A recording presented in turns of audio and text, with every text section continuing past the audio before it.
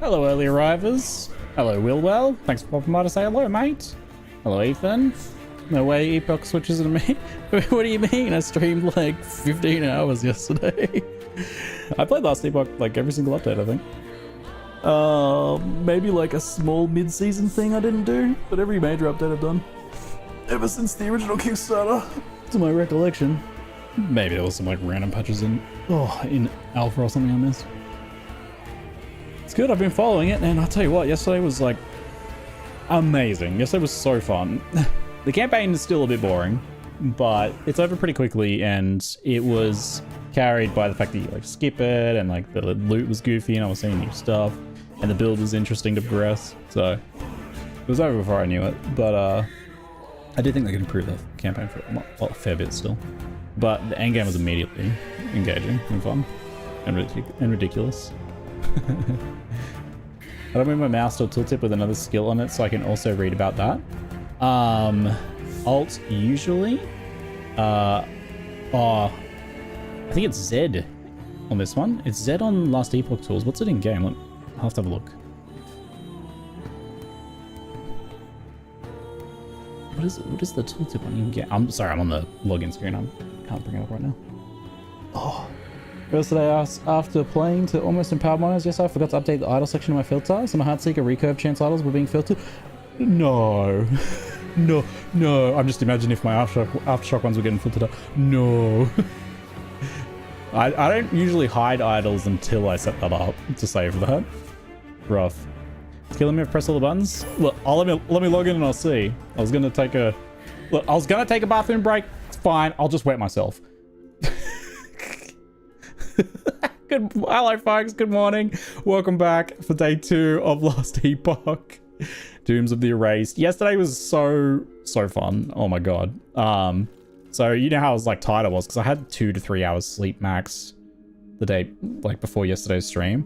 I had maybe 6-7 hours last night, so I do feel a fair bit better, but probably still a bit of sleep debt going on. But I was like slurring my speech and everything yesterday, but it was still so fun. I was just like hyper focusing on the game. It was so enjoyable. I didn't even feel tired. And then when I stopped, I had like a little break, hang out with family, had some nice dinner and stuff like that. And I was like, I actually want to edit myself, not even give it to my editors. I actually want to edit my stream into a highlights video. Yes, myself. It was fun. I enjoyed doing it. Despite editing, being kind of annoying and grinding. But it was actually just fun, like looking back over the day yesterday and be like, yeah, how good was that? Oh, that was so good. Like re-enjoying the things that I did yesterday. It was good. It was just joyful. It's just joyful. There's obviously lots of things I can improve on, but it was just joyful in the end. And I had a lot of fun progressing my Swipe, Quake, Beastmaster, and we had some pretty good starting luck. Chancing an Exsanguinous on our first rune of Ascendance, and then on the 3rd rune of Ascendance getting a Cleaver Solution. By the way, I have 3 more runes of Ascendance. I'm going to start whacking those on axes to try and get the other axe or an LP Cleaver Solution or things like that. So someone was asking, how do you see like the tooltips of things in game? So let's find an example before I do that. Hold on. Where's something with a... So usually... Oh, I think I know what you're trying to do. You're trying to like mouse over them to get a new pop-up box like you can do in PoE2, which I love that sort of nested pop-up box thing. This game doesn't have that. When you press Alt, it will give you more information. It's listed down below. There are some cases where it's not listed there. The thing to do then is to check the game guide, which is G, I believe, for game guide, or it might be Shift G. So then you can look up what it is in here and read the mechanics. There may be some stuff that's not documented very well in some places maybe, but usually you can find most things with the combination of those 2 things. So usually, so it's like, let me try to find an example of like a keyword, for example. So Spirit Wolves. So this one, Alt will pop up the box. If there's a pop-upable box, because it's like a skill, it'll do that. It also has like more info, like, edge cases of stuff. Aspect of the Panther. Well, you have aspect of the Panther mentioned here. Okay, so there are some cases where like I'll tell you some other cases of where you can kind of like understand what's going on, even if it doesn't have like a pop-up box, and kind of why they don't in some cases. So something like Aspect of the Panther, for example, doesn't have a pop-up box because what it does is listed here explicitly. So Aspect of the Panther gives what it's giving here. Like it gives the 5% damage per point. That's what Aspect of the Panther does. I don't think there's like another thing that Aspect of the Panther does. It does whatever you make Aspect of the Panther do with passives and stuff. So in that case, that'll be a 5% damage, and it'll also be the flat damage here because that's getting added to it, and it's also the attack speed and cast speed here. So Aspect of the Panther does those three things because that's what I've made it, but Aspect of the Panther itself, quote unquote, doesn't do anything by itself. It's defined by the passives that go into it. Thanks, Wilbur. Am I running into the Panther type one a lot? Yes, yeah. So this, I think, this one is, I understand kind of like why you're looking for a pop-up box that explains what Aspect of the Panther is. But yeah, it could be communicated slightly better, maybe, that this is like Aspect of the Panther doesn't do anything by itself. What it is whatever you make it into. So there's probably not like a game guide entry for Aspect of the Panther for that, because it is, again, it's just only defined by what it does. This sort of like blank empty shell mechanic is pretty common in action RPGs, actually, like where it's like you're granted the the Panther buff, and you're like, what's the Panther buff do? It's like, well, we don't tell you what the Panther buff does because the Panther buff does nothing, but this other thing says, oh, when you have Panther buff you get 5% faster. Like, oh, okay. So Panther buff just does that. So that's probably the main one, I think. I'm trying to think, there was maybe like one other edge case thing where I could help with that.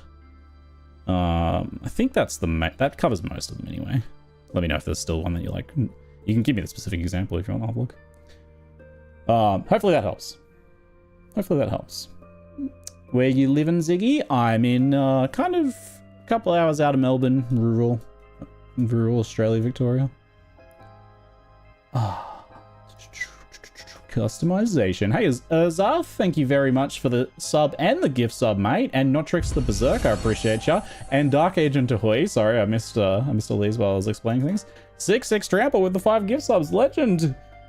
Absolute legends. Thank you very much. Appreciate all the support, everyone. Welcome back, and hope you're excited for a nice, juicy stream for day 2. Because I know I am. Jerome, thank you, mate, for the resub. All right, let's Rune of Ascendance this thing. Is that... No, is that it? That looks quite good. Is that the one we maybe want? I feel like that is exactly what we want. Okay. Oh. The only question is this going to be competing? It's got LP too. Oh my god. I did it again. The only thing is it going to compete with my Scissors of Atropos? Because this thing just has a lot of damage, and it's got +1 anyway, so this is like a very competitive weapon. Just because it's +1 attacks, 9 vitality, it's got like 77 melee damage and 22 attack speed, so this is very good. I did roll like Armor Shred on it. The other stuff's not that good. I actually wonder if this would be worth using instead of Cleaver Solution, maybe. Anyway, let's have a look. Okay, so we've got 48 melee damage, +4 base crit, it's got some move speed, and then it's got +2 to Primalist melee attacks. So that includes this. Swipe is a melee. It's an attack. Primalist. This is a spell, so that one doesn't count. Earthquake does, which would allow us to scale Aftershocks further, and this one isn't counted as an attack. This one is. So 3 of our 5 skills, and probably the 2 more important ones. Cleaver Solution has +1 all skills, so we lose a point in the other one. So it kind of balances out there. I can't believe we landed this, and with LP. So it's also got my melee fire damage and fire pen for that, but not really doing anything particular with fire damage, so it's whatever. But 193 melee physical scaling though. What's the rest of the companion stuff do? When a companion is revived, blah blah blah. I don't think we're doing any of that because we're not really using any companions. I don't know if the Frenzy Totem counts as a companion. It kind of is a little weird. It's tagged as a minion. Is a minion a companion? Let's see. I don't know. What is there? Companion? Companion, here we go. Game Globe. Companions are a type of minion with special mechanics used by the Primalist cast. You have 2 companions. I don't think the Frenzy Totem is a companion then. Using a skill to summon a companion. Yeah, it's these ones where it's like you summon this. They have a companion tag. Okay, I was wondering if the companion's kind of like, oh, like every minion is a companion or something. No, okay. Companion's a specific tag. It seems to be any of these green ones. All right. So I don't think we used the last parts on that. So it's mostly just the fact that it's like got a lot of damage scaling plus skills. I wonder. It might really come down to what the LP gets on it. Let's have a look. Without like comparing the plus skills, I'll just take those out.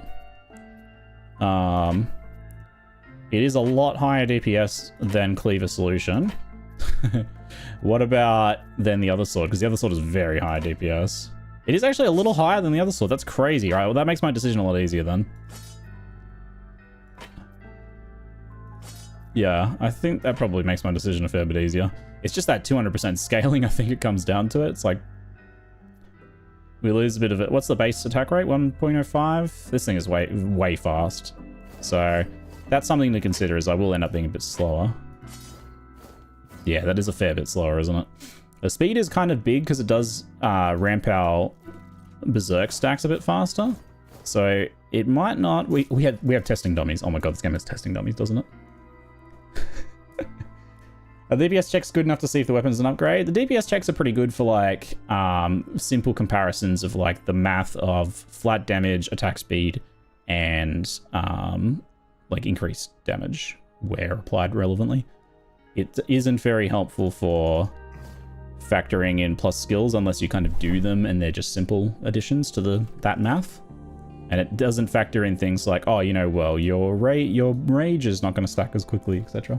I think, is there training dummies in here, or do I have to go to the arena? You can attack in here. I think they may be upstairs. I know for sure there's some at the arena area, which I actually haven't been there, so it would be quite a run, I think. I Nemesis egg gambled my Exsanguinous Ziggy, got % health on it. Oh my lord. So when you do the egg, does it just add a stat randomly, or does it add LP? It just adds a stat randomly, right? Like it does, like it would normally do. I think you can't use skills in here online. Oh, so there's probably no testing dummies here then. Dang. I can just go in and test on some mobs then, I suppose. That's fine. We'll just go into Block Sun here. Yeah, this is a slightly tough check. It might be like hold it aside until I do an LP, until I LP'd into something good. Because if we got attack speed on it, then it would be insanely good. Because it's like a DPS upgrade, but lower attack speed. That's the only problem. So if we hit attack speed on it, but even if we got like a big fizz roll or something, that would also be good. I actually cannot believe we hit that. I was so like unprepared to hit that that I'm just kind of like, oh, what do I do?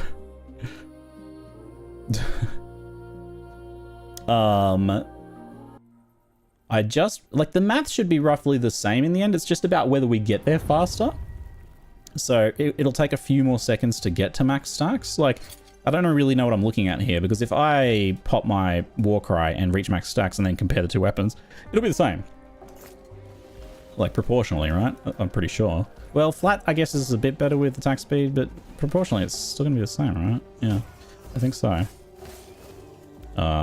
If I can actually maintain rage stacks here, hold on. Let me wait for my cooldown. Waiting. Okay, so this is with Hakar's Phoenix. Oops, I did a shrine. What is that shrine? Shrine. What shrine did I just get? Water shrine, mana regen, and cooldown recovery speed. I think you can cancel shrines in this. Okay, let me round up some enemies and try and hopefully they stay alive long enough so I can build some stacks. $19, $10, $12. Oh, 12, 13. Yes, there we go. 14 stacks. 10, 9. Hopefully there's no other... There's probably random buffs throwing me off. 10, 9.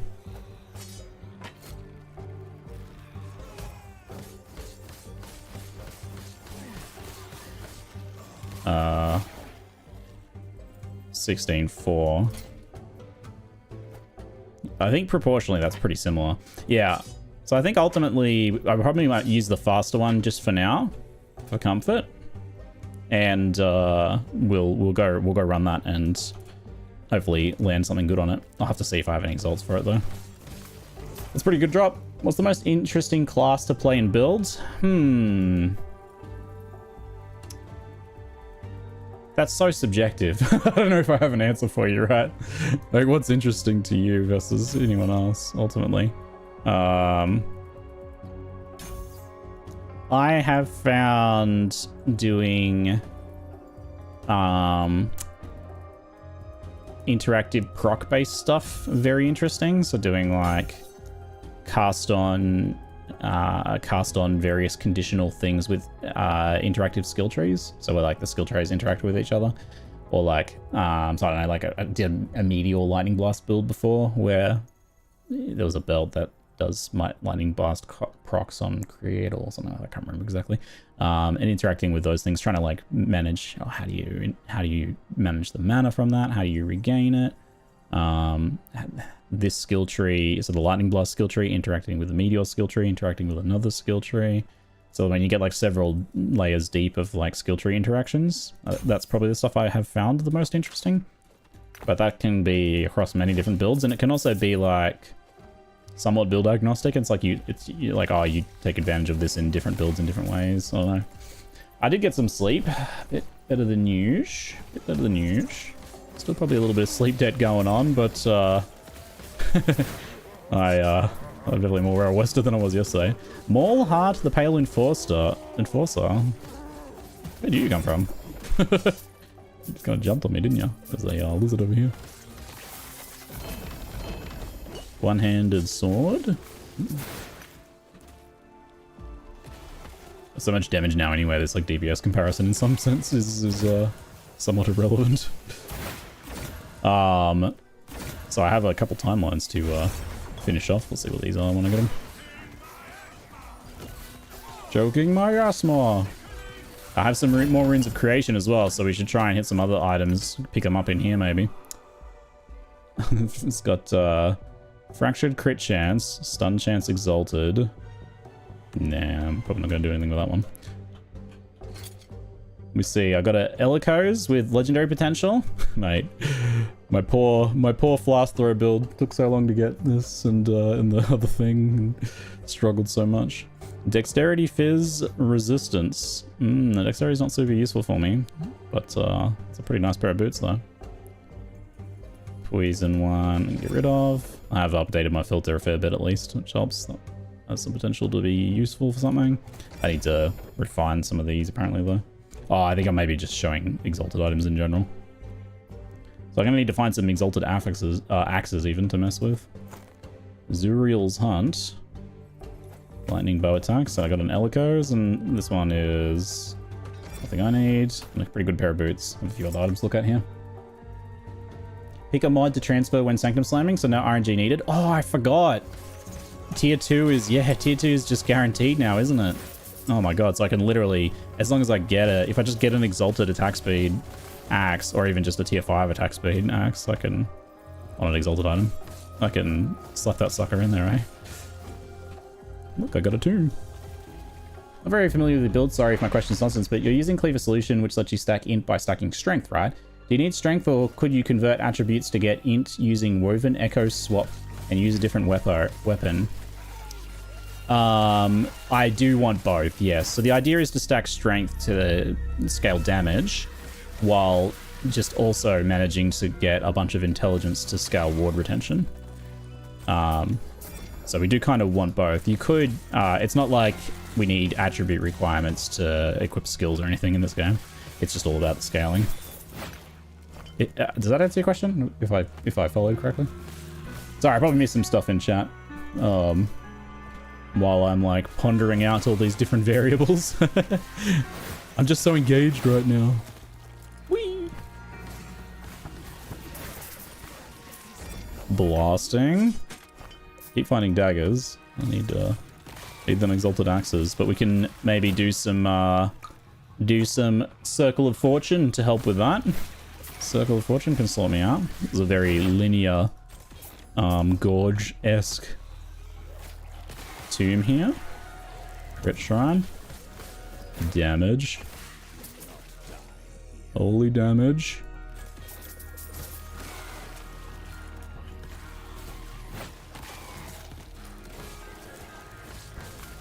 Dead. Pillar of Skulls. Woven Echo. I just slaughtered 8 loot lizards. 8? Did you get a shrine and then a split or something? I haven't played since 1.0. What are the big changes gameplay-wise I should be aware of? Oh, mate. Also, hi, Xander. Okay, what are the big changes you should be aware of since 1.0? So they added a bunch of like interesting encounters to the game that can randomly happen. So kind of the equivalent of like rogue exiles, and there's this one that's called Nemesis, which is like a fallen, it's like another fallen player almost, that has some interesting items on them. But if you don't fight them, if you like choose to empower them, their items will change. They'll like craft their items and come back later. And you can do that at several layers to end up with really wacky and interesting items, even while leveling. So the campaign got more interesting because you're encountering these like exiles and nemesis and things like that, and getting just much more interesting loot. Getting like exalted and fractured loot and things while leveling. So that helps. They did refine the campaign a fair bit. It's still, in my opinion, pretty weak. I think it's like a bit long. There's tons of running. Layouts are confusing. Quest markers are a bit weird. Well, campaign's just a little bit. Could definitely use some refinement and kind of map design iteration, but and it's overall pretty easy. But you can skip a lot of it still and jump into endgame early, which is a saving grace there. Endgame though is where the biggest changes have happened. So they added like, since you played last, because Harbin just came after 1.0, right? Because yeah. Did Harbin just come after 1.0? I feel like Harbingers came after 1.0, or I don't know. Did you play with Harbingers? Anyway, I'm confused as to what came when. The biggest things is, yeah, after 1.0. Okay, cool. So they added these like extra bosses to each timeline, and this whole extra faction and progression system, which I haven't encountered on this character yet, so I can't really show you.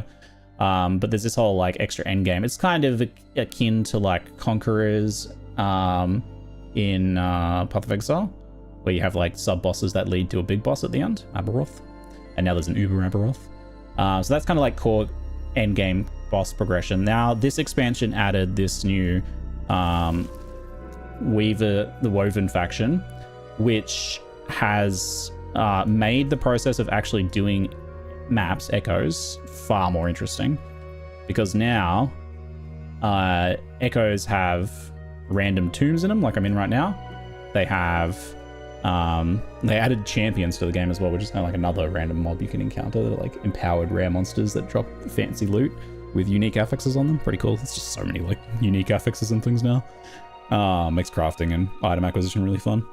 You find these tombs. They have special monsters in them that has its own progression system where you get memory amber and build up ranks. It has its own passive tree that allows you to modify things that happen in echoes, including cool stuff like, I really like this, I really want ward decay threshold amulets. So I can socket my amulet in here, and then when I kill a champion, they have a chance of dropping an amulet with one of the modifiers on this, which can include the ward decay threshold. You can do some weird stuff with that. I should, if I wanted to try and get more of these gloves, for example, to try and get some better ones, I could put them in there. Actually, I should consider doing this relic. This relic would be pretty amazing, because it's got like a chance of hitting swipe or warcry, or the helmet for earthquake levels. I don't have any earthquake levels, and this is some pretty good affixes to hit on here. Any of those affixes except the necrotic resistor, good. And so I can socket that in there, and now from now on, when I kill champions, they have a chance of dropping like a pile of helmets somewhat like this, which is quite cool. So yeah, you can do some pretty interesting things in that tree. It's pretty cool. They have their own new idols, which are definitely way more powerful than the regular ones. I feel like they just completely outclass the regular ones. But you also can craft your pre-existing idols using this bench here. I don't think I have any to craft right now. They have to be the class ones, but they create like an idol affixes that grow over time. So we have a faction exclusive to the trade or loot. No, so they're not the factions is confusing. A lot of people get confused by this. I think maybe they should have done something to make it clearer they were different. So the item factions are mutually exclusive. So that's Circle of Fortune, Self-Found, or Merchant's Guild for Trade. You only choose one of those. You can swap between them, I suppose, but you kind of understand how that works. The other factions are, you can join all of them, and they're just progression systems ultimately. You don't have to join the Woven, you just begin progressing it. It's like its own story thing. So there's like a bit of a story progression with that. It's an NPC. Okay, so there's so much here. So the tombs are these random ones like this where you kill a boss, you get drops, you get more of these things. You get amber, which is kind of the currency for this faction. You can craft your idols and put them in here and re-enchant them, and etc. I don't need to do any right now. And then there's also on the Echo map these larger versions of that have a bit more going on called cemeteries, which are their own special Echo. And those ones also allow you to place the new itemized maps, which are called Woven Echoes. And they're kind of, they're not, I thought they would be a bit like, I thought they were going to be like a Path of Exile style map that you craft, but it's actually more like unique maps.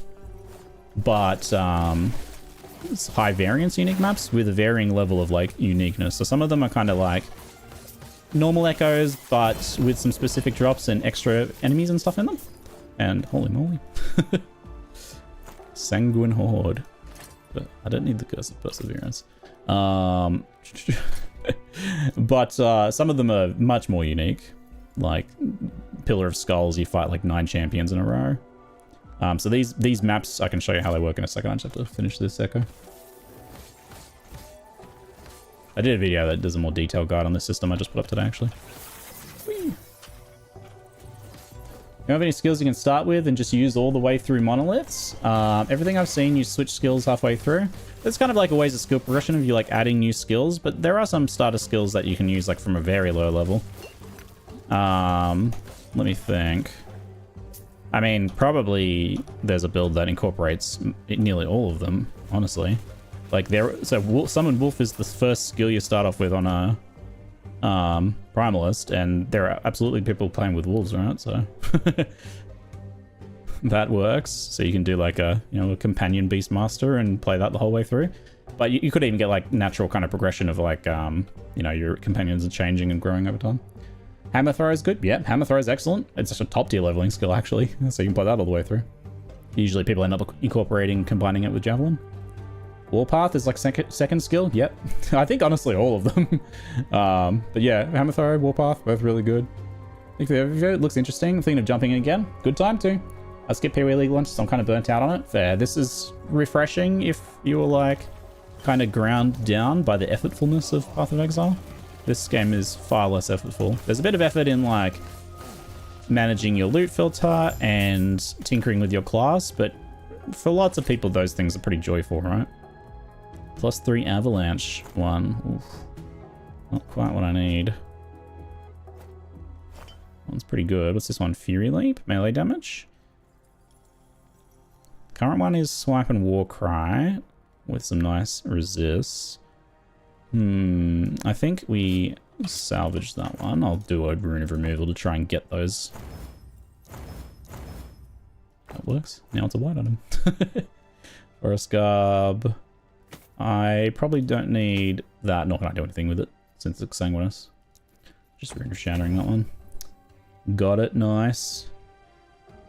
This Warcry one here as well. I was thinking about seeing if I could craft that. Poison, Fizz, Resist. Kind of using those. Might just Rune of Removal that Warcry. Success. Salvage you. Frailty, Shred Armor, increased area. I mean, actually, these gloves are pretty good. I might actually want to look at those. Braces. Don't need you so much, but we'll salvage you. A little bit of resource management. Now, what was I actually going to do? Something. Lost Guardians caches. That's another new thing. That's just kind of like a little mini strongbox with some special loot in it on occasion. Hey, Glaurung, how you doing, mate? I'm very well today, mate. I'm very well. I'm very excited. I had a super fun day of Last Epoch yesterday, and had fun making some little videos for it, and super excited to like progress today. It's just really fun. Let's go around this way. Started mage today, got 100 flat lightning melee damage staff off Nemesis. Yeah, the things you can get off the Nemesis while leveling is so powerful. It really does contribute to the whole like campaign being really easy thing. But you do it and you're like, if your build's pretty good, you can actually just kind of jump in endgame like super early, and that can be really fun in its own right.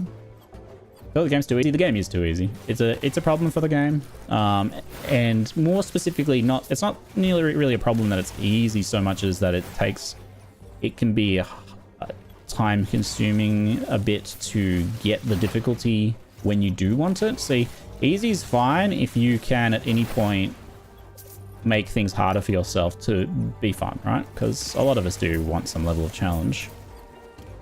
I can play through like a game that's way too easy for a while before I'll get bored if the other systems and stuff are interesting. But ideally I want, after a little while, a way to like start ramping the difficulty. And it's good that like through the campaign and even in like early endgame, even though I've been overall it's been too easy and I've been a bit too powerful. Damn, two-ended. I have had moments of challenge, a boss here or there, or like when I went and did the champion echo and died twice, and I had to make some. That's cool because I'm like, you know, it's too easy, so I'm not really like pushed into making my character a bit like stronger and more well thought out. But I got killed by the champions in the echo, in the special echo, the woven echo, twice. I was like, oh shit. So I crafted my gear and tinkered with my build a little bit and went back in and then killed him. And it was still hard, but I did it. And that was a really cool moment. So that stuff's really good. These are all relics that are not useful to us apparently. Have I like, do I need to tag more things on relics? I feel like maybe I do. So I feel like it's maybe just not enough tiers ultimately. I might need to be a little less restrictive on relics somehow. I don't know. I guess ultimately if it doesn't roll with a skill modifier, it might not be super worth looking at unless it's got tons of levels of the other modifiers, which is... Yeah, okay, fair enough, filter. I programmed you. You're doing the right thing. Well done. That's good. In theory, I'm just like, okay, cool. Don't have to worry about those ones. Yeah, so a problem that the game has kind of always had. Firstly, thank you, Lego Waffle, for the sub, mate. Appreciate it. Blank Source, thank you. Reefer as well. Jeromeo. Sorry, I missed some of you probably. Is that it takes too long to get difficult. It takes a long time to push corruption up and things like that. It's much better now than it was 1.0 and earlier. It was a big problem before. It's like it could be just like dozens of hours of trying to like grind corruption to the point where you finally start getting challenged. Especially kind of if you don't know like how to do it efficiently. They have improved it a lot. There's a lot of corruption speeding mechanics. There's a lot of like catch-up mechanics. So it's much better now, and I think they made it even better with this expansion. And they added some more like challenging content here and there too, I think, so that helps. Sometimes the Nemesis and things can be a bit spicy. But yeah, campaign, non-empowered monoliths on, if you're an action RPG veteran, you're playing a semi-decent build, are gonna be easy. You should aim to blast through, consider this like the tutorial endgame, this first playthrough of this, the tutorial endgame. You blast through, do the bosses, and then go into empowered as soon as possible. Don't grind in here at all unless you really have to for a certain item. You're far better off pushing, even if you're like, even if it's dodgy, into empowereds and then starting to farm there, because it's actually way more interesting. Thankfully, like the woven stuff now makes things more interesting even here, but a lot of the special effects of the timelines don't appear until empowered. Like the fact of like, oh, you know, this place is a good place to get unique quivers doesn't really kick in until empowered monoliths. And as your corruption goes up, they get much more interesting too. Thanks, Garang. That's good to hear, mate. My 80 necrotic resist chest plate. Yeah, I one like it was 80 or 5 poison or something. You just always deal too much damage and there's no challenge to beat. What do you think? Yeah, it's there. The challenge is there, but it takes too long. It takes a bit too long to get there. It's much better now. I still think they could improve it. I don't know how they would go about that. I mean, what they're doing is effectively allowing you to skip it. Like if you're overpowered, they're allowing you to skip more and more of the campaign. You can effectively jump in endgame at the end of Act 2 if you're too powerful, right? You're like way too powerful. You find some crazy Nemesis drops. Your build's amazing. You're very experienced. You can go into like monoliths at like what level, 20 something, and start fighting like enemies 30 levels higher than you. You can do that. I went in when they were 10 levels higher than me, and that was like a little bit challenging, but honestly still pretty easy. Okay. I believe I was going to do a thing. I need to check if I have any exalted axes first, which I don't think I do. No exalted axes, sadly. Need to keep an eye out for some of those. Ooh, my first exalted move speed boots. We should craft them either to use or to consume in some fashion. The attunement dodge is pretty bad for us. Dexterity. Okay, we ended on vitality. Good. It did crit the dodge rating up, which I don't love. I should probably add a design affix first in case I start getting a bit unlucky.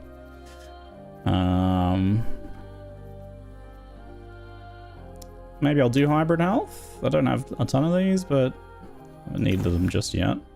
Okay. Let me... since we get to guarantee movement speed, I guess it doesn't really matter too much here. I should mostly just craft to use. I'll stick with armor for now then and focus on getting that health up. Yeah, crit it. Nice. Oh, bloody levels. Alright, how does that stack up against my current boots? It is 36 move speed, which is slightly higher. Cooldown recovery speed for evades, nice. Gain a fair bit of life, lots of life, honestly. Lose the haste triggers, which I have pretty good haste stuff already. But the biggest thing is losing the ward gain. Whenever you gain haste or refresh its duration, which can be very powerful. And it's got a 1 second cooldown. I remember it was like super busted when these first came out. I think it had no cooldown. The 35% less damage is a max roll on my current advance, which is like 35% less damage over time taken is really, really good. It might be better to use these for now, but keep these ones aside for if I start encountering problems with damage over time. How much extra health is it? 130-ish. And a bit faster. 36 move speed versus 30. It's pretty good. It's probably worth it right now because I'm not too worried about dying to dots, but these are good. So, we're going to keep these ones. Oh, there's some more hybrid health I can eat, so that's good. I'll try and yoink that. Appreciate the early campaign, and it's really easy in Last Epoch because it feels like the time it gets hard, I have tools to fix the problem. Yeah, I think this approach that they've done honestly does work for a lot of people. But it's good to, it's definitely the sort of thing where it's really good to have the option of ramping difficulty faster if you want to. Which, yeah, like I said, they're doing it in some ways, so they can maybe expand upon that. I also found this Artor's Legacy, which is pretty good on this build, because it's 25% melee attack speed. The companion stuff doesn't matter for us. The chill's good, but mostly it's just the fact that it's attack speed. If I get an egg, it could be worth putting that in there, but Exsanguinous or Cleaver probably go in there first, so I think this just gets stashed for now. But that attack speed is a pretty big one. Don't need these. That's our double booties. +3 to avalanche. Food. Don't know why I have you. Ward retention and cold resist. You're honestly pretty good for a normie. 4 vitality and fizz resist. That thing's pretty crazy. Slightly better than my current one. Maybe I'll put good ones on the right. Got a nice void resist ring there, and I got a nice ward pair of gloves, and this to try and craft, but we need an axe for that. So let's put this over here until we get some food for it. Euron's Penance, cold damage leech, mana strike stuff, fury leap, mana stripe, and fury leap. Interesting. So that's like two different classes, isn't it?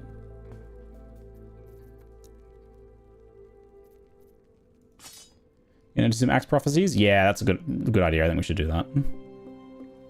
That's nice ward affix. What's my current rings like? This is still like a leveling ring. It's just kind of giving me resist I need, I think. Yeah, the elemental resist especially. The necrotic is wasted. So if I could get elemental here up a bit. There's also this exalted one, so I might try and craft this one first. So this one has vitality base and a ton of void res. Where am I getting my void res from currently? Because I'm not actually capped. Okay, so this could be useful. Change this healing effectiveness. Oof. Oof. Okay, ideally we want strength, not int, because then we benefit doubly. But it's still better than nothing. Problem is we need some resists here. I wonder if it's worth trying to gamble a seal on this.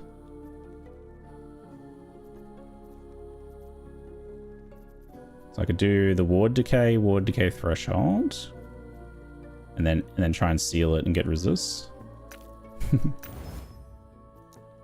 Only got one of these, so nice.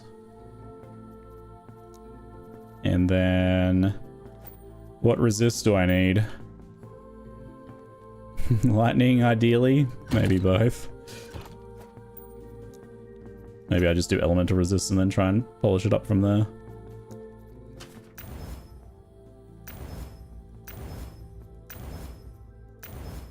Oh, that last one just deleted it. Damn, I still had like 3 tiers of strength to go. Not capped lightning. We can maybe fix that with things. For 2 LP Exsanguinous to put on it. Probably like life is usually the first one to do. So percentage life or a gigantic life roll of some description. But your main skill is also something to consider if it's on there. So depends on your depends on what chest affixes versus what build you're playing.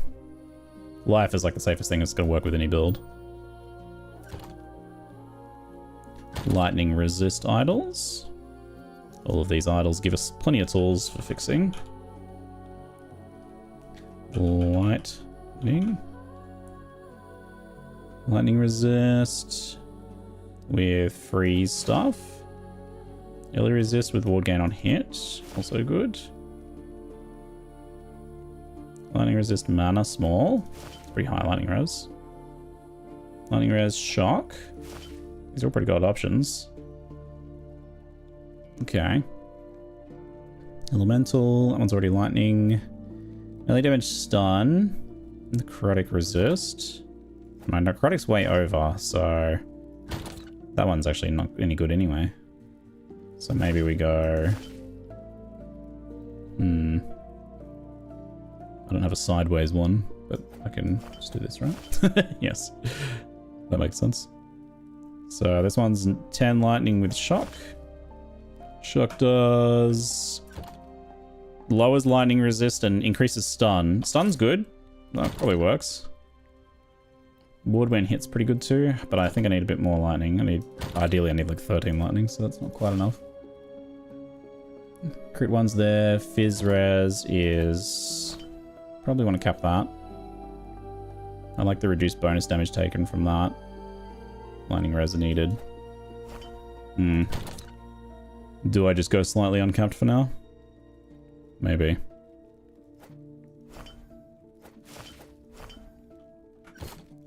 Is there a way to filter Weaver idols separate from non-Weaver idols? Yeah.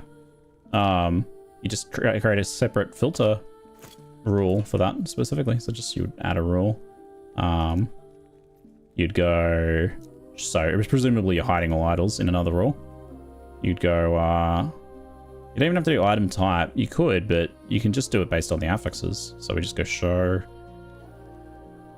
And if you're not hiding, you can just go emphasis to separate them. And then we come down to idols, and then it has a Weaver idol category specifically. Now, the thing to know is that there are... the Weaver idols can roll normal affixes too. So you can get Weaver idols where... so this is where it gets a little complicated. You can get Weaver idols where it's say that lightning res is just a normal affix. So you kind of want to account for that ideally. That's why I like to just have it all in one rule, personally. I'll show you how I've done it. So, general affixes. So I've got like the Weaver idle affixes that I like tagged in here. And I also have any primalist ones tagged all in the same rule. And I've also got general idle affixes tagged in the same rule too. I might include armor. Anything else? Water and potion use. Potion converted to ward. Those are okay. The rest of that's fine. Shade cold damage is kind of okay, I guess. Slide update. Yeah, putting it all in one rule is honestly a bit easier because then you account for both sets of affixes in one go. Alright. Yes. I keep trying to like control click the shopkeeper. I love that feature. Wouldn't mind that. Zuriel's Hunt. Atera's Path. And use a lightning bow attack your next throwing attack. Has some bonuses. What does it roll? Stun chance? Yeah. Sanguine Horde. This one's like got a bunch of damage modifiers on it, but we've also got this one here too. Let's see if I can roll some gloves. Sorry for the mega crafting session, but I don't know, maybe some of you like the mega crafting session. On the other hand, I also have some unique gloves to try and get, but I think it's probably going to be a while before I use Runes of Ascendance on those. I think this one I'll just salvage those affixes. And for this one, what do we got? I've got elemental resist on there, so losing that would be problematic given I'm already low. Makes things a little awkward. Means I kind of need to like chaos into something good here. Yeah, no, this is gonna be dead. I did roll tier 4 elemental, but nah. Alright, alright. Sorted! Huzzah! My stuff was stocking up, it was like piling up a little bit there. Alright, let's go to the Circle of Fortune, which... Why back? Item factions. Maybe there's an easy way of doing this. Guess doing it via the map. I've always been a little bored by the time I get to Endgame LE, but this patch is hooking me. Yeah, like the campaign is still too easy, but they added a lot of interesting stuff there at least. So you're like, ooh. You get kind of dopamine fixed your way through the campaign.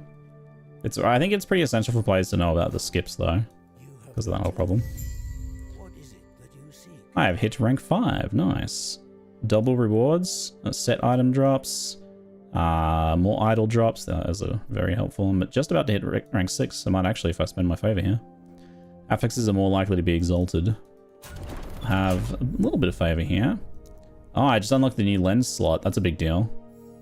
So I want to roll idols here for adorned idols as much as possible. So I've got adorned idols in here. And I wonder if I want to put another lens in there. Oh, we need to do exalted axes though, huh? Death of an arena champion, exalted one-handed axes. So I don't like having to go do arena ones, but that was maybe a bit too good to pass up. Death of Crimson Blade. Oh, I didn't see what tier it was. Death of Nemesis, exalted one-handed axe. I've got axes on here, but it's paying off. I'll buy more of the other things later, maybe.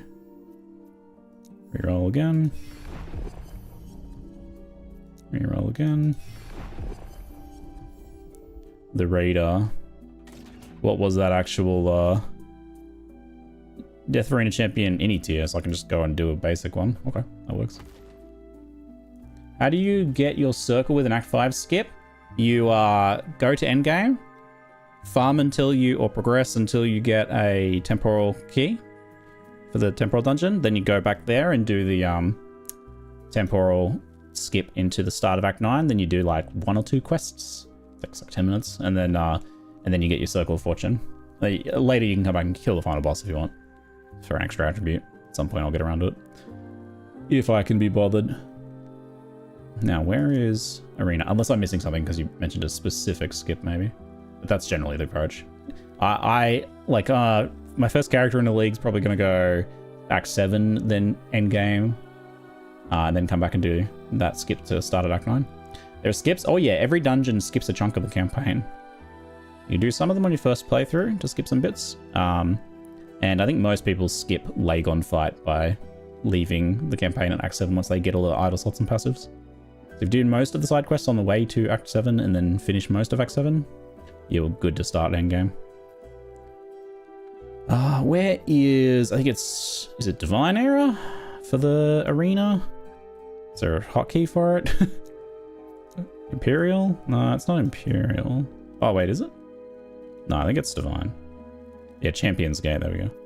To go from Wingari Fortress.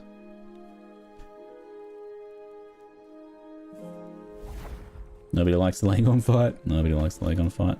Just campaign Lagon fight's good enough. Whee.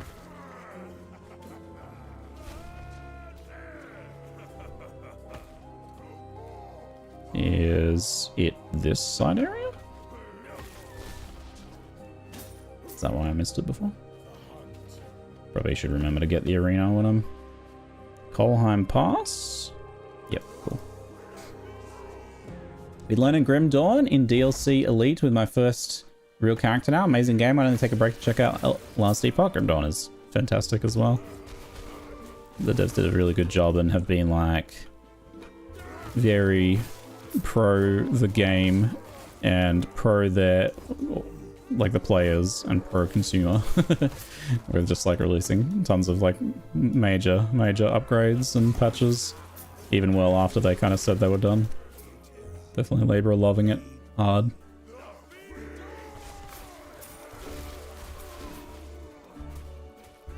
There's an expansion coming up soon, right? For that one? They announced another expansion. Hopefully it's another banger. Yeah, it's definitely like a little dated because it's built on like pretty old engine, but they have done a lot to make it really good despite that. Like, I never played Titan Quest back in the days, but I started with Grim Dawn, and then I went back and played Titan Quest afterwards, and seeing the improvements they've made over the years to make it like so much better, it's actually made it hard for me to enjoy Titan Quest, because Grim Dawn is much better for me in every regard. I do click to move. I love WASD on Path of Exile 2, but it's not as well implemented here, and it's nice to give my left hand a rest, because it is fatiguing in its own way. Now I have access to training dummies. Woo woo woo! Oh, wrong way. Waiting. There we go. I have 2 arena keys. It's soon. There are people in closed PTR for the expansion. Oh, cool.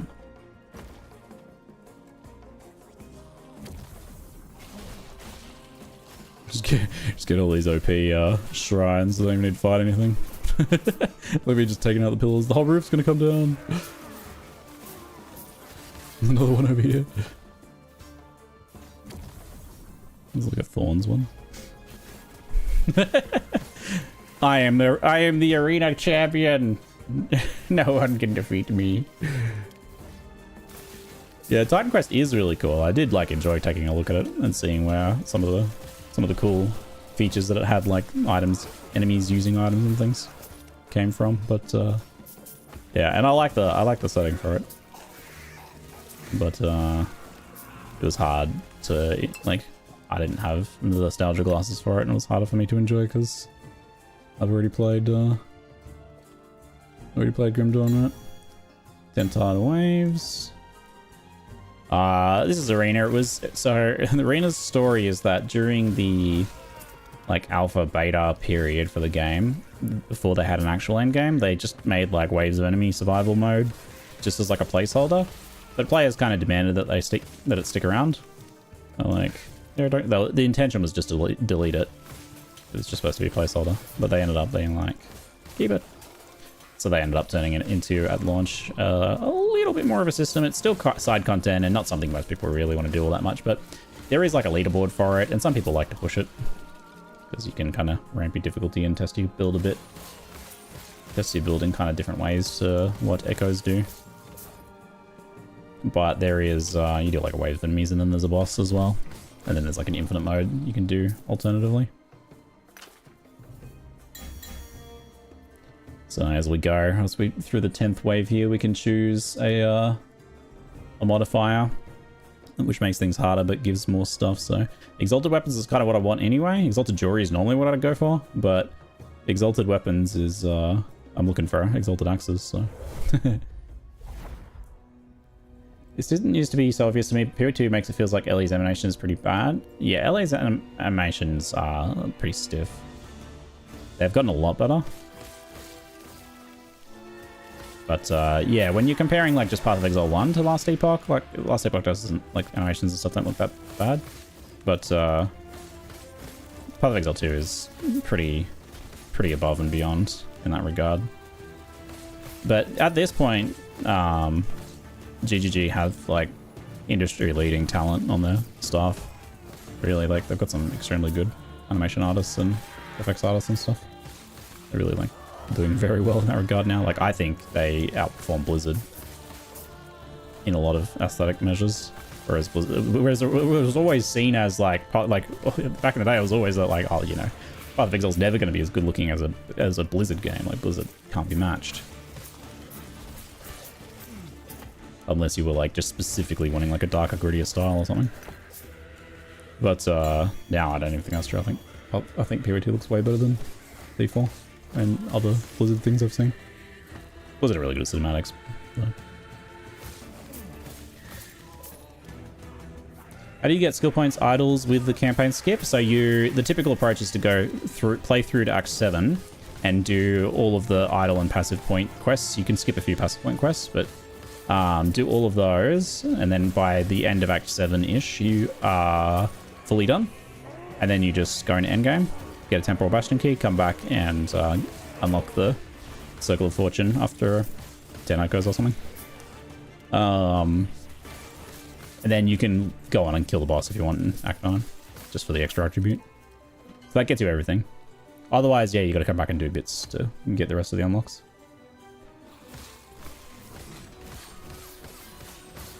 Yeah, I agree, Adam Birch. Like the campaign, the bosses, the boss designs, the movement of the players and the enemies, and especially enemy design is phenomenal. So when I was visiting recently, Jonathan showed me this like the tool they use that allows them to like customize animations and modify their effects and skills and stuff, and it allows you to like zoom right in like face to face with the creatures, and their like detail level is way beyond what I would have expected, given that it's like top-down action RPG, right? You're always zoomed out and top-down, but like there's so much detail and you just never really see because you're like zoomed out. But the enemy designs and like their clothing and like the buckles on their belts and their buttons and stuff are all individually modeled and look amazing. It's kind of wild. Temporal Sanctum Key, Exalted Item. How many Sanctum Keys have I got? 2. Just see if we can get more Exalted Axes or something.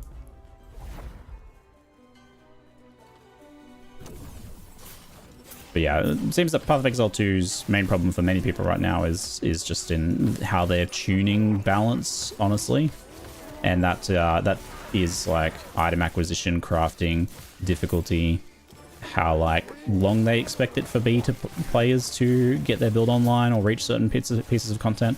Like in their mind, Path of Exile is like a premium, long investment game that you spend weeks on getting to like pinnacle content and stuff. Right? That's kind of like where they're doing it. But I think they're finding that like there was a pretty high number of players that are into this genre who are, you know, let's face it, mid-30s plus now, don't really want that necessarily. Like I can enjoy that, but I do this for a living. I play games for a living, so it doesn't bother me. But yeah, a lot of us want to be able to like, a lot of people want to be able to get to and enjoy like the build making process in a more reasonable amount of time. And it's not about like making it super easy necessarily, as just not like arbitrarily extending out the duration of things, which is a big problem I have with some genres like MMOs, for example. Is just feel like they're intentionally stretching your time to like get your subscription fees. It almost feels like PoE2's treading into that territory a bit, where they're just like stretching out things out unnecessarily. And that was like size of the campaign zones, size of like the endgame maps, kind of the amount of stuff you have to do before you start unlocking cool progression things in the end game. And Last Epoch's the complete opposite end of the spectrum, so people are like over the moon right now playing this game because it's just like a palate cleanse for that. Often feels adversarial, like you have to fight it to find the fun. Yeah, there is a bit of element of that. It's kind of tied in, I think. But yeah, ultimately you got to look at the audience now as like a bit more limited time to grind. Like we want our grind to be. We want grind, but we want it to be of the fun, not to get to the fun, I guess.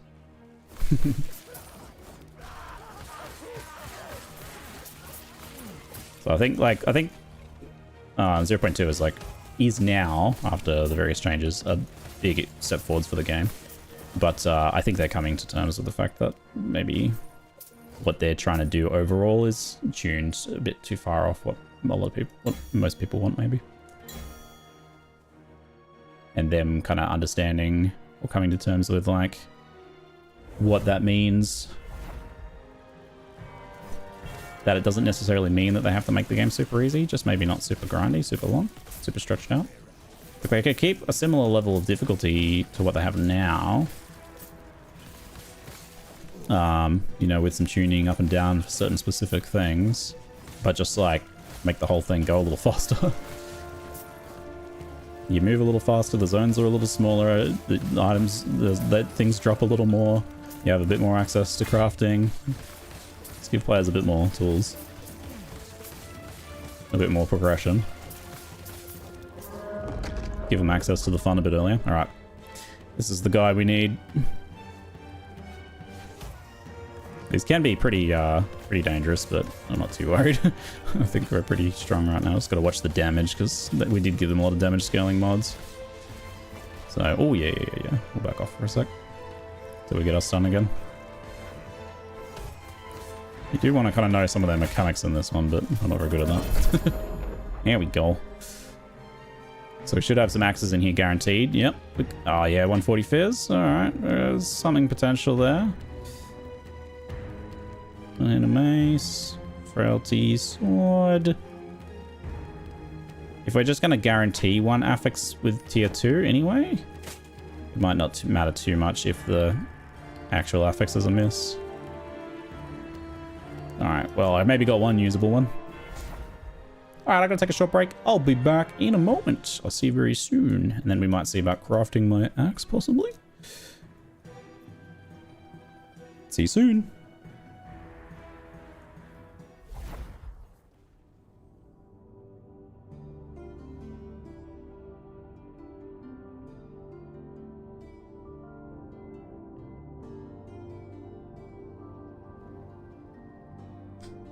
I'm just reading your comment, Maniac. I saw it and it grabbed me, but the ad break had already begun. I designed one ship in 20 hours and need to design the rest of an armada, and I just had to stop because I didn't have time like that anymore. I had a similar experience with Evorion. I really liked that game, but trying to do more playthroughs in the future after our other updates, I just couldn't really do it. The like time to design the ship and stuff is like too much. You can kind of follow blueprints and stuff like that, but that was also what I liked about the game, but at the same time it was what held me back from playing it again. Too time consuming.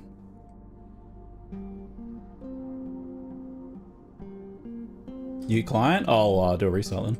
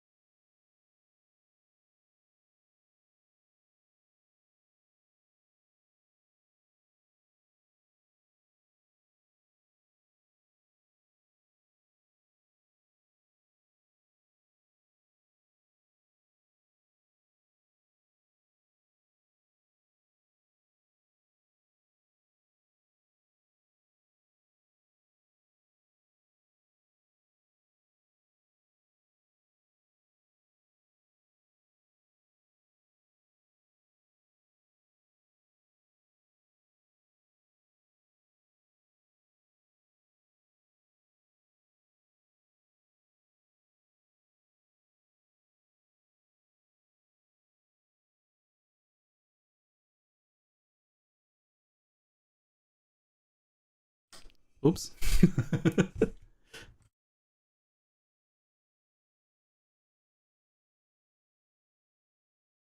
Hello, hello, welcome back, folks. Oh, sorry, I left you with no music. I left you alone with your thoughts. Ooh. If you're anything like me, you don't like having no music going. Feels weird. No sound. Went 20 hours straight yesterday. Holy! I did, what did I do, 15? No, I did a bit more than that in the end. I did like 16 or 17 because I did some off-stream bits and pieces. 20 is solid effort. You went to Empowered and have rerolled your next character already. Second day, next character. I mean, it sounds like you're having a great time. Some people will literally describe what you're doing as like a negative for the game, but it's different things for different people in the end, isn't it? Glad you're having a blast, mate. Sounds awesome. Let's come over here a bit. Almost didn't survive. Never do that again. No music. What was the patch, by the way? Anything major? It was super scary. Are you enjoying the build you're playing? Hey, keep it Cassie. I'm trying to just decide if I want to buy LE because it looks like something I'd enjoy as someone who likes PoE D4. I feel like if you like PoE and D4, you probably love Lost Epoch. It's like right in the middle of the two. Then again, maybe you're like, oh, I prefer either extreme. So who's to say? But trying to decide if it's really worth the $35. I think it's super good value for money for the $35. The very frank description of it is that the campaign can be too easy if you're an action RPG veteran, and it can take a while for the game to get challenging again. Depends on your build, depends on how your gearing goes, depends on your level of kind of experience with that sort of stuff, but generally the game trends too easy, but it does catch up eventually.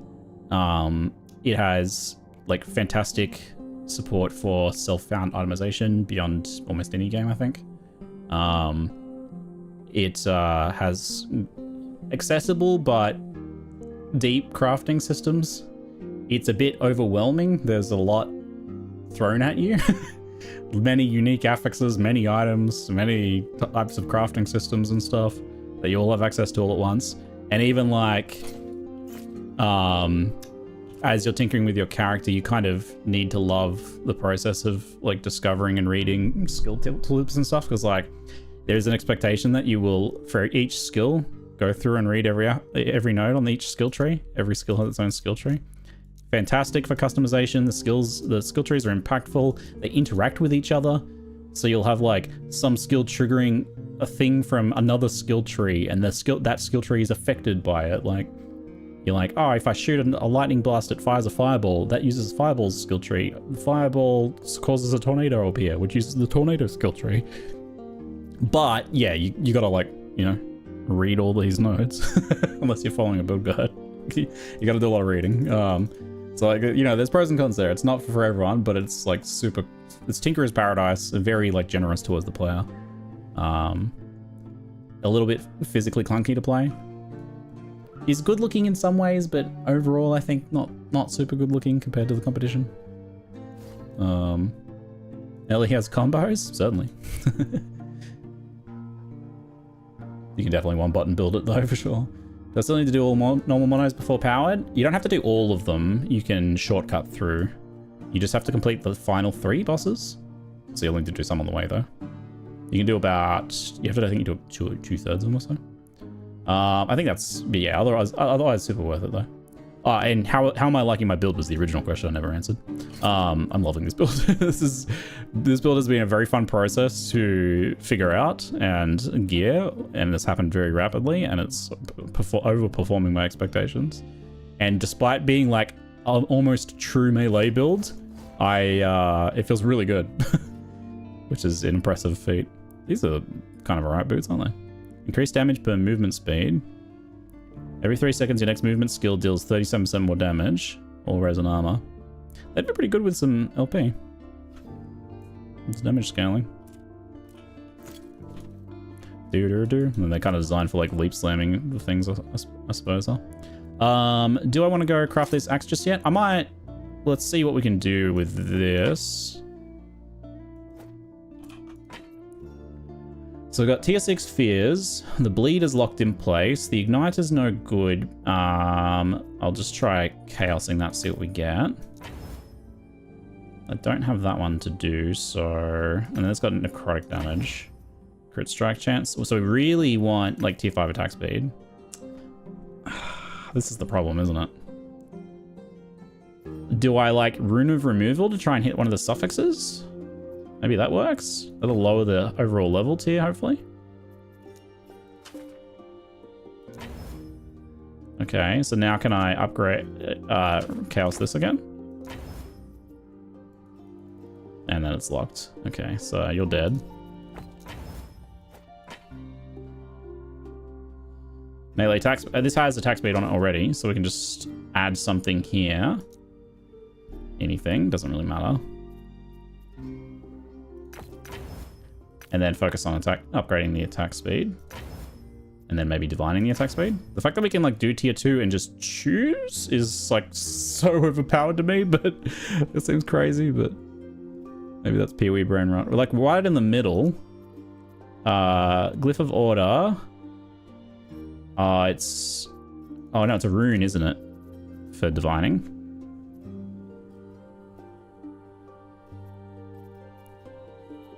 What is it? Rune of Refinement? This one. I'll try and refine the attack speed as high as I can. Ideally, I would have used Exalted attack speed, but I could, you know, get another one later. 22. 24. I should probably go for 25, I think. 25 or 26. That's 25. I still have 16 forging potential. So it's 1 in... It's 21, 22, 23, 24, 25, 26. So it's 1 in 6. 1 in 6, and I have, at best, 2 crafts left. But probably more like 3. Or 3 to 5. There's a pretty good chance of hitting it. That cost me 1. That was free. Nailed it. 26 attack speed. Okay, I can craft it then. Let's make my axe, shall we? I can put a 26% attack speed roll in this Hakar's Phoenix. Seems pretty good to me. Seems pretty bloody good. I believe I go... Divine Arrow? Oh yeah, what was the patch, by the way? Have you got a sense of how self-cast spells feel in Last Epoch versus PoE 1?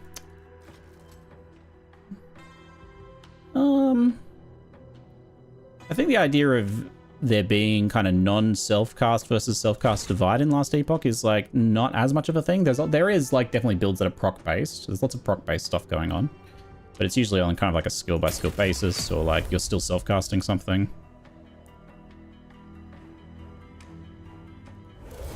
Tier 2 is level 80. Honestly, might be a little hard, we'll see. Right click on a key shows you. I forgot about that feature. Thank you, Luki. That's really good. This is the temporal dungeon if you haven't seen it. It's time travel dungeon. The door was all gunked up, so I time traveled. It's like, this door's blocked, I time travel, I can go through. Whee! They have improved these dungeons a little bit, I was happy to see. So I was worried they were still going to be as bad as they were. They're still like, could be more interesting maybe, but they do seem to have made them a bit better. There's a bit more in them, like for example, there's a chest here. Which got... Oh wait, no. Celestial Greatsword. That's a exalted attack speed 2-hander. I do actually want axes, so give me that and give me that. Because who knows, maybe I'll get a even better one. I still have how many runes of ascendance? I still have 3. Still another one. Oh my god. Oh my god! He can't keep getting away with it. I literally went Cleaver Solution, 1 LP Hakar's Phoenix, 1 LP Cleaver Solution. Like, I'm just getting like a linear upgrade process right now. Oh god. This one's a lower fizz roll, unfortunately. It's pretty badly rolled. That's the only problem. Oof, yeah, it's pretty badly rolled. Damn. It's 36 flat fizz compared to 50, and then 3 strength compared to 8. I think with an attack speed roll, it's still way better though. I need another exalted axe. Shall I do the other one? Maybe I'll get a 2 LP. Probably, who knows? Okay, I got a taste of blood. Cool axe, don't need that one though. Any other ones in here? There's another cleaver. Go on then. Wait, 2-hander, 1-hander? That's 2-hander, don't do that one. This is the sponsored part of the stream. This is the sponsored part of the stream. that rune of ascendance was sponsored for sure. Oh. You just keep right down to the boss with the extra key. Oh, yeah, I actually have a charm. I forgot about that. I have a portal charm, but we have more we're gonna want to do, so. Yeah, it's probably good to do like a run through at this level first anyway. Because this is my first level 80 content on this character, so good to feel out how strong we're feeling in here, which I feel like we're doing just fine.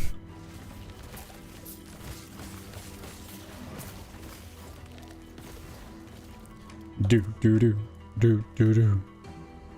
So there's lots of attack speed here. I should remember that I can get a bit of fizz resist there, so it might help with gearing. It will help with gearing.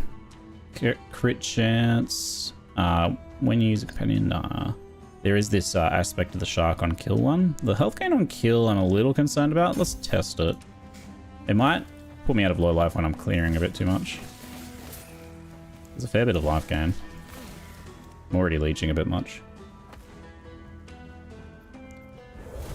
Drop slightly more runes with no damage is nice. Don't forget you can reroll the unique mods using a woven echo now. Oh. True.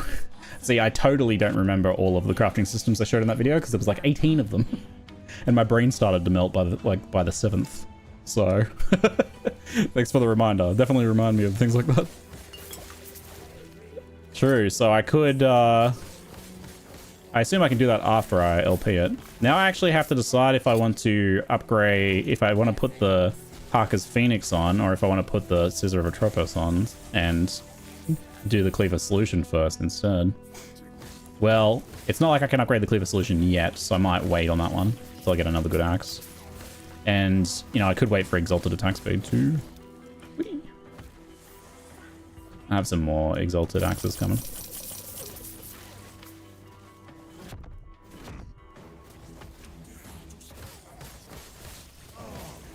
Whee! Hey Liger, good to see you, mate.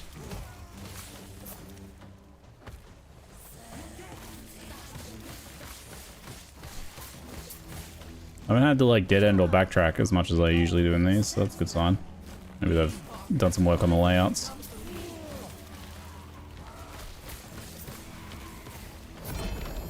Portal charm dropped in here. Cool.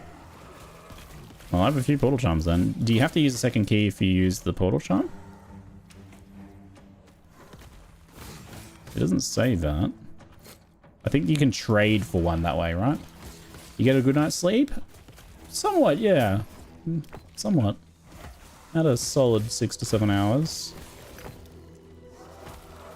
Not too bad. I did go to bed much later than I should have. Ended up staying up and I was just like, I had too much fun yesterday and I wanted to like make my own highlights video just so I could kind of like look back over the day, and which was very enjoyable. I liked making that video.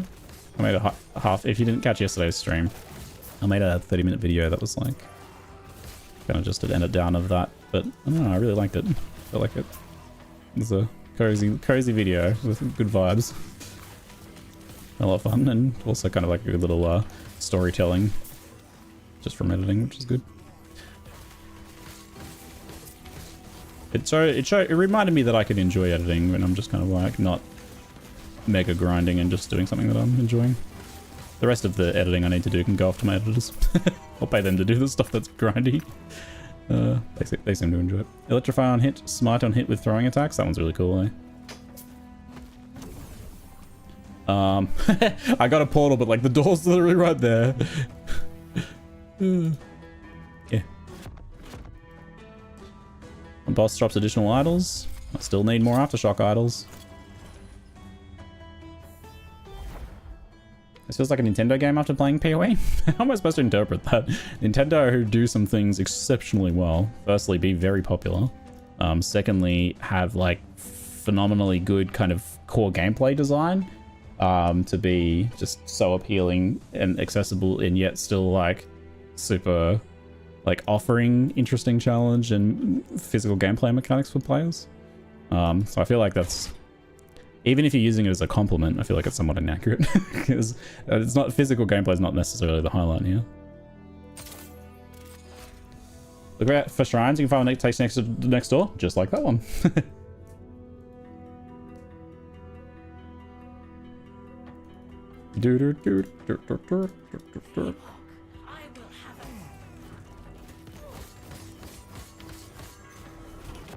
One, two, three.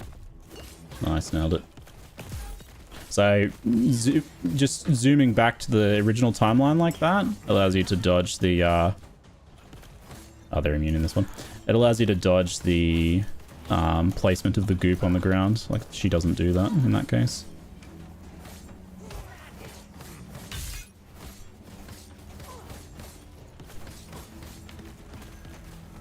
One, two, three. Oh, she came back. Ah. Well, I think we double goop now, don't we? Yeah, oops. I think they tightened the timings on that. I feel like it was much easier before. Maybe I'm out of practice. Oop. Think I can tank the small lightnings. Just need to watch the big one, maybe? Oof, yeah.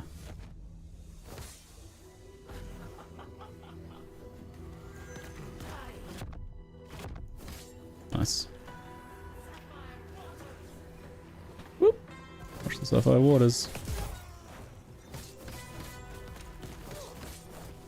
Now's a good time to dodge while she's decaying anyway. I'll slow roll it, take it safe. Put my buffs up. Which I need to do a much better job of.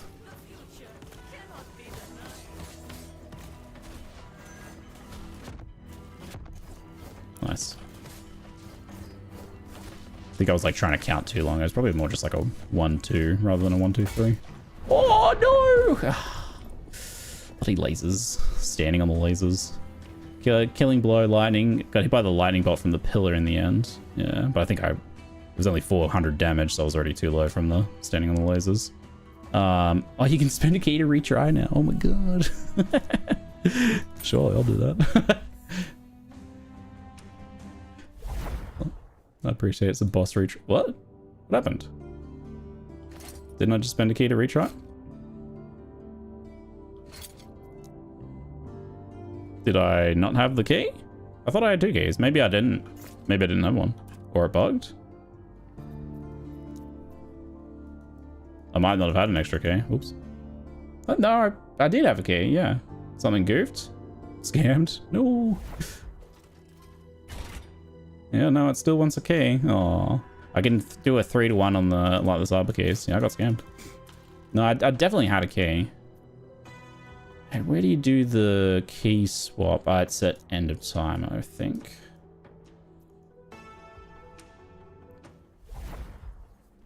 Maybe because you didn't update? I couldn't leave my map when it wasn't? What do you mean I didn't update?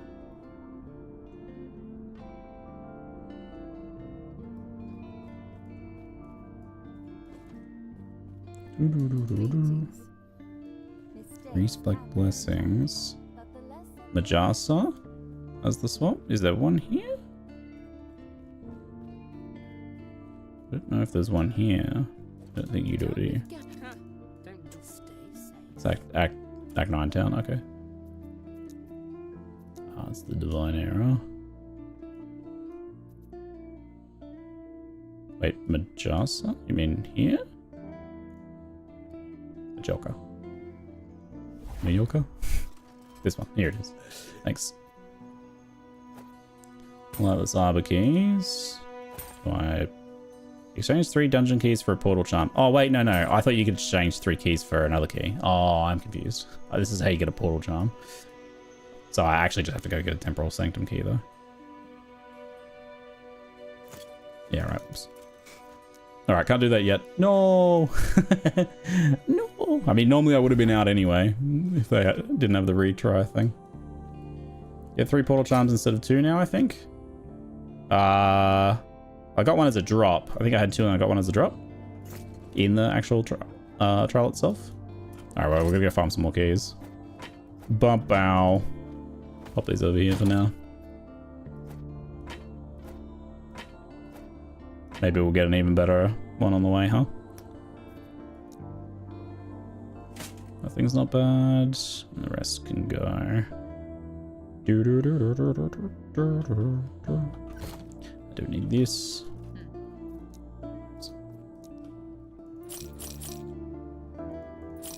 Probably keep that one. I thought it was 3 for 1 for a different key. Yeah, I did think that. I think I mistakenly thought that and then corrected myself, but then I forgot that I corrected myself. I don't technically need to do this Black Sun, but I'm pretty much finished anyway, so might as well finish it off and get the blessing. I think it's actually a character buff one on this side.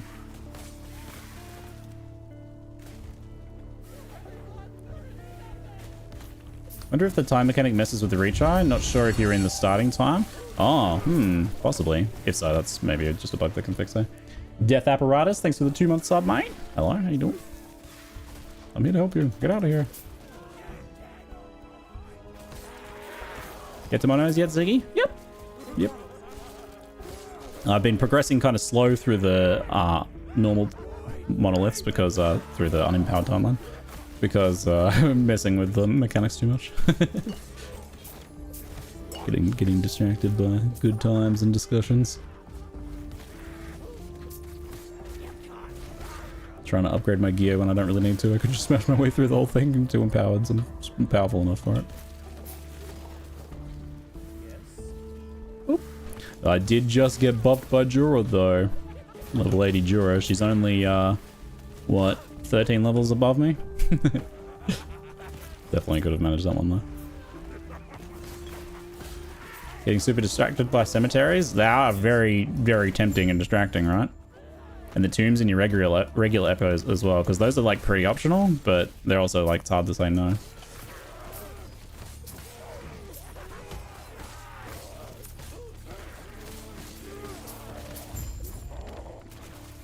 Oh wait, hold on, gotta do more. Oops. You don't have a second weapon set? Weapon set? Oh, do you mean, does the game not have a second weapon set? No, there is no weapon swap in this game. You know, I never even thought about that fact. I guess it's probably not something, a mechanic I think about unless like the game tells me to. Prism wraps. Whoop.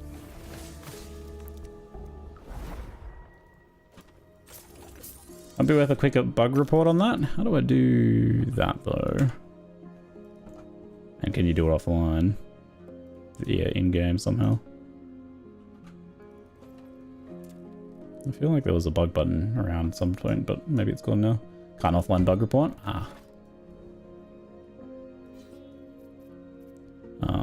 Dark Ascent. Yeah, playing offline. Otherwise I'd use the in-game bug report feature. Oop.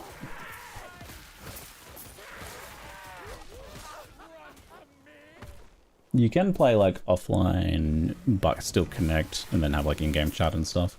But I opted not do that generally. Unless I forget. Which sometimes happens. Ooh.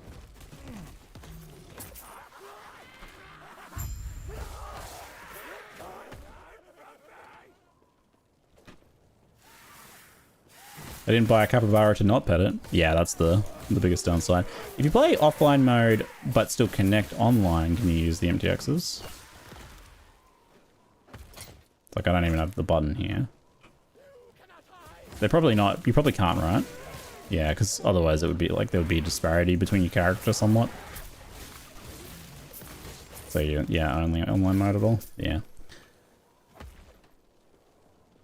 I think they're working on that, but not yet. Yeah, I remember they were saying they were kind of like iffy about it, about having them available on offline. But I feel like the risk of like piracy of them should, that's the idea, is like the people can pirate the MTXs, but I feel like the amount of people going to do that is probably offset by the people who want to play offline but would just buy some supporter packs, but don't because they, yeah, they can't use them. But they're going to be like forever offline players because, you know, they have a shitty internet connection or they just prefer to play offline. They're gonna make it work offline? That's good to hear. I hadn't heard that they had updated to change their mind on that one. Did I add another thing here? Yeah, I've got this one. What is it? It's just loot for a rogue, but I don't think I've done this one, so I better do this and get my passive point.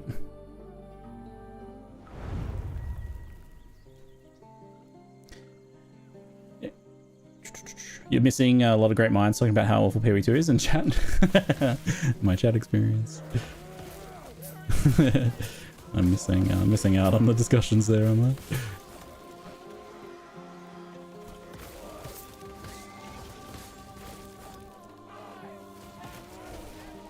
I? I enjoy critiquing both games, but I also enjoy sharing our enjoyment of both games too, even more, and being a space where people can expect that. They won't be judged for liking one or the other game, or be an outcast because they enjoy both games.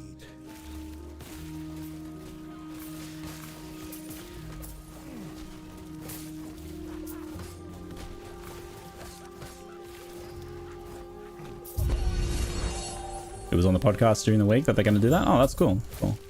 Might be something relatively soon, then, eh? Felmoon, thanks for the sub, mate. Welcome. Appreciate it. I'm sad I can't get and use the Maelstrom MTX. I kind of want to see what it looks like. Guess I could go watch a video or something of it. But I actually use that skill. It's like, what are the odds that like this that specific skill MTX actually would work for me? And like, feels like kind of low. But I just so happen to be playing a build that would actually use it. Hey Dark Falcon, how you doing, mate? Question about using last Epoch tools? Sure. Last time you showed me how to look at an item's drop rate. What if the item doesn't list a Rune of Ascension as a source? That means it's a boss drop, generally. But there's a base white item that says used as a base item. Oh, hold on. If an item doesn't list a Rune of Ascension as a source, but there's a base white item that says used as a base item. I don't know what that part means.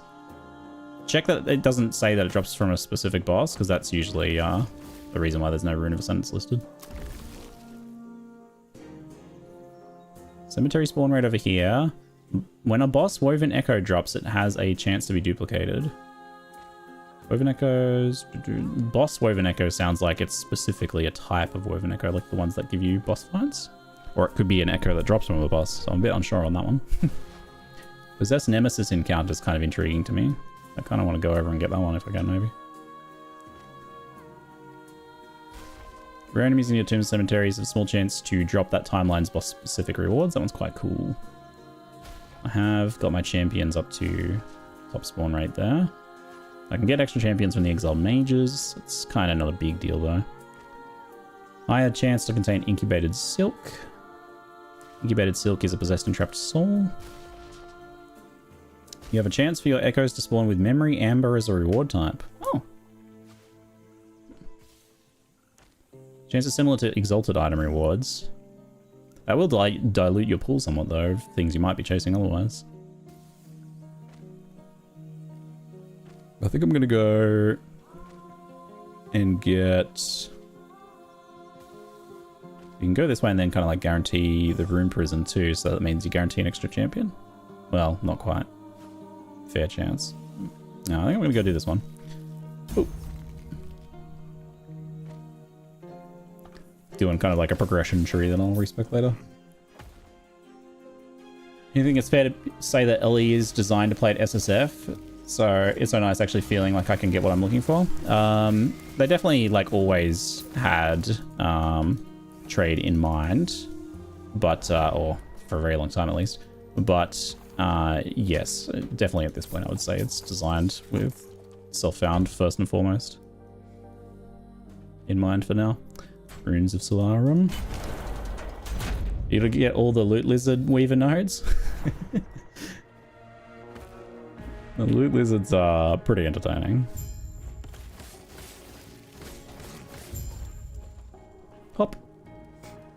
Here we go, buddy. Let's do this thing.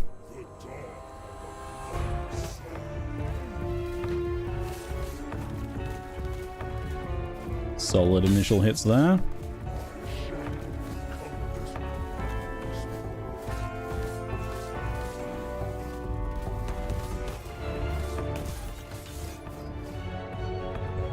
Whee!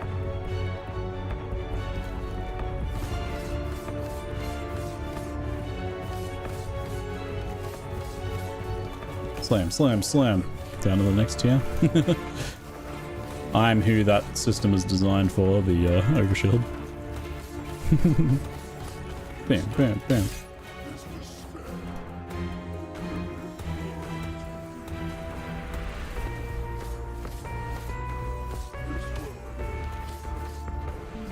Oh, did I stun you, did I? Was. Pretty good. Oh, good rolls. We got Void Resist, Crit Multi, and Leech Rate. We don't want Leech Rate, so... Void Res would be fairly good. That Void Res plus my Ring affix here alone would cap me. But does that actually free up something? Where else am I getting Void Resistance from right now? These gloves will make those easy to change. Crit Multi is also a solid choice, though. I do like the freedom to be able to change my gear a bit more. Do you have plans to do another loot filter video? I updated my filter. It should be updated now. That filter video is like still 100% accurate, so I don't know if I need another loot filter video. Because I don't think too much has changed, really. Maybe the UI changed slightly. Oh, I closed it. Is it required to cap all resistances in Last Epoch? It's not as punishing as it is in other games because of the way they've done resistance and penetration. So for each level of monsters up to 75, they get 1% penetration, which means that if you're capped resistance at like endgame, monsters, it treats you as if you're at 0. So no modifier to damage taken, which means that having like 1% less resist always just means 1% less damage, if I'm wording that correctly. Whereas usually it's like substantially more than it looks like, because going from like 90% resistance in a game like Path of Exile, for example, to 85 means you're taking, you know, twice as much damage, 100% more damage. So it doesn't have that same effect. So it's still a very important defensive layer, but like 1 or 2% here and there is not a huge deal. Do you know if they're a leveling zone that's particularly good for farming Nemesis? Leveling zone for farming Nemesis? No, I don't know about that one. I guess in theory, like smaller zones might be better, but I don't know if they've done like a spawn rate based on zone size mechanic or something. So it'd literally just be a guess. As far as I can tell, this is, yeah, like I downloaded and used the 1.0 filter with a couple small modifications and it was good to go. And the filter video is still 100%, I think. Tell me if you're like, oh, this thing is outdated or bad. But I believe I did update the filter itself, if it worked. It says 1.2 here, so that should be fine. And I made some changes. I'm certainly having any recommendations on it. There's plenty of other filters you can use. My filter's only there as really as like a tool, an example filter. Nice. Cool, yeah, so it's updated. Nice. I'll just link this in a command. The Twitch side. Filter. Loot filter or filter command has... I don't know if Cethariel's link one there is currently up to date.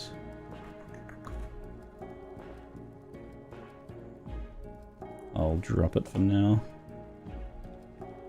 Unless I'll just make it. I'll make an LE filter. That'll be safer. Custom command. LE filter. Great. How to make and modify your filter. It's a core skill. You kinda gotta learn it. Better off or worse. Once you know how to do it and you're comfortable with it, and it's easy and fast and very powerful and good, but it is a bit of a expectation that you learn how to use the filter system in this game. Because the idea is, like, you can get a template, but even if you do get a template, you should be modifying your filter as you go for your needs.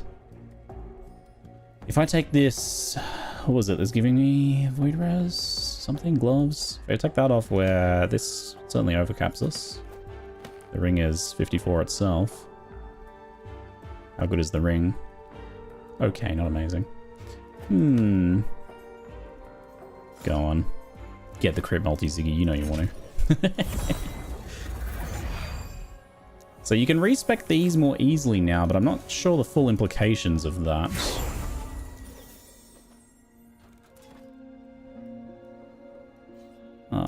Like if I go back here, can you respec to any that you've claimed or any that you've seen? I can't remember. Let's find out. Because I don't know if I could just change to the void if I wanted to.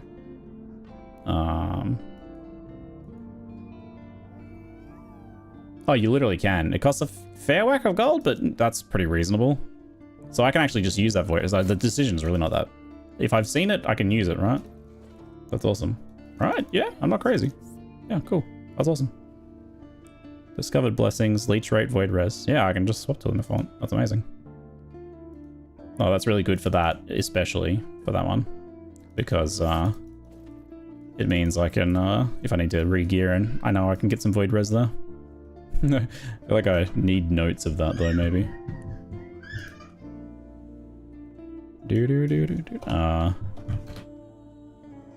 What is it? Blessings to remember for gearing. Void res. Dolly. Do you need some help? Yeah, just take it away. Alright, I'll take a short break. Have a little cuddle. Hi, darling. I'll be back in a moment, folks.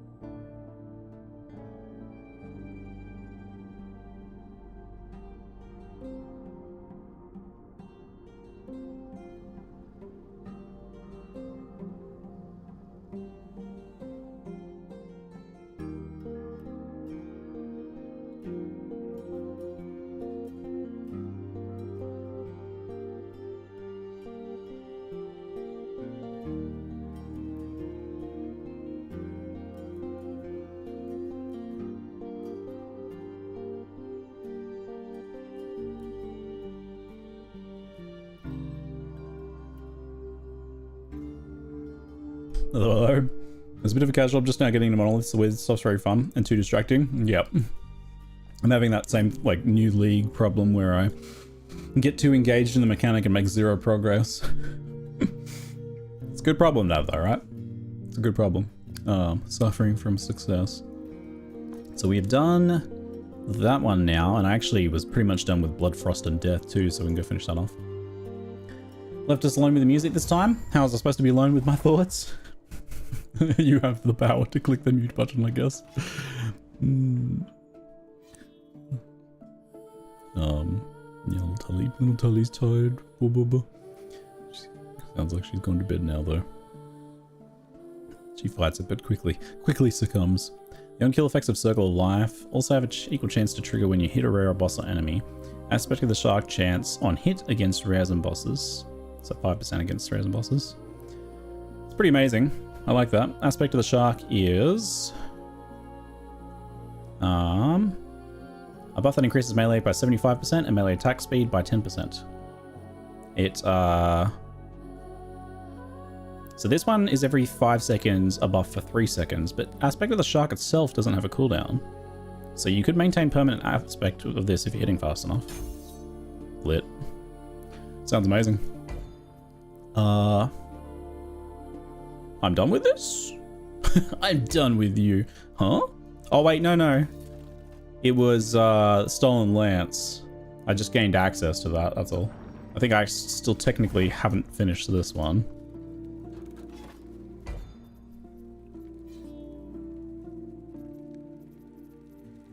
There was something in here. This one? Oh, it was Shrine one. Yes, I've been wanting to see this. People have been talking about this Shrine one. I dropped it in here, I need a passive from it. Apparently it's pretty entertaining. Activate shrines to lure out the ambush. Alright. Flame Reeve, Gold Shrine. How many shrines do we need to activate? The answer is yes. Slam. 300% damage reflection. Just, yep. People love shrines. Let's just put a shrine in, put a map in, that's all shrines. And nothing but shrines. Every pack is replaced by a shrine. Pretty sure that was a boss shrine that summoned a boss. Oh no, it was bee shrine. Hi bees. Resist lightning damage. The faster we click the shrines, the more fun we have. Look at my buffs.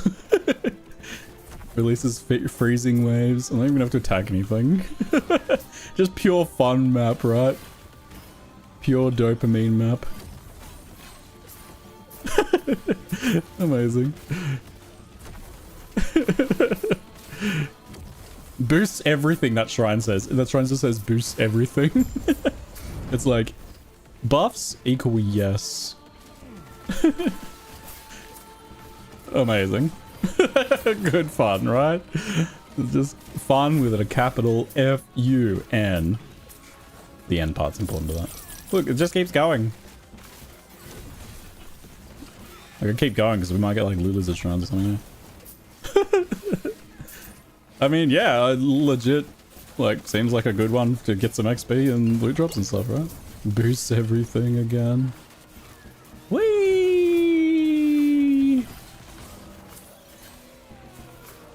My flamethrower turned off. I got an ice beetle. The ice beetle one's a bit sad compared to some of the others, isn't it? Just don't even look, just click and power. Wait, why'd he drop stuff? Was it the final tier, was it? Oh no. It just dropped loot, I guess. Okay. Well, that didn't really drop loot unless you, unless you were finishing the last time. Oh, did I get like some loot shrine or something, maybe? Just regular drops? Weird. Is that a Temporal Sanctum key? I think it was. I needed that. They do drop normal loot? I've only ever noticed them drop shards. Maybe it's certain types drop different types or something. Yeah, they've only ever dropped shards for me too. Portal charm. I have more portal charms than I have keys. This is a fun map.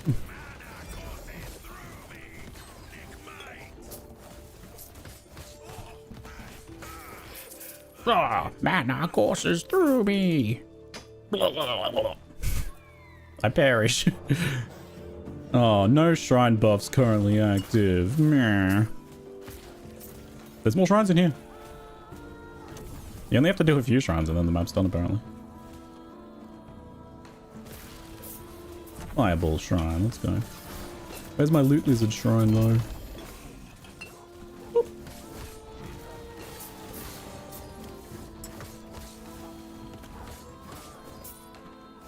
See you, buddy. Don't need that one.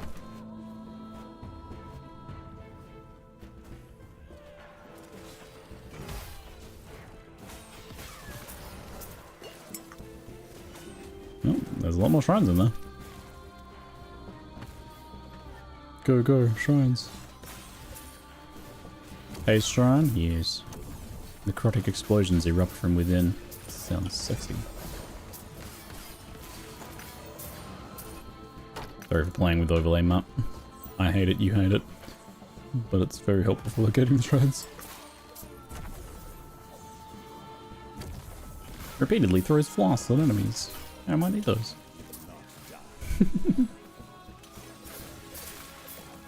Alright, that'll do. Fun map. Pretty good shenanigans.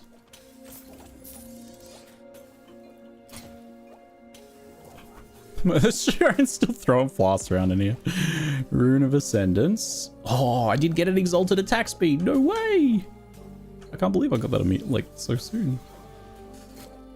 That's wild. Well, it's actually good that I failed then, because now I get to use my exalted attack speed instead of whatever I was going to use before. Eternal Eclipse. Shrines in the background. Two-handed Kopesh. Every 2 seconds, your next fire melee attack has a whole bunch of void damage and time rot chance, and then melee fire and ignite. Every 2 seconds. Oh, next void melee, next fire melee. So it kind of incentivizes alternating between 2 attacks, maybe. To be able to kind of rotate those ones. Rotate those buffs. Some sort of slow, heavy-hitting chunker. Kind of cute. Crossbow mercenary one. Boop. Prism rats. Let's get another unique stash in.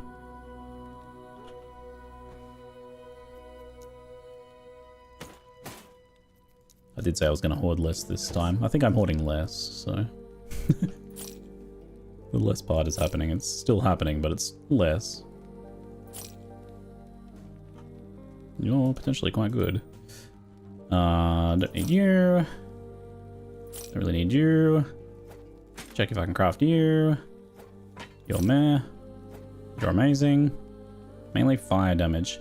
See, I still don't know how much it matters if it's like melee fire damage if I'm not doing anything with melee fire. Because like, there's no way to see what my damage composition is. Like, I don't know if it's being kind of ignored or converted in certain cases, or if it's just always being used. Like if I'm doing like a full cold conversion skill, is it kind of like Path of Exile where you still add lightning on top? Is it only fizz conversion? It doesn't really say fizz conversion. Like if we use this, it just says base damage to lightning. So I think they all get, okay, so I think that's full conversion. I think base damage is like any added up damage from your weapon and other items that have flat damage. Base damage, here we go. All skills have a base amount of damage that they will deal without any stats, called base damage. Default base damage of each skill is listed on its tooltip. Melee skills typically have 2 base damage totals because most of their damage comes from weapons.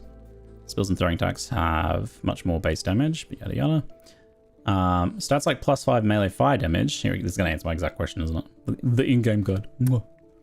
Multiplied by the skill's added damage effectiveness, then added to the base damage before stats like increased damage and 10% more damage are applied. Added damage without a type, such as 5 melee damage, adds damage of a type that depends on the base damage of the skill, so flexi damage.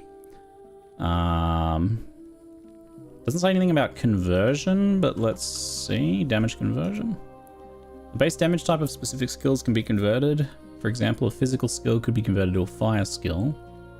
We found yada yada. Base damage conversion converts a skill's base damage from one type to another, which does not affect damage from stats such as +5 melee fire, but will change the damage type of added damage stats without a damage type. Does that mean like +5 melee fizz doesn't get converted though? Unless it says otherwise, maybe. Doesn't affect elements such as ignite, etc, etc. Okay. Well, it seems that currently I am like physically tagged, but I'm not doing any conversions, so to speak. I have like bonus against children, frozen enemies, but I'm not actually doing any conversions. So I just get kind of like whatever mixed damage I get.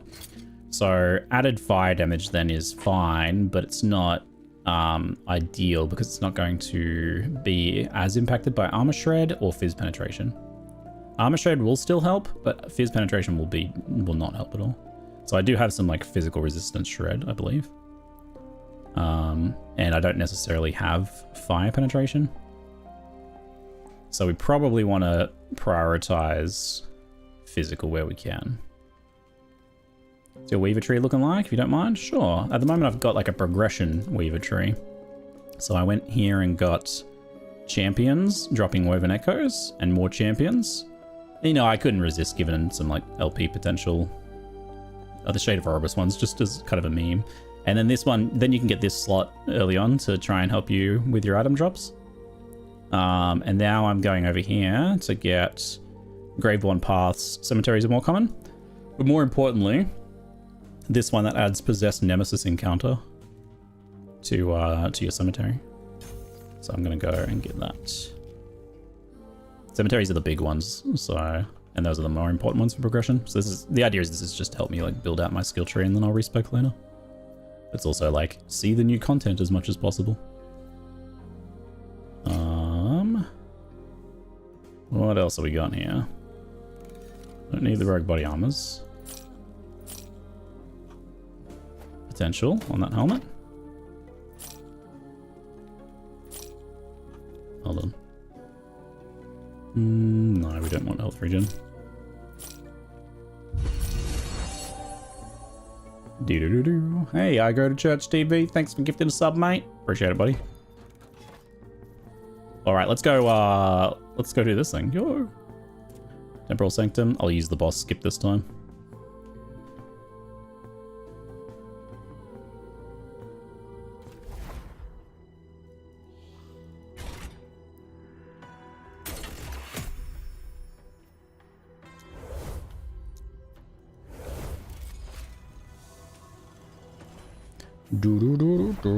So that means you also don't pick an extra door? So maybe it's like... I think it randomly generates one because it's got exalted helmets. So I think it does randomly generate a thing, so it's fair. Because otherwise, yeah, you'd go into the boss without like that extra damage penalty. Do I want to craft anything here first? Let me see. As well. Have a looky. Have a little looky there. She does lightning. I'm actually not fully lightning capped. It would be nice to fix that. Just see. Actually, it's time. I've leveled a bunch. It's time to see if I can upgrade stuff that I already have. First. Hybrid health. No, you're stuck. You can only get strength. It's fine. You're done. You have space. But I don't have modifiers for you, so you're stuck. What about you? Health. I don't have Lightning Pen to reroll, which I kind of want to try. There's a chance that this just deletes this. I'll risk it. Freebie. Nice. Lots of extra health. Might be worth looking at this though. So this one has a ton of fire resistance, which I could probably get away with if I roll that LE resist roll good.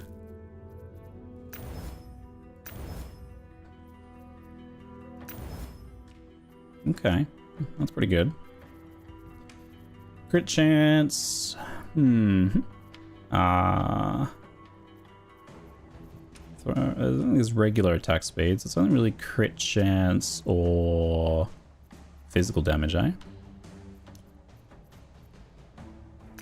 I actually do crit chance. Oof. That was expensive. Let's try the wood. Can I even use this? I think I probably can. Only 3 forging potential. I don't know how many more of those ward shards. Oh, pushing my luck. I might save it and see if I can upgrade the ward later. Okay, so that caps my lightning, not cap fire, but she doesn't really do fire. She does like lightning and void, so that's just better. Let's do it. COF I mentioned. I'm playing Circle of Friendlessness. I'm playing COF offline, yeah. Can someone explain how Egg in Nemesis works? You can replace it with one of your legendaries and, sorry, uniques or Weaver's Will items, I believe. I don't know about the Weaver's Will thing, how that works, but the if it doesn't have legendary potential, it'll allow you to add some modifiers to it. I'm pretty sure it does modifiers randomly.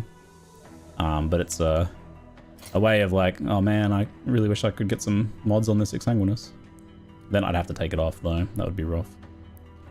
You might get lucky and get some good mods on there. I think it actually can add legendary potential. I've seen it happen. So it might instead add legendary potential. Yeah, like you're struggling to get an LP version of one of your things. It's really good for some of the rare ones. It can add LP, but it's rarer, yeah. You got 3 LP Exsang from my Nemesis? Jeez. That's such a huge one. That's really hard. Yeah, 3. Alright. Let's do this thing.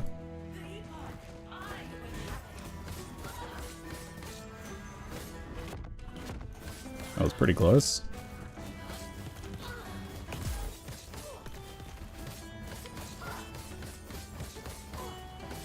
Oop.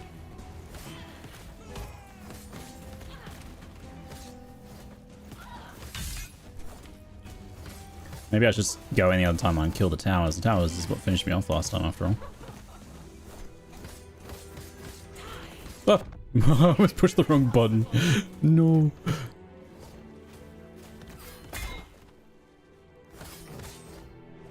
Kill the pillars.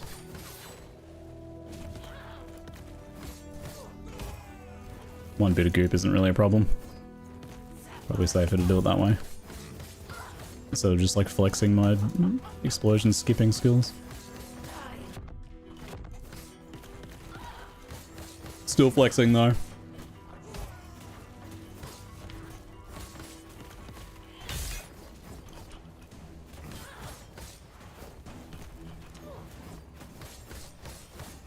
She loves to stand on my lasers, doesn't she? Kinda wish like it was unpathable terrain in that little bit. That was a big hit. Oh yeah, Culling Strike, nice. I was gonna have to skip that, I was getting ready. Somnia. Two-handed axe. Probably not gonna need you. Minion health. Ruby amulet. Throwing damage. Doesn't cost much to just throw that in there. Attack speed, sword. Could be relevant if I decide I want to switch to a sword of some description. Good kill, very good. Much cleaner that time. Let's see. So I think we do Hakar's Phoenix and replace Scissor of Atropos first.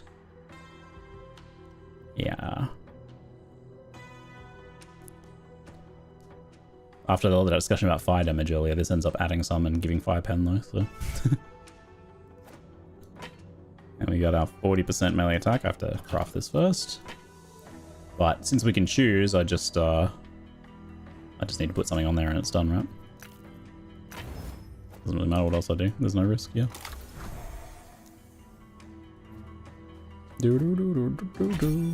Attack speed. Select guaranteed affix. Tier 6 melee attack speed. Oh, can it be divined? Oh, you can't divine the exalted ones anyway, can you? That's perfect anyway. Nice. Nice.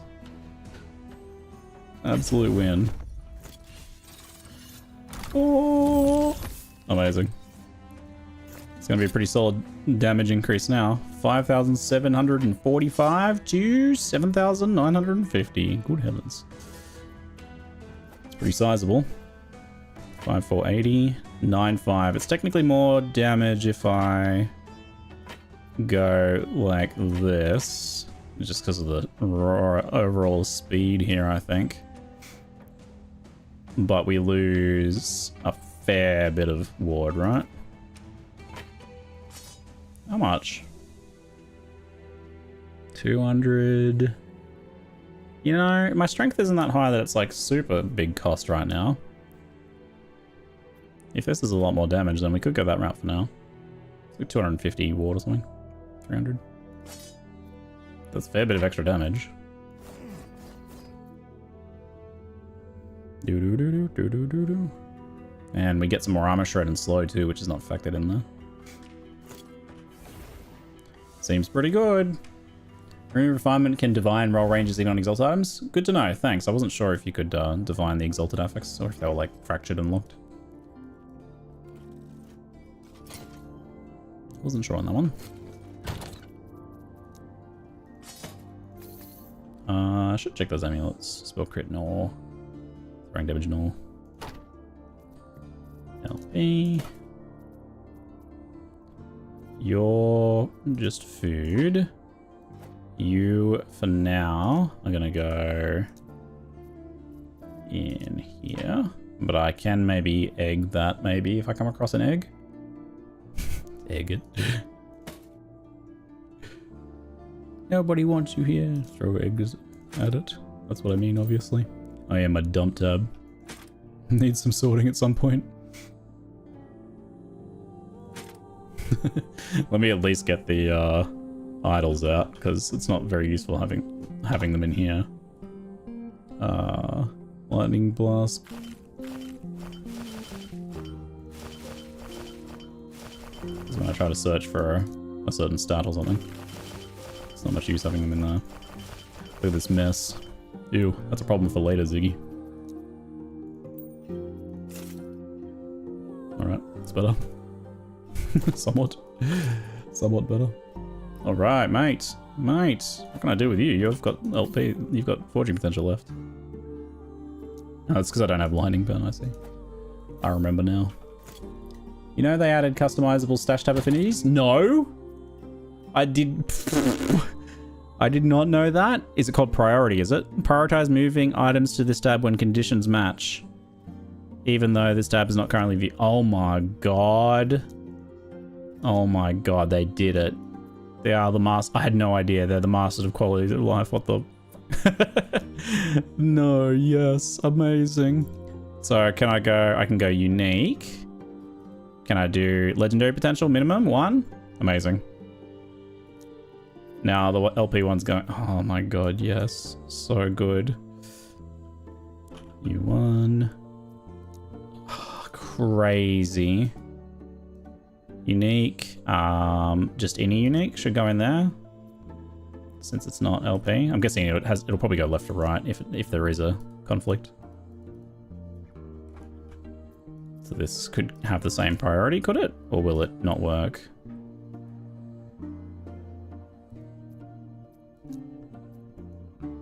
It looks like you can have things with the same priority. Now do one for each size of idol. True. Oh no, yes, you're probably right about that. I kind of like having them all on one tab though, except maybe the class ones. So what I might do is like shift the class ones out. But keep all the other ones in here. Because these are all like when I want to solve a resist or something. So these ones going to be tab priority, type, idols. Anything that's not adorned, huge, large, grand. So just the smaller ones. Which, does that not include Weaver idols?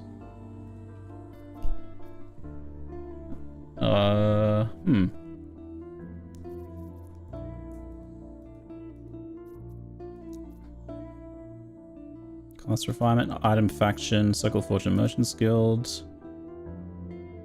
Ziggy Weaver is just affixes? Yeah, but it's in the name, so I got confused. Oh, so it's just Humble Idol, but the Weaver part is added in. So I thought there'd be like a Humble Weaver separate tag, but apparently not. That's fine then. Gold costs start to ramp though. See idol. Tab priority. Amazing.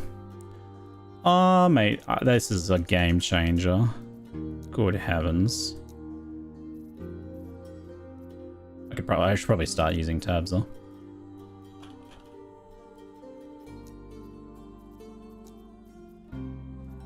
We have to go idles. Idles. Does it even prioritize across tabs? So if I'm here, I can just.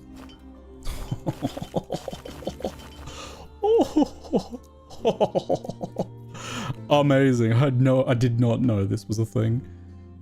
Oh, amazing. It looks like they've done a really good job with it too.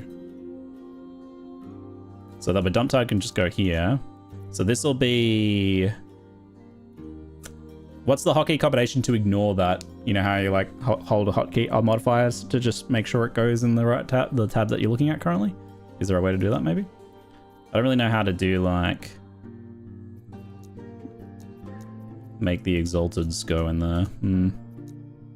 But only the ones I want, because the ones I want are determined by me personally. Well, it looks like you could set up like a full filter, couldn't you? Good question, not sure about that. Just click and move it manually. Ew. I guess. Now, how do I get a quad tab? How do I get a quad tab? Set items. Decent. Can go over here. Upgrades. I could probably set the tab priority for these and then it'll automatically sort them for me if I forget. Oh, so this is like exalted items, but they have to be specifically of certain bases. So maybe I just do the base types instead. So I think they're only weapons. Oh no, I don't think you can filter down to that level. There might not be a way of doing this. Weaver's Will Legendary. Nah, this was like the upgradable ones. I don't think this works. I'll just have to do those manually then. These are the Harbinger upgrade bases. It looks like you can't filter on based on very specific bases. I mean, even just that alone is amazing. I can certainly do, like, an Axes one, maybe? I'm spending all my gold now just because I'm excited about this. Even if I don't really need to. Tab priority. You don't need to write Axes. Can I just like have the symbol alone? No, I guess I have to have an A letter. Rarity exalted. One-handed Axes. Lit. Is there any in here? There is. One. Just incredible. So this can be generic exalted. So wait, I guess I'd have to have the axes first. I don't know how that works. Let's test. So if I have my axe here and then I set this food tab to just generic exalts, you would think that this one would get picked up first. So if I just say any exalted item goes here, it goes there. So if I take it out and swap them around and I'm looking at this one, it goes to the axe one first. Yeah. So it goes to it goes left to right. That makes sense. That's what I figured. So I'd want to I can use that though. I can put the axe ones on the left. And then I can put the more specific ones on the left and then the less specific ones on the right. So if this is, LP stuff has to be on the left and generic uniques on the right. That makes sense. This one can go in here. Cool. You can name stash tabs with a space, just leave it blank. Oh, really? Is it still like... Oh yeah, nice. Great. I'm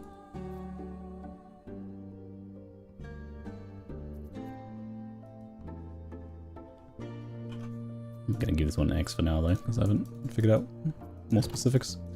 So cool. So freaking cool.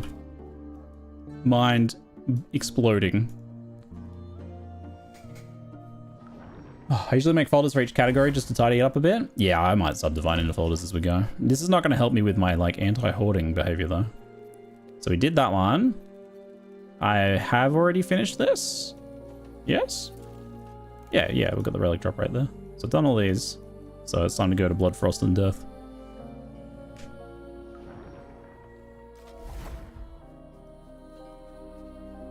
Yeah, thanks for the tip on the space, eh? That's awesome.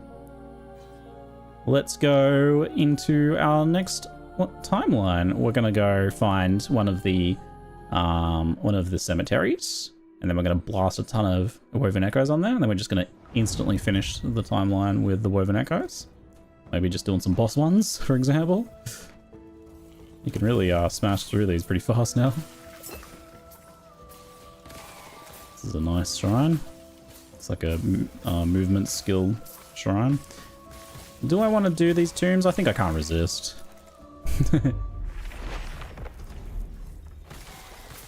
These ones don't help exactly with the progression, but I mean, they do give us memory ambers and loot and fun. All very important. Why am I still seeing wands?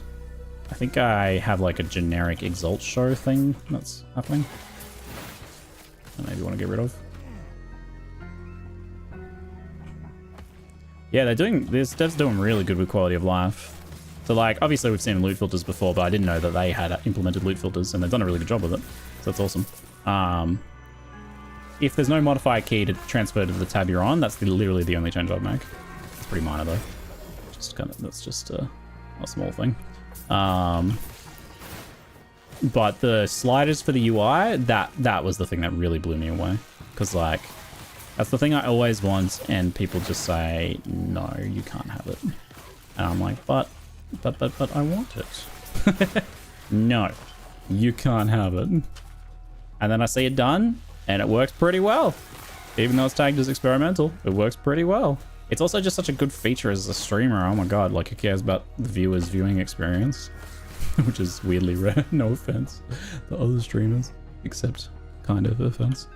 But like, the fact that I can make the tooltips bigger for you, I wish I could open both, so that you can see and read the items I get better, but I can make the UI smaller for myself and the stuff so it's less cluttered for you, is amazing.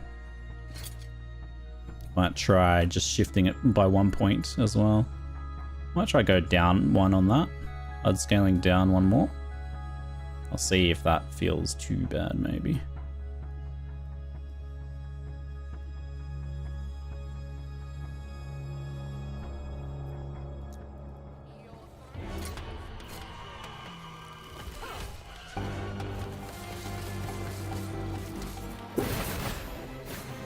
Absolutely blasting, oh my god.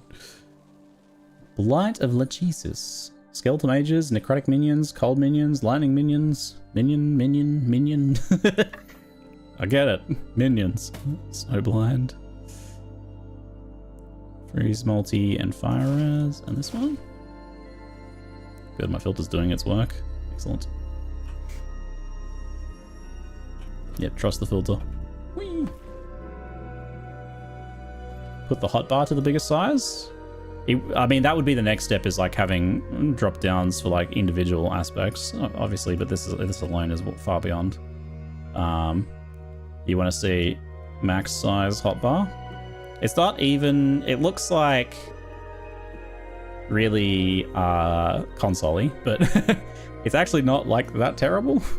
I do actually tend to look at this stuff a bit. I don't have like a thing on my character head, which I don't really love doing anyway. But I could, is there an option for that? There surely is. Display health bars over players.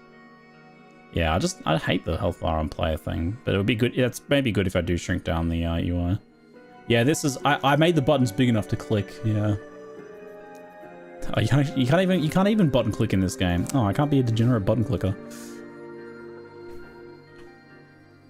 Just in my first Oribus boss and my bear stunlocked him. Nice. I feel like stunlock especially is just one of those things that feels like you're just bullying the boss. It feels good when you get that payoff. I'm gonna go with 9. Also, the minimap getting so big is a little meh. Nope, I need more. I need to find more idols before I can do anything with that. Forgot there's a chest here too. So I think this is just a random loot. Those chests. I seem to get something different each time. The big UI is super helpful at 360p. I mean, is there, like, seriously though, is there like an aspect of the UI you like seeing as a viewer? Like, this feedback is not something I've really considered or could be useful for this to consider. The Exsanguinous ward generation. You also turn off auto drinking potions on the floor. Yeah, I haven't. I'm aware it's an option because I kind of like getting the move, attack, cast speed buff just passively like that. So I have to, if it causes a problem where I am constantly like over low life threshold, then I will turn that off. Do those chests are the Echo reward, if I'm not mistaken? No, because that wasn't the like Echo. I'm not done with the Echo. I'm working on the Echo now. That was just, so that was a tomb, which is like a small mini version of a cemetery inside of a got a taste of blood one. Damn. Yeah, it's like a small mini version of a cemetery. They don't have the ability to place maps, and they only have like a one you only get one attempt at crafting. It makes it feel like, oh my god, that was a super juiced grub, but my prophecy's proccing probably. Apogee of Frozen Light. Certainly has some text.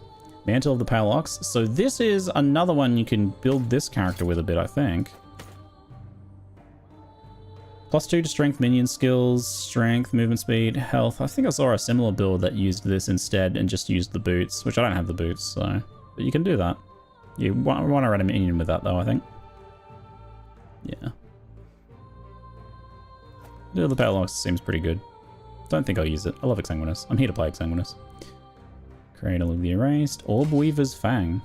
Stats on this item are doubled for 3 seconds after hitting a boss or rare enemy that is at low health. Okay. It's a cute way of doing Culling Strike, I guess. 55 melee, crit chance, move speed. I gotta love the move speed sword. 9 weave as well. Curious to see how well that would end up rolling. So many uniques. The chest at the end does give you Echo rewards, though? Okay, so it's based on the Echo rewards. Well, yeah, actually, that's pretty easy to verify, isn't it? So, like, this must be an XP one. We'll see what I get at the end.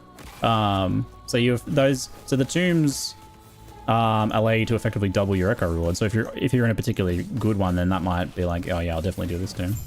And otherwise, maybe you might consider skipping it. Potentially. No, that's if you do that. So is this indeed an XP one? Aha, I see. Yeah, okay, cool. That's a nice little detail. Make a note of that. Oh, this little menu's so cute.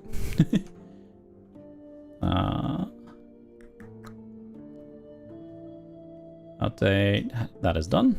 Nice. Champions gear. Whirlwind. Tombs. Chest at end gives same type of reward as the Echo. Question, can it double, etc.? Is it affected by the same things? I assume probably not. The items that drop with seal effects from the item put on the node can roll the same mod that has it sealed, so you can have the mod twice. That's probably not intended, right? That's pretty wild. Surely, I don't imagine that one's intended. Yeah, being able to get the same mod twice potentially leads to some very chase, very broken items, but then again, these devs are pretty permissive with allowing you to have very chase broken things, so maybe they're here, maybe they're on board with it. Maybe they're like, oh yeah, do it. Can I jump that? No.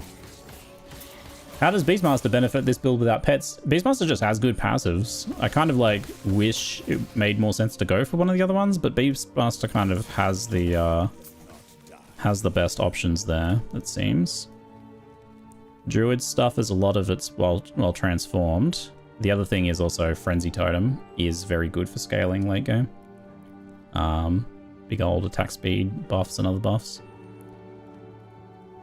So like Shaman's obviously got like a ton of spell stuff. You do get Earthquake in here, but the options here for Strength Fizz scaling are pretty low. I don't know if you can do, is there like a LE conversion Earthquake maybe? Earthquake is converted into a spell, so you can do a Spell Quake. Maybe you could do like a Spellblade one of this as a shaman. So you do like a Storm Rift kind of melee Spellblade thing. Where you, does it change the aftershocks? Surely. Aftershocks also deal substantial additional spell damage, but the damage is not converted to lightning. Weird. So the aftershocks gain some spell damage, but they don't get converted though. Earthquake's initial slam. Calling Earthquake expends storm stacks. Yeah, I don't know how good that's going to be though. Spell Earthquake seems really cool, but that's probably more as a self-cast thing. You're not using any Beastmaster skills? I will be using Frenzy Totem. I just don't need to now, and it's more fun to have Earthquake on my bar. Although, I'm getting to the point now where Swipe is starting to be strong enough, but I don't necessarily need it, but it's still very fun to have it. The idea is that once I get more Aftershock trigger chance, I don't really ever need to cast Earthquake. And we put a Frenzy Totem on there instead. And then we get like nice big buffs for pushing high corruption and bosses, killing Ubers and things. Is the idea there.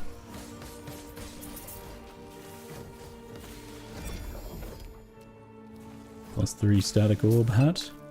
I can never like, even though I'm playing this guy, I'm trying to like not pick up things for other classes as much this time, but I feel like a exalted main skill to me is something I can't pass up. But it hurts my stash tab and gold count though. Does it know that it converts aftershocks into damage into its main skill damage? I forgot to spend my points. Aftershocks are now damage over time. So I do know you can do a damage over time version.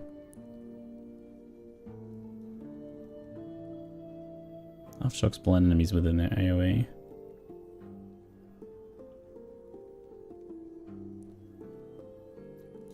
Aftershock. Modifiers to aftershock damage on this tree apply to the initial slam, but Earthquake no longer creates them. Using Earthquake directly now deals its damage in a cone. Aftershocks also favor targets in direction. Aftershocks have a large area of effect. I wonder if I should go for that.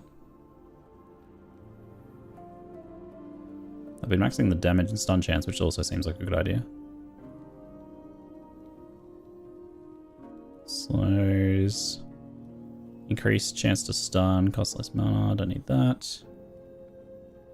It's pretty wild that you get to trigger the aftershocks and they don't cost any mana as far as I can tell, right? Because you're not actually using the Earthquake, the mana cost is associated with the Earthquake. I wouldn't mind going and getting some of this. This node is somewhat wasted for the triggers, but big old AoE is nice. Well, incidentally found something. Didn't find the thing you were talking about. My stash is 90% exalted. It definitely, like, the game encourages you to to go hard on that. Go hard on the hoarding. It makes sense to get as many stacks of this as possible, so 2 more points in there is the best thing to do, I think. And for the Leap Slam, get a little bit more damage. And I could get some AoE and reduce mana cost, probably.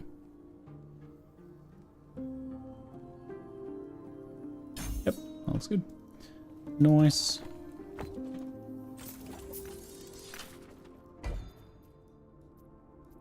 Here we go. Here's our tomb. Cemetery. Trying to use the correct terminology. It's very helpful for communicating things and making guides. You actually learn the proper terms. Tomb is the small one inside an echo. Cemetery is the one that is an echo itself. And there are differences in the loot and also the size of them and their kind of purpose. And then woven echoes are the itemized maps. And I don't know if there's any other things yet to be discovered on those. Then some champion affixes seem really strong. For sure they are. There's some power creep going on with a few of those unique affixes, 100%. But I have always said if you're going to do power creep, at least make it interesting, and those affixes are interesting. So that's a win. Whee!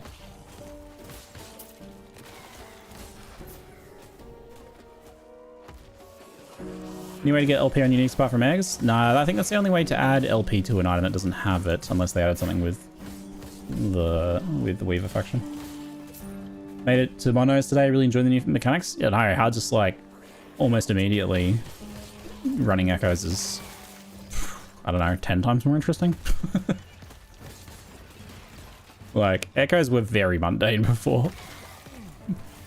But it was like, kind of your only choice. You had to like push through a bunch of boring echoes to get to the more interesting, still semi-boring echoes in empowered monoliths. It was a bit sorry. Saw people saying that like this feels like kind of what 1.0 launch should have been, and you know, yeah, you can always say that for like any improvement, I suppose, but like I get that feeling though.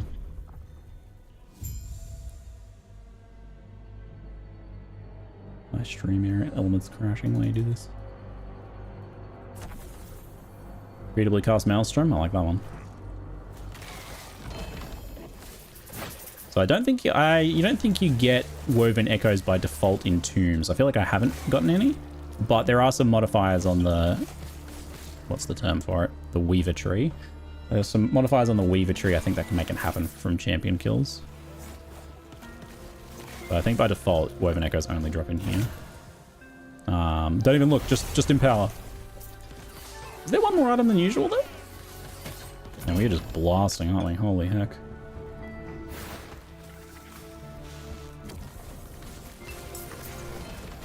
Health is definitely a bit high. I'm at like half health. Chests.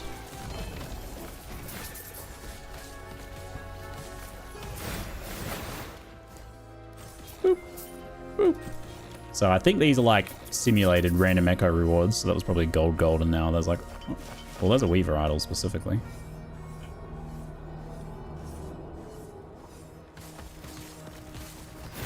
Hello, what is different this season? So it's 9 months since their last major expansion. Just imagine they spent every day coming up with like a new system and feature. It's a lot, in other words. There's a new faction called the Woven that add... Let's try and make it a... Let me become an expert at simplifying this as much as possible. Oh, I got my random Shade of Oribus spawn. Hold on. I just have to do a random Oribus battle in my map. That node's so fun. Yo, I knew I had to take that node when I saw it. I was like, yeah, I mean, 100%. Let me just whack Oribus in my map, right? Damn, we wrapped him though.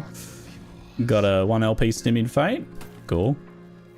Okay, anyway. Distractions aside. It adds new tombs and cemeteries, which are like mini and larger dungeon maps, to your echoes to make them much more interesting. You get, there's a new idol crafting system and new idol drops that are far more interesting and powerful that you can get in here. There's a whole bunch of uniques.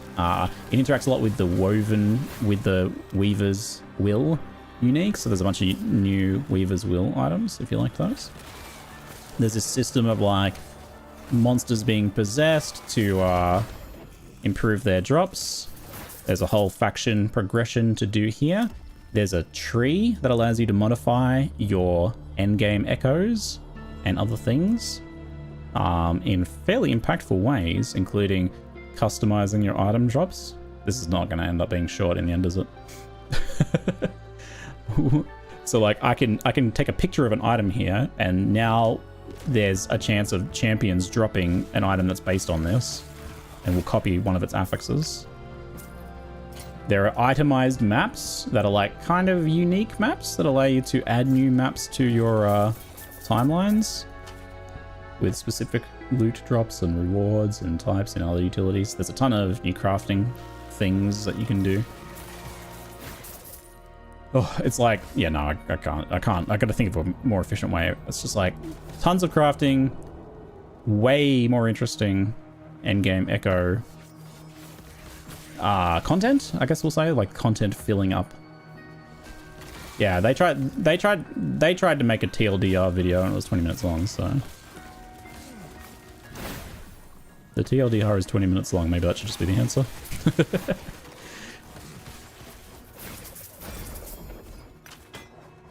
I guess I could be like, what's your favorite selling point? Crafting, monster fights, uniques.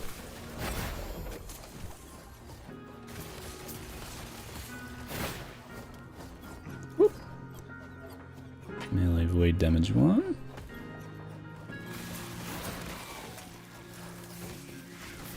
Champions are super rares? Yeah, so there's new champions which are like empowered rare monsters, which can also be empowered by the new kind of ghost system. Yeah, it's one of the new bosses. We are doing all the damage though, so I apologize if I kill them really quickly.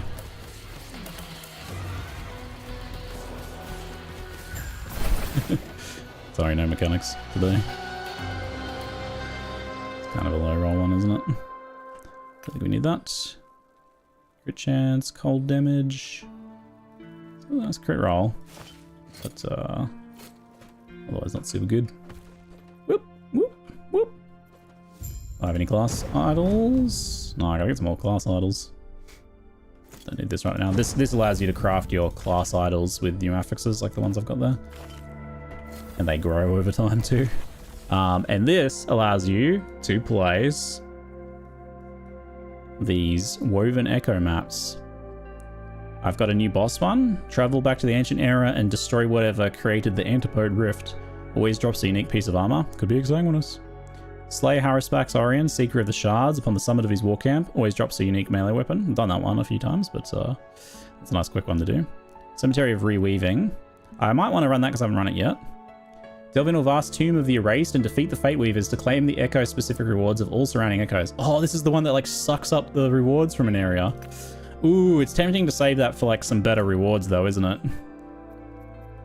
Like, that'll be way better in empowered monoliths. Oh yeah, and ridiculous quality of life. There's sliders for UI elements. Stash tab synergies that automatically sort your loot.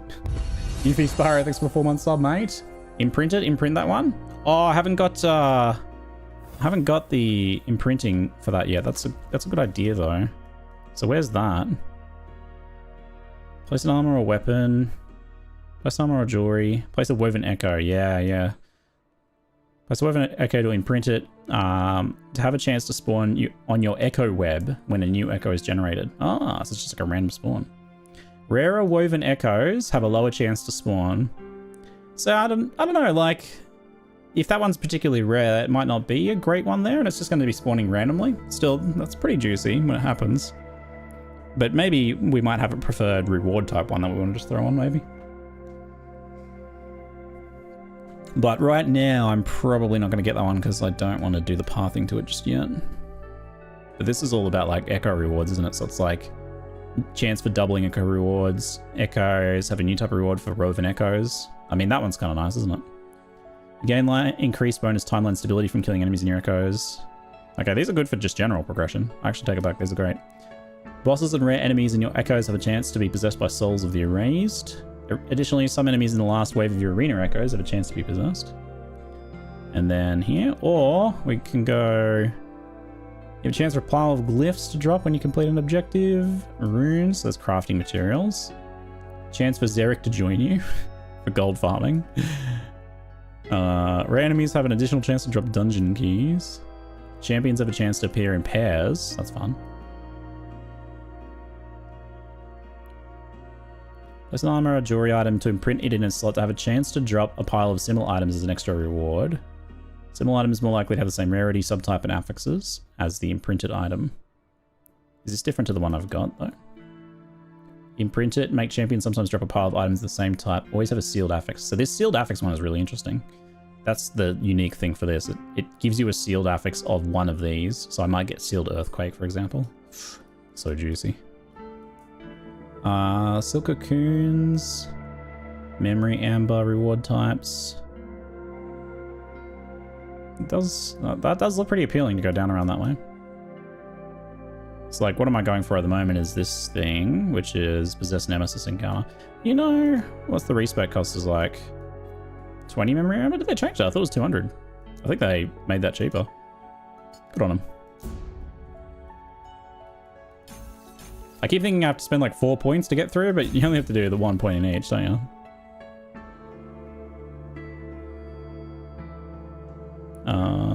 I could take a point out of one of these for now.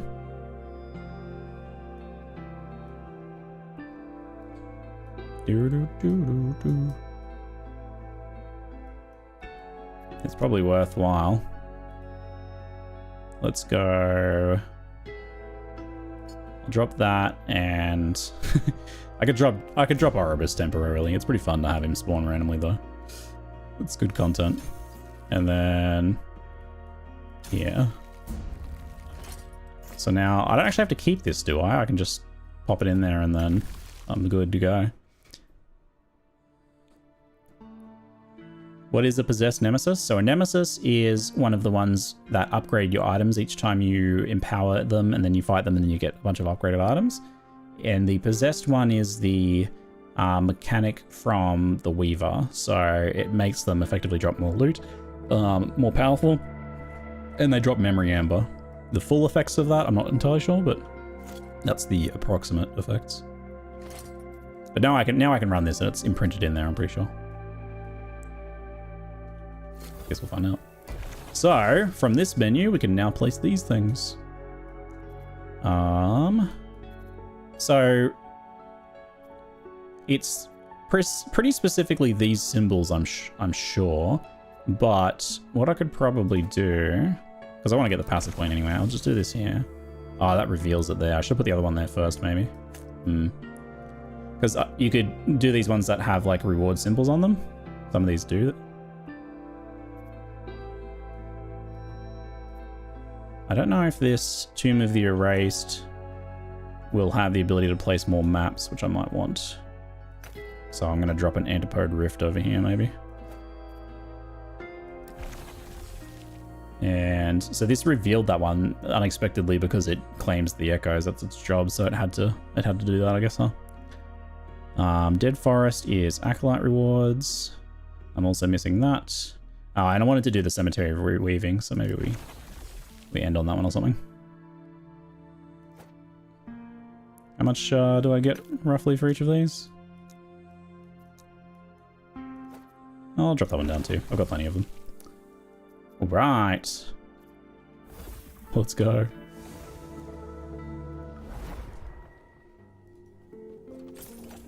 Yeah, I think the champion drop stuff seems really powerful to me. So this one is delve into a vast tomb of the erased and defeat Fate Weavers to claim echo-specific rewards of these things. So I'm guessing there's going to be a boss for each reward or something. Sounds fun. So the rewards they'll have here are kind of garbage, but empowered monoliths, these could be like, you know, specific uniques, exalted items, all sorts of good stuff. UV Spyro, thanks very much for the sub, mate. Sorry, I might have missed you there, but here's to a fantastic LE launch. Thank you. Sure, buddy.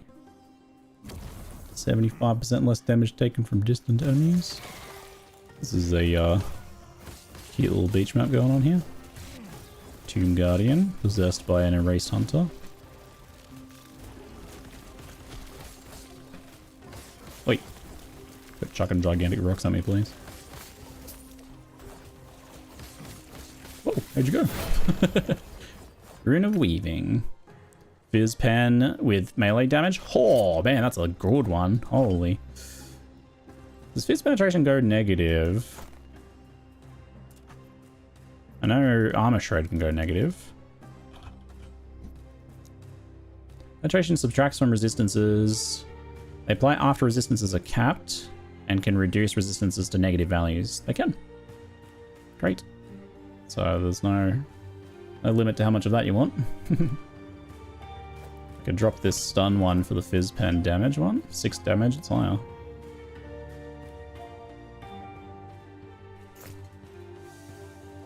Sick. Damage boost.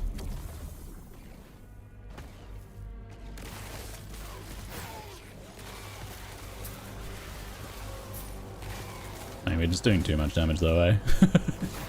I have a shrine at the moment as well though. Oh, you always crit? Okay, yeah, I guess that helps. That does help, funnily enough. Get some frame drops in here. Calming down, please, frame rate. Yeah, the little search feature in game's pretty good. The nested tooltip stuff that they've done in PoE2 now is phenomenal as well, but the ability to just search it with like a, you know, just to type the term in thing is also really good. It would be amazing to have both. Rune of Havoc, that's new. I haven't seen that one yet. shuffles the tiers on a non-sealed affixes on an exalted item with 4 non-sealed affixes. This one is so useful potentially. So you get, you know, you get your tier 7 sealed poison resistance. Sorry, not sealed. Tier 7 exalted poison resistance, but then there's like, you know, +2 earthquake. Literally this helmet I could do it on, right? Actually, that's very tempting. Because right now this is the ideal time to do it, right? Because it's like, it might just become tier 1. Yeah, bomber. But it might also become tier 7 or even just tier 5, right? So like, let's try it. The rolls of the affixes within their tiers are preserved. Nice.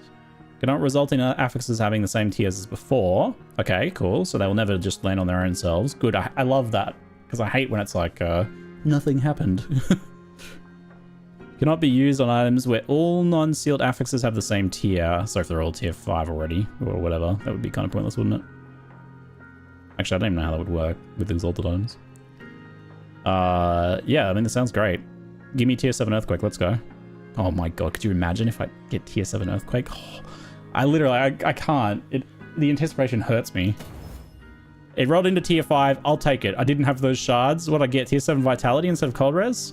Honestly, incredible. That is like probably the second best thing that could have happened. And I noticed that like the tier 1, the armor and reduced bonus is tier 1. How did that end up as tier 1? So like earthquake went tier 2, went to cold res, which I can just upgrade now, or even swap. Might be even better to swap it. How did that go tier 1 though? Doesn't matter. Doesn't matter. Pretty happy with that. I didn't have any of those earthquake shards. I was nowhere near being able to upgrade it. It took earthquake's tier 1. I thought earthquake was on tier 2, but I could be wrong. Anyway, that's amazing. Look at that vitality. Holy heck. It's quite a lot of extra health. Do I want to roll off cold res? I do kind of need it, but it's also pretty garbo to have just pure cold res on there. It's a bit riskier to randomize it, but I could end up rolling like a big health roll or something.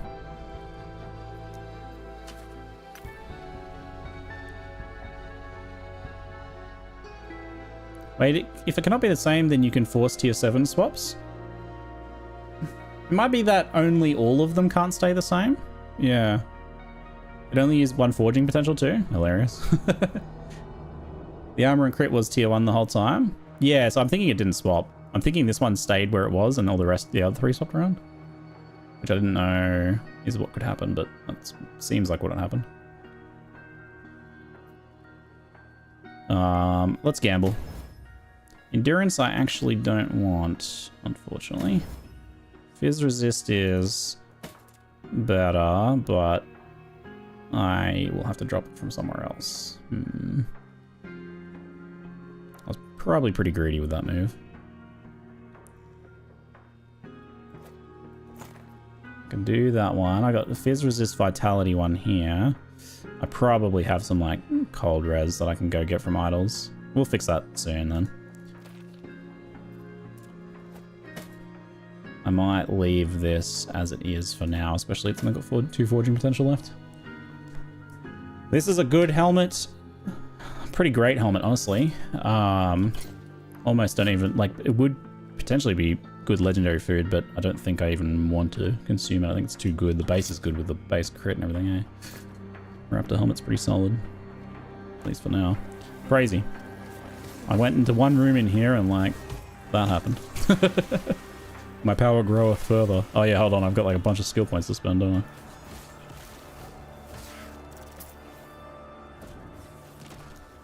Swipe here.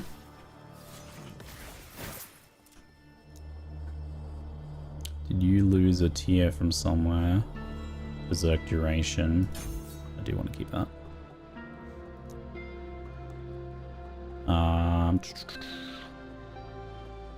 Let's actually shift to AoE more. There's the Aftershock one as well, though. Keep that. 70% AoE. It's pretty juicy. Runes are pretty rare. I guess they'll maybe twice or 3 times as common as Rune of Creation from my experience. Alright, I mean, and Rune of Creation is like the rarest, but it's also like, you find a few of them. Especially with COF and stuff helping you. I thought that was another one for a second. Yeah, that rune is exceptionally powerful, like so powerful. And because it's effectively forced to swap them, it gives you like a it gives you like a 1 in 3 to 1 in 2 chance of like TF7ing your like exalting your desired affix. If you've got like a double exalted, but the affixes are not that good, you craft the one you want on them, then you've got like a 50% chance of getting the one you want, right? Like crazy.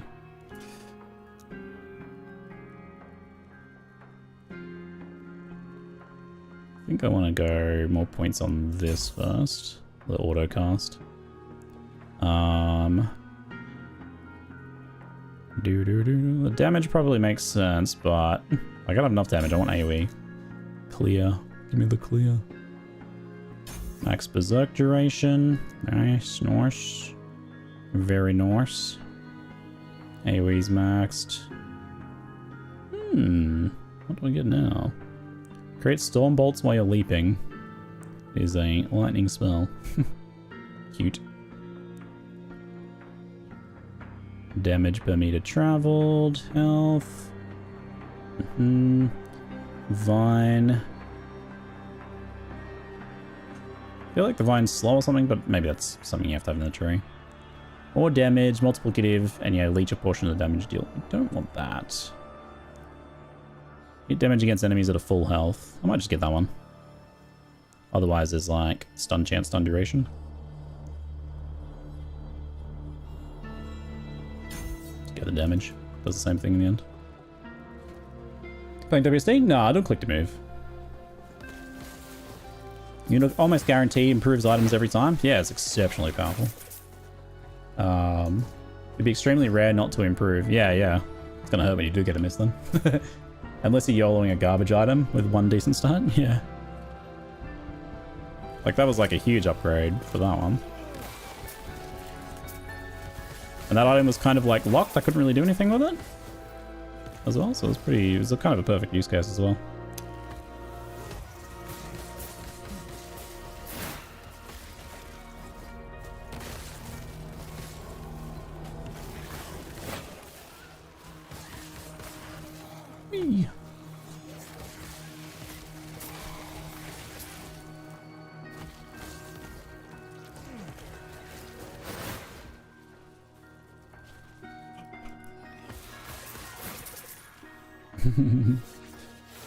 Good clip. Yeah, I might be able to do some highlights from today. I really need to start using markers so I can just be like, here's the markers editor. Can you do highlights for me? Would make their life a lot easier. I'm gonna start doing it. I'm gonna try and start making markers. Look, I have a marker button. I don't know if it works. I'll test it. I'm gonna press it and then I'm gonna say, I pressed the marker button. It did a check mark. I don't know. This was a test mark. Please ignore. Just want to see if it works. Hello, editor. The editor may be me, or it may be one of my actual editors. Did this work? Question mark? This is a big tomb. I wasn't kidding. Thing's huge. I bet I don't have to, I bet I don't go the wrong way and have to backtrack. Thankfully there is a marker on the map, so that helps. And it also doesn't seem to be like causing dead ends, the design of it, which is good. Big fan of no dead ends. Seeker's Summit Center Storage. Runes of Redemption are pretty great, neat too. Now for your double exalted items with bad mods. What does the Rune of Redemption do? Didn't Patch Notes say something about being able to disable automatically consuming potions? Yeah, and to maintain low life, it may be worth it, but on the other hand, the potions, when they get consumed, give me move speed and attack speed, so they're actually pretty good for clearing. So I can kind of like, it kind of works out, I feel. Like, I'm going to be on low life when I need damage. And otherwise I'm gonna have clear speed, so I think I prefer it on. I've also kind of buffed it with like potion find and stuff, so I've got potion find and cleanse ailments and all that jazz, so it kind of incentivizes me to maybe like let it happen. Void damage. No.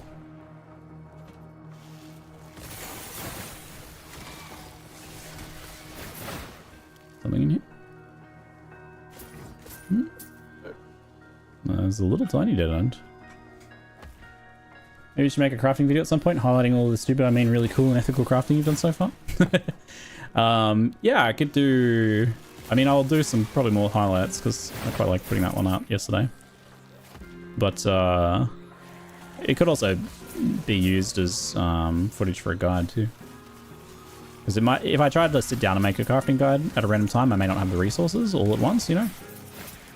I have access to them all at once, but if I have all the clips, I can just use that. Whee. Hello. Quite the big fella, aren't you? Damn, the frozen slam damage bonus is crazy with Earthquake Manual. Earthquake Manual's really, really fun. I'm gonna have a hard time having to go Frenzy Totem. Frenzy Totem does feel amazing, but who loves placing totems on a melee build, right? Ugh. Ugh, placing totems on a melee build, gross. Bit more AoE for us, excellent. That's the boss over there. I think there's another rune down here first. Rerolls the affixes, that rune, rerolls the affixes on exalted items, so say tier 7 stun on a weapon, use Rune of Redemption, stun becomes another random suffix. Oh, does it just do all of them? Like complete chaos, the item? But it lets you chaos exalted affixes? I mean, that's really good too, yeah. That just means there's value in any like tier 7 items, isn't there? Double tier 7s.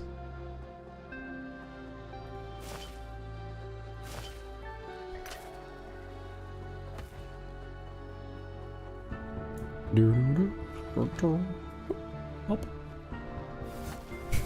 Hop. Hop.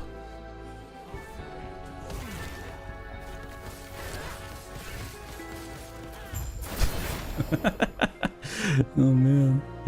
Single target's getting pretty high, isn't it? I don't know if I'm gonna need more weapon fodder. I think I can probably hold out. Strength and ward decay, mana base, nah. Nah. Oh, look at all these chests. So it is actually like... Okay, it doesn't have the map thing, but it does have a regular one though. So it counts as kind of as a tomb, but a tomb that just happens to have 6 chests from all the things around. Like I said, it wasn't going to be very good because it was just the local area in my unempowered monoliths. There's actually 3 users on this one though, so this is good if you want to do a bunch of spam re-rolling of these things, I guess. And we are done, so we can travel onwards. It's a big map though. You wouldn't want to just run it normally. But I guess it's also, you're getting the rewards of like 6 maps or something. And it doesn't consume them, so you can still go do them normally afterwards. Weave a passive. So, Soul of the Erased.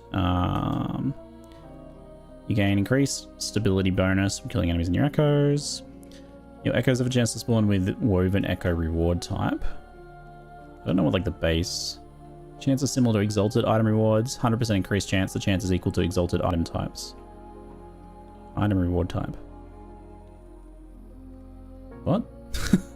Huh? Woven echoes are echoes in the form of... Yep. Cool. I'll just go 1 point in there and go back to my champion investment. Get my random Oribus spawn. It's fun. Confirm and close. Cool. Alright, what are we dealing with here? Oh, wait. Let me just test. How effective is my sorting? Oh, that's so cool. And then I can take a look at my dump tab every so often. Amazing. Look, let me just... I'm gonna need more exalted space, aren't I? Because this was done when it wasn't set up before. Amazing. Amazing. So then, this is mostly rares. And the occasional thing I missed. You worth doing? Maybe. I do need some more resists. Turns out.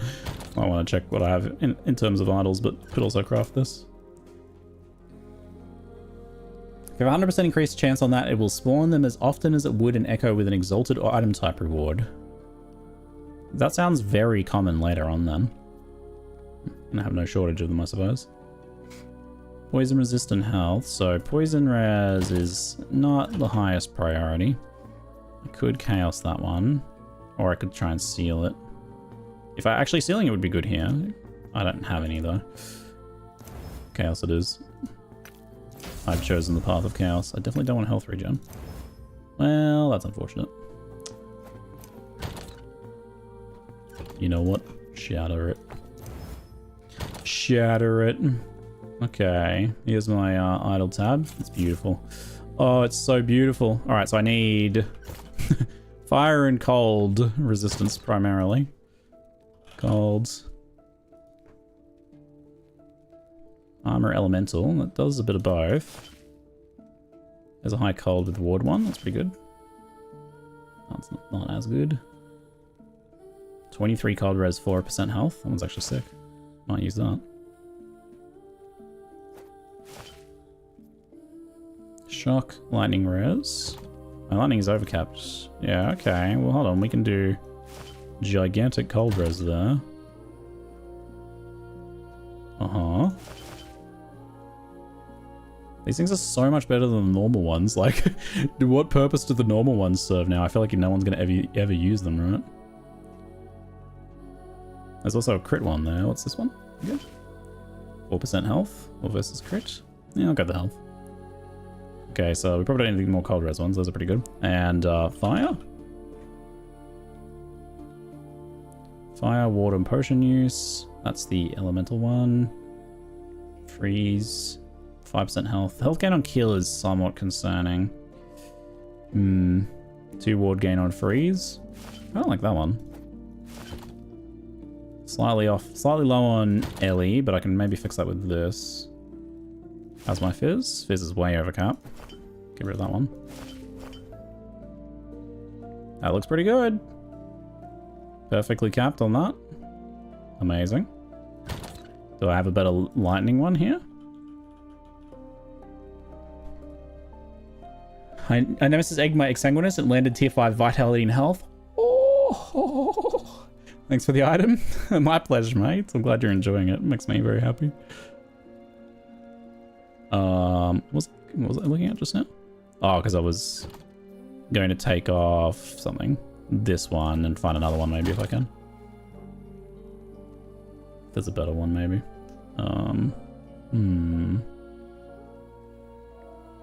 It doesn't appear to be a better one. It's mana. It's not really better, is it? It's the same. Okay, never mind.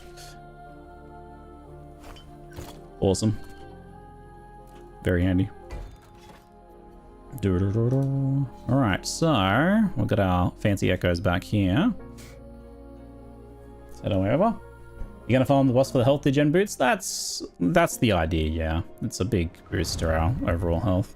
Right now, it's pretty good just to run around with some high move speed boots like this, and these are pretty fine. But I'm not gonna farm it in non-empowered timelines though. I'll do it in empowered. It's like a 50-50 drop rate, so I might just get on the first go, honestly, but I think I'd rather farm it on empowered. There's also a thing where you can make like champions have a chance of dropping it as well. Which I could respec that point on, since you can really like change your tree, especially since they reduce the cost to 20 now. That's like basically free. That's like one monster kill. You can respec your tree pretty much to your heart's content. So if you're like, I'm gonna do this farming, I can change it. I'm gonna do this farming, I can change it.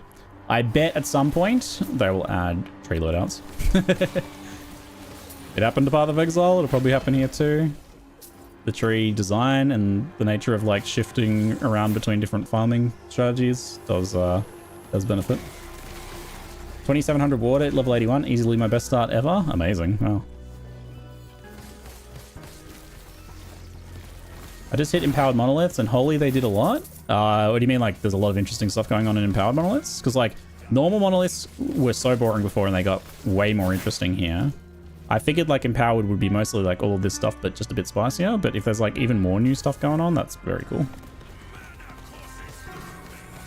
I'd be happy if it was just the new content I've seen so far, but, like, you know, juiced up. Along with the other stuff that goes on in Powers. There's also new content. Don't want to spoil it. Good. Amazing. Yeah, I'm happy just to hear that.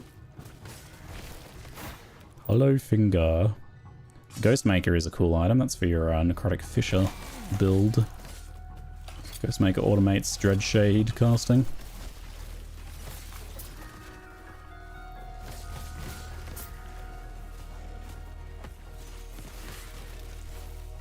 I need that dagger. Apologies. I hate your Ghostmaker drop. And I can't even give it to you.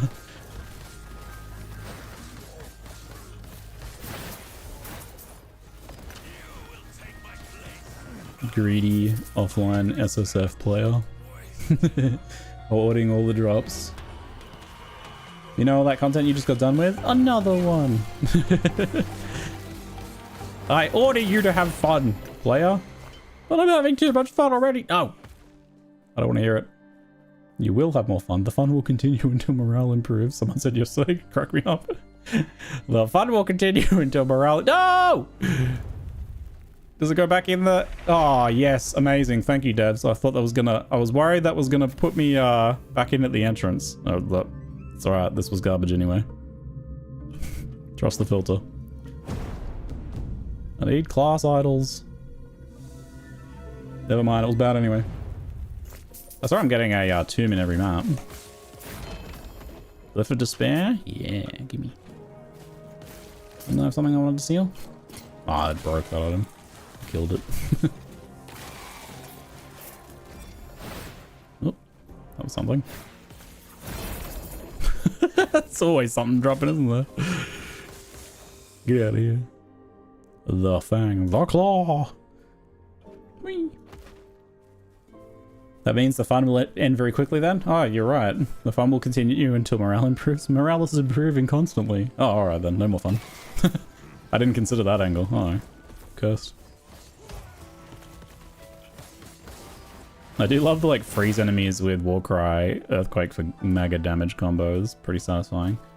75% more damage against frozen or chilled enemies.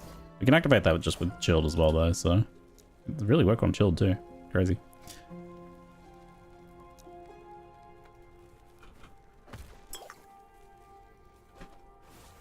Is your filter guide still applicable to New League? 100%. Yep, and I updated the template a little bit as well. The template is not really even the point of the video. There are many good templates. The point of the video is to learn how to filter customize, right? Because it's a core skill. But I did anyway update the filter. Come. It's a good one to kind of learn on.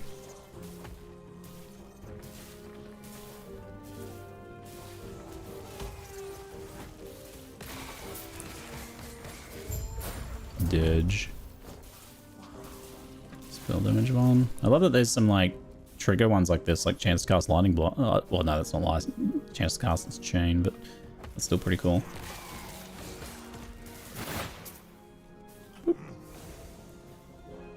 It's so good. It's so good. Can't stop, won't stop. Oh, hello. This could replace the silver ring. Would it help much? My necrotic's always already really good. Ward decay threshold's good. Int is not as good as strength, unfortunately. What about this one? Could replace that. We'd have to put void on it though. Good ring, but probably not needed. Into the stash with you. Ward decay thresholds. Reduce crit damage taken. That's just pure health.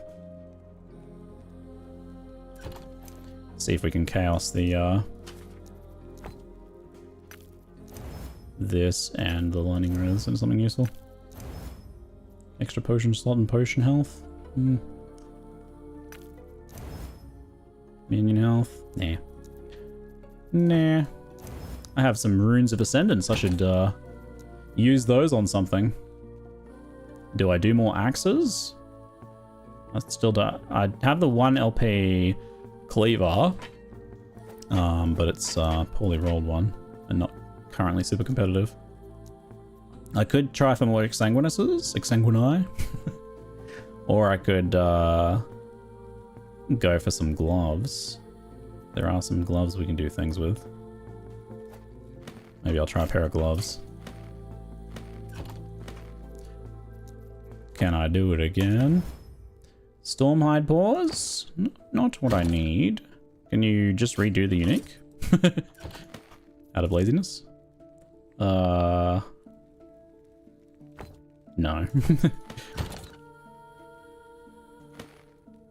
How are these? Yeah, we can use those. Again. Rule of the Simoon. Stationary fire tornado at nearby enemy on hit. Shred fire resistance with it. That sound like good gloves for any fire build, not necessarily a tornado thing. You just use them as a way of shredding fire res. It's kind of a cool, flavorful way of doing it too. I gotta take a short break. I'll be back in a moment. See you very soon, eh? Oh my god, the stashing's so good. It's such an improvement. Oh man.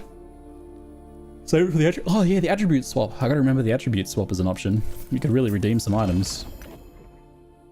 Palarus, Sacred Light. Melee damage and spell damage. Strength and attunement scaling. Cool. And smite on melee hit. Bet someone wanted that.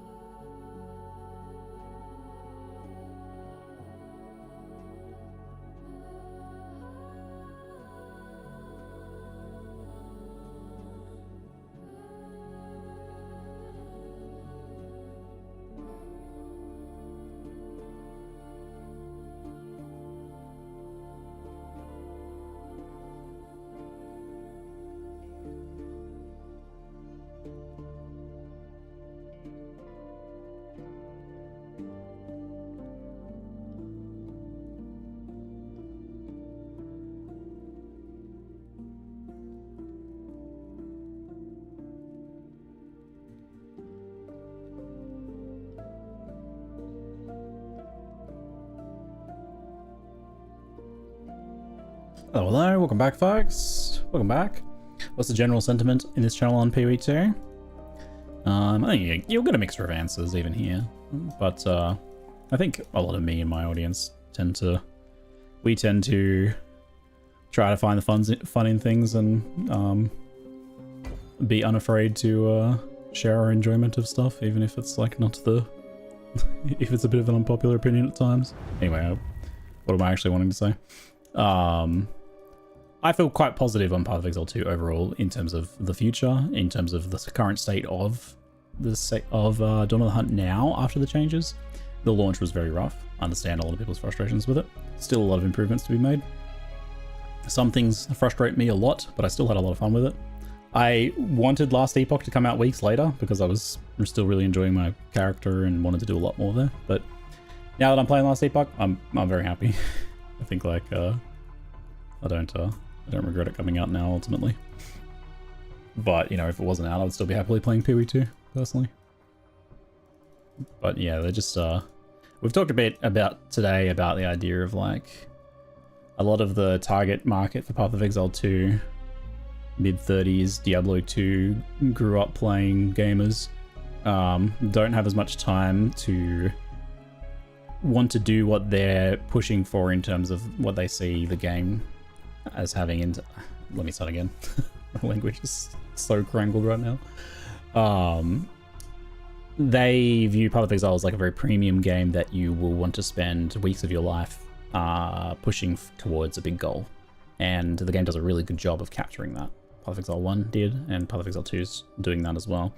But, well, is it doing a good job of it now? Maybe not, honestly, but that's what they're pushing for anyway. But that's not necessarily aligned with, you know, a lot of us who have families and kids and, you know, want to get to the fun part sooner. We don't want to have to necessarily grind to get to the fun. We want to grind still. We like grinding, but we want to grind the fun part a bit more. And Path of Exile 2 is not doing that very well at the moment. You think wearing Exsanguinous would hurt IRL? I think it would be supremely uncomfortable. Being hooked up to a bunch of IVs as you're battling, yes. Draining the blood from you, you'd probably feel a bit sick and lethargic as well, and increasingly so. Hello, Ignixiros.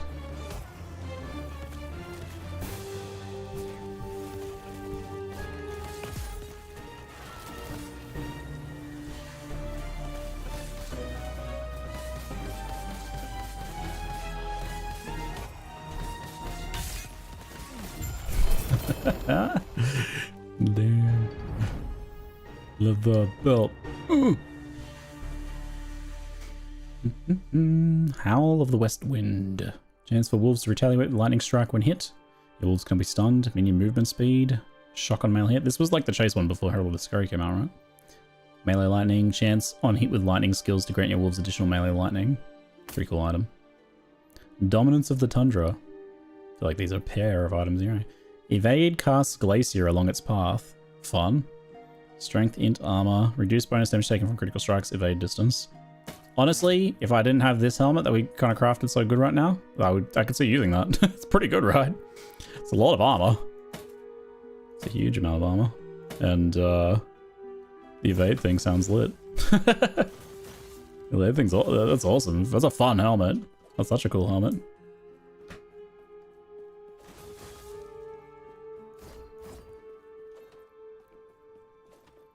I think a lot of the PoE2 negativity we're seeing stems from lack of PoE1 content. I don't know about a lot. I think a lot of it's very much its own right, but I'm sure there are some people who are like would rather be playing PoE1 new content but don't have it, so instead their time is spent kind of like playing Path of Exile 2 begrudgingly and maybe not enjoying themselves as much as they could. Harbinger of the Stars. I thought that was an Oribus drop. Why is it here? Strange.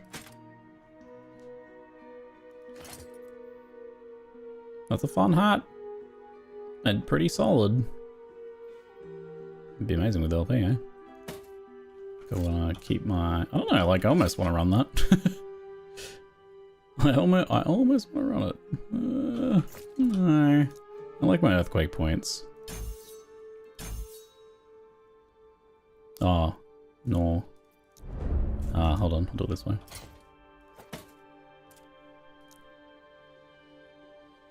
Go recast first. Then Earthquake's aftershocks do more damage against frozen ones. Or just the regular.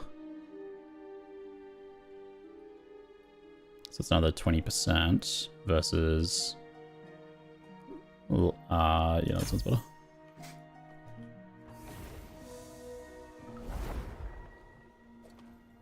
Did you just kill Shade of Horrors so quickly you didn't even notice? Do you think an Ouroboros spawned on top of him? It could have. Random Shade of Ouroboros sometimes appears to ambush you in your echoes. I don't know what the conditions for it are. It's possible.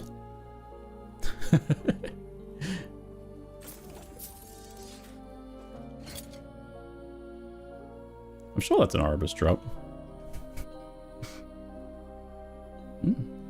Fun. Unique or set body armor one over there as well. Nice. What one was this? I should have read it to remind me what it was. I guess we'll have to figure it out in here. Enter the cemetery, defeat the woven forspawn. Oh, this is the one where I can exchange maps if I recall correctly.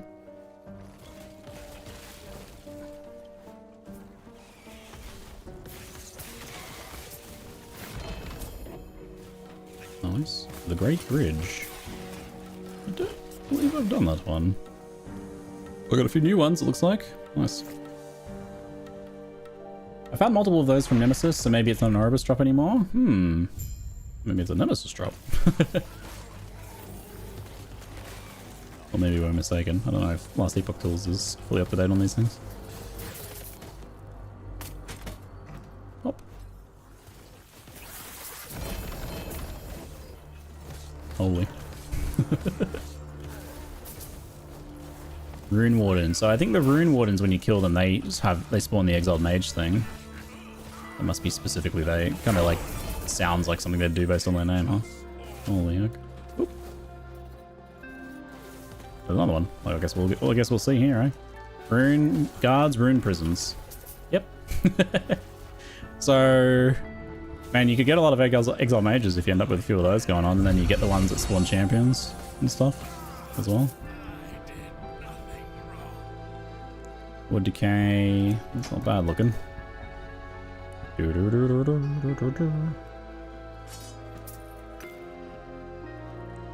Hey, Rekarov, thanks for the 2-year sub, mate. Quite the nice milestone. Also, sorry I missed you, Faded Fox. It was during the break, mate. Thanks for the sub, mate. Appreciate it. Appreciate you both. Nice 2-year milestone, Rekarov. Thanks, mate. Bloody legend. Bloody legend. LA Tool says it's just a wild drop. Oh, maybe just my mistake. Maybe it's just kind of seems it because it's Ouroboros themed or something.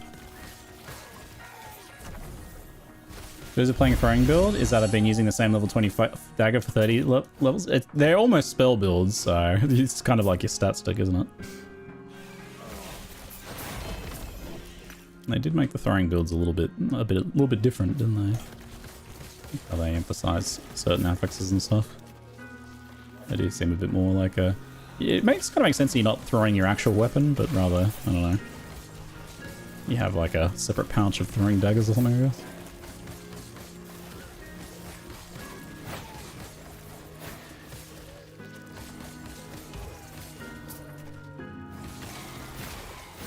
Pop, pop, pop. Click, click, click. Hello! Keys? Just 1% fizz damage and some debuff stacks? Yeah. Yeah, oh, you debuff stacks. Love those debuff stacks. Hey, Volky, how you doing, mate? Just absolutely bullying right now.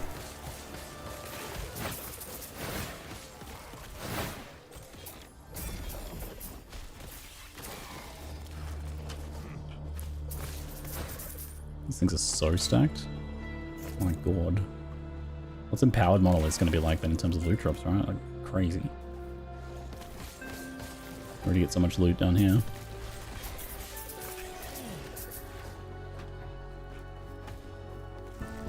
If you don't go real hard on your loot filter over time, I think you will get like you'll easily get loot overwhelmed. It's just like, I'm dropping 8 million idols, so I stop looking at them. Just because there's too many, I can't really look at them. So I don't find upgrades, and then it's like the too much loot ends up becoming no loot in a way. It's like, there's too much loot to really look at, so I don't really look at it, so I don't find upgrades. So, do the filter. Gotta do the filter. Probably shop to this shield axe. Oh, fun.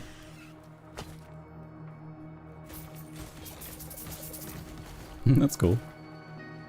Am experiencing loot overwhelm and almost in empowered monoliths? Get on that filter. 10 minutes spent tinkering with your filter. This is going to make all the difference. I upgraded it last night or this morning, and I feel so much better for it. There's still some ones I'm like, want to improve a bit too. I'll improve a lot more over time for sure. But his aftershocks are so chunky now. When the aftershocks cascade and crit, it's like, oh my god.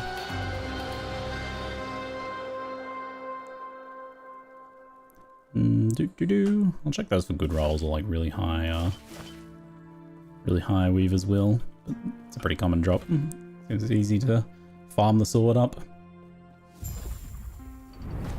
So there's another crafting bench over there, which looks like it's the map conversion thing. So I don't need this.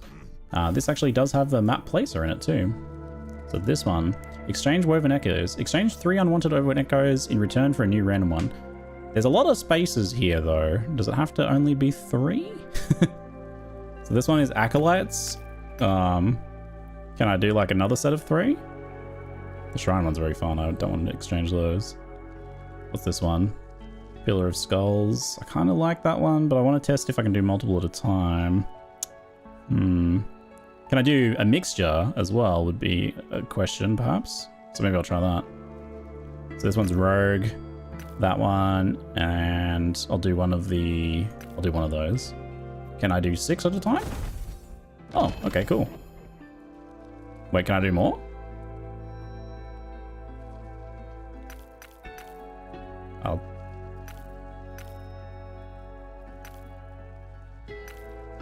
I'll Stemple Woven Beaker. Oh, you can just keep going. So it's just 3 to 1. Okay, and you can do it as much as you want. Oh, sick. That's great. That's super useful. So I probably don't need to keep a ton of these, although this was pretty juicy itself. But was this the shrine one's fun? I got a new one here. Break through the fortifications along the Great Bridge to gain access to the Forge of Fates, where you can shatter your set items to reforge them. Cool. I need to actually have a look at if there's any set items I could use on this build. That would be awesome. Rogue. One of those. And what's this one? I like the box one. They're great for like smashing the timelines real fast. Acolyte one. I wonder if the input affects the output at all. I got another Baroness one. The Baroness one's really slow.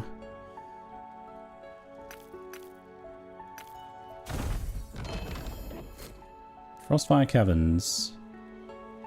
I haven't done this one yet. It's for mages. Cool. This one's great for passive point creation. So this one is for unlocking your passive points or filling out the ones you're missing. Cemetery of Reweaving.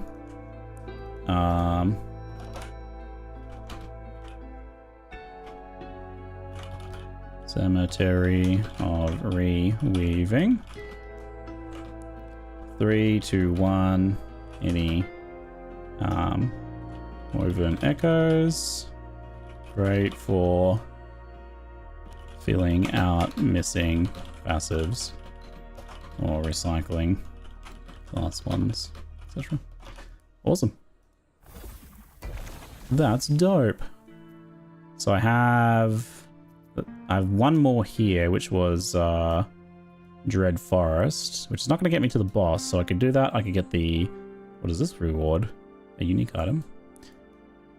What's this one? Slay enemies to collect as many soul embers as you can before the time runs out. Spend the soul embers at the soul gambler. Let's try that one.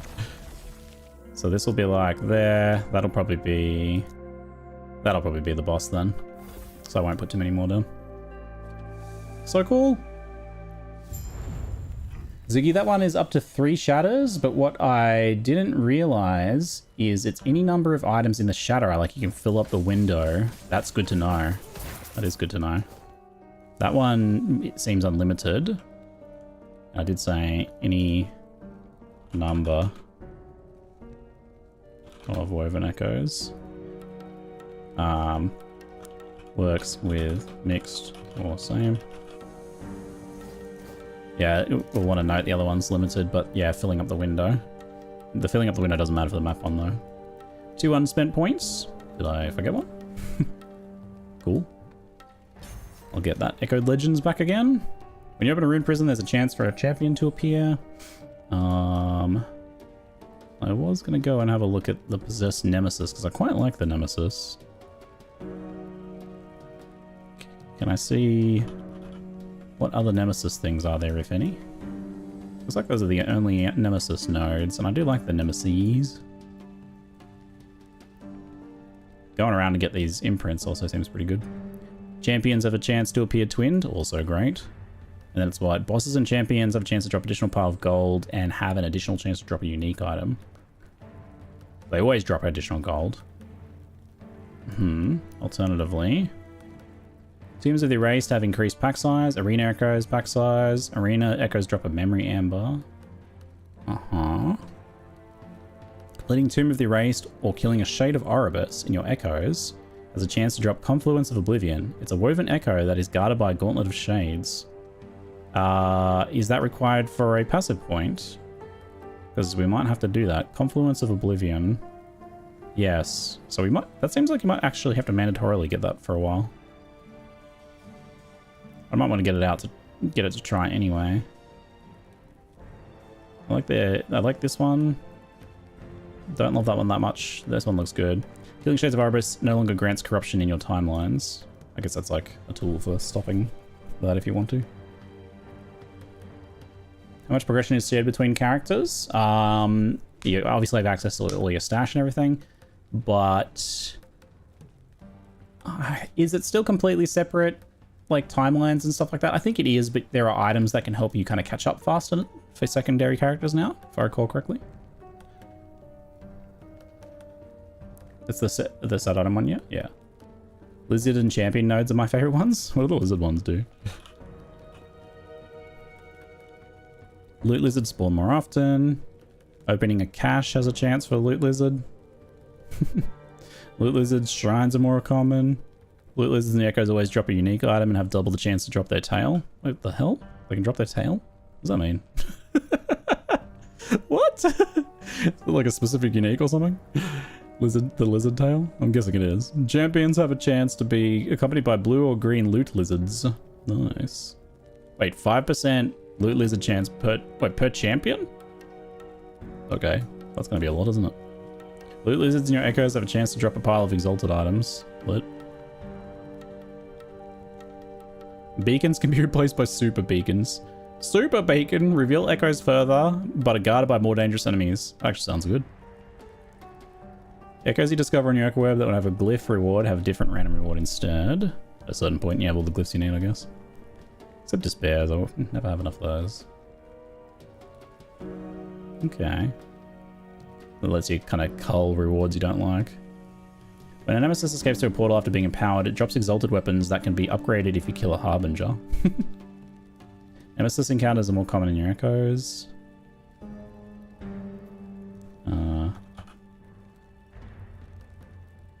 Nemesis.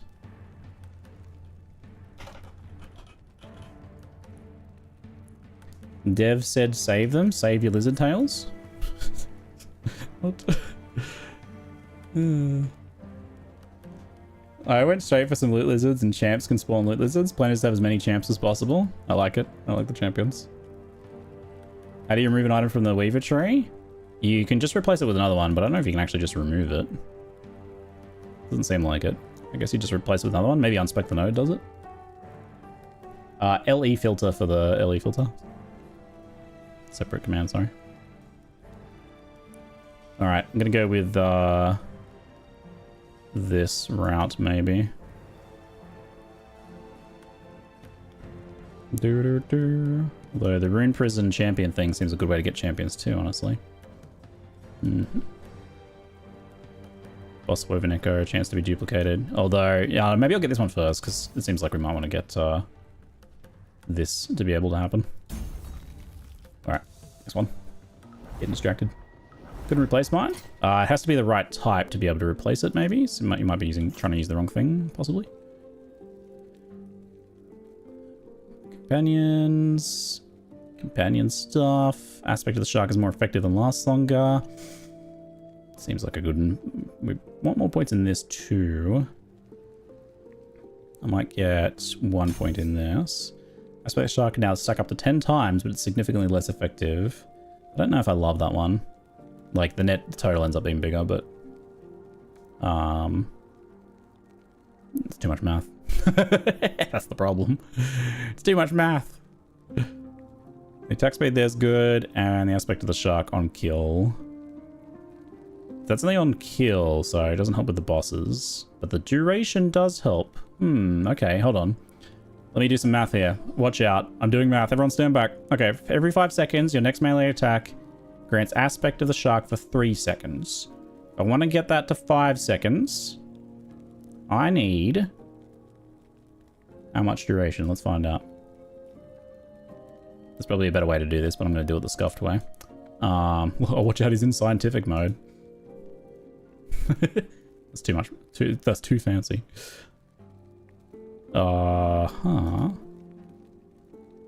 So it's 3 seconds, 75. No, wait, 15. No, 15 duration per point.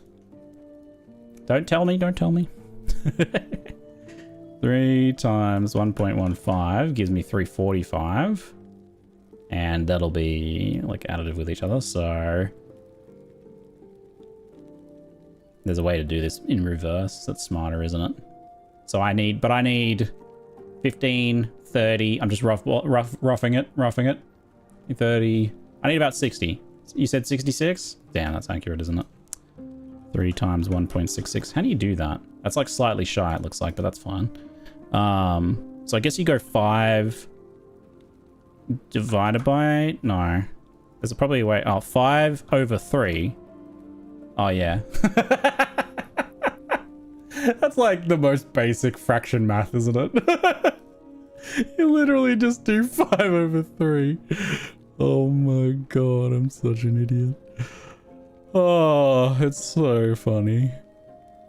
Okay, so 4 points. And it scales the effect too, so I mean... Oh man, it's probably worth just getting 8 points, to be honest. For the effect scaling. Moot point in the end, perhaps. We're done here, right? Wait, no? Huh? Am I running full of outcasts right now? Like an idiot? Or did I just end up here accidentally?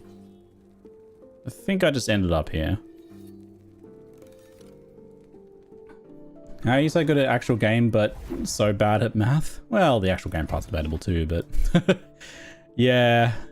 It's, I, like, have been trying a lot to learn in recent years, and it's... I feel like I've learned a lot, but something just about that way of thinking doesn't click for me very well. I think like a lot of it just stems from unmedicated ADHD as a kid and not being able to learn maths. Like it was to hurt my brain to focus on it, so I just didn't. So I just failed math classes.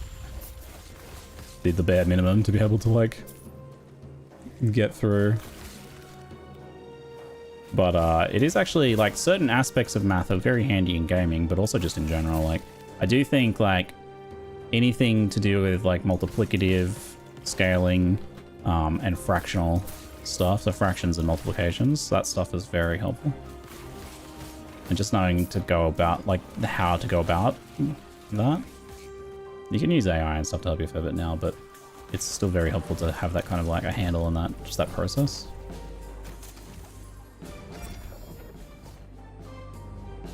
Fizz penetration. I need that affix. Probably do need to do a bit more shattering in general.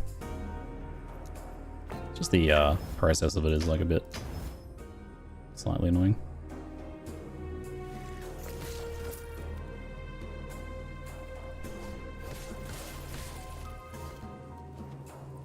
Anyone know if chance to shred armor on melee hit counts for summoned weapons from Forge Strike? For that, to answer that one, I would be looking specifically at the Forge weapons. I would suspect not, unless it says otherwise. It's like the Forge weapons would have to have something saying that it uses the effects on your weapons or some other thing like that. I'm not familiar enough with the skill to comment.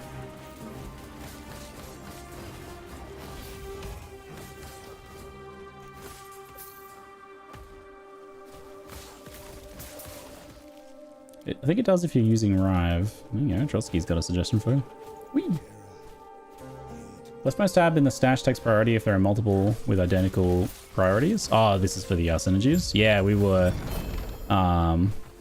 tinkering with that earlier. It goes left to right, so you want to do the more specific things on the left and then the less specific things on the right. I should probably make a guide just like telling people about that feature, but like about the whole feature, explaining how it works, and then also showing that tip because I think people will just not know about it. Like I didn't know when I was naming the tab and everything. Snowblind with LP is pretty good. Strength hat, good base, life, pretty solid. So this was mage stuff, wasn't it? Yeah. Although, shout to you.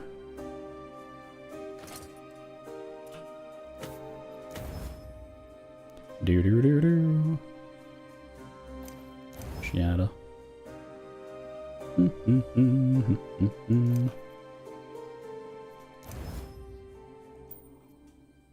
Do do do.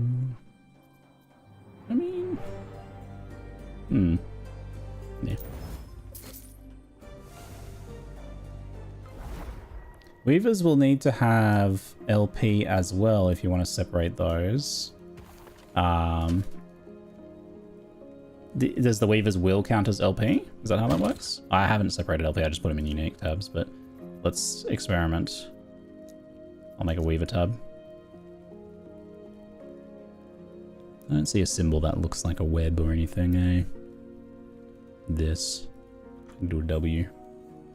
I'll just do a W. Purple? No, green for Weaver. Set it to, say, tab priority. Prioritize moving items. That makes sense, but I didn't see that when I saw it. I like, didn't even think about it. So, oh yeah, because there's not like a separate thing for this, is there? So how do you do that then? Rarity, class requirement. Oh, there's Weaver's Wills here. Okay, cool, that's easy. So we just go. I don't even have to put unique in there if I just put Weaver's Will there. Only we. Oh, I guess that might steal idols. So we probably do want to do it as unique. Yeah, otherwise it might steal some idols that have Weaver's Will on them. And then if this is here though, it won't go there because it'll probably go to the other one first. Yeah. So this is more specific, so it needs to go here. But it's only uniques with Weaver's Will, so regular uniques should ignore it. So if I put it in, it'll go in there now. But if I take a LP item, why did it go there? Max 0? I would think these would have to be both conditional. It's like all must be true, but it seems like it's only, that's not how it works. Like that shouldn't go there, right? I'll just put minimum as 0 for legendary potential. Sorry, max is 0, and that should stop it. But that's weird that it does that. Like I would think that this would check only Weaver Will 1+ items, because that's what a minimum means, right? Because that does not meet the minimum requirement of 1 Weaver's Will. So how does it go there? That seems to me like a bug, honestly. Just try max LP4 and see if that takes a Weaver items. Max LP4. Like this. Take this out. I mean, it will go there just because, because we know how it works now, but that's because of like that effective bug or oversight there that we just saw. But it should work now that I put the minimum in there. Like any LP items or non-LP items should go in their correct tabs. So we can test. Yep, good. Wait, why'd you go there? Because it's 0. Oh, I don't know how to stop that. It's checking in order, so it's checking unique, yep, and then it checks this, but it should have to meet the minimum requirement of Weaver's Will. Like, that literally doesn't work. It's just going to fill it with un-LP uniques for some reason.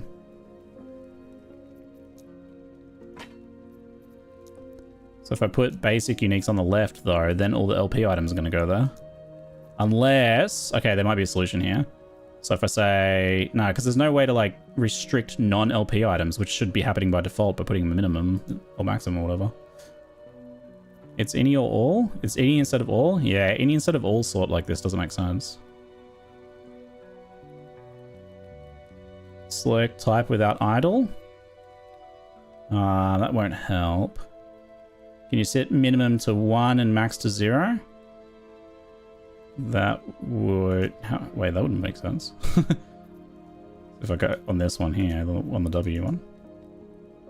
Legendary potential 0. 0 to 0. Wait, minimum 1 to 0. Oh, to like break it? Nah, just it says illegal and it resets it when I click off. 0 to 0, but it'll still do the axe. Huh. 0 to 0. Yeah, because 0 to 0, this is a 0 one, right? So that's not gonna help. I don't know a way around that one. Hey, Epoch, thanks for the raid, mate. Appreciate ya. Just trying to solve the stash synergies thing. There's some slight weirdnesses here. How you doing? Hope you had a good stream. Wait, 1, 2, 3, 4 viewer raid? Sus. How you doing, mate? How you going? What have you been playing? And how's it going? How's your build going?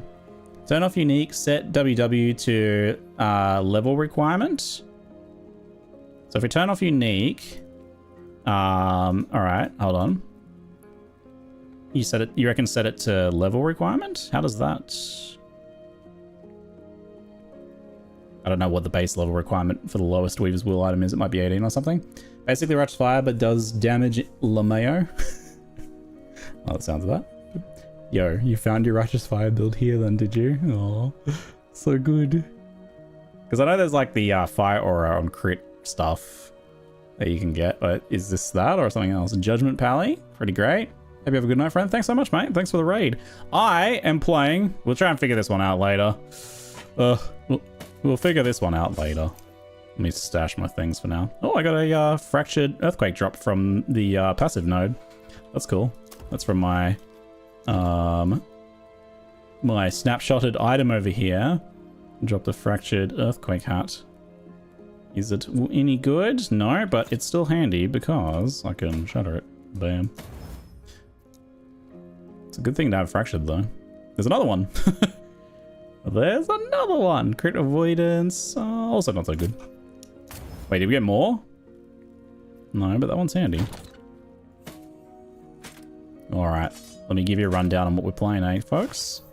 Welcome, welcome. I am playing a melee low-life Beastmaster with no beasts. I'm playing the big tanky endurance life man with no endurance or life. And the Beastmaster class with no beasts. Yes, it's so illegal. Illegal builds.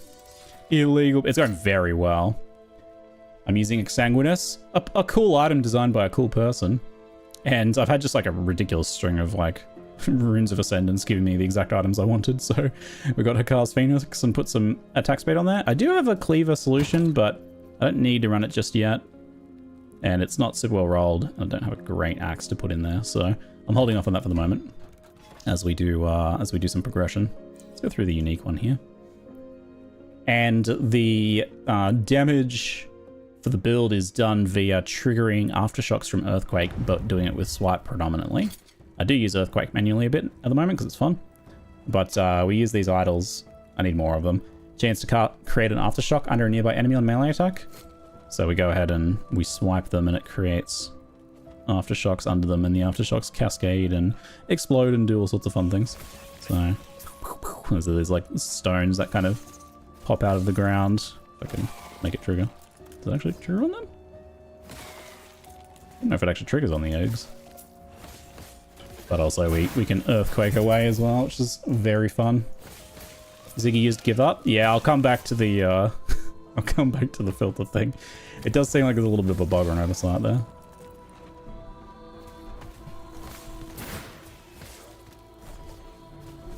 Are Weaver items only obtained through Nemesis? Weaver items have been global drop in the past. I don't know if they disabled the global drop of some of the Weaver items, Weaver's Will items that existed before. But Weaver Will items might only drop from actual Weaver faction enemies now that the expansion with them is in the game. I'm not entirely sure about that one actually. Like for example, the shield, which was a fairly common global drop before. I got a Weaver's Will from a Nemesis. Well, Nemesis, they follow their own rules. So Nemesis probably could still drop it even if they weren't global, I reckon.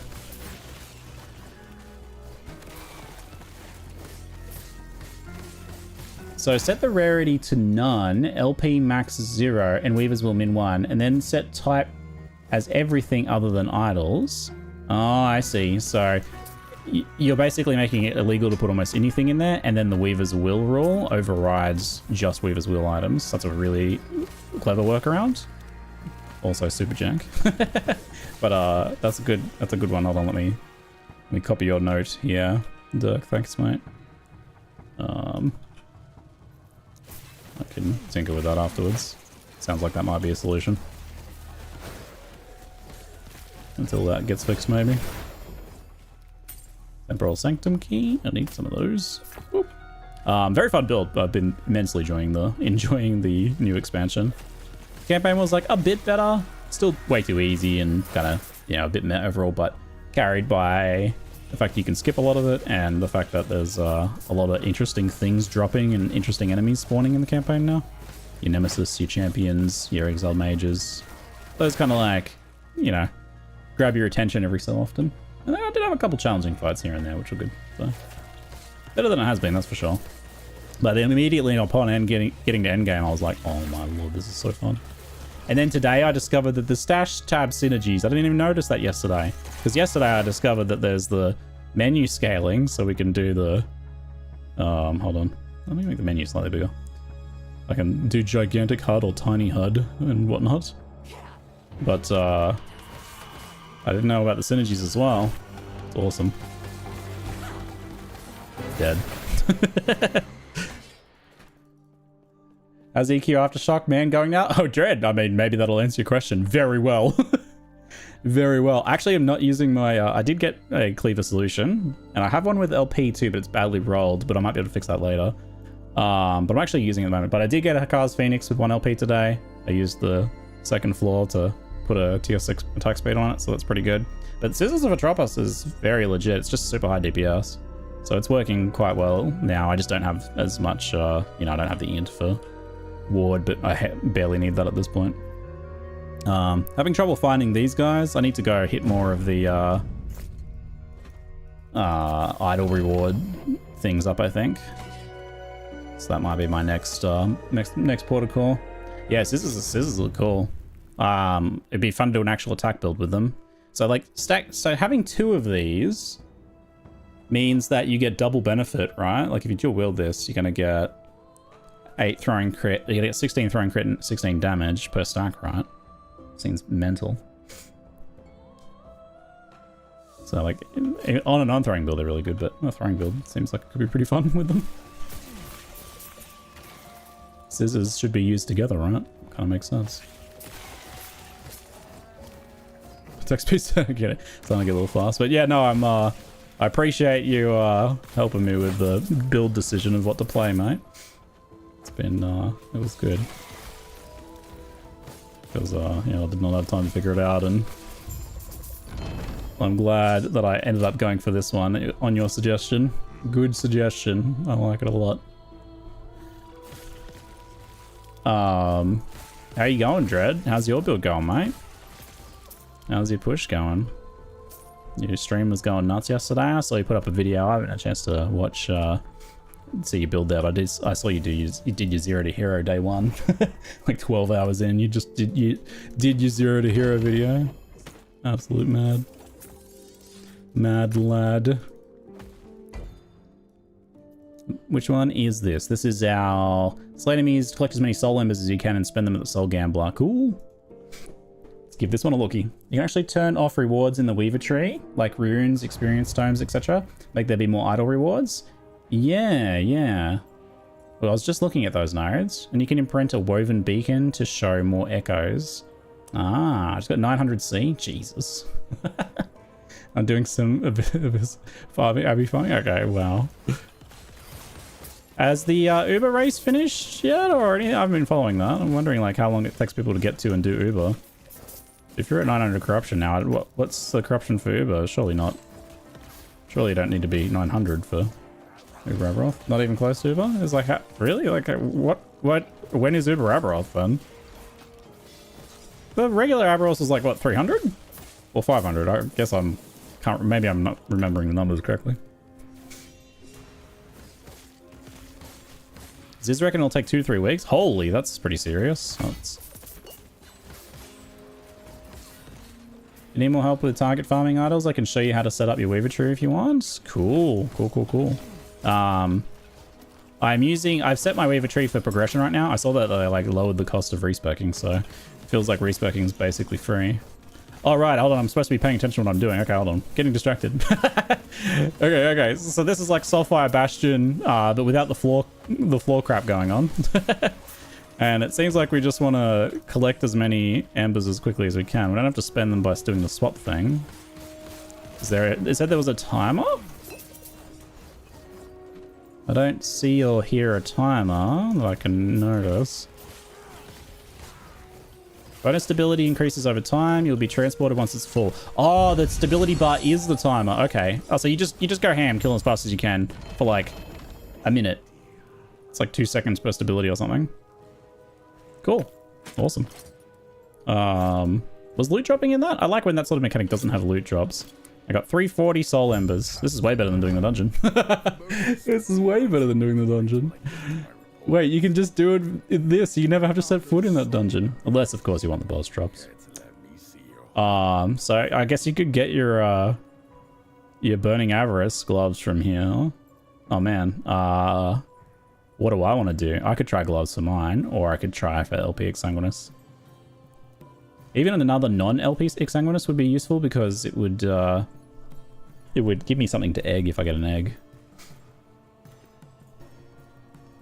Uber Aberoth is expected that only 1 out of 100 or less people who can do normal Aberoth can do it. It's not like other games Ubers, so it's an Uber, eh? Is that what you're telling me? I've been finding Echo Rewards and it's been insane. And have you been using the one that sucks all the Echo Rewards from around it as well? Or is it just like not even necessary? I said Uber would take 3 weeks. I'm guessing 3 days. It's usually something like that, but apparently it might not be. Dan Man the Howland, thanks for the sub, mate. And Mayo, thank you very much. Mayo Akiyama. Hold on, I got this. Mao Akiyama, thank you. Appreciate the sub. Unique? Oh, wrong unique. Good try though, good try. Did you say first one's guaranteed unique? Wait, what? Yeah, I literally am like, I'm going into one with a timer and then I just start chatting. Forget what I'm doing. Something like this. Oh, this is your tree.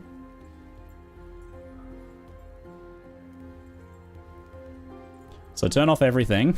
I love it. Turn off everything. And then you embed the stuff you want. Charge the great beacon in this echo to reveal echoes in a large area around it. So you're using that to find them then. It would be echo reward plus lizard farm. Yes, the lizard farm. People seem to want to be enjoying the lizard farm. I quite liking the champion stacking stuff. It's kind of what I'm doing at the moment, but I'm also just doing like progression nodes. Like seeing what some of these things do, like the Reflections of Erebus one does. I'm going to, I'll put this in my notes, thanks. This is Dread Echo Farming Tree. Legend. That's what I would do personally if I needed good idols, farm idols, etc. Yeah. If I little looky-loo for a second. So let me make sure I understand on the idle side of things. Full screen. So you can do the champion drop there, but what's this one? Place a weapon or jewelry. Okay, so I don't think you can you do idols in any of these? I don't think you can you? So you don't do any of the lost cash stuff for idols. Yeah. I couldn't see anything for idols on those ones. So you block them all, and how was it that you were getting the idle ones to spawn though? Was there something specific going on there? Should you just be grabbing all the imprint stuff always? It does seem a little too good to pass up, doesn't it? So you find idle rewards, use memory woven echoes to reset them. Ah. Use beacon imprinted. Oh, because it... Yeah, imprinted. Just to have that spawn randomly to locate idle nodes. And then use... Is that... What's the name of that one? I can find it anyway. Use woven echo to reset rewards. And kill blue lizards and find more of them. The blue lizards give you your timeline. Do they give you the timeline thing? Blue lizards, blah blah blah. Blue lizards explained here. I don't think they're explained here. Is that what blue lizards or something? Blue lizards are idle ones. Oh, so blue lizards are idle ones. I'll just make note of that as well. Blue lizards are idols. There is, so the, here's another thing I can add to it. I don't know if it's necessarily time-wise worth it, but, so I did learn that the tombs echo the, echo rewards as well. Echo. They copy the echo rewards, so tombs also duplicate echo reward from the echo they're in. So, in theory you could do tomb spawn rate, but it probably doesn't matter that much, I would say. Cool, awesome. Thanks, mate. Very cool. I guess I'll try gloves. I forgot you only get one attempt on each of these.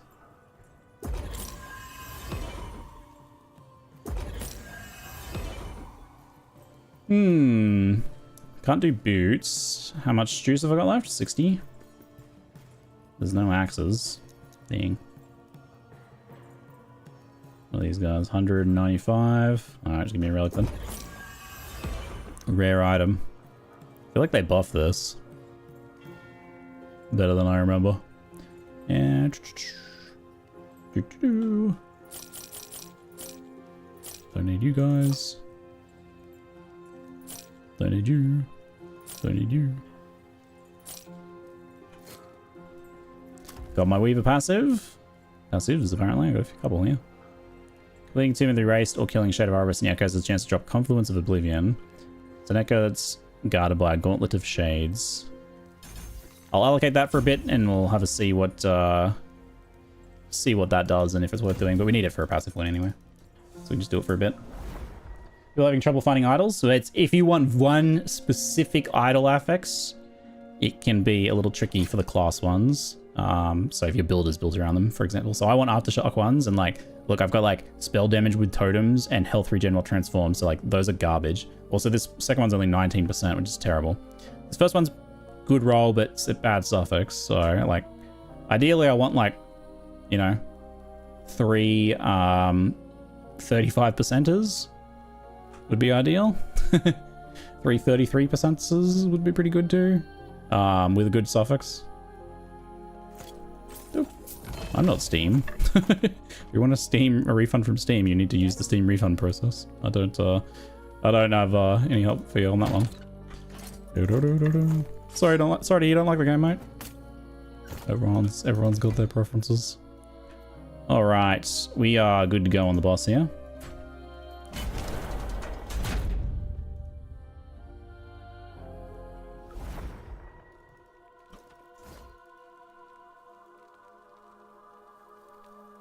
You get above 100%, does it spawn multiple shocks? You know, I don't know in this case. I don't know about that one because I think the game often does that in this instance. Like, for example, ailments that way. If you get like 200% chance to bleed, you'll apply 2 bleed stacks each time. It's one of the primary scaling ways, really. But I'm not sure if that's the case for something like this with aftershocks. It maybe does, because it has its own separate limit anyway. It's got like a limit of cannot trigger if earthquake, cannot create aftershocks. I thought there was a I thought there was like a time limit on it. Maybe there isn't. Good question. Getting a dawn one's been rough. Yeah, these ones are a little tricky for sure. Find the blood pact Wengari and join the battle against the Empire Titan. Oh yeah, we're doing the quest one, aren't we? Need to start hiding some of those off exalted items that I'm not interested in.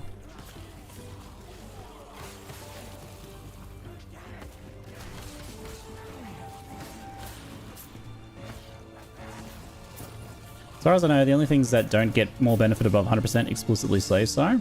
I like when that's the kind of the approach to these things, when it's like the rule.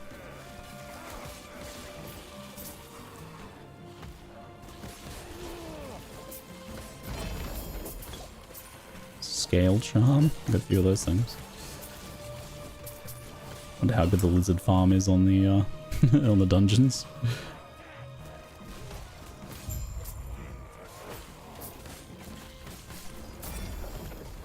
I don't think you have to do a specific thing with the quest anymore, do you? Just do the first one that comes up. You used to have to be very careful about what you did here, or you'd end up going the wrong way. Oop.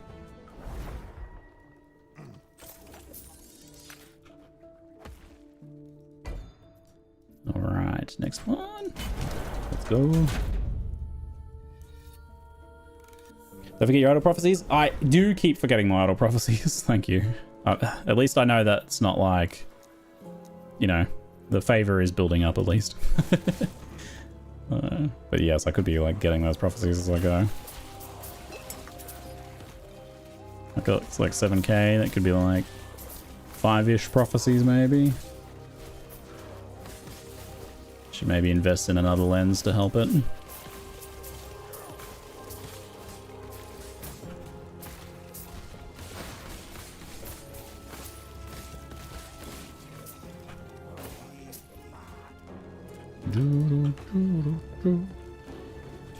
Save the trapped villages. They're only going to die to the, you know, entropy of the universe anyway. Why even bother? What's the point?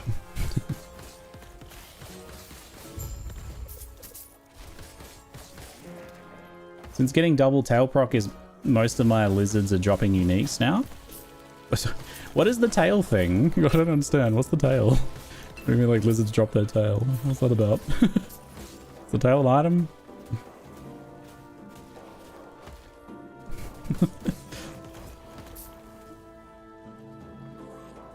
Dang. I missed you. Up. Let me up. Oh, nice. Rune Warden? Hey, buddy. Got an exiled mage for me? Sure do. Mana courses blood. Serpent's fractal tree. Javelin no longer pierces. When it hits an enemy, it splits. And then one additional spear is created per 12 dexterity. Sounds fun. Ward decay, cooldown. Yeah.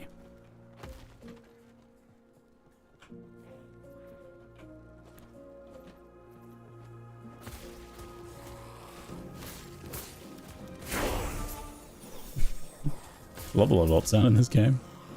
Gets me every time. Dopamine activated.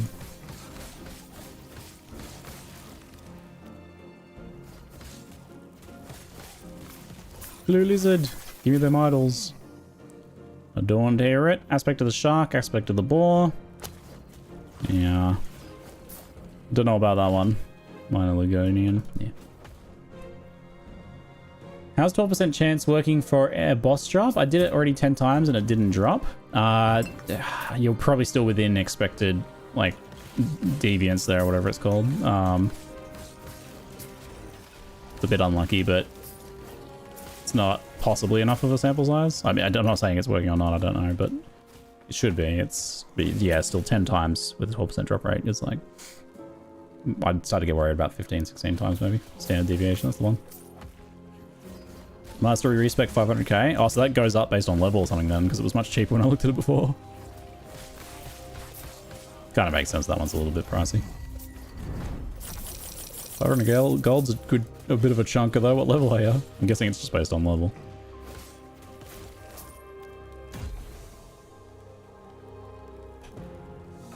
Level 90? Oh yeah.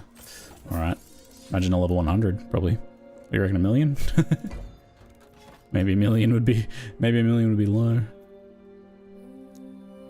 Sepulchre of the Lost. Delve into the vast thing, defeat the fey waves, create an epic with rewards of all surrounding ones. Wait, this just randomly spelled. Oh, because I imprinted it, of course. That's the imprint one. Fun!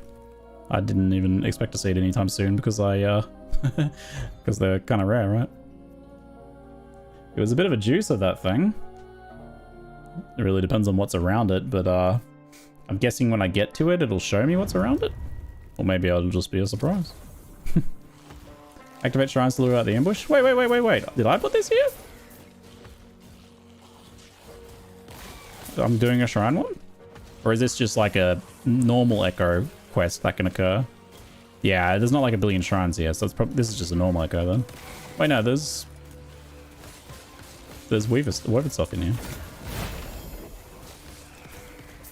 I have been keeping this guy's rewards a surprise. He's got some interesting looking things.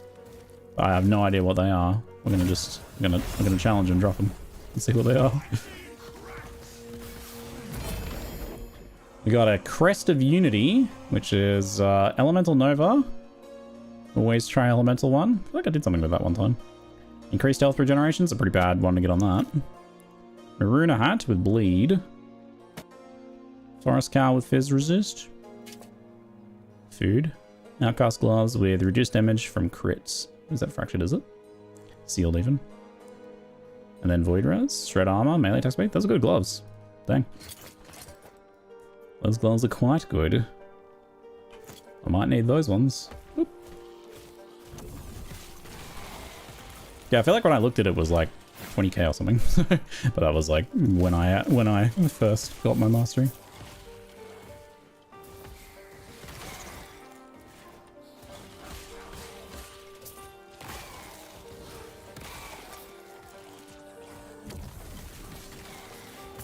Oh, hi there. Why did a champion randomly spawn here? Shrine? There's so many things going on in this game now that it's like... Oh, because that was the lure out the ambush. Half the time, like, things are happening, I'm like, why did that happen? Like, it's like, you know, it's this passive interacting with this thing on the random piece of gear that you have looked at once last Tuesday. Whee! Nothing. This ripped blood shrine just like around me. Stop. Stop ripping blood. Is this another one? There's two. They're right next to each other. Wait. What happens when you take the rewards from one that takes the rewards? Does it create a recursive reward taking? Is this gonna have like 12 chests in it? Because it'll get 6 from here and then this one? There's actually like no echoes here. It's just like key in this, and that's it. I kind of want to do it to see if it takes anything from this though. So we'll know that we'll get shards in one chest, a key in another, and then maybe nothing else. But I wonder if we're going to get like rewards from this. Because it doesn't have like a reward tile on the map, I'm suspecting we probably get nothing. Or it just bugs out and crashes because... Oh, okay, here we go. But that might be a third option. No guarding tombs for you. Your tomb guarding days are over, my friend.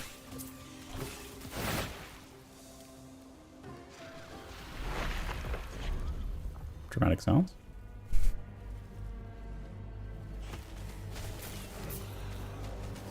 This thing was quite huge, but it did have a lot of extra loot in it too. Even without the other things, it's still pretty rewarding content in its own right.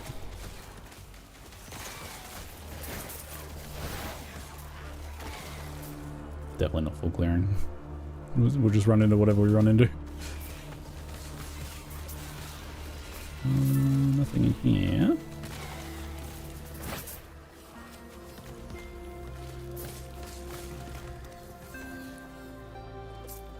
You get nothing. Good day, sir. I see. Fair enough. Antipode Rifts. Always drops a unique piece of armor. We've already got that one. Woven Bacon. Pillar of Skulls. Have those ones. Just casually reading one. Some gigantic thing is throwing a huge ballista bolt at my face. Didn't even break my ward. I'm not worried.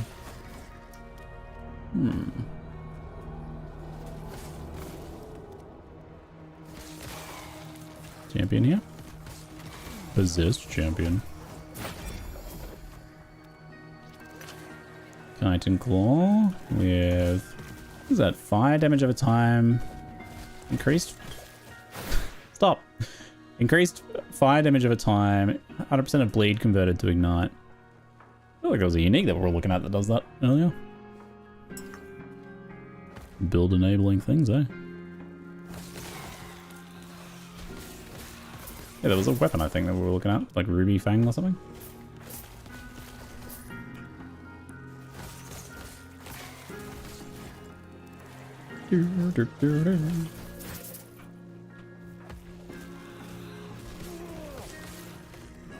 I really gotta stop farming and like get to empowered monoliths though, so I can have enemies that fight back. Definitely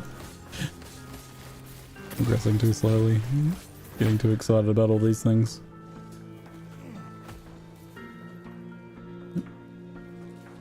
Anything good? Whoa, bright lights. Calm down.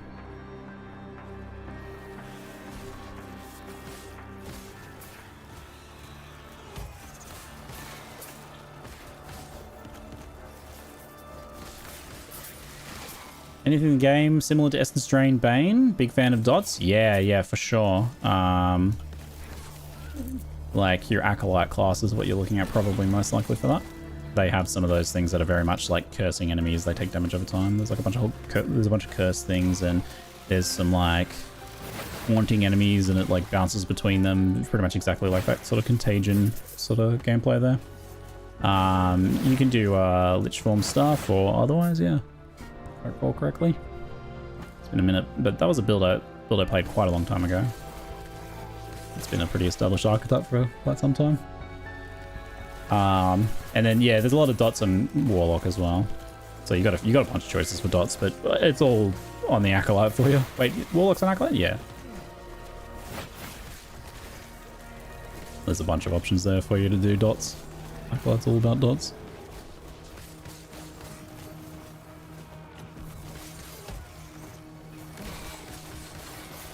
You look kind of fancy.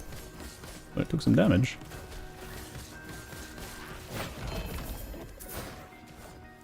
Titan Helm. Wait, stop. Cave of Shadows. Frostfire Caverns is Mage 1. Overgrown Graveyard. The Great Bridge. Oh yeah, we haven't done this one yet. We'll do it in the next one though. Titan Helm. No. The set drop thing for this is nice for when we're going to do the like shredding set items or whatever. Eh? Look at how that actually works when I get there. I am not sure yet.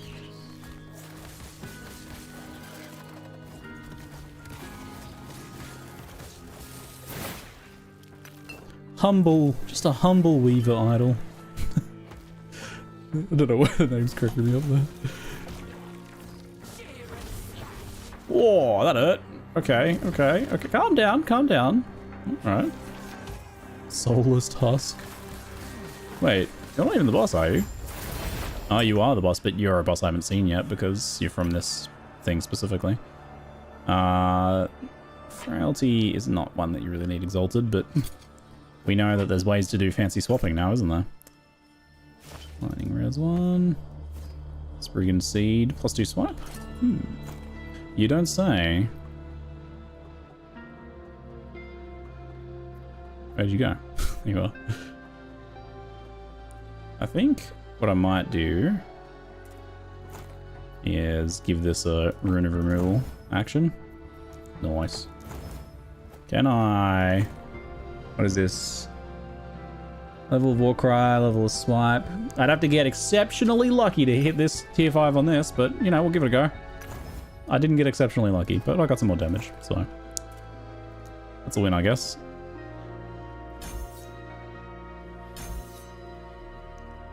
WSD movement. Some people are pretty happy and enjoying it. Maybe depends a little bit build by build.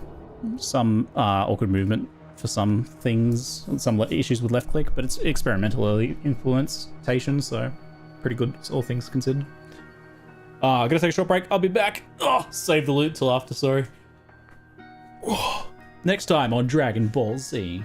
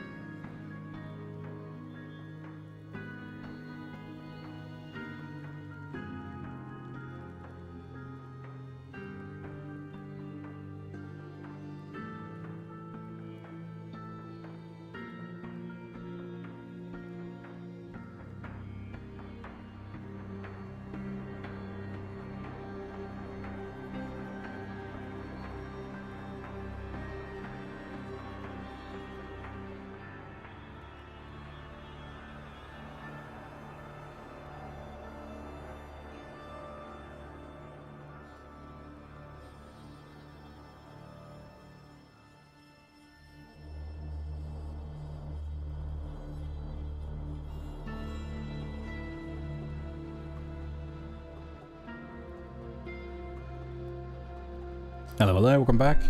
I got a Weaver's Relic for my swipe bear, +1 all primalist, +4. Oh, it turned into a +4 swipe. Amazing. Excellent. A dream. Oh, let's see what we have in here, eh? So there's 4 chests. So that was the key. There should be some shards. There's the shards. So then that was like generic loot. And then this was no, this was scepters. So where did I get those from? Curious. Maybe it did yoink them from the other one. I'm intrigued. Companion revive speed, minion health. I'm not spending to override that. Do I have any other ones?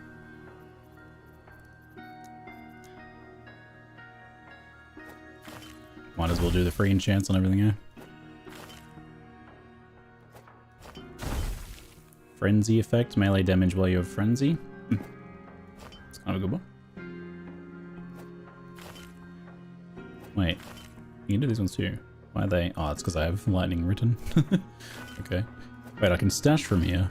Nice. Of course I can. Of course I can, Ziggy. That makes sense.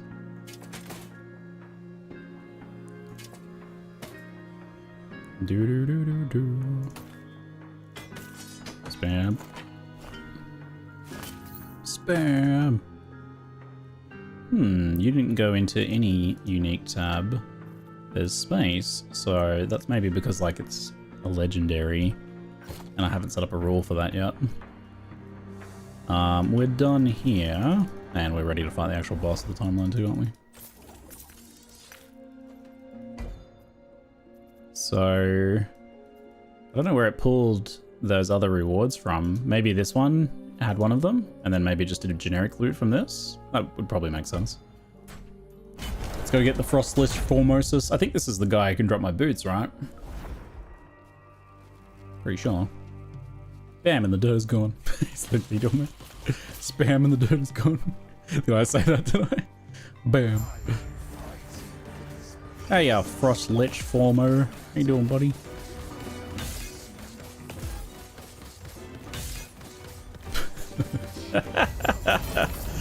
Going pretty well. How's it going, Ziggy? Pretty well. 1 to drop rate, 2-handed axes, 2-handed swords. Well, this doesn't really help me much, does it? I don't want any of these.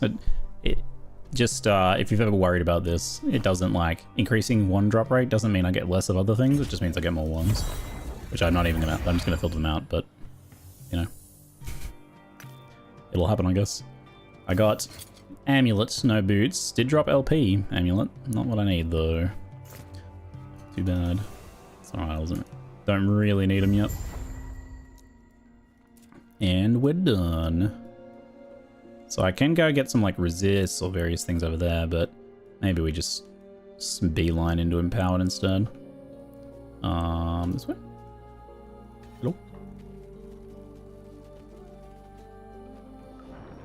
Whoa. Whoa. Not used to these visual effects because they didn't used to work on offline mode. I seem to have fixed that problem.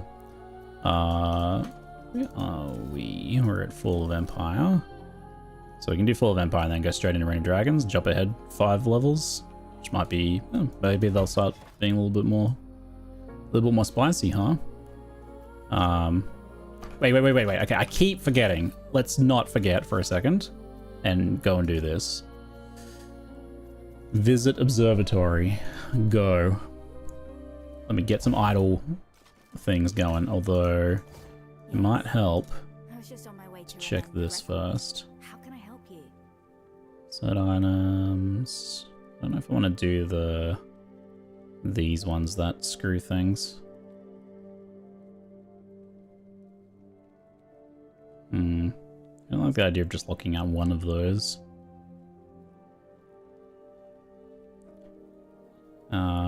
Okay, I'll skip those and we'll just go the regional. Adorned Idol, I think. There is an only mono one? Is there one that says only monoliths? Is it higher level one?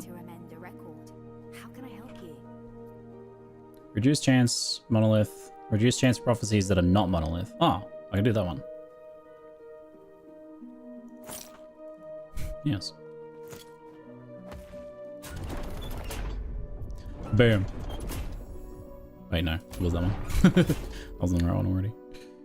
Death of Abomination in Fall of Outcast timeline. I mean, I don't think I want that one. Reroll. There's no idols there. Out of here.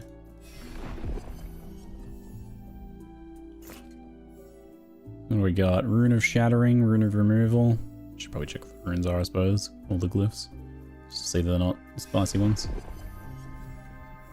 There we go. Adorned Idol. Death of Harton's Husk.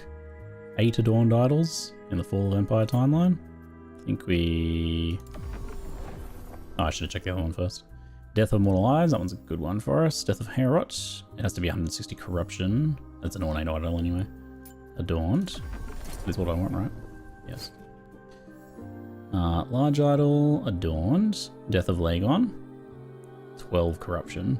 12? That just means I can't do it on like the normal one, right? So I do a reset first. We'll get it in Empowered probably. Death of a Champion. Ornate. No. Unique Idols. I don't think there's any unique idols that are... Oh. Not that we can get from this, I don't think.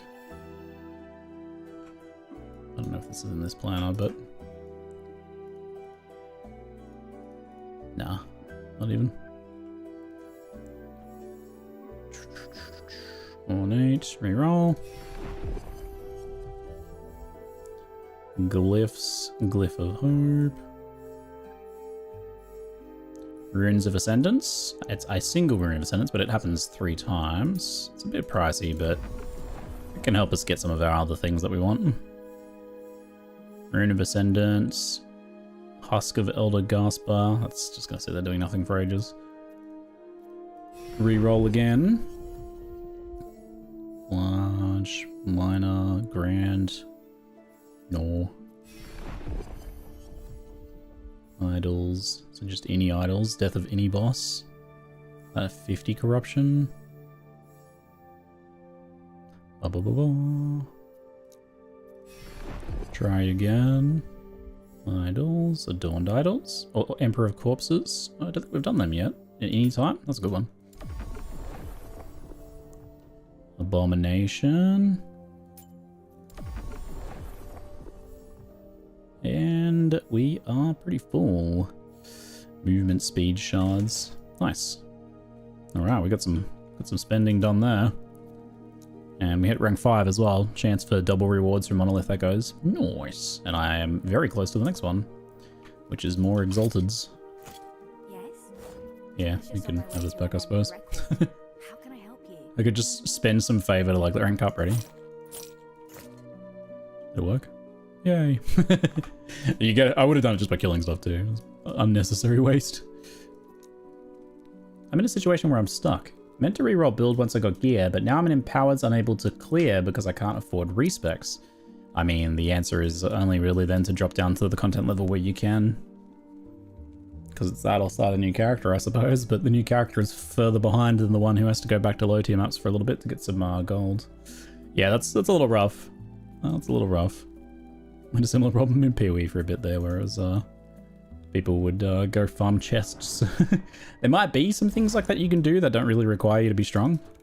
Like, you know what you should do? The Woven Shrine Echo, but if you haven't, or like if you can't do the dungeon to place them, you might be out of luck, eh?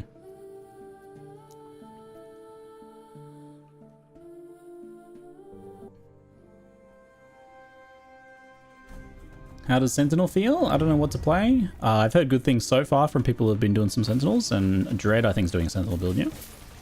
And he just said he dropped by a bit ago and was talking about being at 900 corruption, smashing content.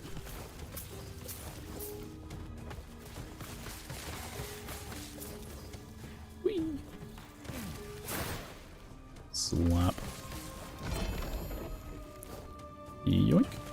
I'll take that, thanks. Paladins dominating the leaderboards. I think it was somewhat anticipated that the rework would end up being pretty strong. It seems to be maybe what's happened. So there's a tomb over there too, but think I need the tomb here. I need to progress. That's what I need. I want to start doing them in empowered monoliths instead. Things will be much more interesting. There's new content to discover. Now I'm excited. Getting lots of portal jumps. Is that two-hander? Yeah. No, wait, one-hander. I've got no runes of ascendance left currently. That one is not much use to me, honestly. Out here.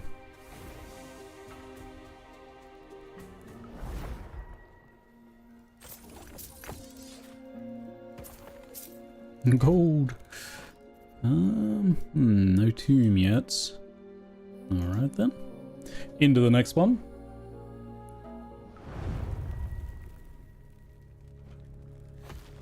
Preserved Sanctuary. I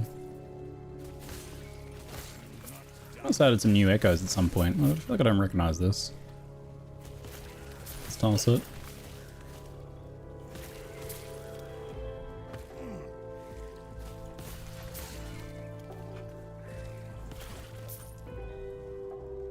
Nope.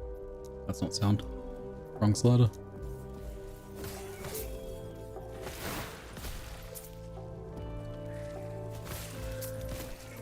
Hello, what do you got? Suitable for studying the stars. Oh yeah. Spellcaster stuff, eh? Filtered. Get ye filtered. Oh, okay. Ooh.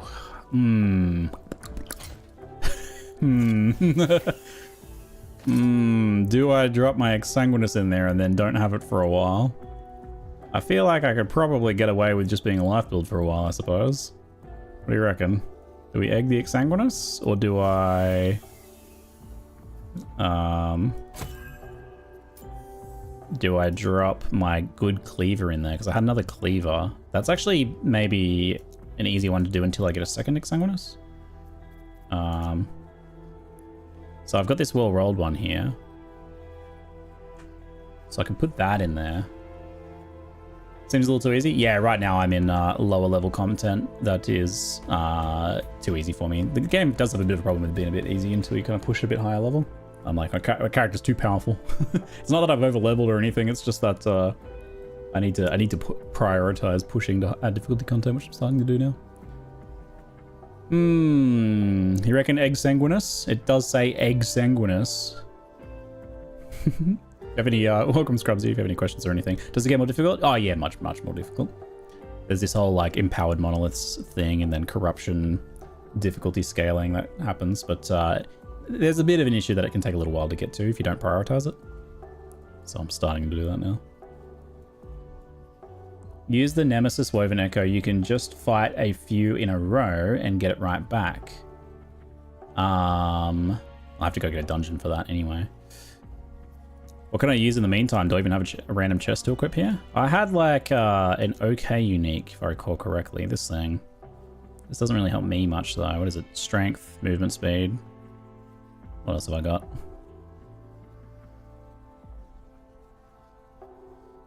I think I have like a Titan Heart or something. I could just whack a Titan Heart on there for now. You do not regenerate, less damage, or no, I don't get the less damage parts. I'm not using a two-hander. What else have I got? Urzel's Pride? This is my chance to use one of these things for a while, I guess. Alright, I'll put the Exsanguinous in the egg. In you go, buddy. In you go. Oh, I'm not going to be low life for a while, peppy hands. Mana regeneration per uncapped lightning res. What else have I got? The Kestrel.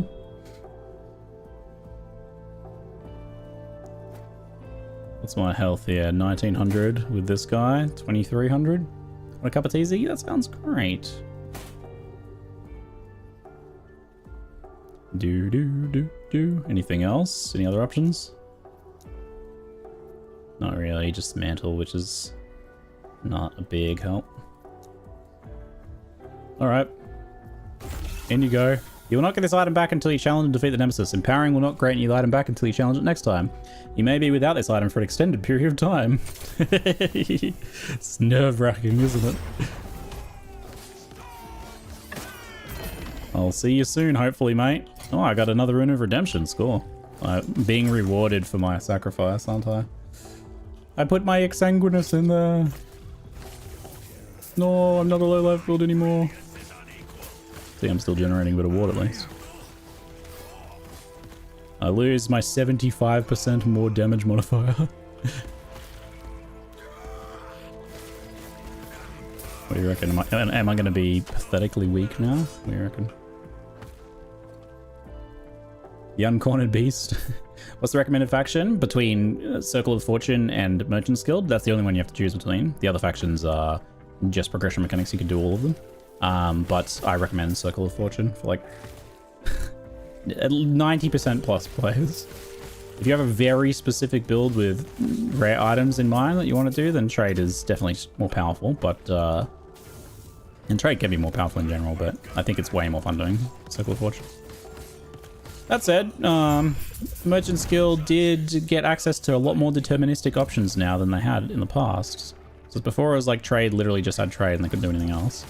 But now there's like a whole bunch of other new crafting systems and item acquisition systems to help you, so that will act as like a fallback for you if your like trades aren't being very successful, I guess. Yeah. If you lose the next fight, do you lose the item? You know, I don't know. It didn't suggest that. It didn't say anything about that, did it? There's one of these guys over there, which what is this? Oh, this is the one that claims the surrounding rewards. There's also an idol here though, which I want.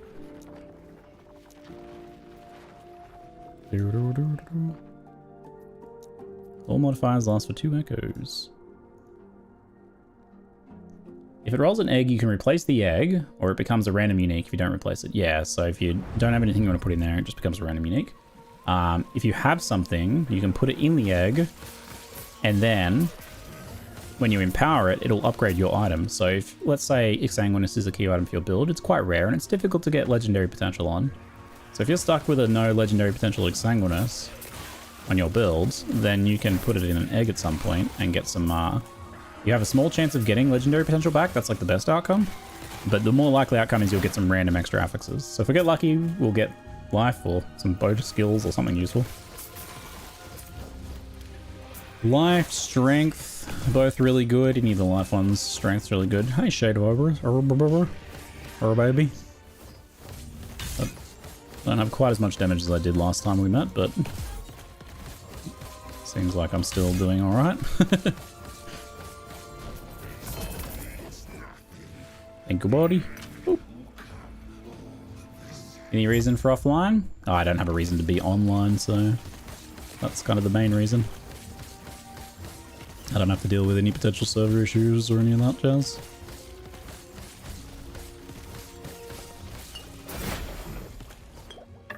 Oop. Yeah, I don't party plan, I'm not trading, so in that case I'm like, if I planned on like maybe doing trades on another character or something, or maybe doing some party player, then I'd play online, but it's pretty low likelihood of that happening. Guess I can always fresh start if needed. Okay, go to the next echo and hopefully find our Nemesis again. Gotta find them twice more to get my item back. And I want my egg Sanguinous back. My egg Sandy back. Have you been enjoying the build? Can't decide between playing something like this or SS Spellblade. I can't speak to the other one, but I've been thoroughly enjoying this one. It's very good. Why online if no friends? Exactly, that's why I play Circle of Friendlessness. Because no friend.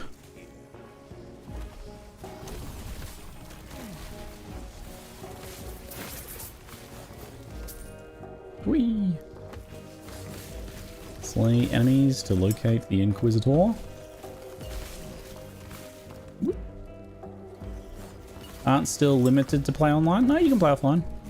That's been a thing like these devs have always wanted to do, is like have an offline mode. I think like early on they didn't have offline mode. Or, well, I don't know. Actually, I feel like there was some... Anyway, doesn't matter. Besides the point. Yeah, no, you can play offline. You might have to like log in once at some point to like validate or something, but you can actually just launch the game in offline mode when you launch on Steam, or you might have to check your launch settings. You can select offline mode to launch straight into it. You don't have to worry about any login issues then either, like some people had.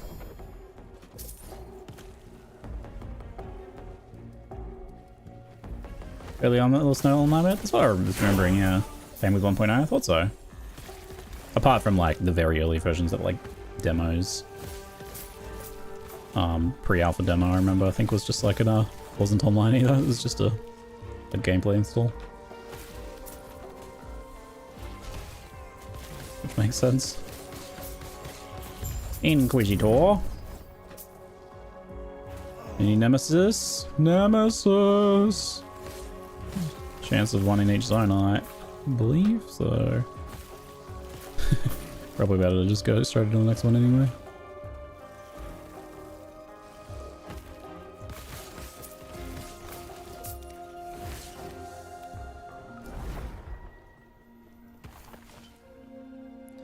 Oh. Oof. Yeah. Oof. I got one, but it's not a very good one. It's a very mediocre roll, and then it's minion speed. Hi, Tully. Hello, did you have a good nap? Yeah. That's good. Froggies. Is there any froggies? Oh, chat. Tully wants to see some froggies, chat. Chat, can you give us some froggies, please? Yeah, you want to see some froggies? I heard you lost your eggs. Oh, thank you. I did, yeah. I lost my egg. Ooh, thank you. Thank you. There you go, Tully. There's some froggies. Yeah, you like the clapping? She likes the clapping one. There's more. Froggies on. She's clapping. Froggy on. Like those froggies? What about the rolling frogs? Wee! Rolling. Wee! She's so happy right now.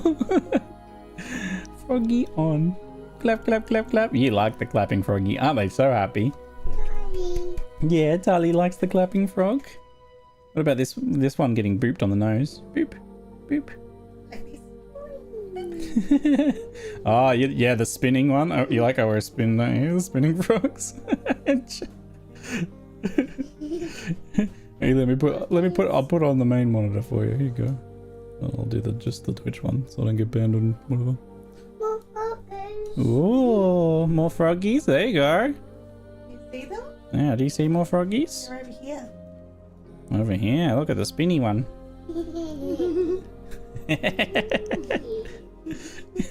So happy. Father, more froggies, please. Froggy on. You like the one rubbing its belly? Mmm, yummy food. No, you don't like that one. She doesn't like that one. No. It ate too much food, did it? Does it feel Like a very hungry caterpillar. Yeah. It's too full. No. Yeah, no. What about crabs? Crabby? Dancing crab? Snip, snip. Yeah. Oh, and this one's doing music. No. No? Okay, never mind. What about rolling one? Whee! Yeah, rolling cat. Oh, the tail one. Is there any Cocarnage subs in chat? There's a wagging tail emote that she loves. Can you post the wagging tail emote? Yeah, look. Yeah, the dancing crabs. Look, this one's walking. Yeah, walking.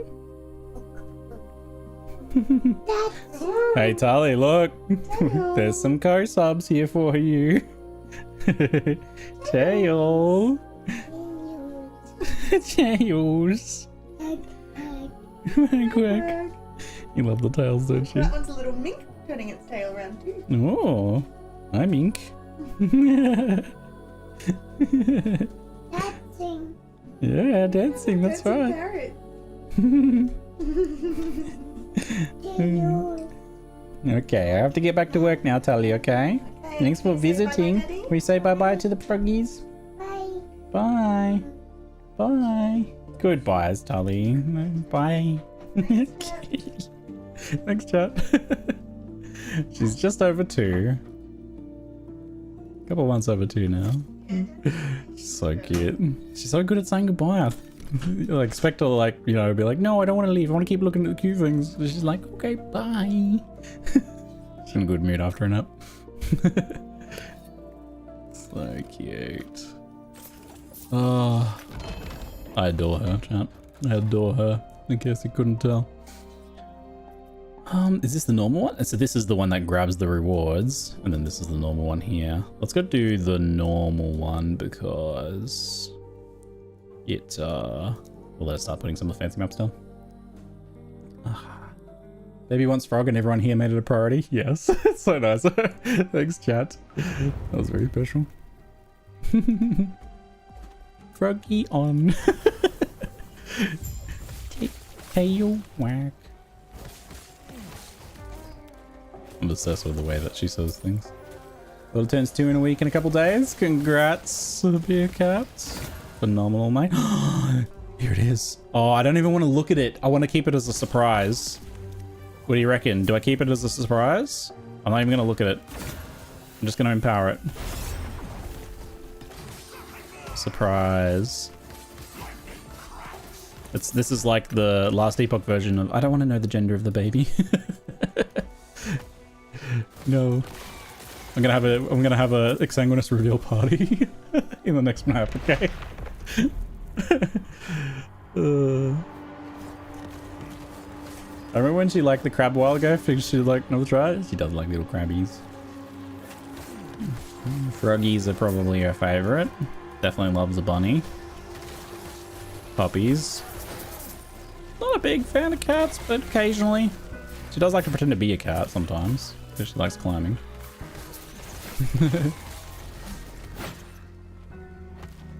She likes the crab, she does the snip action with her hands, yes.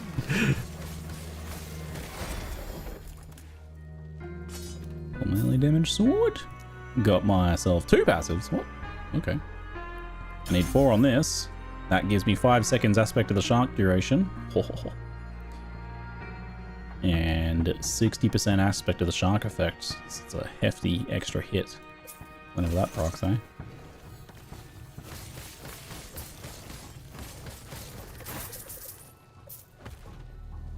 Your daughter knows more Twitch emotes than I do. Yeah, I was in here working last night and she wandered in and there was one of the random peepos in chat. People were clapping and she just started going hee hee hee. That laugh. That like unhinged laugh that she was doing and just clapping. I was like, what are you doing?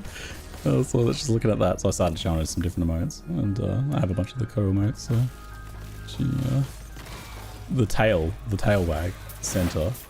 She wasn't interested in most emotes. Like she was like, no, no, no, not that one. No, and then the tail, and then she lost it. Tail.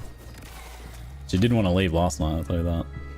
I was like, okay, we're gonna stop looking at emotes now, Tully, and go to bed. It's like 9 PM, Tully. It's time for bed. No more emotes, pa. But not that one. She walked for the first time to pat a cat. That's true. That's true. So, incorrect to say that she doesn't like cats. Doesn't seem to get as excited about their emotes. Maybe they're not animated the same way. Although I did show her some gifs of like cats doing like popping their heads out of boxes and stuff. She was a big fan of that. Showing my daughter memes. Getting a start early on a diet of memes.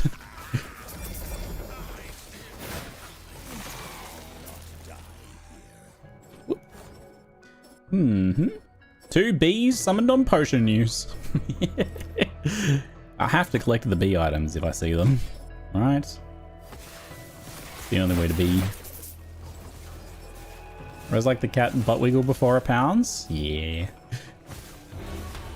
Oh, hi there. Oh, mate. Beautiful. And that's without my low life buffs, eh? Ooh. Good heavens. Hop, hop, hop. I keep getting full sets dropping from Hob. Yeah, it catches you off guard when it first happens. It's from Circle of Fortune. It's pretty early on. Level 4. When a set item drops, you get the whole set instead. These devs are a beast because they realize the problem with set items where you like You're playing Diablo 2. You're 10 years old. You find a cool green item. It has all these stats listed on it about cool things that could happen if you find the other ones. You continue progressing, excitedly awaiting the next set item drop. It doesn't happen. You keep playing. You eventually have to take it off. You put it in your stash. Eventually your stash is too full. You vendor it. You get to the next difficulty. One drops. Now it's a shitty low level item. And you vendored the other one. Yeah, so they realized that problem, so they're just like, why don't we just give you the whole set?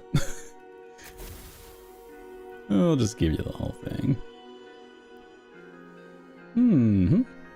Yeah, don't need basic ones of those. This is just a tomb.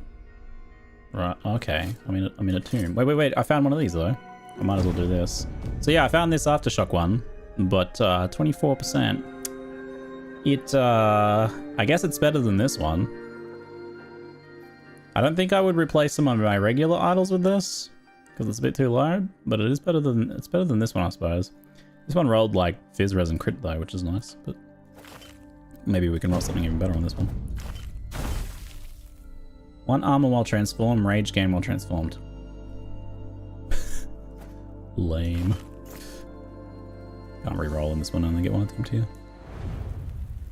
Alright, so I was actually here to slay a flame guard before I got distracted. I thought I was in a actual cemetery. Apparently not. How do I get to the flame guard? Probably not this way.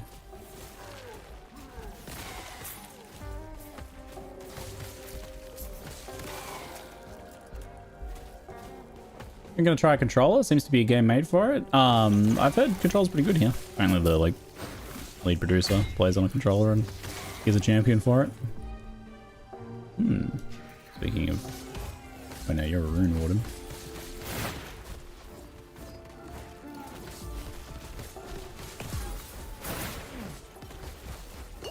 Shade of Horibus here as well. Possessed Shade of Horibus. Oh, okay. I'm guessing I can't normally do that because they're usually in their own little arena. I'm just training my Horibus fighting skills. And by that I mean stand still and wail on them. I don't really know if it's worth having the random Horibus spawns, but it is entertaining. It's pretty cute. Slam. Another Invokers set for me. I mean, we have this thing where we're going to grind them up in some set grinder, so I want to, I'm going to collect them all more than I normally would. See ya. Poor guy didn't even get a chance to stand up. Aww. Sad. Where was that other gambler you were gambling with? The vendor? So that's Soulfire Bastion is where that guy's from, but there is a Woven Echo that lets you do that too. It's the one that says it's like timed and you have to collect soul shards.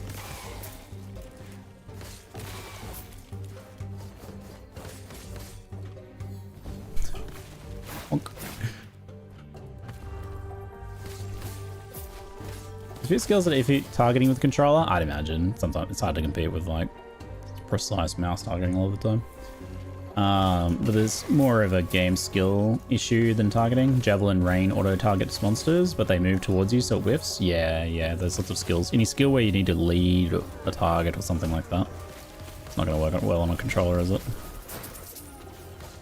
Yeah, I would always play something like Righteous Fire or Spin to Win on a controller, personally. Shall we do two at once? Of course we shall. If they stay on top of each other. Hey. No dodging. Mirrorphage. When you shatter a two-handed sword while you have Mirrorphage equipped, absorbs the shards you would gain, using them to gain legendary affixes. This is a fun item design if you haven't seen this before. So we equip this and we put a sword in here and shatter it, and it captures like a random number of the affixes. Well, it captures whatever you get, but shattering is random, so it's pretty fun one. I like to do it even if I don't plan on using it, just to see how good it goes. It kind of makes I'm curious as well. Oh, how's that ring? Yeah.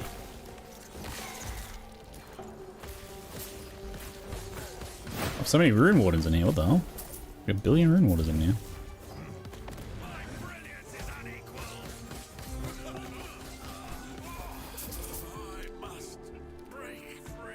Whoop.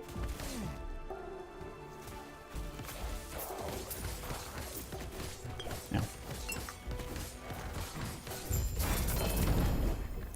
Frostfire Caverns. For Great Mage. I haven't done that one yet still. Alright. Did we already do our Nemesis fight in here? I feel like we did, yeah. Because of the start.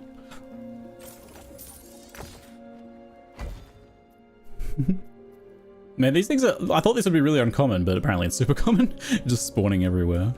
I don't actually know if I like it spawning everywhere. What is this?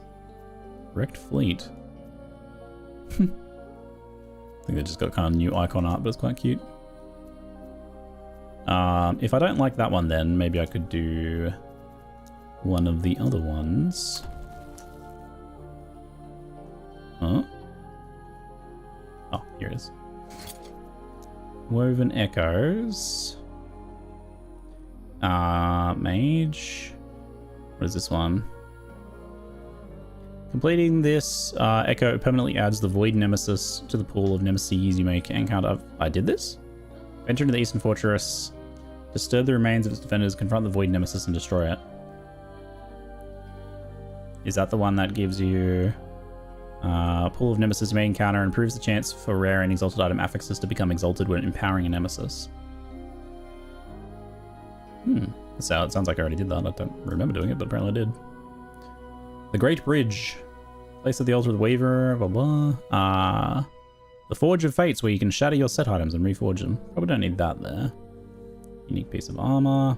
I like having boss fights randomly spawn. Maybe that's a good one to do. I could do the Sentinel Echoes too. That seems like a fine one just to have spammed around. Oh no, not Sentinel. Primalist. That one. Yeah, the green mark, the plus symbol is the ones I haven't done. But this one needs corruption that I don't have yet. I think I'll just do the Primalist. Actually, the boss is probably the fastest one for progression. So we got unique piece of armor. Let's go with that one.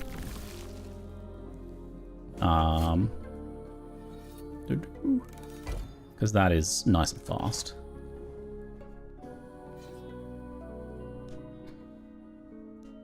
I use mouse for inventory management. Can you like seamlessly just like put your hand on your mouse and use it when you're using a control? Let's just grab the mouse and swaps to mouse control. Amazing, that's great. Oh, if I'd read the rest of your sentence. If only I could read. That's awesome. I love when it's like that. I don't think PoE has that seamless transition, does it? Something I need to get on.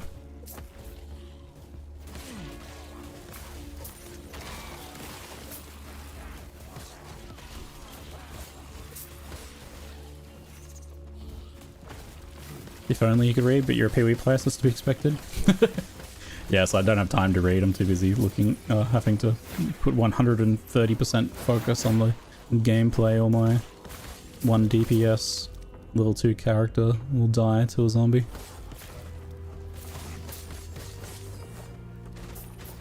Something like that. Whee! Yeah, inventory management in that game was... having a mouse is very helpful. I mean, in these games that at least have mouse design interfaces, you play plenty of RPGs every now and then that have like the controller design that feels awful on mouse. You like click things extra to make it actually work. Whee! Boop.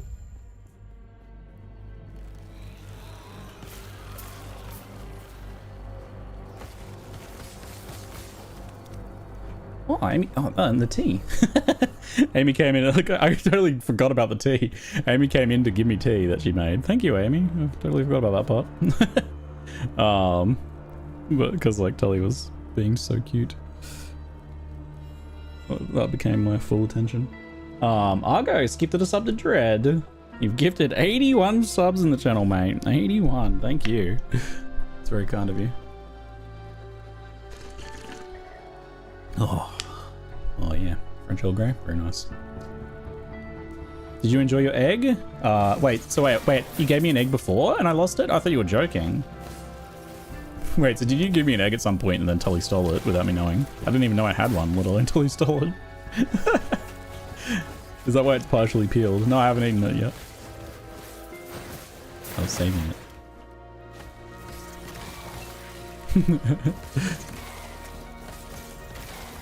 I had no idea. I haven't had any Easter eggs yet. Well, Easter till tomorrow, right? It's illegal. You said you lost an egg on stream, but no more than that. Oh, okay. Right. I forgot it was the Nemesis. Yeah, I didn't lose an egg. There's one of the enemies has an egg that you can put your item in. I don't know why it's an egg, but you put your item in an egg, and then it comes back. It grows up. We're talking about the Nemesis egg.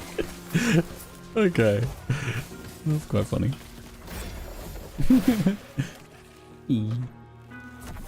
Boosts everything. Yeah, baby. Now that's a shrine. Everything be boosting. Can you boost my Nemesis spawn chance so I can get my Exsanguinous back? Yes. The music. The music hasn't even finished its intro. Poor music. Oh.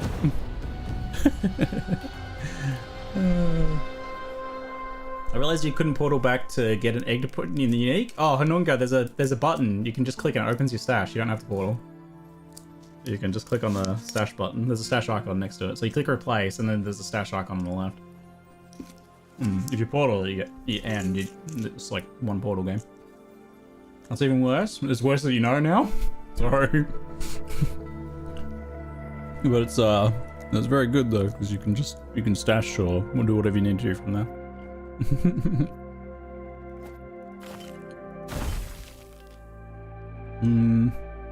I should probably be okay with the crit avoidance one.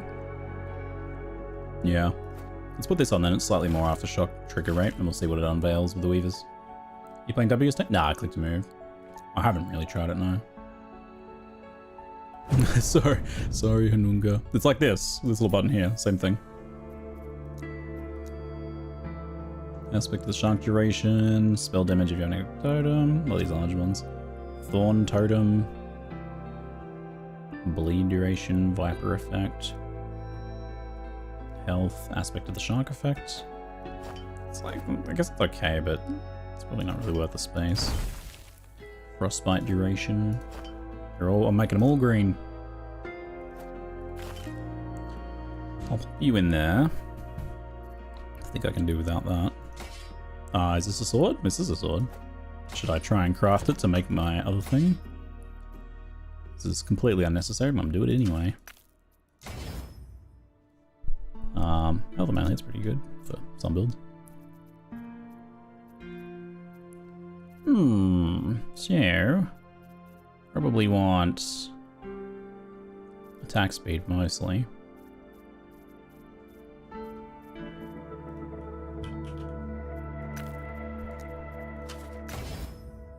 I think you might want to like seal an affix, huh?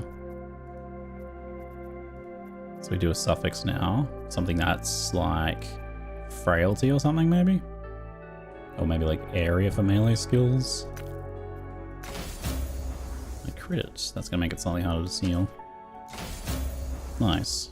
Sealing just a shadow is pretty hilarious. I'm just wasting my ceilings.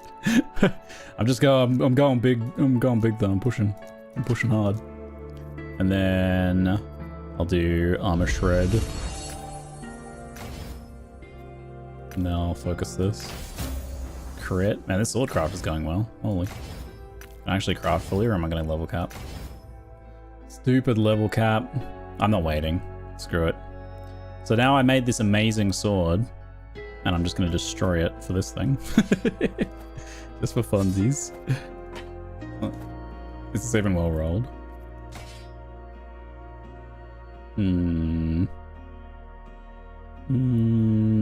it's not. Zulcry, thank you very much for gifting a sub, mate. Appreciate it. Yeah, I'm trying to click to move since PvE2. I've been on WC the whole time for PvE2 as well, but I knew that it wasn't going to be like as good here, and my left hand needed a bit of a rest anyway.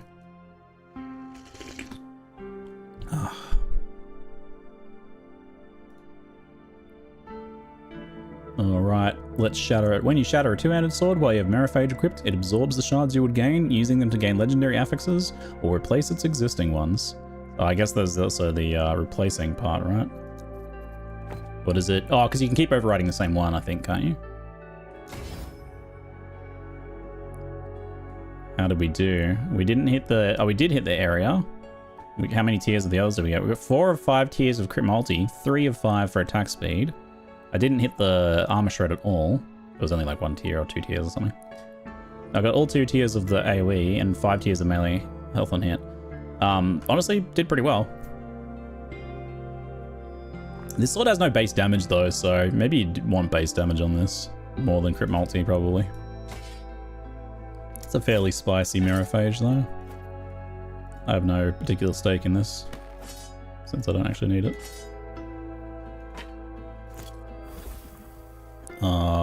But it's just fun. I just like it as a design.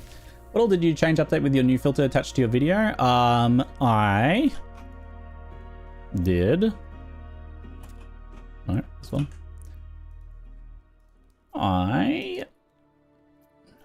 What did I do? I think I added some extra affixes to the show affixes for early on, just like getting some extra things that were kind of missing or changed or added. So just a few little bits and pieces here. I added all of the new what are they called? Experimental affixes? No, not experimental, personal affixes. I added the new idol stuff, I believe. What else? It wasn't too much, really, because most of it's supposed to be just a blank template for you to modify anyway. Yeah. I just like added some, because like some affixes changed at some point, so new things were added for your idols and that, so I effectively just filled those ones up. Oh, well, what's going on here? Alright, yeah, cool. Here we are. Okay. I can go up this way if I want to sneak out. That's good. So we've got the Great Bridge, which is shatter your set items. And then there's this mage one as well, which I can do there. And that's all the ones we haven't done currently. Do I want to place some of these other ones, perhaps? I can also just put, like, Primalist loot on here. And then this... Oh. Never mind. I'm a goober. Oops. That'll do, I think. 18 Weaver's Will, that's pretty high. More melee damage to high health enemies, more spell damage to low health, attack and cast speed, 2 all attributes. Oh, I think I should put a rune on that. See how it rolls.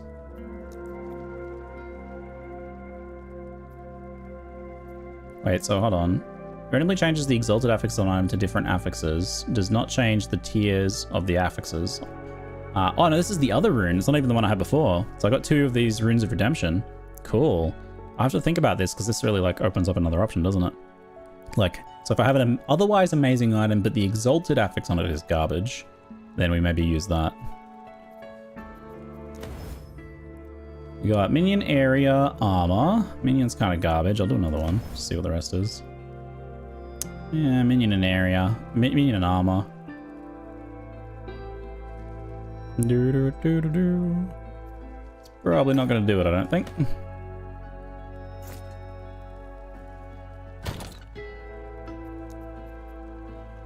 My new series of Atropos just rolled tier 7 dot and fire damage for my judgment build. Yes. Nice.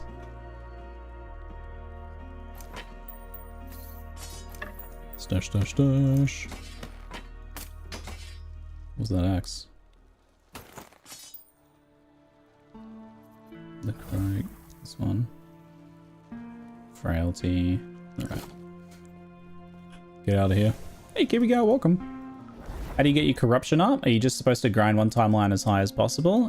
There's a whole bunch of kind of little things you can do to bounce corruption around or catch corruption up, but you don't want to start doing any of it until empowered timelines. You can only grind corruption up to like 100 or something in non-empowered ones, and you start at 100 in empowered, so there's really no point doing it in the lower ones. Don't grind corruption in low levels. It's my biggest suggestion for you.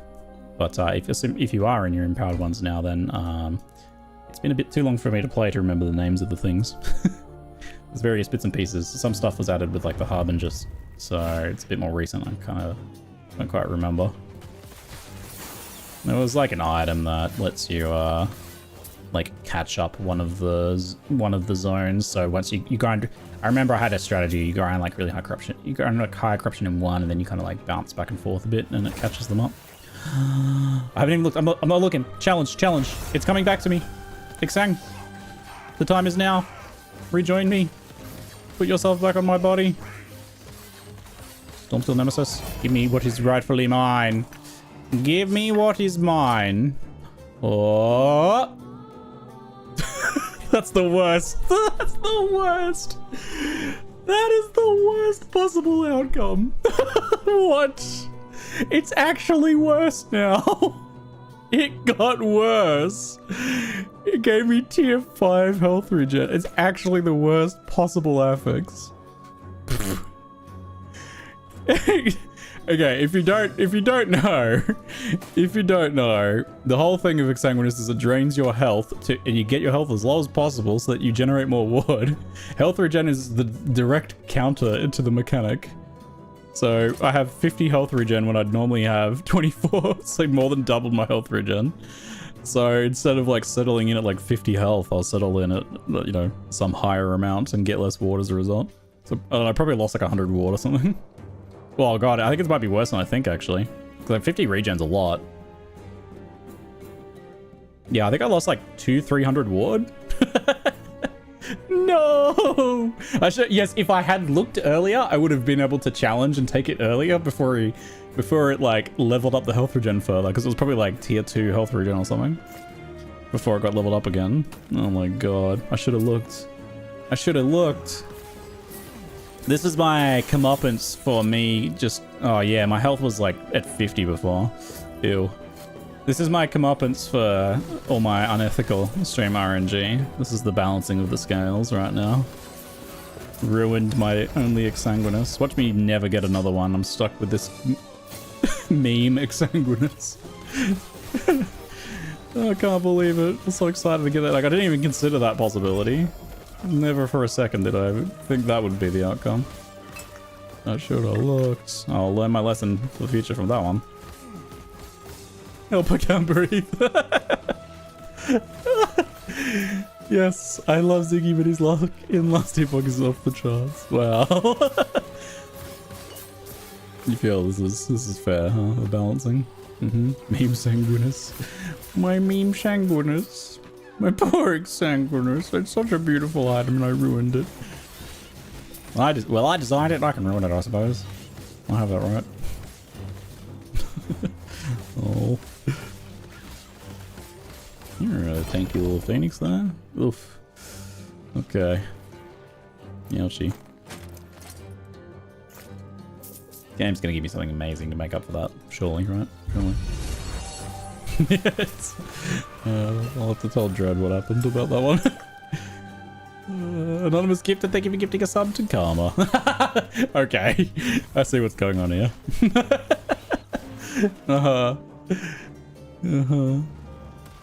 I see. I get it. I get it.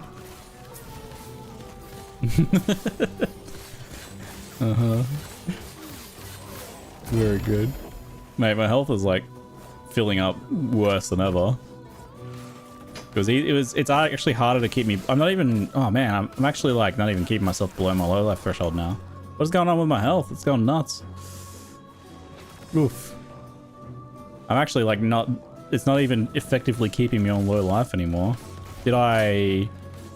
Huh? How am I getting so much life all of a sudden? Is it seriously just that I've kind of like pushed my health up so much that I'm like countering my degen?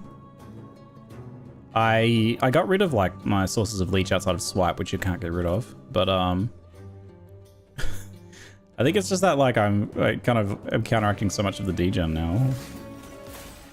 Oh, the shrine has leech? Oh, thank God. Okay, it's just a shrine, is it? Okay, thank God. Apparently it was just a shrine. Harvest shrine has 5% leech? Oh, okay. Phew.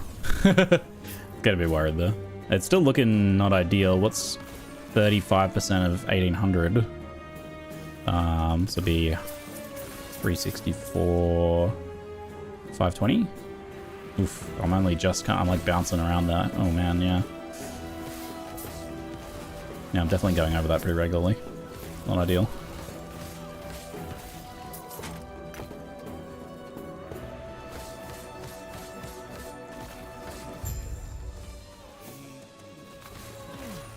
It's fine if like my health goes full for a bit, because then it's like, okay, sure, I lose my buffs, but you know, my health's full, so sure.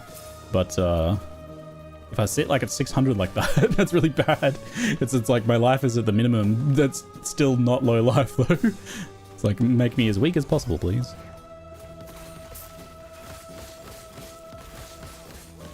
Yeah, I'm regularly going above low life. That's horribly optimized. Yuckies. It was much easier to stay down there before. This is the set grinder. Oh. So you get 3 uses. Shatter set items to extract their essence as set shards to be used for further crafting. So they just become shards you can just whack on whatever sets you want. Oof, man, this is crazy. Okay, so let's pop these in my set stash and see what all I have. Because there might be some here that like might actually be good for me. Health regen point of strength, maybe not that one. Critical strike with swipe, stuff like that could be good though. Melee fizz. So there's like these guys. Do I just do everything? But we also need to think about what set item I would potentially want to wear is the kind of the thing, right? Shock. Ward on spell on shocked enemy stuff is good, but the other stuff is not so good. Health regen, definitely don't want that.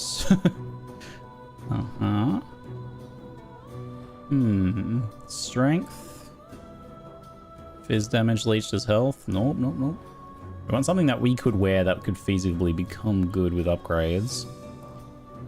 I don't know that we have anything major. There's probably a lot of items to consider still. So if none of these are things that I want, then what I'm just going to do, I'm going to grind them all. I'll grind them all. This axe, how is this thing? Fire damage. It's got some attack speed. Set bonus is poison stuff. I could see maybe just keeping this and maybe like potentially being able to craft it or something.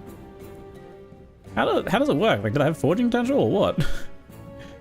You get to choose what mods come from the other item. So it's like shadow set items to extract their essence as set shards to be used for further crafting. So I think we just like dump everything in there. Wait, hold on. That has like feasibly useful affixes, I guess, which is, you know, almost anything. Like even the crit multi against frozen enemies, sure. Strength, things like that's good. Resistances, that stuff's not that good there.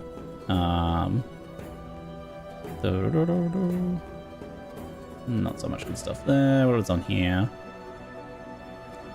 Crit chance. Crit chance may be worth. Armor is fine.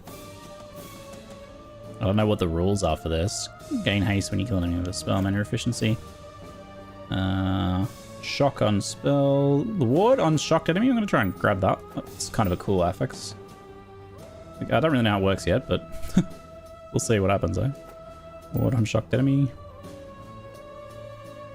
Deicide.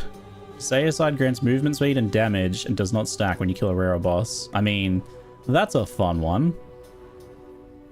I could probably try and get some things off that. Like I say, I don't have to be so picky. I have like 3 shatters, so I could probably just whack everything in there.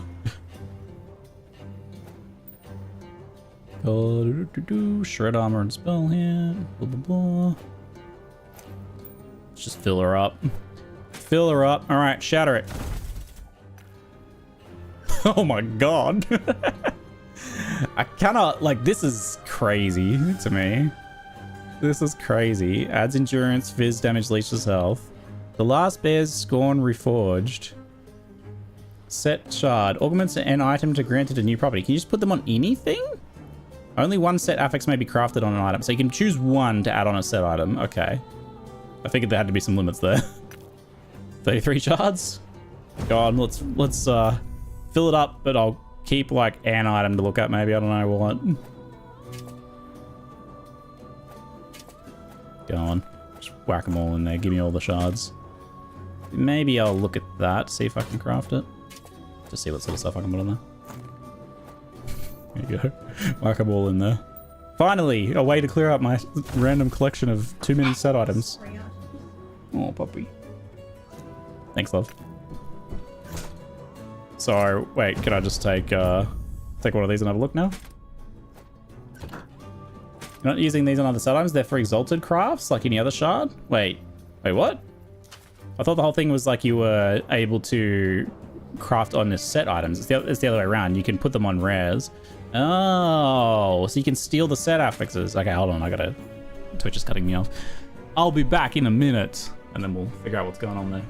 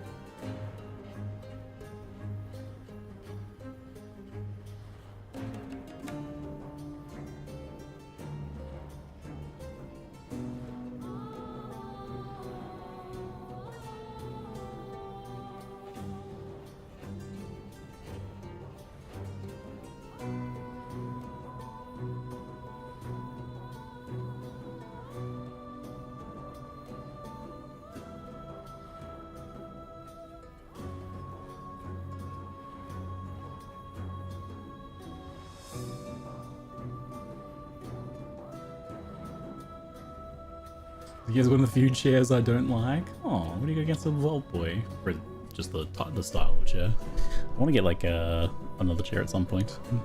Upgrade to the next kind of tier of comfort, given how much time I spend in it, but I can never get around to it. Too much effort. Probably could just order one online and just have it shipped to me. Wouldn't be that much effort in the end if I actually did it. I guess the problem is this chair's like good enough that I've never been like annoyed enough to put in the effort to do something. Get a nice mesh chair. Yeah, I was thinking something like that. Also, I'd love like, this is too much. I don't like this behind me. I want something that's like a bit less obvious. Doesn't take as much, because I like to minimize how much of this screen I cover. So like just me green screened with nothing else. Like this is blocking some UI, right? I gotta slim it down, be as efficient as possible. But yeah, I'll get to it at some point. All right, so hold on. Okay, so hold on. I was confused. Okay, I thought you could yoink affixes from set items and put them on other set items. No. Okay, so you turn these into shards, then you can apply those shards to regular items, and then those regular items can fulfill a part of the set requirement. So in theory, I could equip this hat and then have shards from the gloves placed on my rare gloves, and then I would get a 2-set bonus for endurance per strength. You know, free set if I did 3 of them. Aha! I see. So in that case, I'm literally just going to shatter everything. It looks like since you get like 3 shatters, it's like enough to do like a whole stash tab, which is pretty cool. Oh no, I forgot this pair of gloves. Oh well, next time. So I only have to do a little visit here every now and then, I suppose. All right, that makes more sense. I understand now.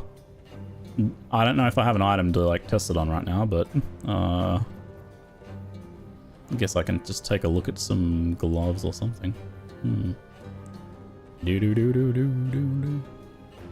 The problem is it needs this to have an open suffix or something, doesn't it? Open affix. You can go ahead and use a rune of removal, I suppose. What have we got? They also confer a stat from the set. For example, Xeric's boot gives movement speed and leech rate, which can stack with normal movement speed on boots. So here's a question. If you create an exalted item with one of those affixes, can you then put that onto a legendary item via the dungeon? Alright, let me just have a look in here. This has an open affix, so... are they like different looking or something?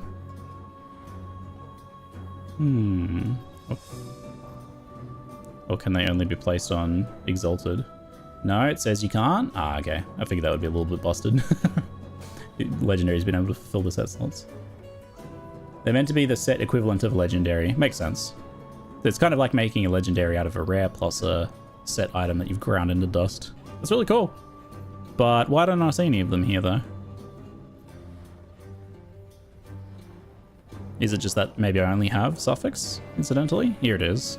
Yeah, so I only have this one, but it's a suffix. Health regen, melee physical damage, and then it also gives the set bonuses. Yeah, so it turns it into like a pseudo set wild card. Okay. I'll have to keep an eye out for that then. It might do good to familiarize myself with my list of affixes. So if I just go into crafting materials, is there a way to sort these maybe? Okay, they all say reforged, so if I type reforged, that should work. Oops. Huh? If I type reforged here, it'll just sort the reforged list for me, so that's handy. So we can see, yeah, so they have to go on the same item that you've deleted. That makes sense. So you'd be able to create all sorts of crangled things. Okay, so, alright, this is pretty cool. See if there's anything that potentially would look good for me. Boots are fizz spell, haste when you kill an enemy with a spell. Nah. We also want to consider the set bonuses potentially, don't we? Can you use no of the set items and just all these pseudo sets? I suspect you can, right? It basically turns it into a set item. Last gift of the mountain. Cold spell, shred armor and spell hit. It's good spell stuff I've got right now. Invoker's stuff is pretty good for crafting your own items, isn't it, then? Invokers, Isadora's Tomb Binding, armor and necrotic damage if you've been hit recently. Just the armor potentially is interesting, isn't it? I'm not tested, but I assume you do not need any actual set pieces. Makes sense. Some of the set items have pretty good affixes. Sure, yeah. Bear's Lament. What is this one? Endurance, Fizz damage, Leech. These are like all not functional with my build. Like the last bear one with melee damage would be good if it didn't have the regen as well. Purple's Collar. Ruby Fang is attack speed, poison, or melee hit. See, that's pretty good. You could just do that as instead of attack speed. I don't know what the ranges are though.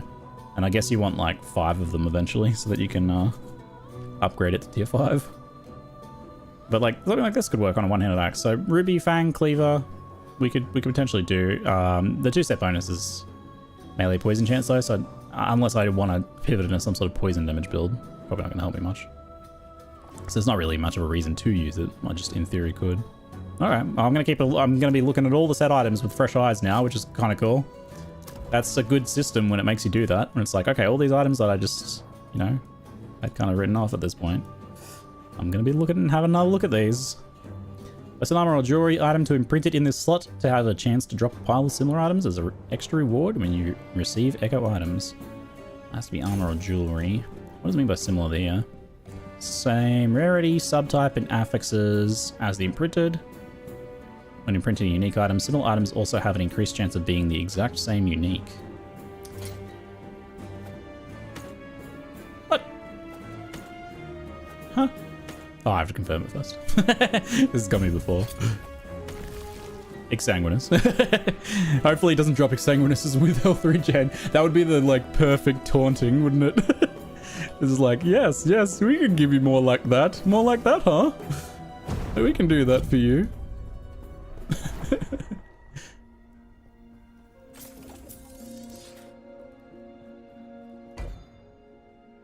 I imagine they start as tier 1 normal affixes, yeah, that you can then go and upgrade. This is my mage one that I have to do. Whoop.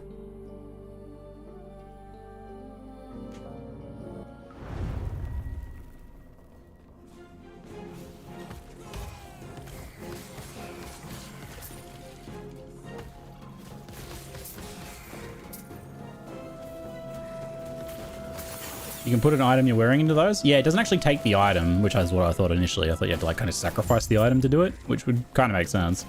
But no, they let you just take a photo of it. It's just a reference. You don't even have to keep the item after that point.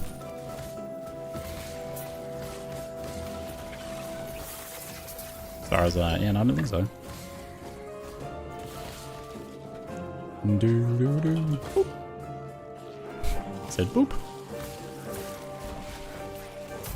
Oh, rude, let me boop you. What a view!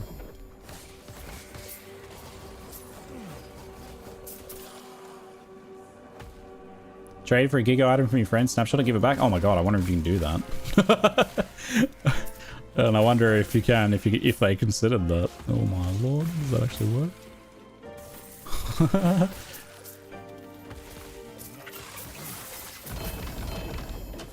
Glyph of Despair, Stormtide, Nest of Nightmares, it's the Spider Moist. Just the Spider Moist Moit.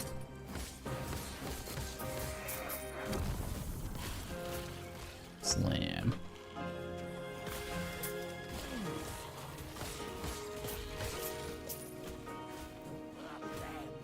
Gifting might still apply a count lock or something? Yeah, I figured there might be some like flag on the item that would prevent you from snapshotting it like that, but... I could also just see them letting you do it and just being like, what ifs? Is the race to do Aberoth solo self-found? I assume it is.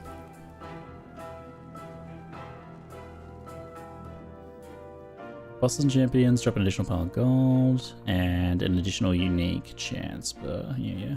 Their enemies in Echoes have a chance to drop a Weaver's Will item. Weaver's Will value in unique items found in Echoes has a chance to be rolled twice and keep high value. So lucky Weaver's Will, 30% chance of... Alright. Maybe I will start coming over here now. Weave an Echo to imprint it in a slot for a chance to spawn your Echo Web as a new Echo. Wait, you can get 2 of these? Are they the same? Oh, they are the same. Okay, cool. Then there's this one over here. Weapon or jewelry item to imprint in this slot. Small chance to drop a pile of similar ones. Affected by normal drop requirements that cannot include subtypes, affixes, uniques that are not dropped by regular enemies. What's the difference between common as riches and this one? Armor or jewelry? It's just the type, I guess. It does have a high chance to spawn a champion. Additionally, champions have a chance to drop additional exalted items. Tombs of the Erase have a small chance drops timeline-specific boss items. That one's good for farming. Last steps of whatnot. Increased memory amber drop chance. What's this one? Lost caches, drop an additional exalted item in your echoes. Arena echoes no longer appear. Nice. Loot lizard from cache chance. Cemetery spawn rate. Possess Nemesis. I kind of want to go try the Possess Nemesis though. It's like a lot of points to get that way. I'll do it and I'll respec later. Hat. Mage stuff, of course. Most of them have a difference of who drops the loot, but they also do differ between weapon, jewelry, and armor. Who? Is there a difference on who, is there? When killing enemies. So that one's just, it just says enemies, and then this one is... Place a weapon egg. Oh, wait, on. To have drop of similar power items as an extra reward when you receive Echo. So that's when you complete the Echo. So complete the Echo, killing enemies, killing a champion. Aha, I see now. And then this one is when you open a lost cache. Okay. Aha. I don't know how common lost cache spawns get in the end, but...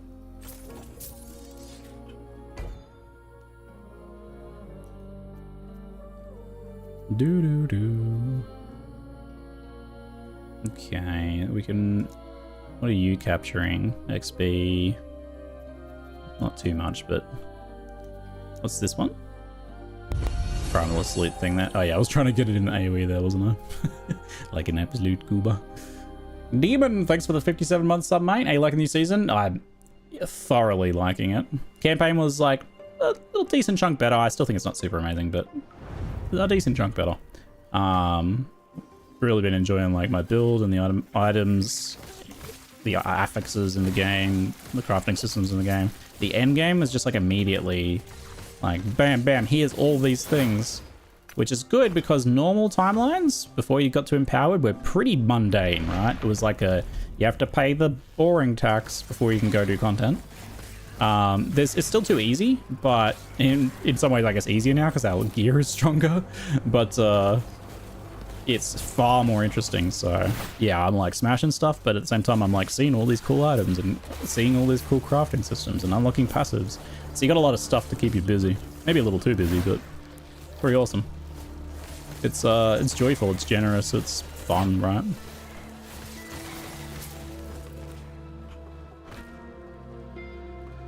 Except that there's time travel, I understand nothing about last Epoch campaign. Look, I'm never able to follow stories in these games at the best of times. When there's time travel, no way, no chance.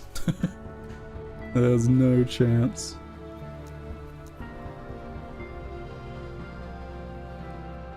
Do. Do I even want this thing? Nah. I get a really high roll one, maybe.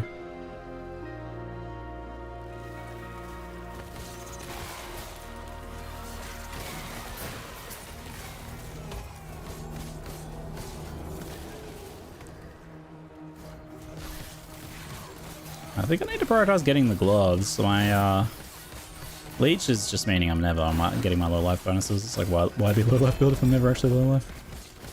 It's like constantly half life build. Half life build is not a thing. It's not a thing. Fractured Earthquake. This time it was Vitality. Coven Hat with Cold. Acolyte Hat anyway. Not what I need.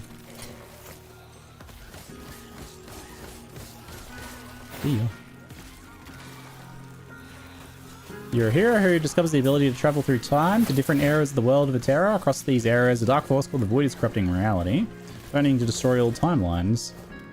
Your mission is to stop the Void and other powerful enemies by uncovering ancient secrets, battling through time and changing history to save the future. So that's like a explanation of the vibe, and that I get the vibe, but to tell you like the events of the plot, not really. It'd be like we go back in time to when the gods roamed the earth and there's like a big stag there and the stag gets blasted by another thing that I can't remember, and the stag's like dying but also kind of not dying, and we go get erectile dysfunction medicine for some old guy. It's like I don't got, it's about it. go place do thing. How we're expected to stop the, like, kind of heat death of the universe or whatever that's going on. I don't know. But I guess we also don't know yet at all, do we? Because That's gonna be answered when the later acts come out at some point. Stat with the braided back hair. Something like that.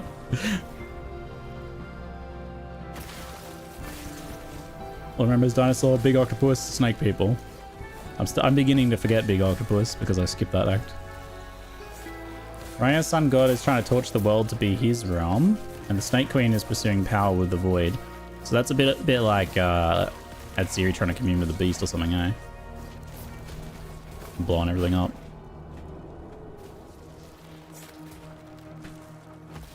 All I know is Ellie, we don't start at the shore. Yeah, it's not until like Act 4 or 5 that you end up on the shore. when you jump off the edge of the boat.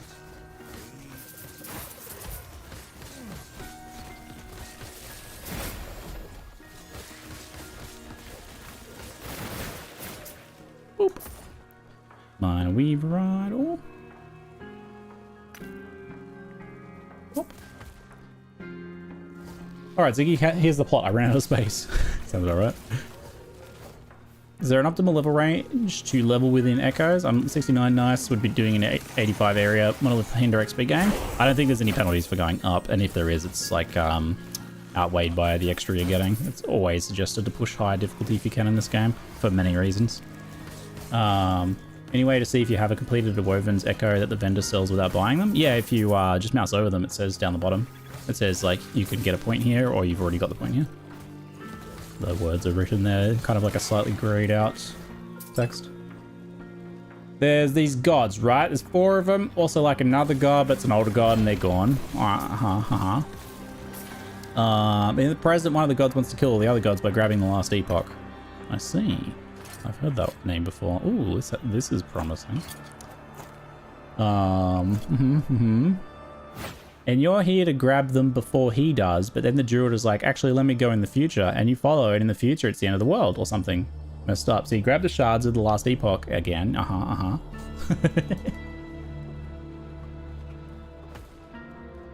like my TLDR better. Real quick, you spend the entire campaign trying to prevent the apocalypse and kill the big bad evil guy, which ends up causing the apocalypse, and you do become the big bad evil guy. A tale as old as time, really. The Snake Queen was using the power of the void to stop the cycle of being sacrificed to keep the snake god alive. Can't really blame her for that, eh? The cycle must stop. Oh! Tempest Maw. Not quite what I needed. Speaking of not what I need to get rid of some of these things right now. Sorting. You, my friend, may want to get revealed. Let's speed things along a smidge, if I can. Void resistance? Well, tier 6 void res. Okay. Chance on hit to grant Miniman's aspect of the spider. Not something we're going to benefit from, but less damage over time taken from slowed enemies. So, good idea to like get a slow enabler, I suppose. +1 all promise skills. This is definitely like a bit behind what we have currently. Aspect of the shark effect is nice on that too. But it might be worth just unveiling the rest of the mods and seeing what we get. What item are you trying to get, Whisper Gaming? You're trying to farm a specific unique from a boss or something?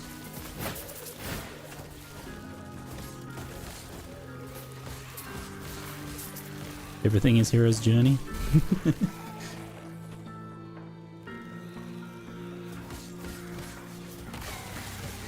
What is there, like 4 stories? Lich's Scorn. Have you looked at the option for timeline boss drops from what is it, from Rares or Champions in these guys? I'll show you what I'm talking about. These guys. I'm trying to explain it without words. What is it? This one? Where enemies in tombs and cemeteries of the erase have a small chance to drop that timeline specific rewards. So you get 0.3%, which is a pretty low number, but that's like literally any rare monster, which killed dozens of them each map. So might be another thing to speed things along if you haven't done that. Maybe you already have it. Just thought I'd mention it just in case. Area for area skills would be pretty nice for our Aftershock, wouldn't it? 4 gods, 3 of assholes. You go forward in time. Everything's effed up. You go less forward in time. Everyone's undead. You come back present and join the circle of fortune. Perfect. That I get. That I get. Our dragon song rolled bow attack speed. That's not bad. I don't know what you're here for. Don't need you. It's tier 7, that's why I gotta change those filters. Change the bleed on cold hit fizz damage.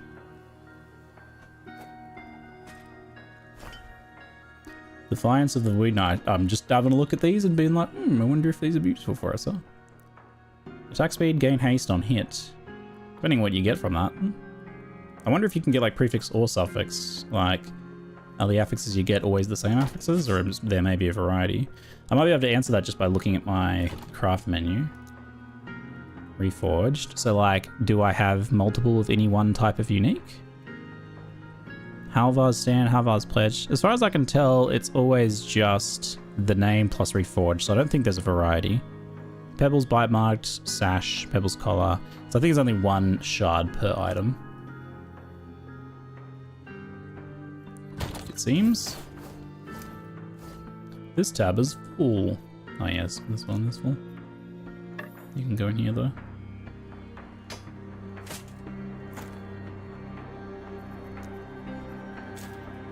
Gonna have to sort that one up. Summon Bear, Earthquake.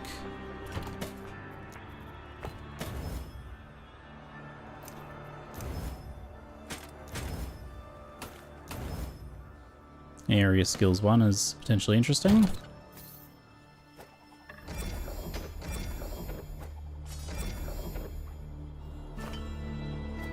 Alright. Let's check these chests, shall we? Yoink. Yoink, yoink, yoink. Gloves, not the ones I need. Hop. Slightly returning player, played before the first season. Any specific site for leveling guides by chance you'd recommend? Do you mean like the leveling build or the like, go here, do this? I saw a checklist getting passed around. It was kind of cool, but it kind of also expected you to be like maybe slightly more experienced, but as for leveling builds, LE login command on chat has some links that Dread did, but is quite good. Should be something in there maybe. Set item affix shards turn into a craft into the set item. Turn a craft into the set item. It becomes the set item for all intents and purposes. Yeah, it gets only the affixes that that shard gives you, which is just some of them. Endurance, poison res, ward gained on potion use. So we got like this one is randomly change the exalted affix. So that's not this case because we actually like this one.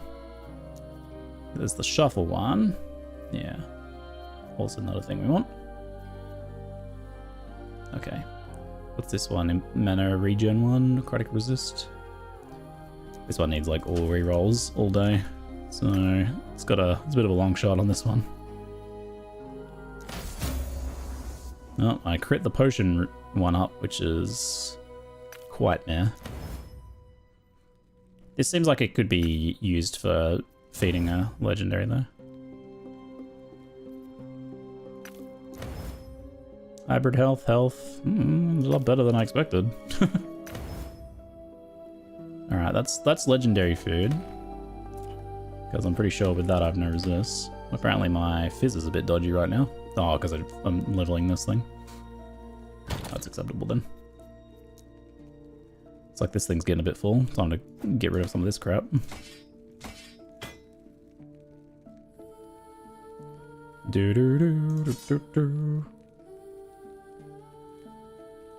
Oh, that was my first chest I found. Cute. Don't want any health regen.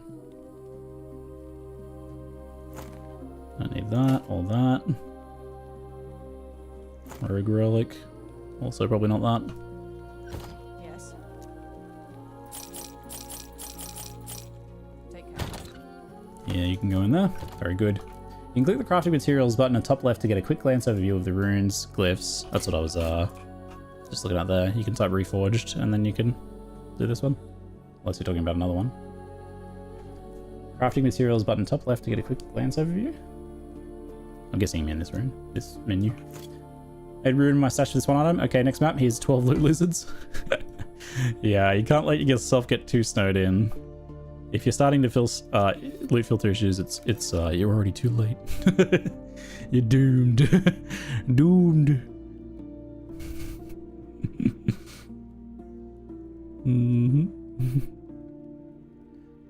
I think we go the attack speed now. What do we got? Aspect the Viper lasts longer, gives you poison penetration. For 3 seconds, when you hit an enemy, 9% chance for Aspect of the Viper. That scales with points, so should probably keep investing in that. We got to ramp harder. I'm only picking up Exalteds and LP. Yeah, you really can't be picking up like every Exalt. That's what, when they first added Exalteds to the game, they were like rare enough that that was, you would collect everything. But now it's like, nah. That said, now you've got runes that make you want to consider like even bad Exalts as potentially good. Like a pair of gloves that has 3 very good non-exalted affixes, but that are trash exalted affix is actually potentially very good. Because you can literally like randomize that exalted affix, right? And then you got the one that lets you shuffle them around into ones you actually want as well. Yes, so the hoarding potential in this game is strong, but if you like hoarding, it gives you something to grind gold for.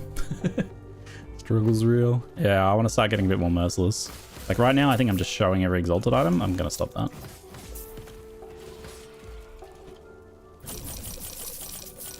It's just not the best stream content to do, although it is, then again, maybe it is a good thing to show doing on stream because it's also a fundamental skill that maybe showing will help you folks feel like you can do it as well.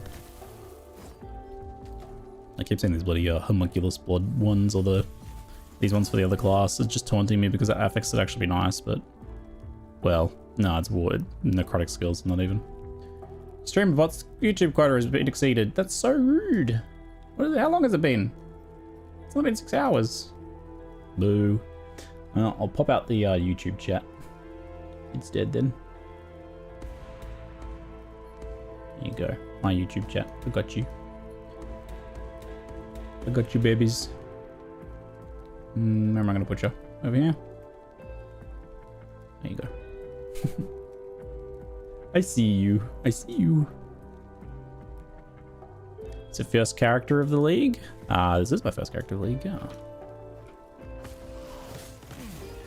Hey, Ops Outs. How you doing, mate? I'm getting barrage while adjusting windows.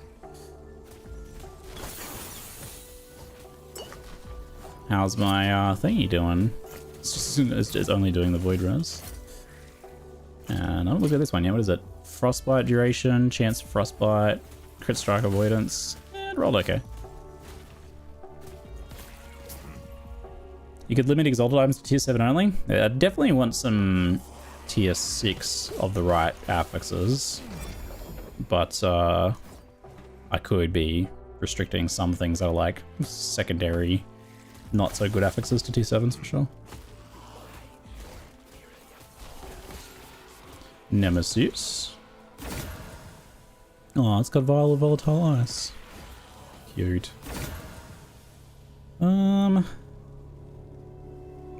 Spell damage minion spell. Well, this one seems kind of bad, so we'll just kill him. And I sure did. I'm not gonna pick it up in protest.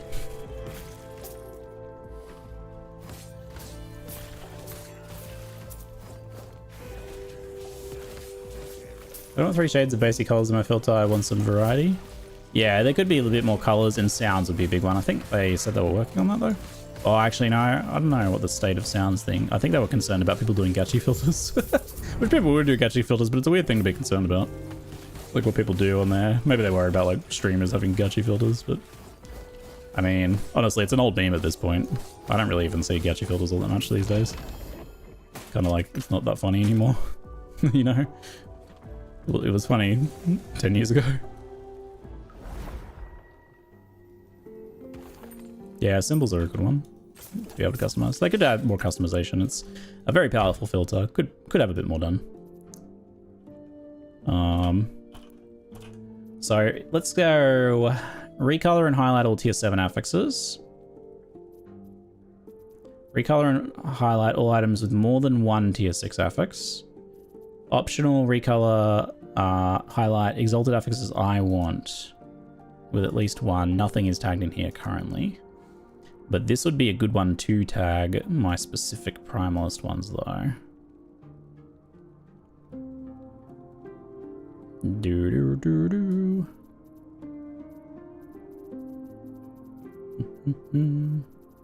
Which there's not really that many. Chance to cast. Wait, what am I looking in right now? This seems like idols. This is idols. Class specific primalist. I thought that seemed wrong. Aspect of the shark effect.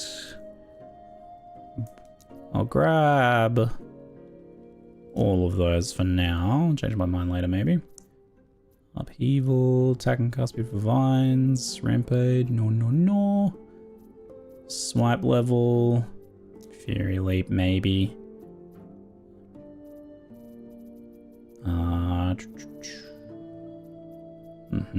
Maelstrom.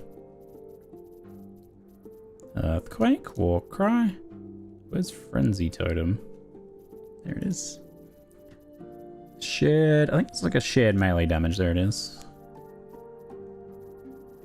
So probably just those ones.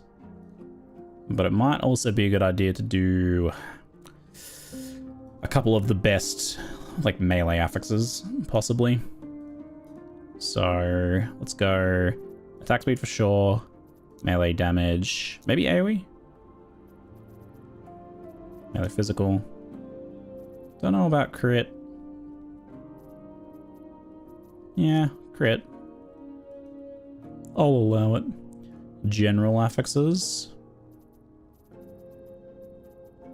There's like area for area skills there. There's some crit in there, but I'll leave those off for now. Hybrid health.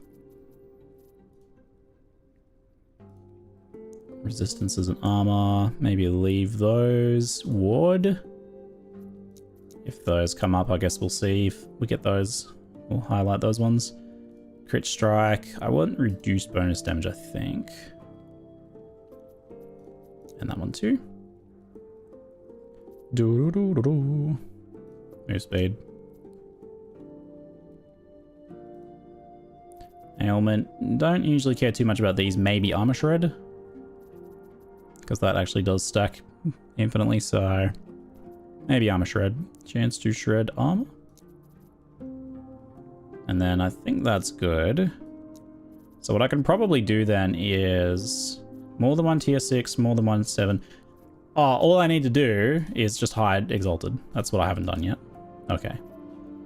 And now I'm making sure I'm not missing anything. I want to see that's like a single tier 6, because that was the only thing. Is like I would miss some single tier 6s if I hadn't done that.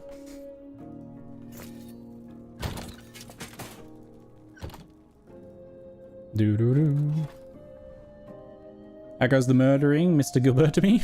Latin fashion, how you doing? The murdering is going quite well. It was going quite well, and then I got kicked in the shin by the game. I put my Exsanguinous in an egg to add random affix to it. Didn't consider that it could possibly get worse. It actually got worse. I added health regeneration to my Exsanguinous. How? How could this happen? Actually lost me several hundred ward. So I have now a worse than vanilla Exsanguinous somehow. It hurts.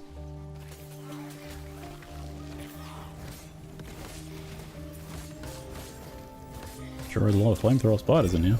Damn. Terror mace. Oh, you know, I should consider... Do I want to hide item bases? Because that's the other thing. I'm not hiding any item bases specifically now. But I might want to hide, like, bows and stuff. Unless otherwise specified, you know? Depending on where I put the rule, it won't really do much. It should... I'm not going to see any exalted bows and stuff unless I have the affix I want specifically. So it's probably fine. We'll see how it goes, I guess. You can drop in another seed to reroll. I think it has to be a non-legendary. I think it has to be a unique with no LP to put in the there.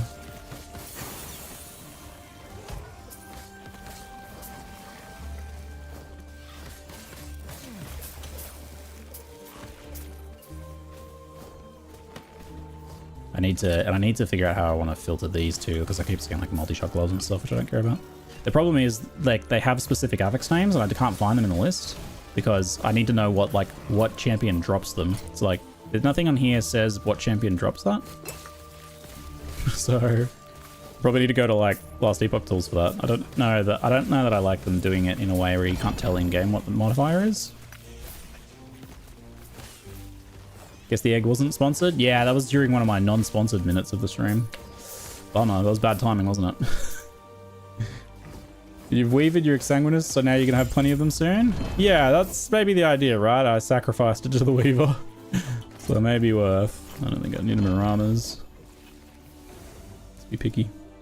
I don't have to buy infinite stash tabs. I've been there before. Can't be doing that every time I play Last Epoch. What one was this? Primalist loot. Huh? I don't remember seeing any Primalist loot. Must have all got filtered. It was bad, Primalist loot. Bad. Well, let's get some more jewelry maybe, because this one's almost done anyway. I can't remember the sequence of tables, but you can juggle LP now, improving LP or dropping it and then gambling it again. Is that one of the new crafts, maybe? That probably only works before you turn it into a legendary, though, which this one's probably... I don't think you can save this one now.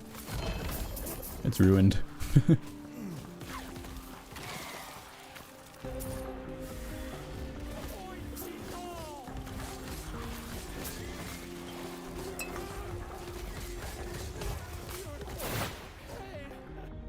I gotta, like, read the name and then see what drops and then do it, maybe. It's like Fire Aura on crit one is also not useful.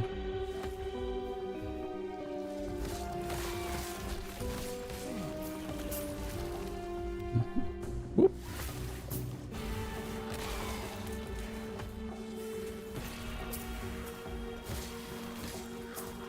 I'll go ahead and resist the temptation to go in that too. For now, I want to finish this timeline. Move on to the next one. Starting to get a little more spicier. The mobs are putting up not really a fight, but almost. They almost look like they're thinking about possibly considering putting in time for leave to do some voluntary training to put up a fight. Titanheart. Rune of Redemption. Nice, I got a few of those now. I should see if I've got any like dope looking exalts. That's a distraction. I don't need to like gamble on these right now. It should be enough to do this.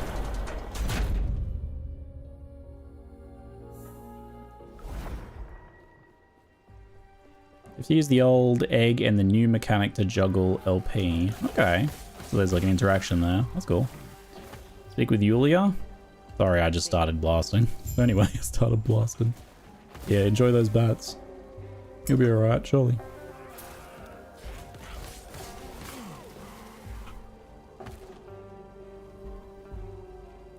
It is hilarious though, my Exsanguinous, yes. Very. What have you invested in your Weaver tree so far? Still unsure what I would invest into. Right now I'm doing like a progression-based one. The Socketables are very worth getting. You probably want to get most of those, if not all. I'll show you in a sec what I have. Once this thing's not blasting me. So I came up here and grabbed the champion spawn stuff. These ones behind it are not very necessary, but the champion spawn stuff's pretty good. And this one's very good for chasing like specific modifier types or things like that. So I've been trying to look for earthquake helmets. Been getting a lot of earthquake helmet drops, but nothing good so far. And then I've come down here and popped in Exsanguinous in this one, my chase unique right now. And I've popped a Woven Echo in here. And this stuff's giving like, basically like Woven Echo drops mostly, and tomb spawns. I'm kind of gonna give up this cemetery spawns as well, because getting the cemeteries to spawn as early as possible in the timeline is good. But I will eventually respec it over towards like a, you know, farming for a specific thing setup. So yeah, basically a combination of like boosting champions and making them and other things drop more woven echoes right now. Because that way I figure out if I get more woven echoes earlier on, I can get more passive points more quickly, which lets me do more cool things. And the respec's cheap as, so no real risk in doing it like that and then changing it. So yeah, just, I would change your tree as your needs evolve. Tinker with your tree. Don't be afraid to just whack some points in and change it. It's literally only 20 points per respec now. Seems like they changed it. It was like 200 before, but I think they patched it. It's very cheap now.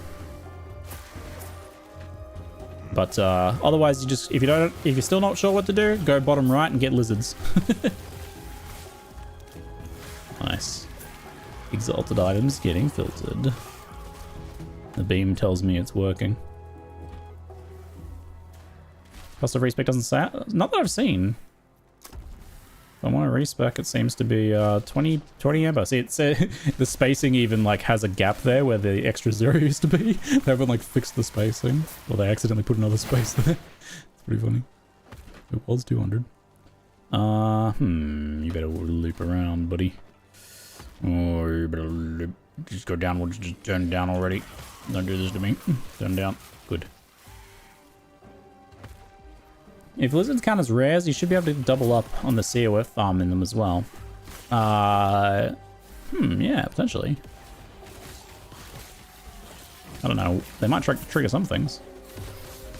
Most of my stuff's about champions specifically, but that was my COF 3.5k. Alright, I was looking at numbers. When in doubt, lizards. I'm already swimming loot. I don't want more. You don't want to do lizards. The correct filter is the correct answer is to, you've got too much loot, filter harder and apply more loot drop. So get lizards and filter harder. You only want like one loot per lizard drop, one item per lizard drop. One item per 5 lizard drops. You filter that to that extent and then you add more lizards. That's the answer, right?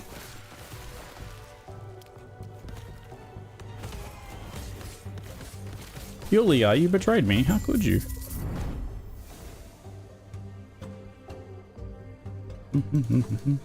Click. I only clicked that portal about 18 times. Yes. Portals are still a little thing finicky for some reason.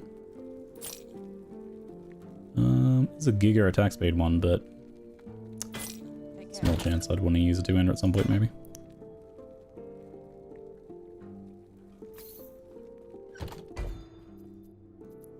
Yeah, the stability does go down, but this costs some stability, do they? I didn't think they did that. 305. Almost got the full loop. Exile mages spawn champions which drop loot lizards that have guaranteed unique. Which then spawn, and that unique spawns in exiled mage. So let's start that over again. Excellent.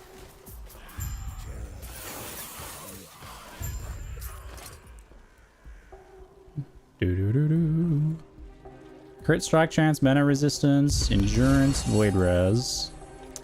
Didn't get any extra plus skills or anything, which would have been amazing, but which means I don't know that it's gonna come out ahead on this one. Void res is crazy. Whee! Problem with filtering is I really do want every exalt.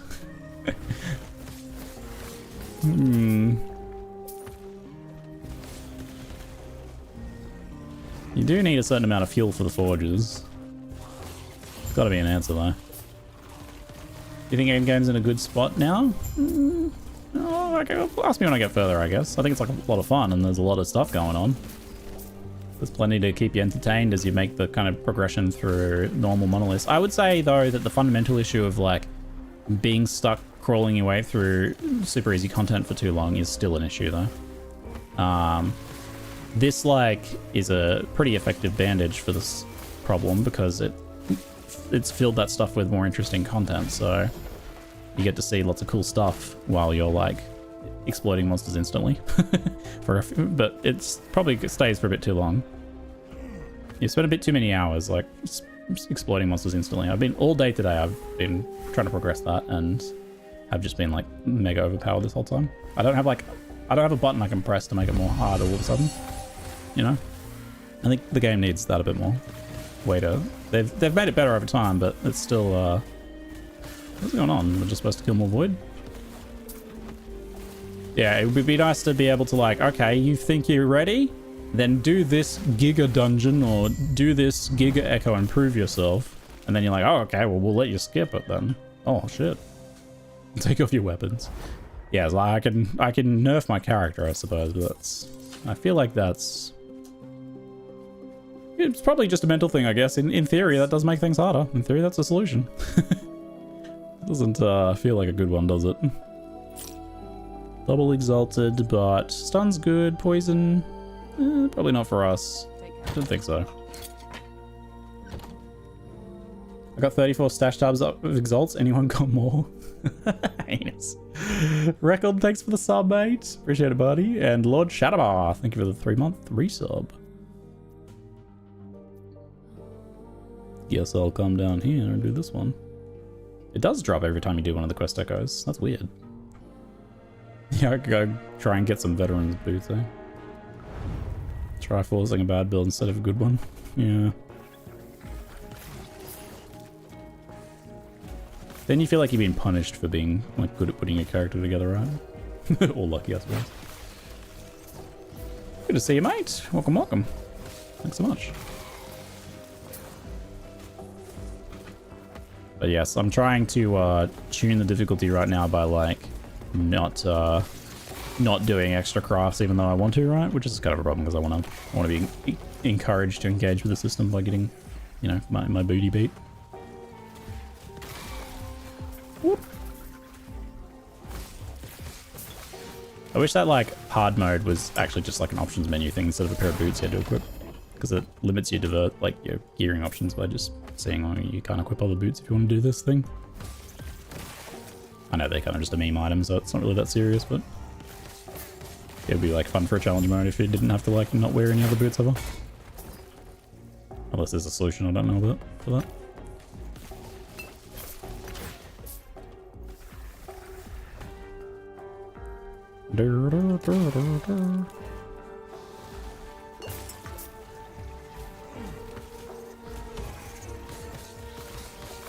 Get him.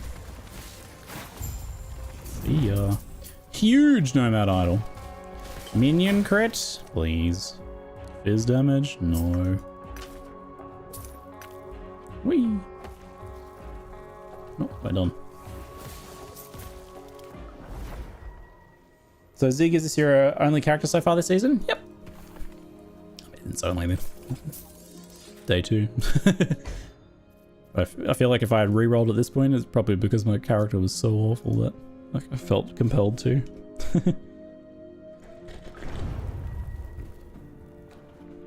But I'm loving this character actually. I think it's gonna be a really fun one to push the harder content once I start being able to do that. But yeah, like I was gonna go get the buffs from the right hand side timelines. I've decided to not do that because that does make me more powerful and like means I do more content before I make it more difficult again. But I'm going the fast route instead because I'd rather go do it in Empowered Monolith I think at this point. So you might have been on the Sentinel bandwagon. I did consider it because like I never really have almost ever played Sentinel, so I thought it might be fun to do that, but I ended up doing another melee instead. Not that Sentinel's always melee, but you know, another beefy weapon man. So I could do my seasonal Exsanguinous build, my customary Exsanguinous build each season. Is there a easy way to search your stash for an affix like damage over time? On a tab by tab basis, yeah, you just use the search bar and type it in. But across multiple tabs, I don't think it works unless they change that. You have to just kind of, you want to sort your tabs in a way that searching is easier for you. Freeze rate per stack of chill. Aspect of the board durations. Interesting things on that. think we will probably not use that. But rather just shatter it. Get some of those affixes. So like, yeah, I like to put all my small idols together in here so that I can be like, oh, I need cold resistance. I can type that in so that I can look at all the cold resistance ones. It highlights things that don't have that mod though. Then it's just that's just the word you're typing in. Like you're probably typing in something that is also includes those letters. So just be more specific or try a different way of doing it. So I don't know, if you tried ward, for example, you'd probably be highlighting a ton of different ward things. So you wouldn't really want to do that. But if I typed like, I don't know, let's say there was an affix called like weaving speed. If I typed in weaving, it would, you know, it would start showing all these like weave things. So try using a different word. Your regen Exsanguinate can be used as a sacrifice to reroll another Exsanguinate, so you won't need to throw it away. Okay, good. I like the sounds of that. I like the idea of sacrificing it too. That's like a perfect lore finish for this for this Exsanguinous to be sacrificed. That's a good one. Blighted is damage over time if that helps. You can you search by category like that? I thought you had to be specific to the affix. I thought it had to be like literal word. Could be wrong. Hello, Mr. Harden. How you doing? Might actually have to back off from you for a sec with all that stuff going on.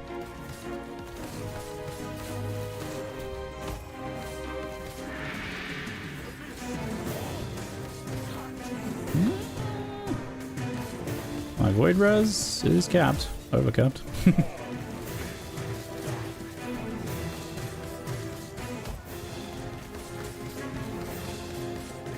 Yeah, I'm not staying low life, am I?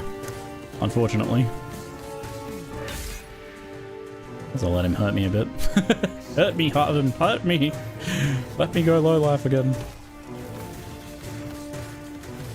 Too much recovery. I need to get those gloves. Look how much more damage I do when I'm actually got low life.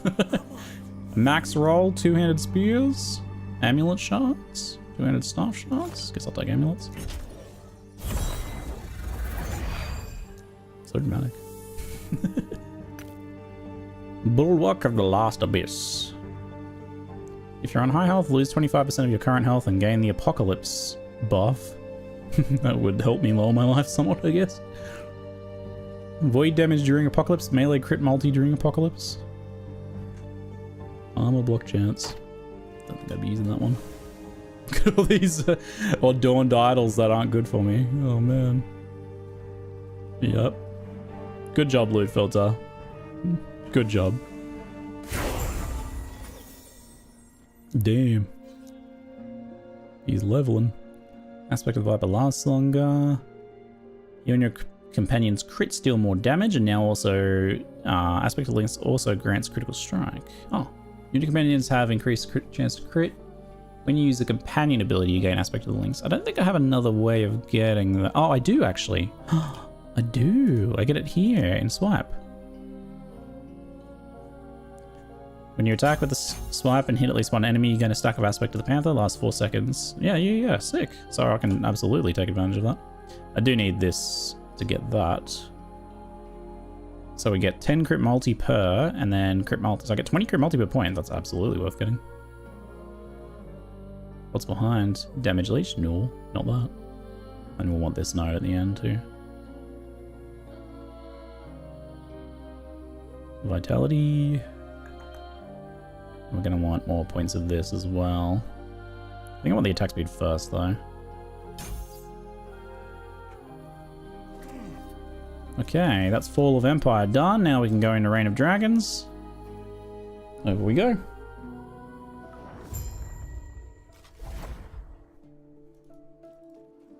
Whoop.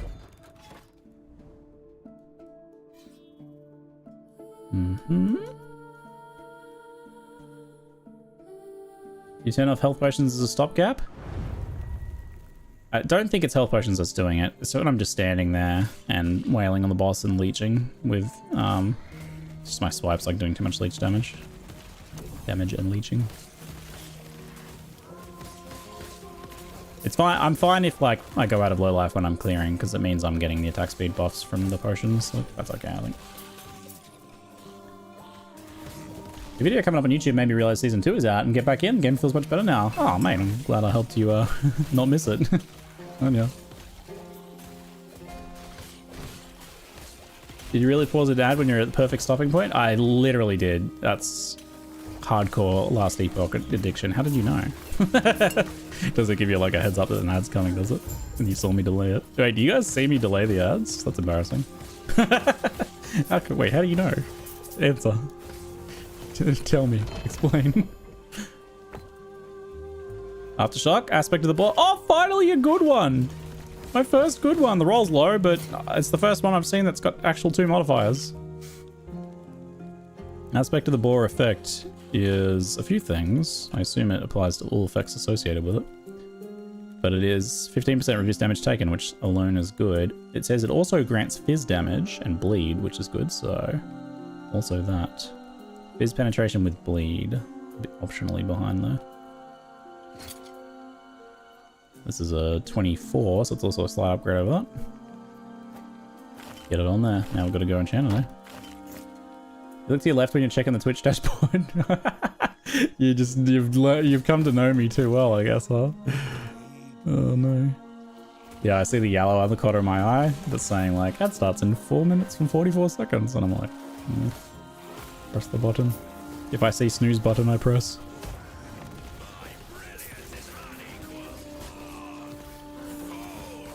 Ooh. Blah, blah, blah. Divine Girdle. Good name. I know a girdle is just a thing, but something about Divine Girdle. Funny word.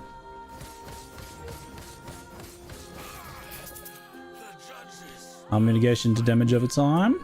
Good strength roll. Hop.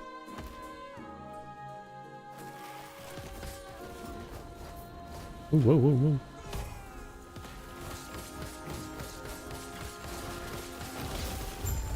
I think I have more points to spend as well than that I didn't spend yet. I should visit and get more COF quests. And I should take the actual break. I don't know if there's like a easier hotkey for this, but...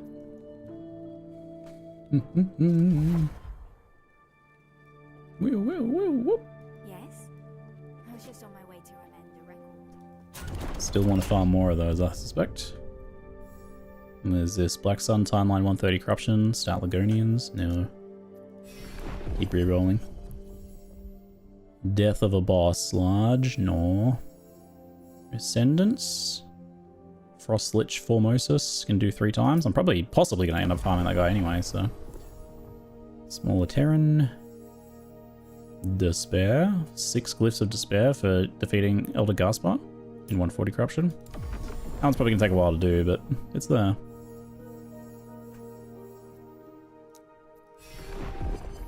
Do.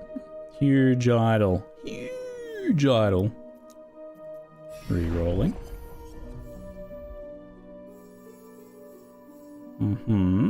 Despair Glyphs. Heart and Husk. Can't afford it. Don't forget the Woven Merchant. You know, I haven't bought anything from that guy even once. I probably should. You might have some that I haven't done yet. That's a good call. Is this the 4 hours out of the ad, or is he playing of his own volition? Were you here for the discussion of my strategy? You never know when the 4 hours are going to be, and I sprinkle a minute in here, 7 minutes in there, 32 seconds here. Is this a sponsored moment right now? I don't know. I like to keep you guessing.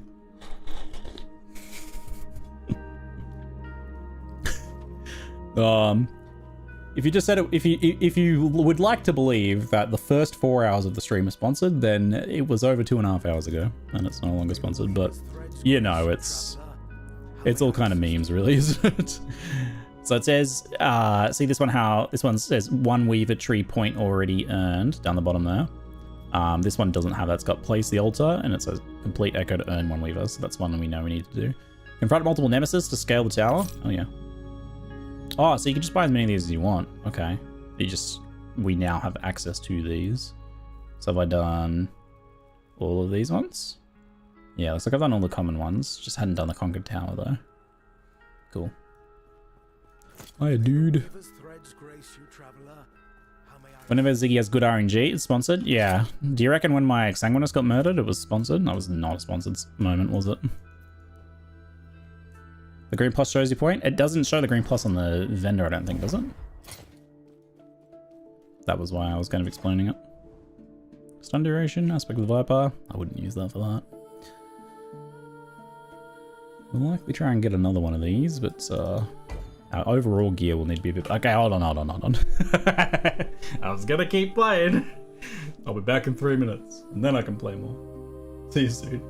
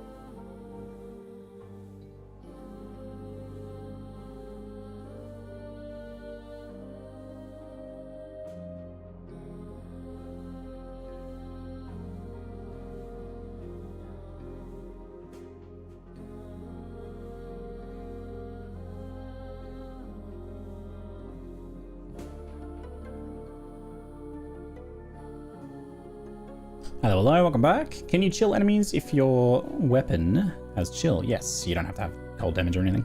Unless it specifies chill on cold skill hit or something. This game treats most of those sorts of like ailments as just things that you can apply. But generally has to be through a hit unless specified. Like some damage over time effects can apply ailments to enemies, but only if they say they can. This way. Let's go. Let's push it into some empowered timelines. Let's do it. I was hoping to find a nice early cemetery to get ourselves a few of those maps placed and speed this thing along, but maybe I won't run into one this time. Give it a try.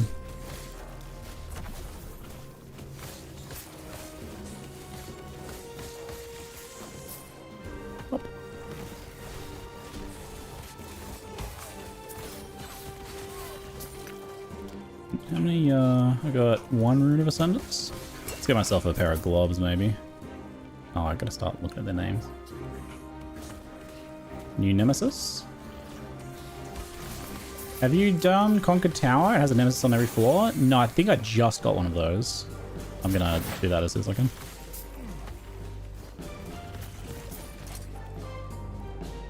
I don't know if I swap this back out from my old one, probably. Might be a good idea. Phalanx. Rogue body armor. Do I look like I know what a exile cut is? I don't want that.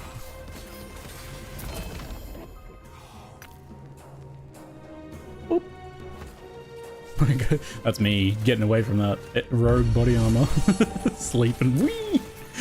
Get me away from this other class item. Thanks for the gift sub, appreciate it. Anonymous gift card, thank you. Very kind of you. Whoop. Hello, Exsanguinous. See you, Budrick. Yeah, I like the Nemesis encounters. I'm keen for that. Whee. There we go. That's what we want. In. Aimovox, thanks for the Prime sub, mate. Thank you. It's choosing me to drop that on. 6 floors of Nemesis fight so far? So far? Sick. It's like bloody what are we gonna call them? Coffin there. It's like first thing I see when I open my eyes in this summer. Oh, what's going on here? A bit iffy.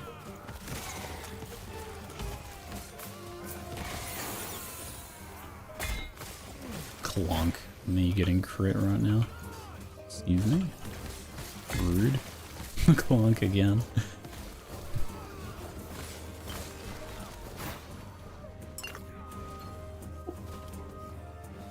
Get the Savage Gate. That'll be this then. For blasting. I notice I'm getting Weaver enemies on these maps constantly. It must be. I just keep getting tomb spawns. Bam,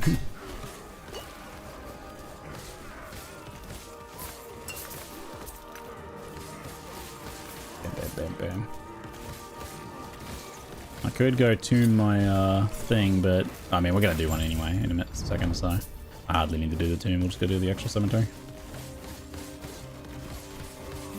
Patriarch and Matriarch. Mum and Dad are both angry. They were fighting, I got in between them, and now they're fighting me.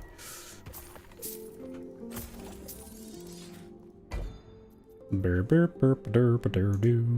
we go. What timeline do you need to do first out of the last 3 top to make it easier? Which boss is the worst? That's a good question that I probably can't answer. It probably is like one that's just worse in general, but it's likely also going to depend on your build a bit too. but I don't have solid advice until I've done them in a minute. Oh, it doesn't help you right now. Olangi, thank you very much for the 40-month sub, mate. Thank you. 6 floors of Nem fights. Oh yeah, 6 floors of Nem fights and a boss is a fun one. I like it. That sounds awesome. One with 20 shrines in is real fun too. Yeah, that's awesome, that one. Can't go wrong with that one. I think I've got some more of those. I'll drop down to do some blasting.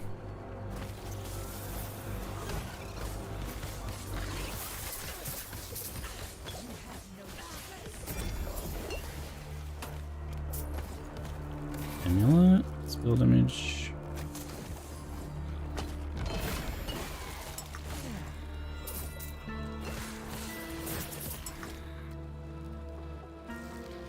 Yeah, I think Reign of Dragons is the one just before the last ones, isn't it? I think Hayrites is the hardest because of the immune phase and the massive AoE charging. There you go, there's some advice. What level are you when you transition to maps before finishing the campaign? I was 10 levels under, the first one's 58, so I think it was 48. You can go sooner, some people do. It just depends on how powerful you are. Levels are much more linear in this game than other games typically, so 10 levels under is like not some insurmountable thing. Some people can do like from level 20, 30 or something. Sometimes. Strong enough. Progression's a bit more linear.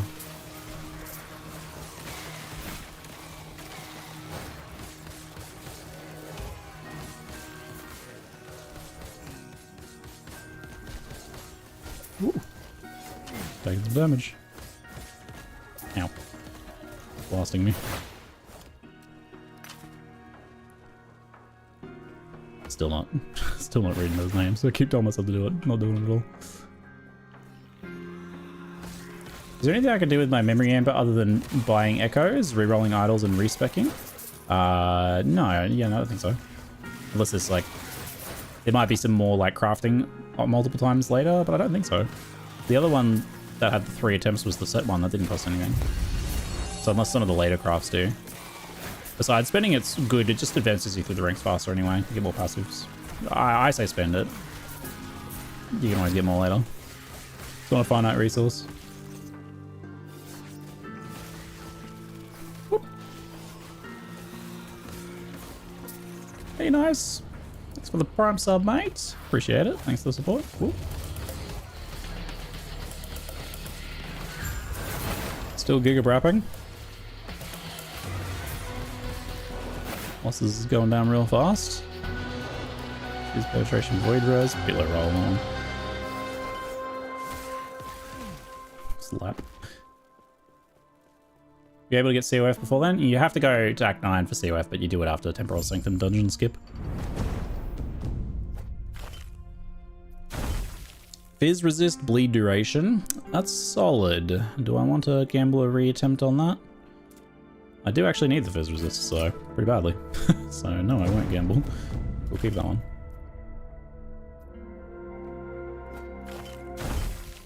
Companion. Yeah, I would have got some companion junk, so I'm glad I didn't. Alright.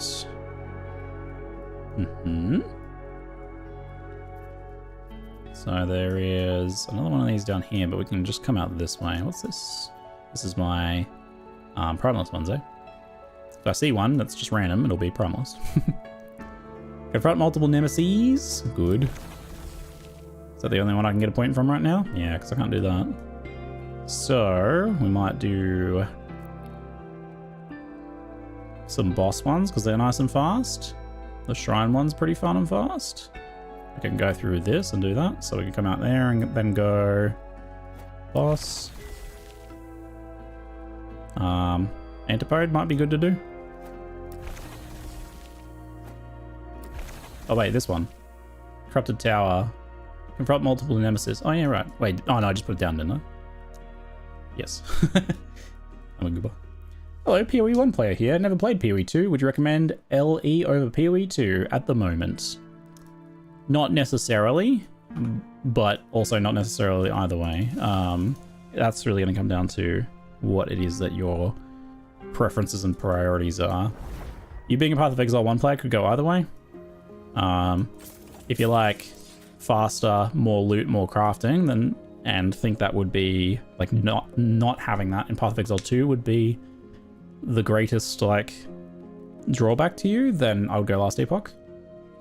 If you want like really good feeling physical gameplay and like a real challenge, then Path of Exile 2 is much better for you. Well, fun's subjective, so it depends on what they find fun. So what do you find fun? What do you think your priorities are? And I can tell you what game, the strengths and weaknesses of both games in that regard. Like I'm not here to like chill one game over the other. I love the both, but I'd rather find the one that is the better choice for you. Acolyte skills. Nothing we need here. PoE 2 is way too slow for me. Oh, I mean, well, you know your answer then, right? What, you don't need to ask me. It sounds like you already know. This is the Nemesis one, huh? This is fun. Sentinel Relic. Summon Raptor Tempest Strike. Let's just kill them. And this is great, being able to come in here and farm these guys whenever we want, potentially. That's very cool.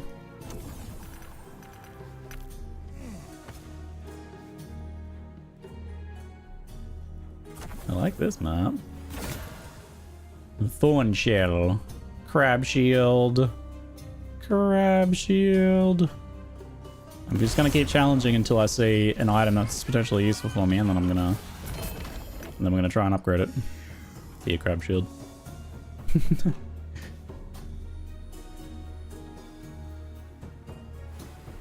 I ask you if they already. I assume they wanted to hear what my thoughts are, my preferences are. That's just the way they did it. Area, crit multi, health, gold resonance. Okay. It's not a very good base. What's this? Devotion. Power speed with smite per missing mana. Spell damage per missing mana. Endurance. Lightning damage pen. Kinda cool, not for us. I like a tower climb. It's pretty cool. We got a tower climb on this. There's a shrine on every level, it seems. No, Root Blood does the leeching. I wish there was a way to cancel these. Isn't set item shards super good? Set item shards very cool. Yeah, you can use effectively exalted / rare items to create your own sets now and get set bonuses plus some of those special modifiers. It's pretty cool.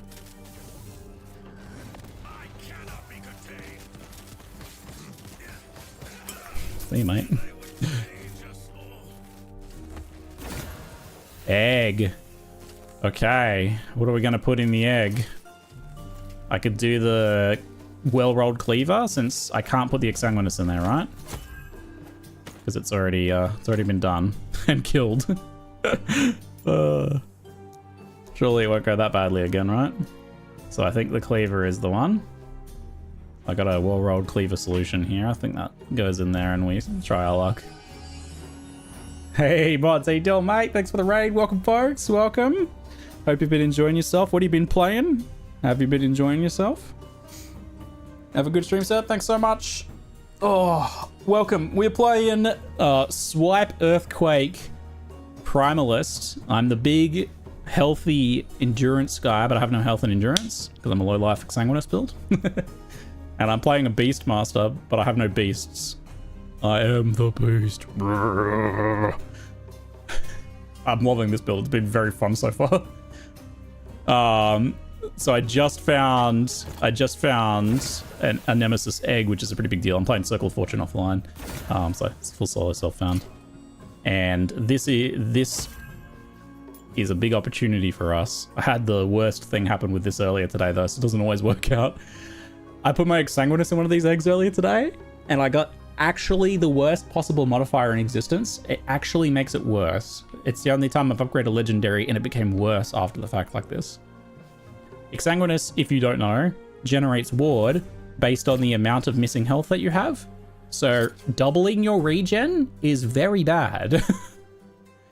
I lost several hundred ward from this, and it's actually so bad that it's knocking me out of low life constantly, which means I'm losing my 75% more damage and 20% less damage taken. So I look very like I never expected that in a million years. I didn't even think about that possibility. It's like that it would actually get worse. I was like, at best I get something I don't need, you know, at worst I get something I don't need.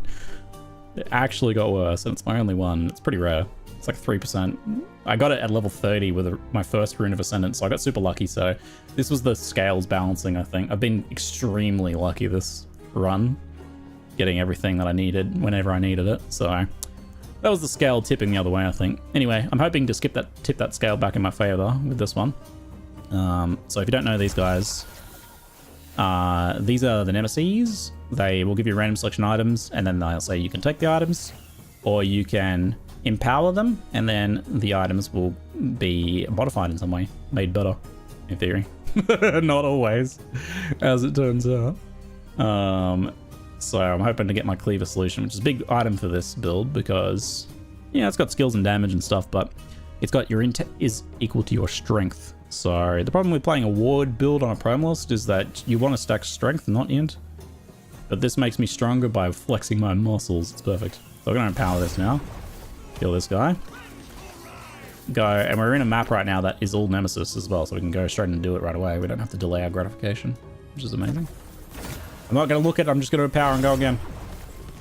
I made that mistake with the Exsanguinous. I won't do that with an Exsanguinous again, because if I get regen, I'll want to stop it early. So it doesn't keep upgrading the regen.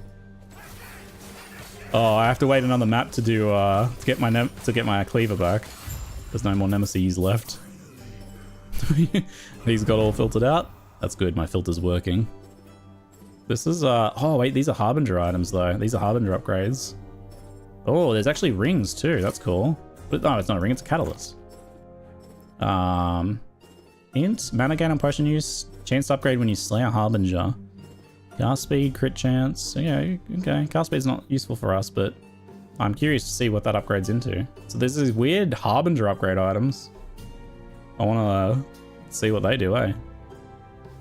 I might want to find a way to make sure that those get shown and not filtered. I can always just check them, and they drop in pretty specific locations. Wand.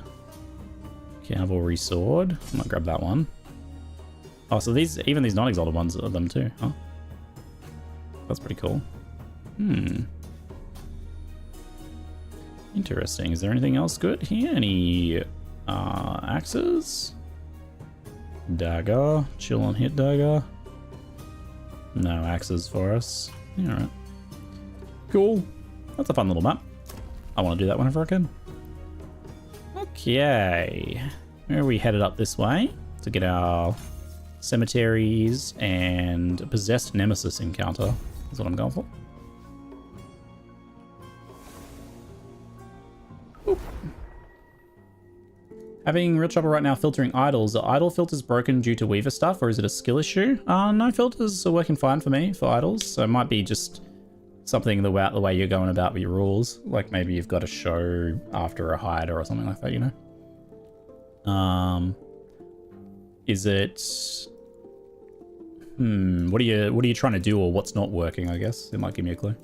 So you're playing offline. Have you noticed echo mods not applying to your APS? Echo mods not applying. Do you mean like these ones that are like enemies have increased health and damage and stuff? Huh. I haven't. I'll have a look. I haven't like noticed anything in particular. But I also haven't been seeing the mods are on the right-hand side, which aren't they usually listed there, or is that not the case? Loving the new Devouring Orb autocast. Yeah, I was pretty tempted to play that build, actually. Yeah, those, they should be. Oh, I wonder if the map modifiers aren't applying. That would not be helping my quest to make the game more difficult right now, which is my biggest problem. This game's a bit too easy. Reduce bonus damage taken from crits. It's good base. Ward Decay Fizz Res 1. Current resists are not that good, but it's okay for now. We'll just leave that. How are you going? You're done? Crit chance, mana regen, void res. Don't need the void res. Not doing too much for me. I think we drop that maybe.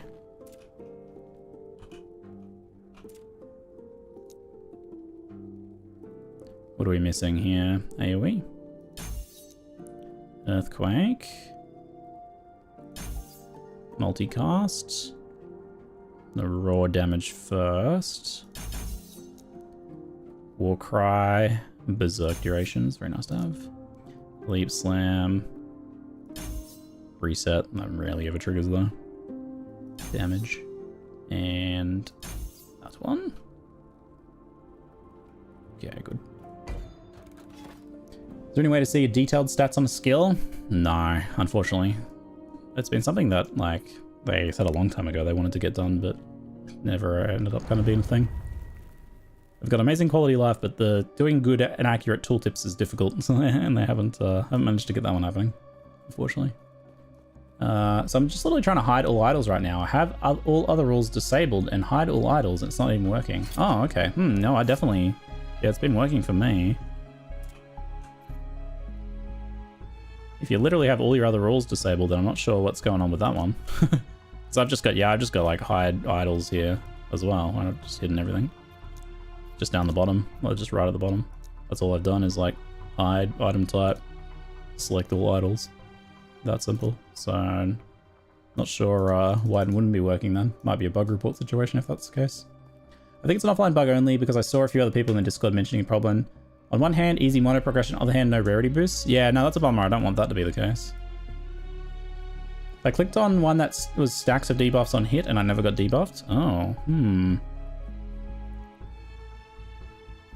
I'm spinning around with Warpath and auto-procking Devouring Orbs and Smites and Healing Hands. Pretty busted. Sounds swook.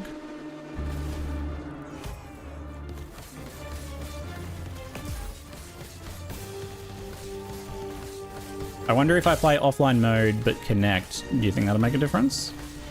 That's my only like thing that I could try and do to fix it, if it is indeed not working. It could just be a display issue. What do we get? 2 LP Azrael's Fury. Health regen? Nope. Nope. Wouldn't mind have minded an LP version of this. This thing's pretty good. Bring up your filter while items on the ground. It will show you what filter rule is causing it to show. Bring up your filter while the item's on the ground. Oh, is that what that does? I was wondering what that number meant. You'd think I'd know that. I didn't know that. Yeah, it's showing that like 9 is hiding these. Makes sense. I don't know if I should be hiding Exalted regular health, to be honest. Might want to re-add that and strength. Because that could probably be used. Recolor optional highlight exalts I want. So I did just kind of do this one pretty quickly. Where are they? Attributes. I'll do all and strength and vite. And for general, I'll do health. Where are you? Health recovery, health. Yeah, I'll probably do any of the health ones, not the regen. There we go.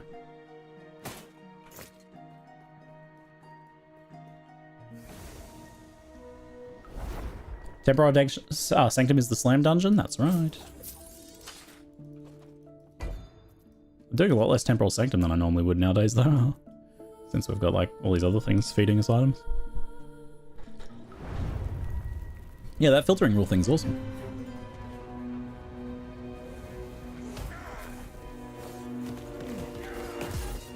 Do the damage! Health's too high. Damn it. I need my anti-leech gloves. Maybe I should be pushing for those.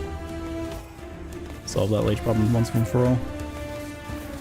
The music had a chance to swell. Ooh! Boo. That's illegal. Stormbreaker. Can stack a storm and directly use a melee attack and hit at least one enemy. Melee lightning, chance to shock on hit. Storm bolt. Storm stacks are expended every second to cast Storm bolt.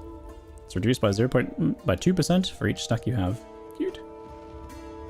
Other Orions. Yeah, I have a few of those. Ziggy, have you played this before? Yeah, I've been playing this since the original Kickstarter demo. Always been a fan of Last Epoch. So it's a banger game. I don't remember what these ones were that I put in here.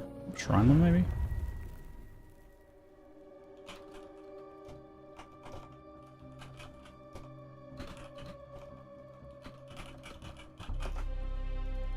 What? More bosses? Yeah, nice.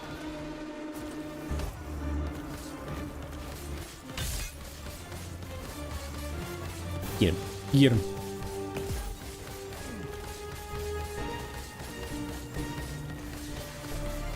Yep. Well, life bonuses for me. +3 Ghost Flame. No. No LP this time. Thorn Slinger?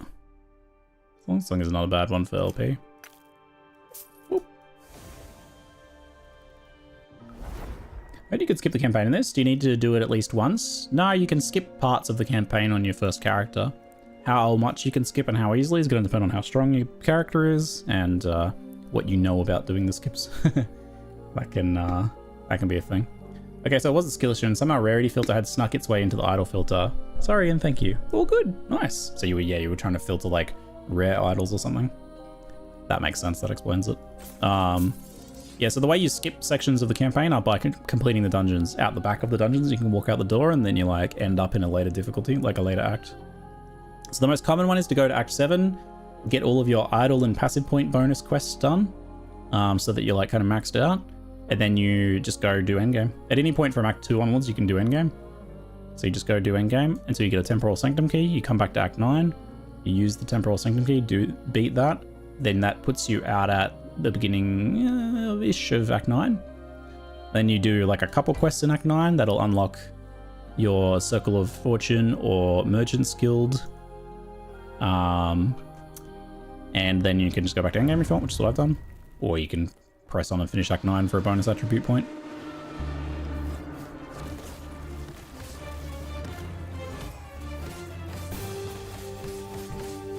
Amy's feeling a bit unwell, so I'm gonna juggle cooking some bins in a minute.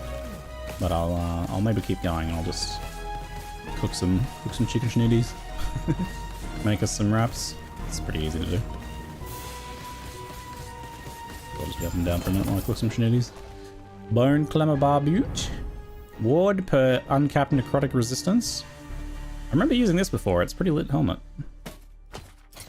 It's a good one for getting LP on, but honestly it's pretty solid. I would want to get my earthquake levels on there though, wouldn't I?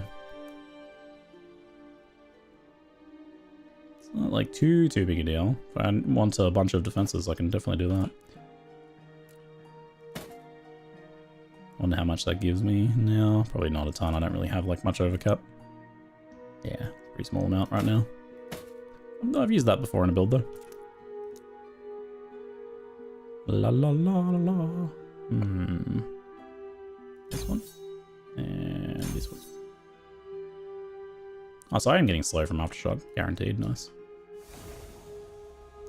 Wait, playing offline mode? I just don't have a reason to play it online. Except apparently there might be a reason in that maybe there's a bug on offline mode right now.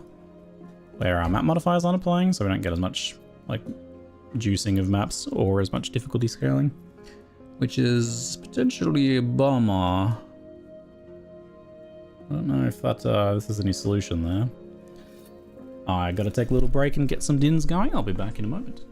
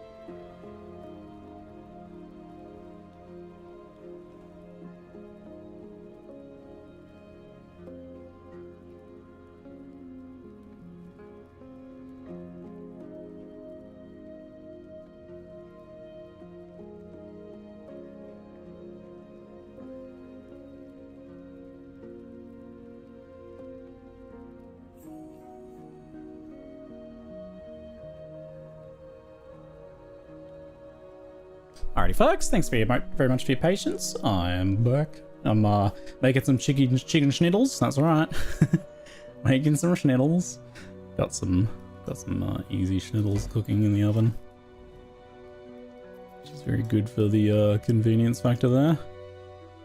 Prepped some wraps to put them on. Got everyone sorted. Amy's just been having a lot of nausea from growing baby, from forming baby. So I'll probably duck out in about 20 minutes and assemble the wraps. What to do with gold if not merchant guilds? If not merchant guild, gold can be spent in large quantities in one of the dungeons. The not Soulfire, not Temporal, the other one. What's its name again? The tree one. What's the bloody name? Yeah, you can gamble very large amounts of gold in there. Lightless Arbor, that's the one. The tree burny one. Yeah, that one. Tree burny. Burning man.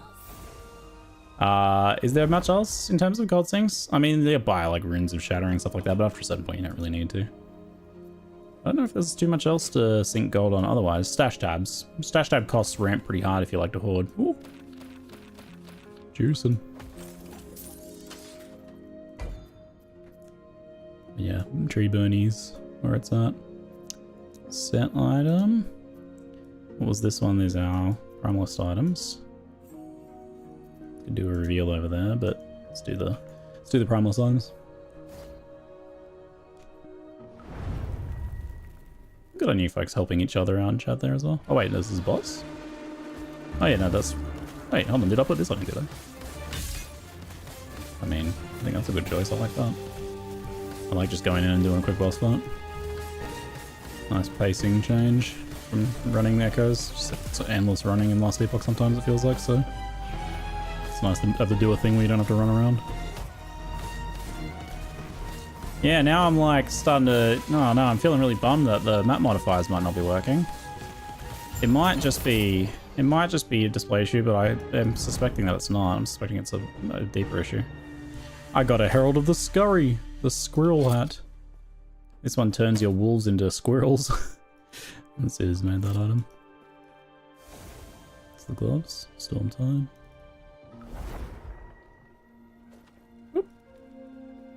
Watching you fight a boss like normal? Like how I feel like it's pretty wild that me like killing them in like 10-20 seconds is fighting them like normal. Like, I'm guessing Pox's setup is particularly busted, huh?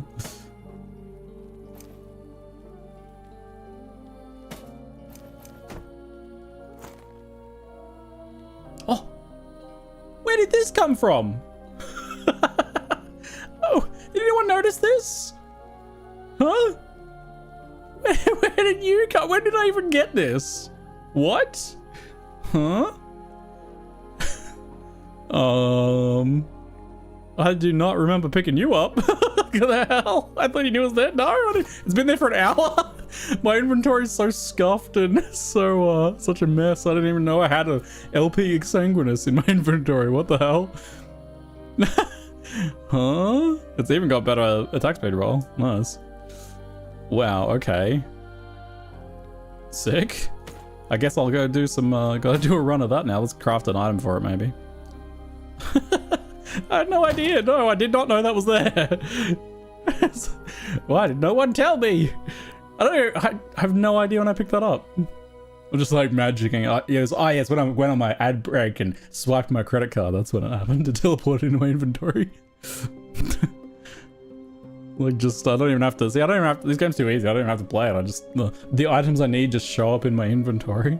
It's been there for an hour. Did insist making Exsanguinous. No, I made Exsanguinous my item Okay, alright, let me stash everything else, who knows what other treasures will show up. If I explore my inventory, the depths of my inventory.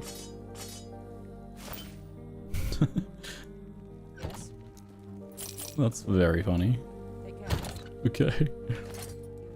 Let's see what we can do in terms of exalted crafts here. Buddy. Let's see what we got.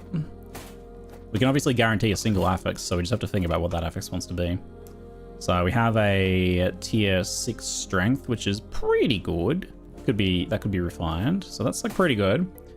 Poison Res I don't really care for. So that'd just be crafting fodder to try and get something else. Dexterity don't care for. 21 strength, even better. Okay. New winner.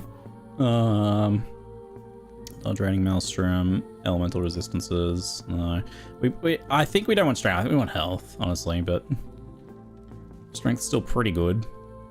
Strength is effectively int, and putting int on there is not bad. HP is pretty low. HP is pretty low, that's the idea. Not low enough, honestly. Because of that regen mod I got. We want it to be, I want to have 1 hit point, that's all. Sounds like... You're thinking of the other Zed streamer, not Ziz. You're thinking of Ziggy. That guy.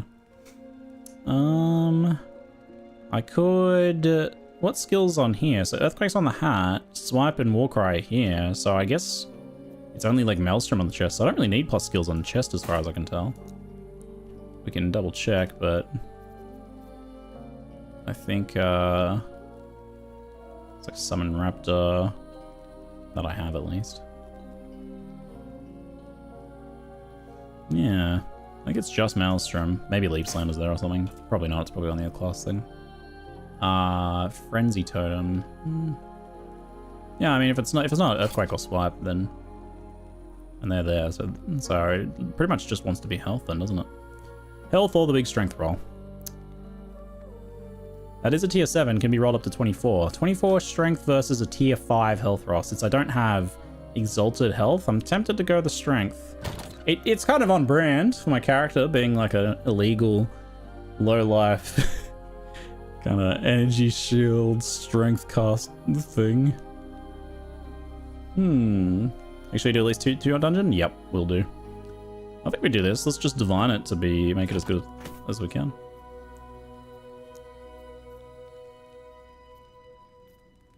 Rune of Shaping, no. Rune of Refinement, 85 of those suckers. So the range is 21 to 24. So that's just straight up 1 in 4. I should have no problems getting that one. 23. He says before burning everything on here. Oh, I need another affix. Whoa. Calm down for a second. Just put anything on there. Okay. Good. You can't use it if it doesn't have 4 stats. Good thing I realized. 21. Oof. 24! Huzzah! There we go. 24 strength, 24 int is what it will effectively give us once I get my cleaver back. Hey, where is my cleaver? Some Nemesis is holding onto my cleaver right now. I'm gonna go hunt him down and find that thing.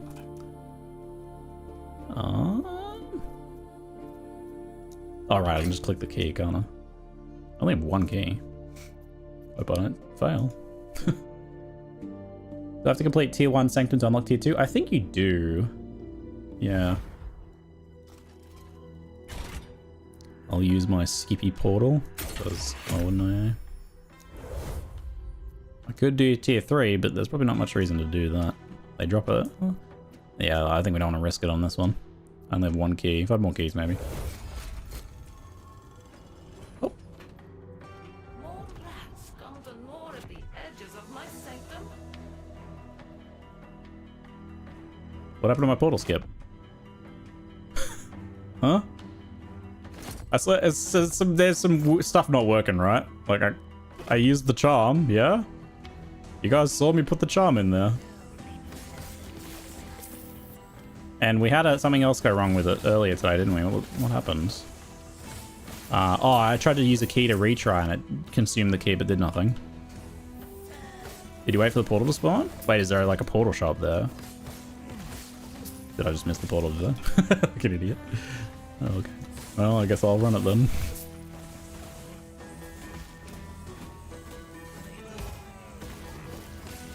There's a portal that shows up at the beginning? Oh, okay, so I just walked past before the portal spawned. Well. User error is the bug. The bug is in my brain, apparently. Oops. I saw a portal open, you bolted forwards. I did not notice it. Nice. Alright. Well, that's my bad then. I take it back. Oopsie. The oopsie's on me. I'm just doing some farming. What mod was it you were going to place on the unique? 24 strength, which is also 24 int for me with our cleaver.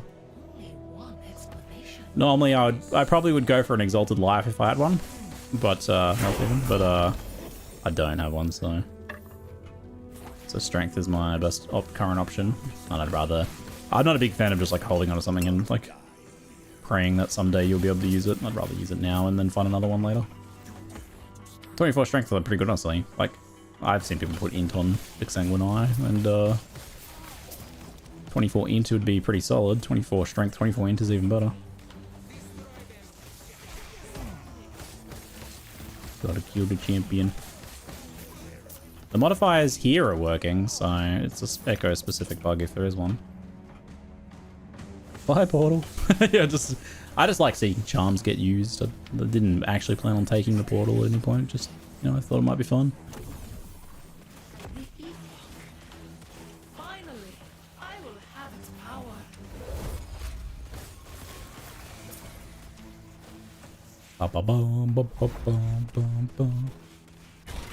Did you try to Rune of Havoc into Exalted Life? You know, I totally forgot about potentially doing that. I should try that. I will try that. Thank you for the reminder. I gotta like warp my brain to think about these things now, huh?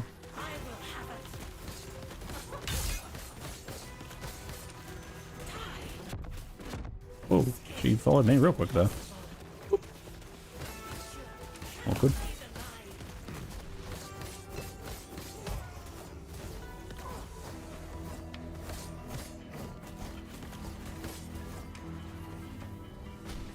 Yeah, Stuart, I love when you stand just right there. Come on then.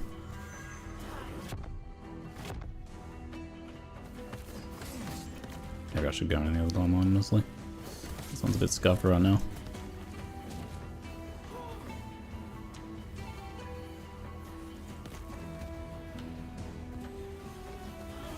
Highly scuffed. I used to be good at this fight. Probably wasn't. Let's stay in this timeline. Escape is impossible.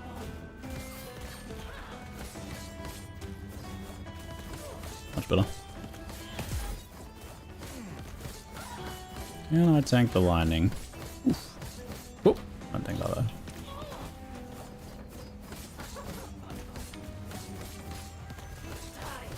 Oh, that was a bit close. That was a smidgen of closeness there.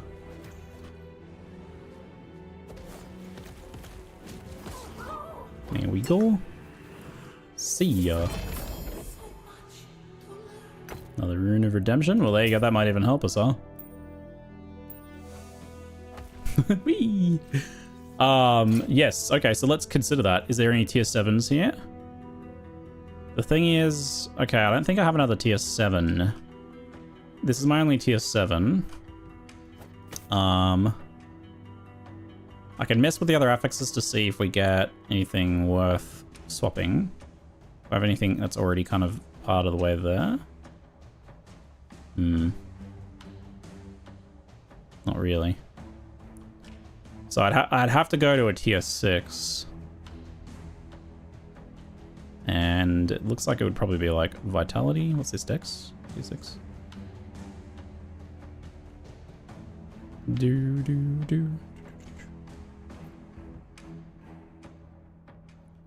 How does Vitality stack up against health tier for tier, I wonder? I think health ends up being better, right? Because Vitality also gives a resist.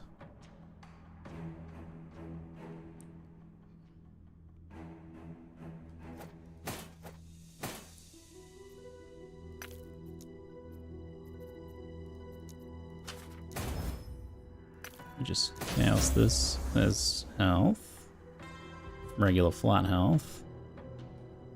So we would hit this.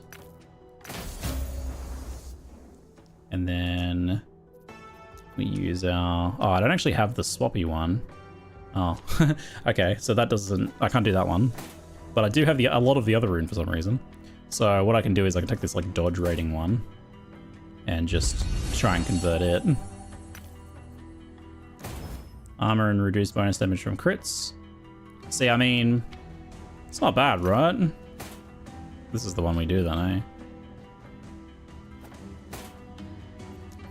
Yeah, I thought I had some of these runes. So we've got Rune of Redemption. Hey, hey. Boogie Power, thanks for the prime sub, mate. Increased aspect of the Viper effect. Don't know if I'd put that in that single slot there, but it's not a bad thing. Aspect of the Viper is... Oh, wait. Aspect of the Viper is actually... The enemy have a chance to... Blah, blah, blah. Poison hit, increased damage over time. The enemy minions have increased attack speed. Yeah, okay, hold on. Aspect of the Viper is no good for me. Alright, never mind. It literally is just dot stuff. Go again. 100% increased melee damage. Also probably a no. Attunement. You're done. We've burned through your potential. Huh? Oh, fizz resist. 89 fizz resist. Holy. Necrotic resist. Dodge rating. And that's all. Right. Oh, that was a good suggestion though. That was worth trying. And if we had the other rune, we might have been able to do something with that too. Where I would have like tried to smush the life in there or something. That's alright. So I think our strength's still our best choice. Like I could do this 130 health. It's a fairly good roll. 130 health versus 24 strength int. I think I'll take this 24 strength int. Plus the strength is damage, right? Is there even a question? Still, it's good to explore the opportunities, the options there. Tier 7 strength. Excuse me. Yeah, strong Exsang. Strong Exsang. Damn. Yeah, strong Exsang. So let's see how we go from my scuffed Exsang to my new strong one. We gained some attack speed, cut move speed, yada yada, and we drop the health regen, which is amazing, and get our strength int. So we go from 1730 something to... Yes, look at that life decay. Good. Yes, decay life. Decay. Oh, I'm not using the cleaver yet. Hold on. In theory, this would be with the cleaver on. Oops, hold on. I gotta go get my other cleaver. Okay, so just pretend this one. There we go. Now we're talking. It's not int as well until we get that. There we go. 56 strength, 56 int. Went from 1700 to 2250. Nice. About 500 ward. That's pretty good. And how much? That's 4% times 24 damage. 4 times 24? Yeah, that's like 100 damage. It's definitely way better than taking like 100 melee fizz roll. Uber Aberoth is down? Uber Aberoth is down? Literally someone here earlier was saying it would be 3 weeks. The dev said 3 weeks. Ziz was saying 3 weeks. What the? This always happens. They're like, yeah, it's gonna take you 3 months. And we're like, we did it in 3 hours. Soz. For real? Just got a notification in game? No way, eh? So was this in, 3 weeks for hardcore, I see. So this was in, were they all self-found? Did you have to be... I guess it's not really like a self-found distinction because it's COF and you can swap. So I'm guessing it was... so this was like softcore, and I'm guessing trade is part of that group play? I don't know if there was what restrictions there was on the race. I'm curious if it was like... I imagine that was group softcore, right? Because you can do a lot really fast with that. Boogie Power. Thanks for the prime sub, mate. Appreciate you. It is solo self-found hardcore for the race, but someone did their first Uber Aberoth kill in softcore. Oh, cool. Wonder if it's someone who like recorded it and posted a video or something. I probably wouldn't necessarily want to watch that anyway, but that's still cool to see and hear about. Congrats to them. Solid effort. 2 days in. All right, this little Exsanguinous is going to go into the quote-unquote decent tab for now, I guess. Giggle. Do I want to use my cleaver solution for the moment? I might. I'm going to get the other one back very soon. No, I'll keep using this until I get the other one back. We'll get it back We'll get it back very quickly. I need you to make a shame tab just for it? Okay, sure. New stash tab. 22k. 22k to shame my failed item. Shame tab. Here we go. And there's my shame tab. That makes more sense, doesn't it? Right in the middle. Beautiful. Excellent. Well, I'm pretty that's a good start. That's a good start. Now I just need to get a 2LP one and upgrade it again, eh? Even better one. And we need to find our Nemesis friendo and get my cleaver back. I'm just gonna go check on the Schnitty situation. I'll be back in a moment.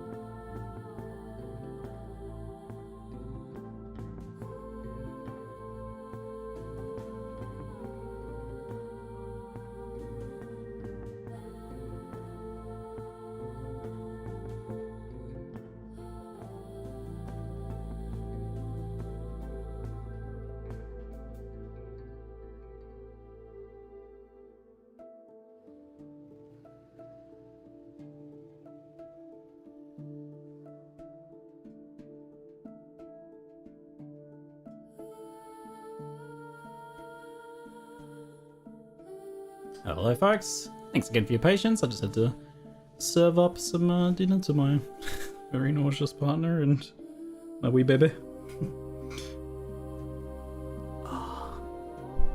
Alright. Let that sit for a moment. Making upgrades. Yo, we made a downgrade, then we made an upgrade. We're coming back. We're coming back in a big way. We're almost done on this one. Is there anything fancy? Not really. Let's just do this one. Kill a bit more stuff in here. We should be somewhat guaranteed to finish off this one. We might need to rebuild Ziggy C. Ziggy C would be pretty handy. Tell you what.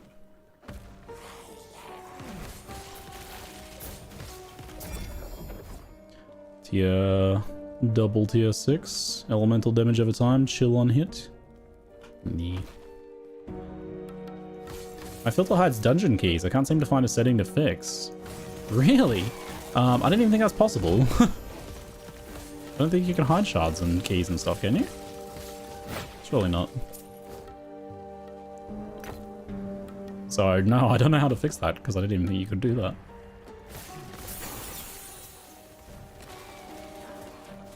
They are picked up automatically these days, if you don't know, and they are put into this key menu here, if you're unfamiliar. So on the items tab, there's just this tab here, press keys, and the keys go in there automatically now.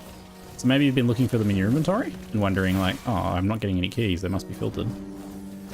Or are they actually being hidden somehow?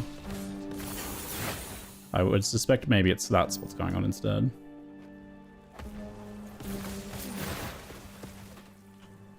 There's a tab for keys now? There is a tab for keys now. Yeah, whenever you click like crafting materials or keys or anything, they all AoE pick up now and go automatically go into their little tab there. So yeah, maybe you feel like you have been missing them, but maybe not. Whoop, whoop, whoop.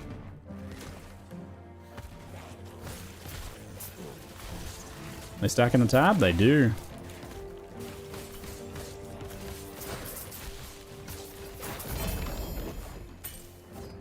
I had like blue move speed now, I think.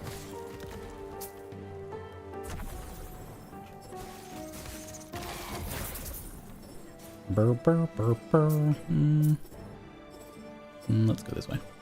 Whee. Where's my Nemesis?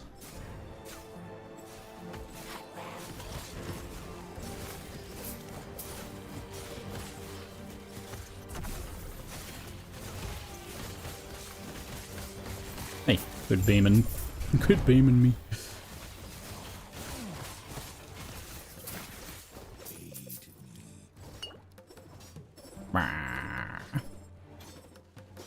This one will cry. You health one. Let's just go ahead and remove that one, so I have that FX. Can I like upgrade my boots now? I can upgrade my boots now. Nice, might as well. One more. Well, that does it, I suppose. Shame about the armor.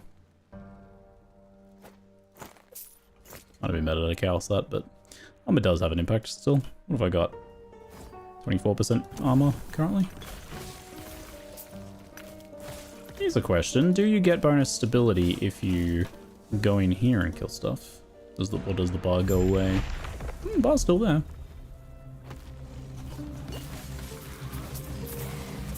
I'm curious, Code X Black. Was that what was happening in the end? Was it like in the other tab?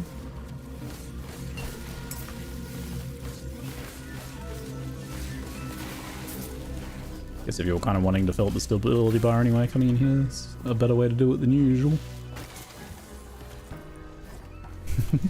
See ya. Great Wizard's Cash. That's not for me.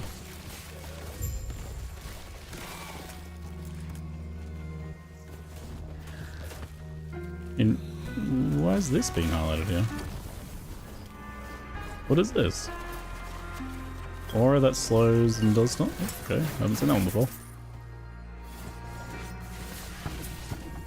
It was probably being highlighted because the quest outside was to get something like that. Cast speed, move speed. UI scaling, I noticed, is like pushing the tooltip off the edge. Technology is amazing, isn't it? What are you dropping normal idols for? Slow motion jump with the aura. That's pretty funny. Da, da, da, da, da. Dun, dun, dun, dun. Da, da, da, da, dun. Dun, dun, dun, dun. Da, da, da, da, da. Da, da, da, da, da, da, da. Slam, slam.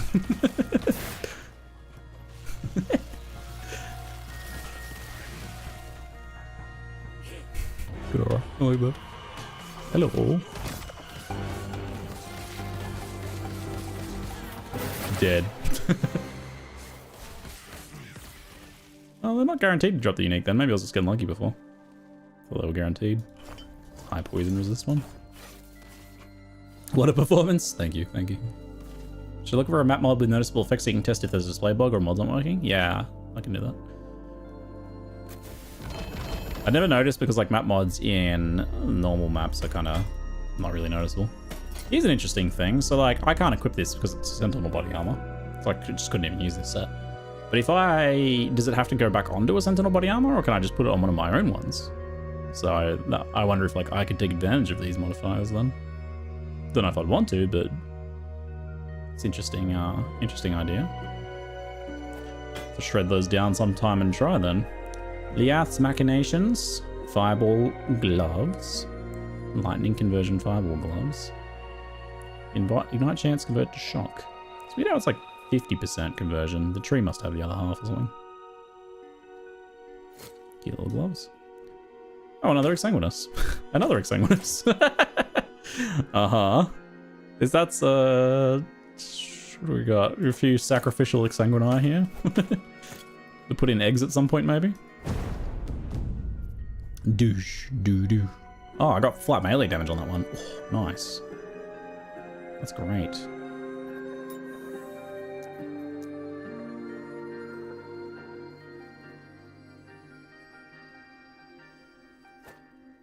Come on then. What'd you get? Fizzres. Nice. Portal, let's go. So those weaver nodes gives you tons? Yeah, like that's such a rare item, like a 3% rune rate. To just get like 2 like that makes me think that it's like ignoring drop weightings or something. Like that's crazy. two Exsanguinous. That's gonna give us like a very good shot of getting some LP down the line, huh? Like, that's a little crazy. I'm gonna have to start an Exsanguinous tab. I wonder if I can do an Exsanguinous tab. Maybe I do like my build uniques tab or something on the new category. This can be what are we? I'll just call it the Exsang tab. There we go. Make it red. Body. Confirm this one.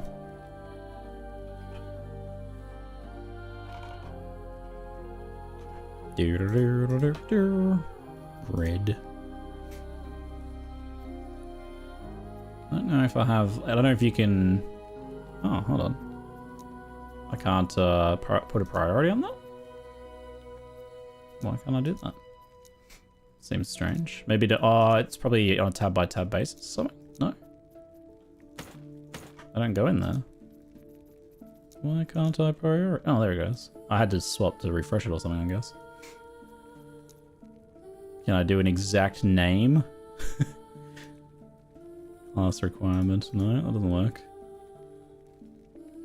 Unique. I would like one specific unique in here, please. I don't think there's a way of doing that, sadly. So I'll have to do it. I'll have to do it manually. Where'd my Exsangs go? Oh. Where did they go? What? There they are. The shame tab can go in here too. Naturally. There we go. My Exsang tab has begun.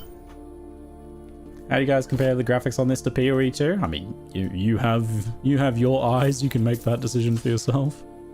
I personally think this game looks like somewhat on par with Path of Exile in terms of fidelity, or Path of Exile 1 in terms of fidelity, but I don't think the art direction is as effective, or is not to my preference as much as Path of Exile 1's. But I think Path of Exile 2 is leagues ahead. GGG has just that world-class artistic talent on their team nowadays. Doing a very good job with that.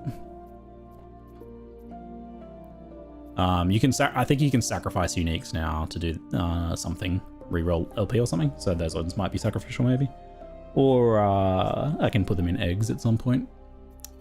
Is the idea at least. Can the Weaver node grant me more arch ladles? It might not work for ladles because ladles have a specific drop criteria, and it mentions that as being something that you can't cheat around.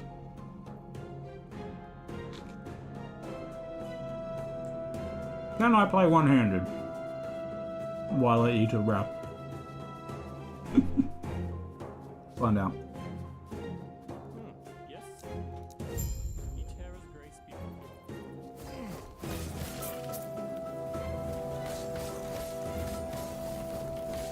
My Beastmaster, the Frenzy Totem can be used for boosting later, and the stack is just better. You can run a companion for some buffs and things, but I don't think it's worth it. You make a schnitzel wrap? I did. I'd eat a schnitzel anything. Schnitzels are always a winner. Schnitzel Sanger, Schnitzel Schnitzel, Schnitzel Parmigiana, Schnitzel Wrap, Schnitzel Katsudon.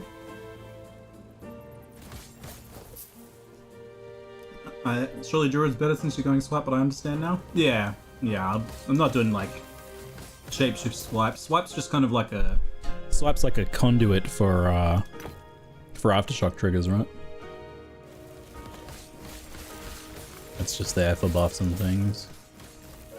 But you can do different builds of bear swiper builds and stuff. Schnitzel von Krumm. Curry Schnitzel? Absolutely curry Schnitzel. Love Japanese curry Schnitzel. Is he going for the jugular with that bite? Schnitzel jugular. Can't go wrong with crumbed chicken or pork. I do like me pork schnitzel too. More traditional schnitzel.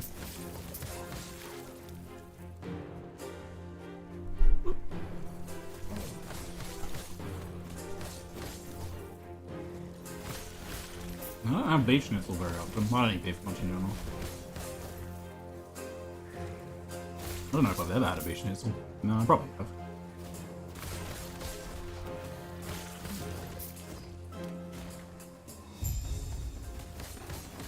And there's that one that's like a beef burger patty that's crumbed. Super interesting. How that sounds, I guess. How does the audio know what is mouth sounds and what is you talking? Advanced AI algorithms, probably.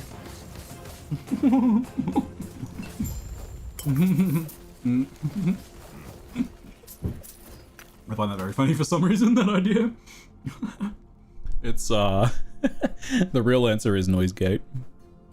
I try to make my audio as good as possible. I get very annoyed by terrible audio, so I tingle with it a lot, but noise gate allows you to have the mic effectively turn itself off for certain thresholds of volume or sound. You can do more fancy things in post-production as well. I often do on my videos, but live like this, it's mostly things like audio gates. Yeah, noise gate, yeah. A combination of noise gate and compression and things like that. It's noise gate. The tricky thing with noise gate is I like to be able to whisper for dramatic effect. Being able to do a noise gate and compression well enough so that you can whisper, lift the whisper so it's still present and loud, or just talk quietly like this. and still have a good presence is difficult without the gate cutting in and out, which is the worst. So it isolates high-pitched lip sounds. Yeah, you have to be careful about that too. And the thing I hate the most is when someone's noise gate is not set correctly, or mine, and the key presses are like kind of activating it on the keyboard. It's like the clicky keyboard's kind of activating it, so the noise gets cutting in and out, and you're picking up the sound of their like fan or air conditioner every time it turns on. So it's like.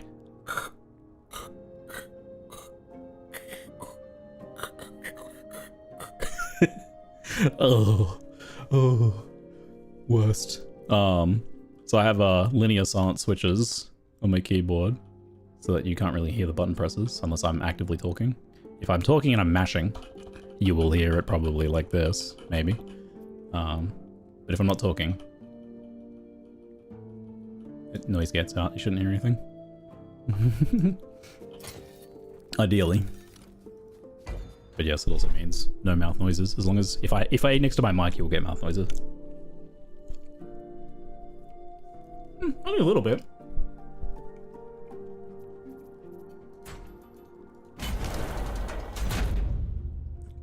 Does distance from the center do anything before corruption?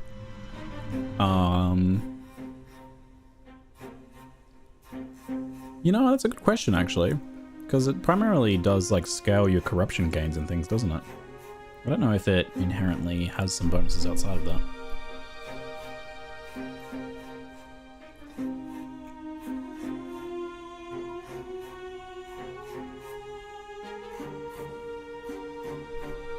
Do you get to fight Jeffrey ever? Wait, what? Who's Jeffrey? The farther you are, the more stability the echo gives. That makes sense. We're here to kill the dragon babies, to anger the dragon mama. And we certainly did. Destroy the eggs. Music. Ba-ba-ba-bum. War crimes. Ba-ba-ba-bum. Ba-ba-ba-bum. Done heroically. Dragon exterminatus. Stability reduced. Fading. I'm fading. Set sword or dagger. One of these, I guess. Endless shade further away increases corruption, but unsure otherwise. It sounds like it also has an impact on stability. So the further you push those echoes out, which is good for placement. It's good to know for the placement of the woven echoes, right? Where you put those makes a difference. Whoop.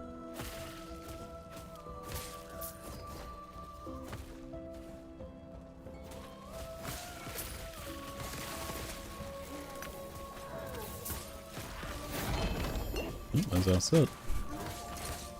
Bear set again. I don't think there's really gonna be a set that's all that good for me, but I'll have to take a look. Maybe with some creative interpretations we might be able to come up with something. Two of them at once? Let's go. Oh, power. Slam, slam, slam, slam, slam, slam. Out of Anna. Is there a way to see what the skill scales off of? Yeah, I mean, a few things. So some of it's going to come down to the stuff you allocate in the passive tree or other item effects that provide more axes of scaling, but predominantly scaling tags. So you see how it says swipe on the left there, and scaling tags just down there. It's down here. I don't know how to point at it. Blue text, scaling tag, physical, melee, area, strength. That's what it tells you. But other things can factor into that, right? So like, and you have to make some interpretations of yourself as well. It's like, well, attack speed scales this, and attack speed's also going to make it so that I build panther stacks faster. So attack speed is effectively a scaler too. Doo-doo-doo. Reallocate my missing points.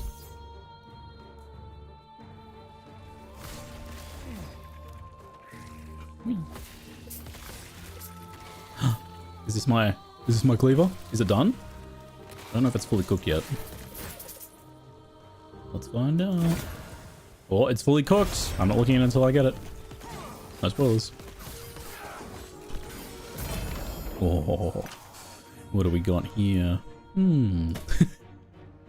Shock on hit. No, that's not that good. That's not that good. Shock on hit lowers lightning resist and gives stun, increased stun chance. The stun is good. This build does a good job with stun, but I don't think it's worth sacking the armor shred and higher DPS of Scissor, which is really unfortunate. I might have to try and roll the other one then. Better than Leech? That's true, I could have... Oh my god, imagine if I'd gotten Leech. Oh no. It actually it could happen. I could get Leech. And then it would be just like the Exsanguinous. It'd be even worse than the Exsanguinous. It'd be completely unusable.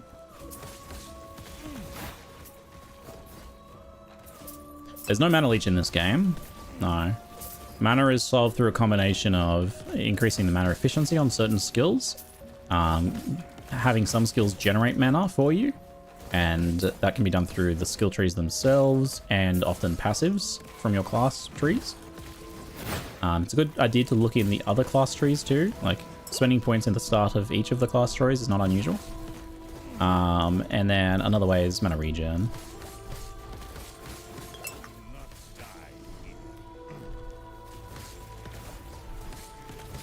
What class are you? I am a Primalist Beastmaster, despite my no health and my no beasts. Going for an unusual vibe on the Primalist Beastmaster, it's pretty cool. Look how flexible this can be. Yeah, Shock's okay, but...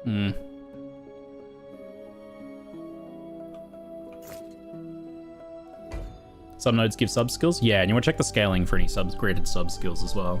That's what I mean, like the trees can change how you scale things. I meant the dude with the mana issues. Oh, you're talking to them, sorry. All good.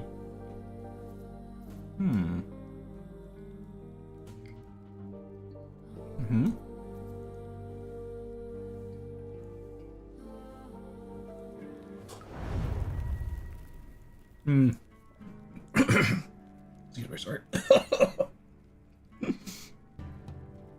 My mic doesn't mute me coughing and dying. Sorry. Yo. Boogie Power, when did you speak that sub in? Or is my thing being slow? I think it is being slow. You're playing a rogue. I can actually speak to that one for Acid Flask or throwing builds. So, I remember playing Acid Flask and making the mana cost 0 was a priority in a specific chase strategy for the build. And you do that by getting exalted throwing attacks and minus mana cost, because the mana cost reduction on them goes up for each exalted level. So I can't remember the exact numbers, but it was like -3 for level 5, right? And it was -4 and then -5 or something like that. So you could get it basically free. I think maybe it was a combination of that and maybe something on the tree as well.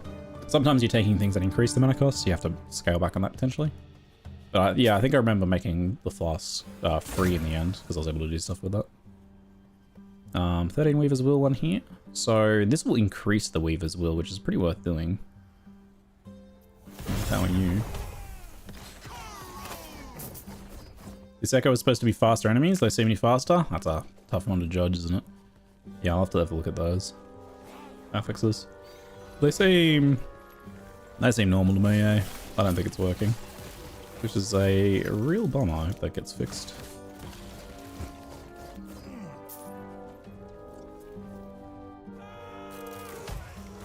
It's not too much of a concern in normal monoliths because, like, I never even noticed them in normal monoliths, but in empowered though.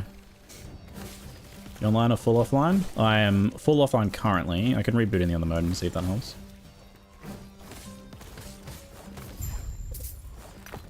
It's weird that, like, that would be the case. It's like, why would that be the case, huh?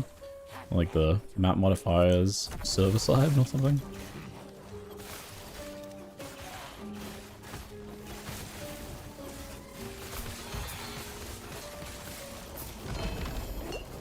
Oh yeah. Nice. Bunch of maps.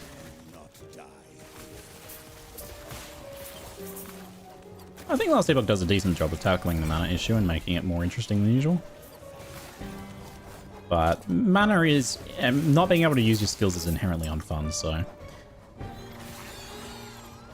Mana is like an iffy thing to push on players, I think, compared to other options. I'm online, offline, I can see the modifiers normally. Kind of interesting, that's the issue. Okay, I'll swap and see if that fixes it. That's even weirder, like, that it would work in one and not the other. It's like there's some sort of, yeah, map server validation of map modifiers or something. I'll swap. I can do that. All it means is I have to log in, that's the only difference. And I see chat, I guess. If I want to. Is there max res in this game? You know, I don't really recall seeing much max res. If there is, it's kind of rare. There's a lot of things that interact with like overcap resistance.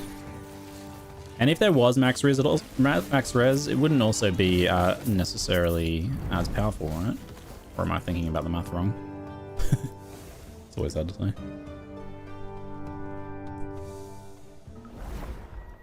It could just be a UI thing, but I'm suspecting it's not. Let's reboot and see. Maybe the game will instantly become harder for me.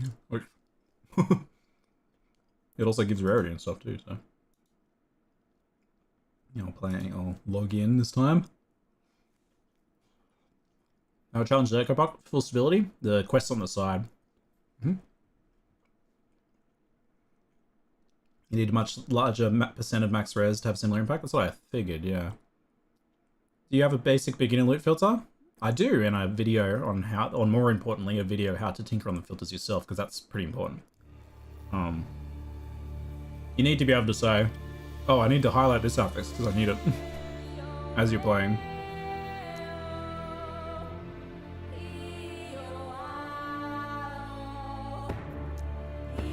I got your fire. I got it for you.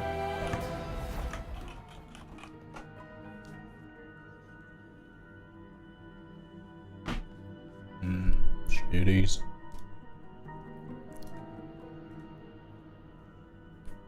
So we're going back to an echo if you've portaled out? I don't believe so. Correct me if I'm wrong. Ignivar's head with some resists. Area of, aspect of the Link's effect. There's an earthquake hat.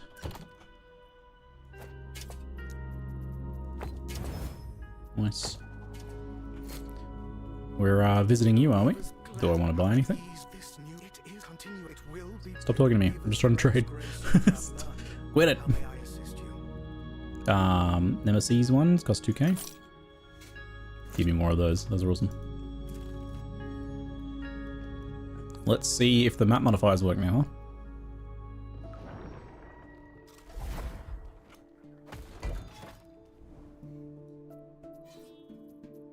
Well, they might not show because I'm doing the boss right now, so let's see after this. Let's see in a minute. The Emperor of Corpses. Hop. Probably hang out there a bit longer, I suppose. Oop. Almost forgot to go back in. Damage is being dealt.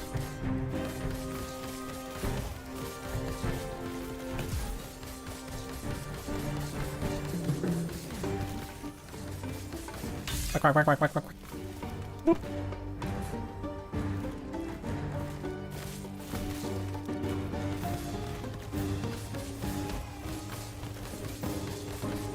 Oh yeah, very nice. Make sure nothing's killing me. Against poison on hit, necrotic damage, necrotic resist. Well, we'll be going for that one, regardless of whether we need it currently. I think we maybe do, actually. Emperor of Corpse has been recorpsed. Yep, I was, I mean, I could use that helmet with the necrotic stuff.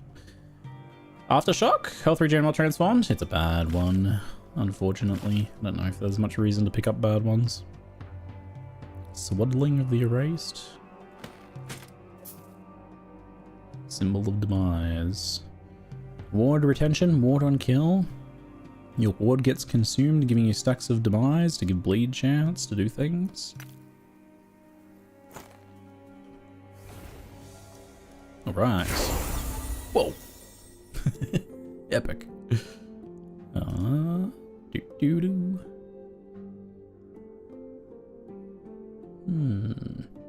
We're gonna keep getting attack speed here, I suspect. It's not a bad play.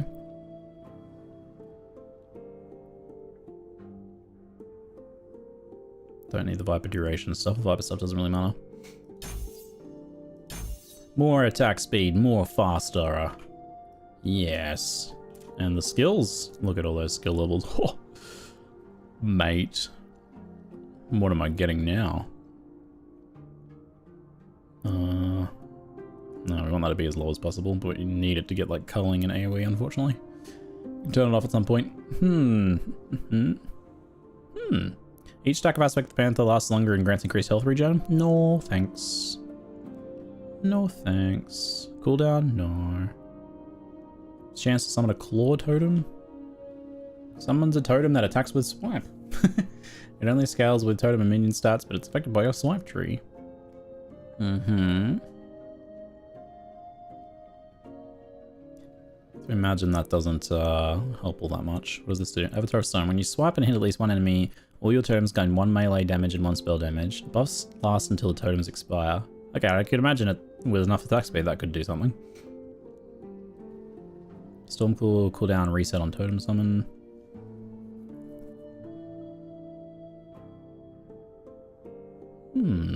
I have so many points in swipe tree, I don't actually know what to spend it on here. When you attack with swipe and hit at least one enemy, you have a chance to call forth Spirit Wolf with each of your from each of your summoned wolves. Oh. I can put more points into Fizz Shred. That's good. We want to do that. I don't know why I haven't done that. I guess it was just lower priority. It's a good way to boost our single target now. This one.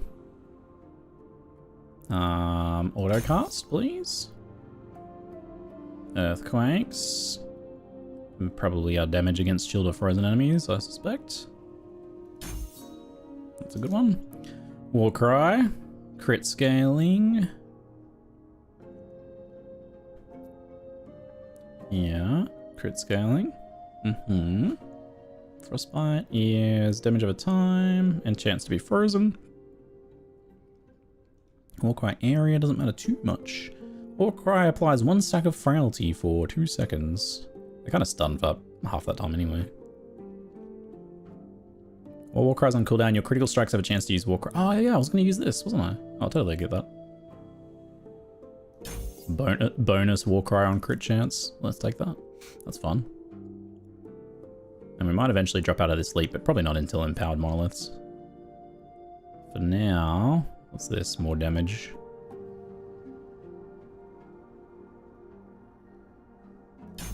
More damage. Alright. Cool.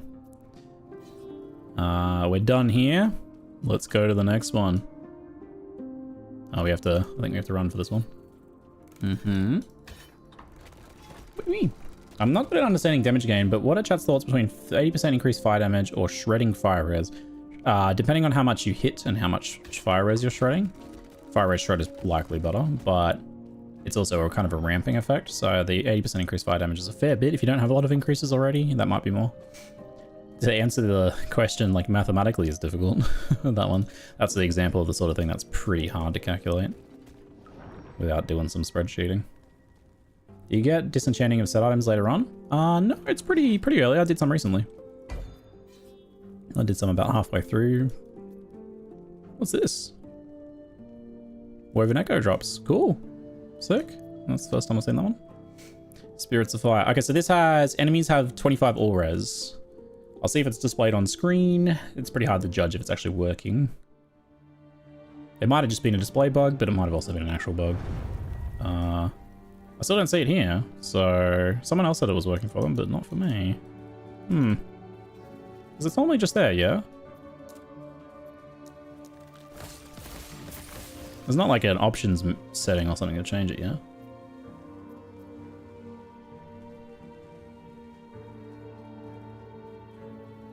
I wonder if it's anything to do with like the scaling of the HUD or something. standard. No, I mean, it's not like I just came back or something. I don't know if there's another way to test it. Hold on.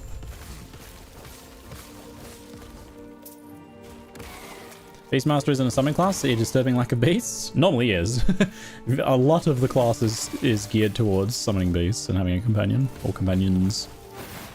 But that doesn't mean you can't do some creative reinterpretation of the class design. It's least of Ziggy's crimes in this build. It's just one of many.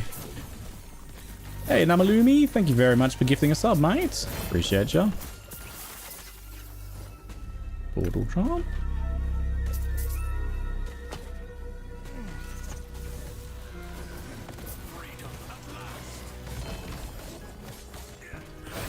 Do you ever know what PoE devs refuse to give death recap? A menu that you get after dying showing what killed you? Oh, they've talked about it in the past.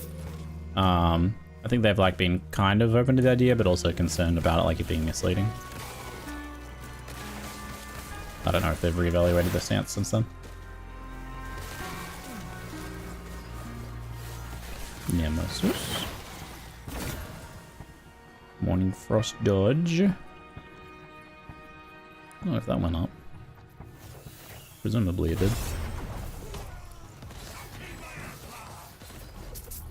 Well, if the map mods are bugged, I hope it's something that gets hotfixed then. Hopefully.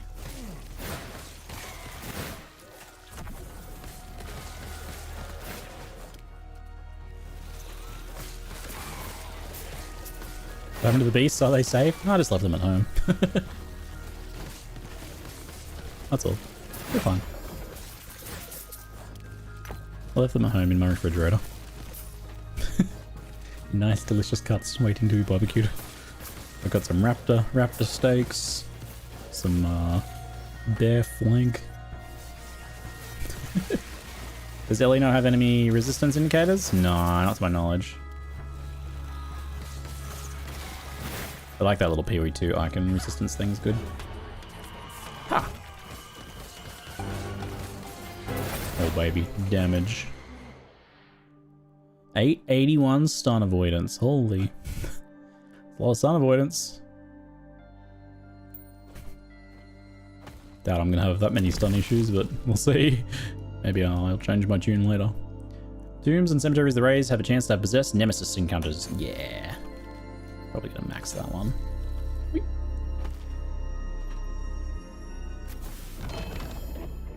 Antipode Rift. That's the unique armor one. It's pretty good.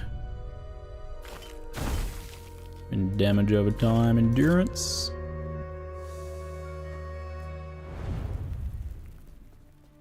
Shame, something as simple as in the last 5 seconds you took 80% fire damage, 11% cold damage. Yeah, there's a few ways they could do it that would be helpful, I think.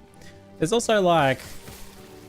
a lot of Path of Exile has always been kind of a little bit mysterious with that sort of thing. Like, you as a player kind of being left to think and wonder, I think this is what happened. But there's a bigger problem in PoE 1 because like you literally couldn't tell what killed you because you couldn't see anything on screen. I think it's better in PoE 2 though. Like I haven't really thought about the idea of a damage recap in PoE 2 because it's pretty clear what kills me usually.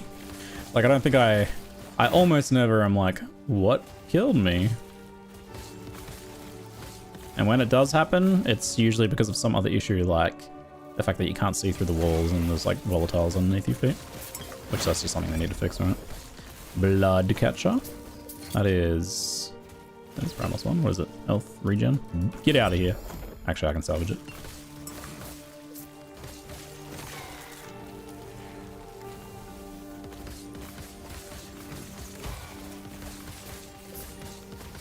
I feel like I remember there was talk of like some sort of in-game bestiary, which that's the sort of thing that would reveal a lot of that information about what killed you. Like you could refer to the bestiary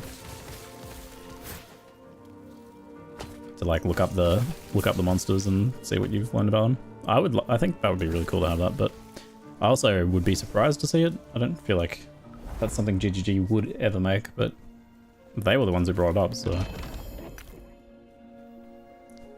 That's just PWDB right now? Well, it's hardly easy to read. It's quite difficult to interpret. It's a language of its own. But yes. effectively that translated to human language. Attack speed gloves. Attack speed gloves are a big one. I could drop the necrotic on this. How's the rest of it? Ellie and Void are all a problem. But that could be done though. It could be done. Let's have a look. Do a spot of the old crafting.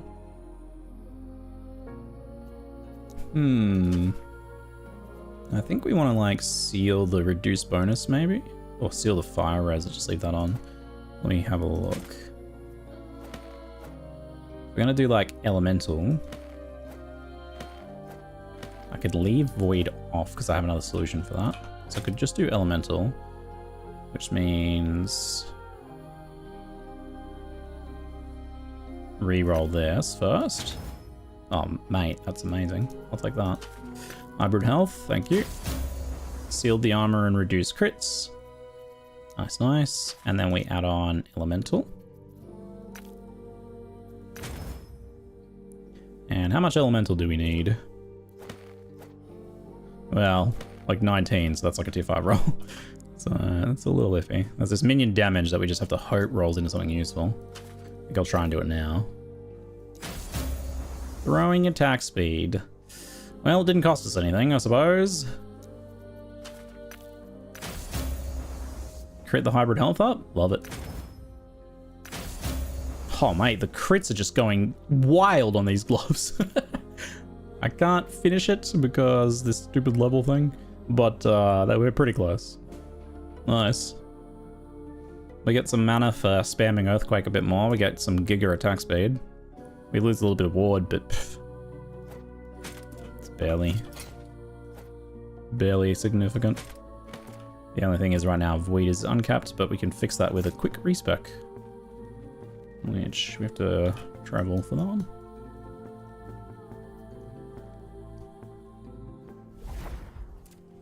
I'm running a crit crafting build.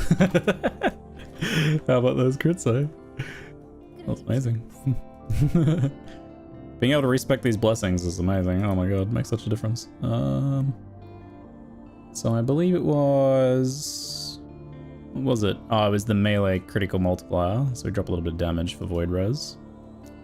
10k gold worth. And now we're sorted. Only a little bit of poison res under, which is usually fine. A lot of it's ground stuff you can just move out of. Amazing. Probably a pretty big deeps boost on that one. 14.6 from 13.2. Pretty good. Pretty good. Wait. I'm in the wrong spot, aren't I? Where did I go? It's one of these? How do I get the scissors swords? Do tombs and cemeteries. They drop from one of those bosses. If I recall correctly. That's where I got that one from. They maybe are a little bit rarer. They're very powerful, so it's understandable. But yeah, I've only had the one so far. Got a few of the other swords, but maybe just luck as well. There's our dungeon, or what is it? Tomb? Cemetery, even?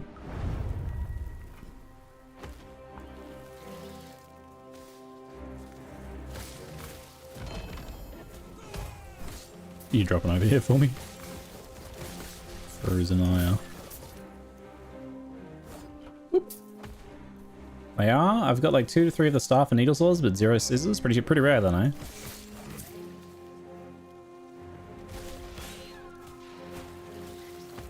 Yeah, maybe got a little lucky with that early scissors drop. Not super lucky with the affixes on them, but no, I'm sure it's good. Can't complain too much. Whee! Whee! Quit spitting at me.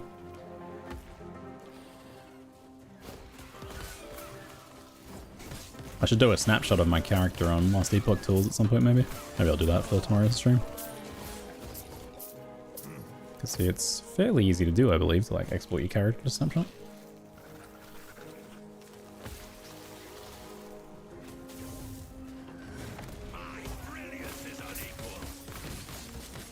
Get him. Absolute moitering. Shrink wrap eggnog. I've dropped like 5? Holy. But I have them slotted in the 2 right side weaver tree spots? Ah. Clever. That's a good one. That probably makes a big difference.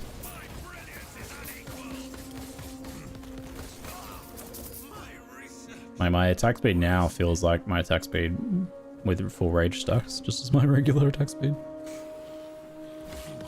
Getting fast. It's up to 16 weavers well it went. Nice. Pretty good. You just got dodge rating Morning Frost. It's kinda whatever. What are those boots? Vitality. Can I reveal you? Do I have some of this? Oh. I have to do it the old-fashioned way. Boo. Makes my resist a little dodgy for a while. Now what? What did you remove from? Ah, no, you actually gained. Okay. Beneath the waves, maybe? And what did you lose? Or gain, or what's happening to you? I guess you just gained a point, huh? Hmm. Neat. Bum bum bum bum bum bum bum bum bum. Initial slam, more damage, stun. What else we got?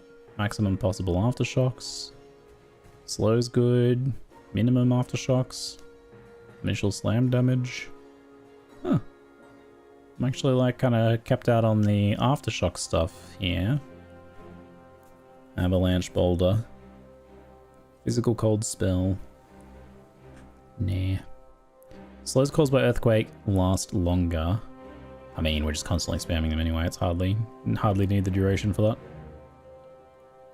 So maybe I'll just affect the initial slam or something then, or add more aftershock triggers. I mean, extra stun chance is fun too, I suppose. Bum bum bum bum bum. Not saying anything else. Let's go maximum aftershocks. Try and get some big high roll crit chains. That one, and for you. Storm bolts. Don't want leech. Just get some more damage. Alright, looks good. Yeah. Being so deterministic, those weaver items, you're probably gonna have tons of them after a while. When weave weapons choose modifiers, is it based on what mobs you were killing? Nah, it's just random. I don't think there's any like little hidden things like that. Something like that would be cute, but also maybe just frustrating in practice to actually try and control reasonably. Wheel of Torment. Do you live in Australia? I do, mate. G'day, g'day.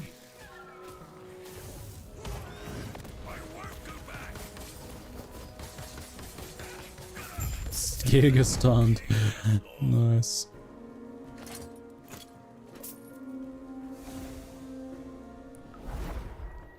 And we have one of the thingies over here next. Yep. Cool.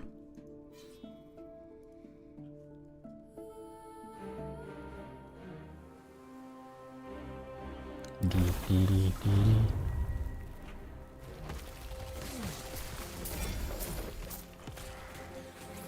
66% attack speed, yeah. Oh, it's two-hander. That's why. That's a big two-hander though. Melee Fizz, 66 attack speed. Damn. Thing's hefty.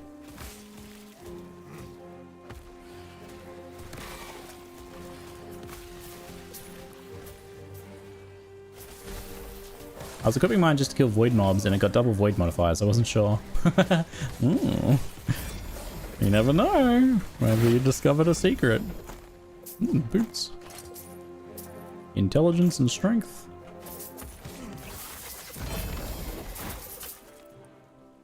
Drops and idols. Go on then. All the ones I need.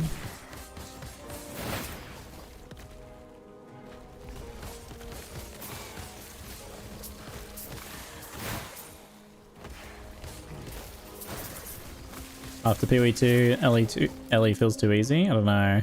what to do with it. Blasting on Spellblade. The game definitely has problems with being too easy, but it's not so much that it's easy. That's a big problem, because like it's fine to have like an easy entry point.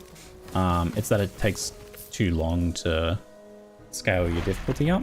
Like even me now, right? Like I've been working all day at trying to get to the hard part. It's there. Once you get into a powered, things can scale pretty quickly, but you do have to like put in the work. And if you're kind of messing around exploring and not knowing that you should be doing that as well, you'll spend even longer. So they definitely need to improve that, for sure. They've given ways to scale corruption up faster, but I think you need to just be... I think there literally needs to be like a... Yep. Yo, I'm killing things way too fast. Here, let me do some Uber challenge echo, and if I can manage to do it like an exam, it'll be like, you know what? You passed. There you go. Straight to empowered for you. Straight to empowered. Take some items off? Yeah, I don't like that suggestion. I don't think that one works. There's a singularity in there.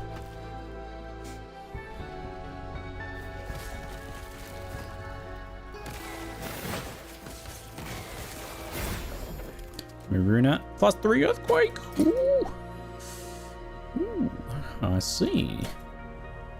Although we've got to the point with 26 levels that additional earthquake levels are not like you don't get base damage for levels in this game, so it's only what you end up getting with the points. So what we'd be getting now is like base damage for the initial earthquake hit, which is long term not that important for us. So that's a pretty cool thing to get. And I might use it to craft something, maybe. But I don't really need to use it right now, I don't think. It wouldn't give me really much of a benefit. Probably not more than the vitality I get currently gives. I probably only need 25 levels, ideally.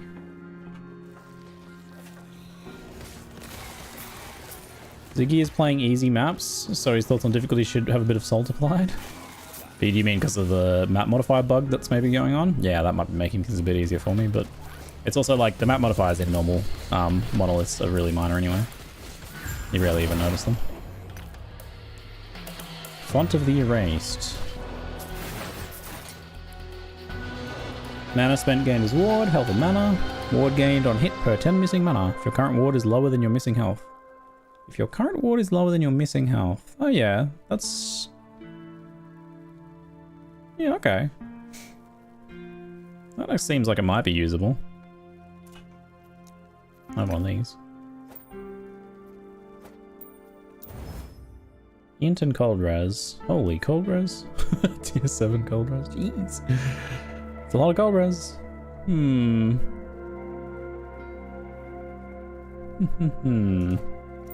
What's on you? 20 elemental resist? Cold resistance though. How much mana do I actually spend, though? Not really like a mana spend gain build. Oop. It is time for me to take a short break. I'll be back in a moment. Can agree with speeding up the normal timeline progression. Yeah, I think they've got skips in the campaign. I think like some dungeon that lets you skip the end game would probably make sense too.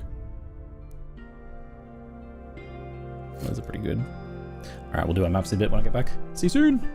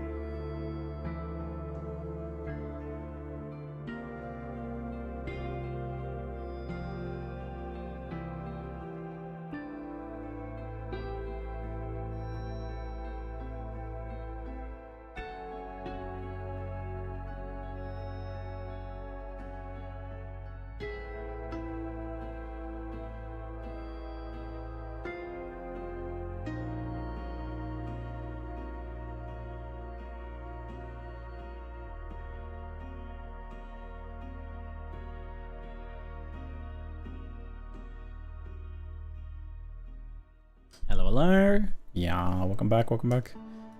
Yeah, buying the supporter packs is completely up to you and how much you value the MTXs or whatnot. These are... It's so subjective, no one could really suggest how worth it is. Smuggling is like, kind of okay. Well, it's very much all on what it rolls for that one. Let's go... Put you in here. Maybe want to do something with that one soon. Maybe you go in the decent tab, perhaps? Since you're quite a spicy little hat, you are. Crab hat. Bum bum ba da ba ba. Do I have any more of those runes? Not currently.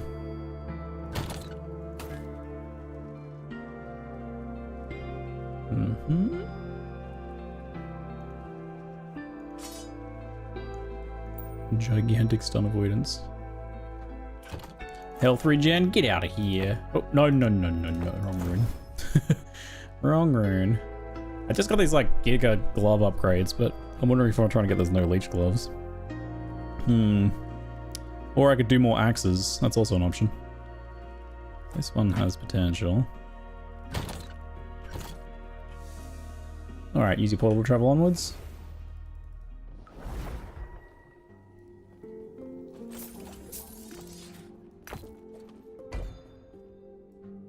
Okay.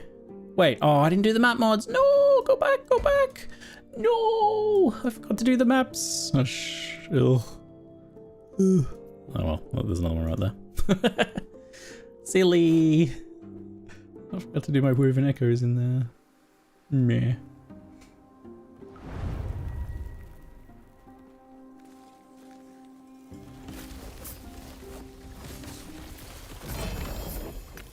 Yoink.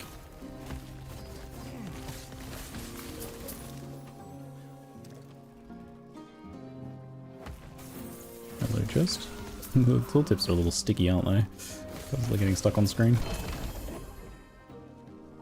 Just an arboreal, mercantile amulets, lining res. Much else going on? One shot. Damn. Hello, Rune Warden.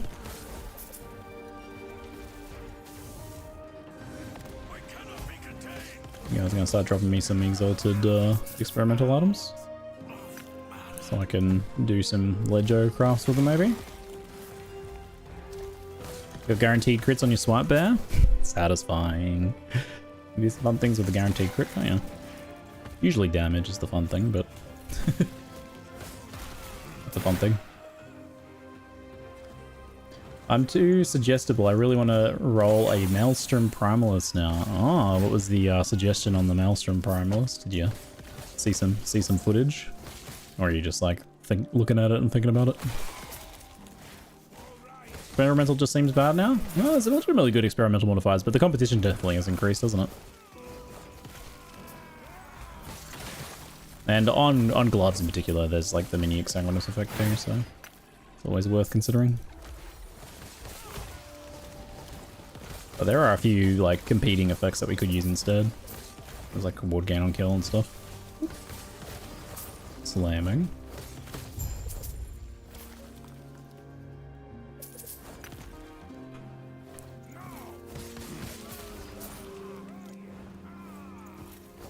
Yeah, the tombs, if you go into the tombs, you can like fill up the stability bar, but it's not any different just killing mobs regularly. Except that they have pretty good like density of monsters in them, so. And you're getting more loot and other things at the same time.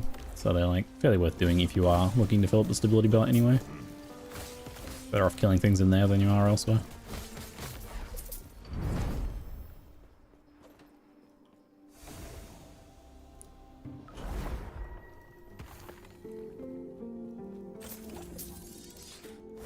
Hey, Dr. Coffee Mug. Good to see you, mate. How's family taking along? Amy's doing her best. Ooh, managing some pretty bad nausea from forming Babby at the moment. Ellie's doing amazingly.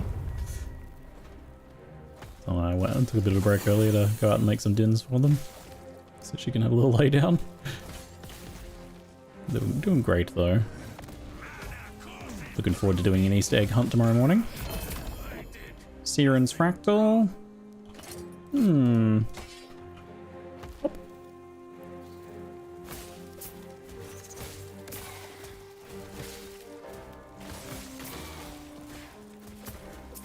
Into the cemetery. Well, where is the cemetery then?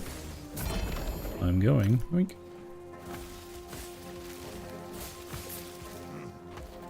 It's good DPS that I should have on tooltip. I don't know a number to tell you for that one. It's and good is probably relative to what are you trying to do corruption wise and stuff like that. Frostlight Sanctuary. Vitality? Health per vitality. Current health and ward lost when you directly cast a spell. Health leech disabled when you directly cast a spell. Ward per second per uncapped physical resistance while channeling rebuke. Okay, that's a very specific thing going on there. More damage to boss and rares. So you could literally just use that for vitality, health per vite, more damage to boss and rares. And then the rest of it's like, doesn't even matter. Well, I guess some of these count as a spell. Sometimes I cast Maelstrom when it's directly casting a spell. Yeah. Seems like that has some potential. Kind of interesting item. Yeah, I don't know what a good tool tip is. It's going to vary on a skill by skill basis and even just like different setups in the same thing. Like, my swipe DPS says 25k, but that doesn't tell you the DPS of all the aftershocks that are occurring, which is probably many, many times that. Aftershocks are the majority of the damage. So it's probably difficult to say, I think. I never got the idea of like trying to look for a number on that. Numbers for health are handy because you can be like, oh, generally you're gonna survive one shots from this if your health is around here. That kind of works, but I think for DPS it's like how far how fast does the enemy's health bar go down? That's all I really care about. The numbers that are irrelevant. But in other words, I don't know and I'm useless. Sorry. Starting a second character, a third character. If we include Dolly in this starting a character thing. Wee.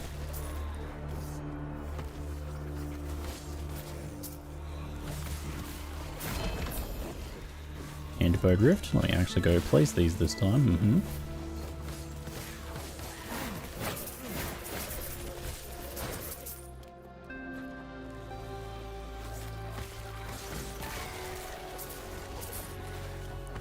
Yeah, I mean, my 25k tooltip on that skill is probably good enough if we go by how fast enemies are dying.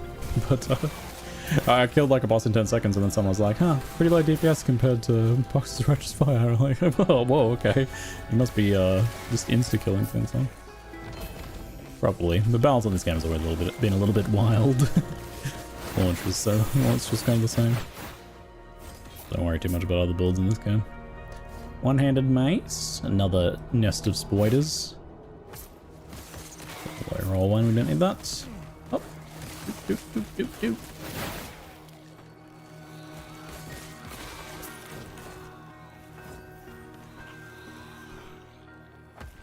Leap slam. Damn, almost dead while frozen. Ooh. Stout Weaver, health and ward. Pretty good. Oh. Will be Talina and Izara. We were discussing recently whether our next child would get another Path of Exile name. It seems unlikely that we would find two names for Path of Exile. That wouldn't feel weird. I feel like that's probably going to feel a bit weird. What do we got? Whack that on there, because why not, I suppose? Okay, this thing, though, is what we need. That's what we're here for.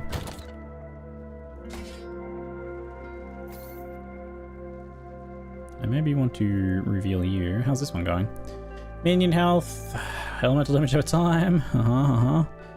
Elemental resist is slightly better. I'll give it some more time to cook, maybe.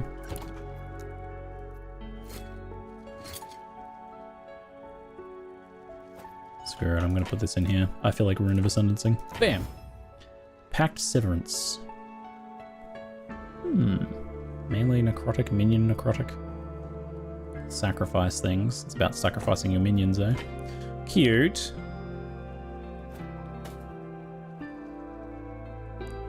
That helmet has health and leech on it. That's a pretty sick helmet if you're a life build. Not for me. This Weaver's Will, probably no. Oh, the maps. Do the maps. Okay. There's idols there for us. So mostly just going to blast this one. I don't have like an edge to go from. Unfortunate. Guess we'll have to go here. Oh, it's like telling me because I was clicking it like an idiot. Thanks, game. Very handy. This is the Void Nemesis. Wait, is that the one with all the Nemesis in it? This echo probably adds Void Nemesis to your pool of Nemesis, make counter, blah, blah, blah, blah. I don't know if that's the one I was thinking. Champions. I want to try the champion one again. That was really hard last time. Wonder if it's still hard. Unique piece of armor.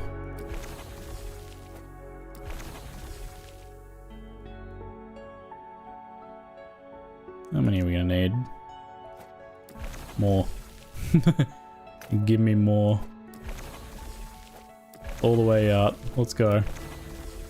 Just gonna chain the bosses. Excellent.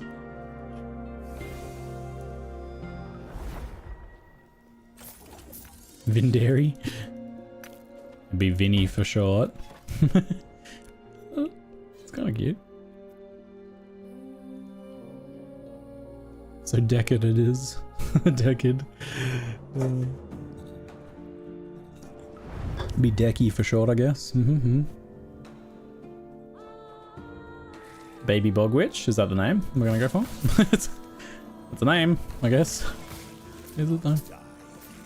Bog Witch has a nice rhyme to it. Little Boggy. Aw, little Boggy. Oh, little Boggy. Right now their name is Pilar because they're a little caterpillar in a cocoon. Whee!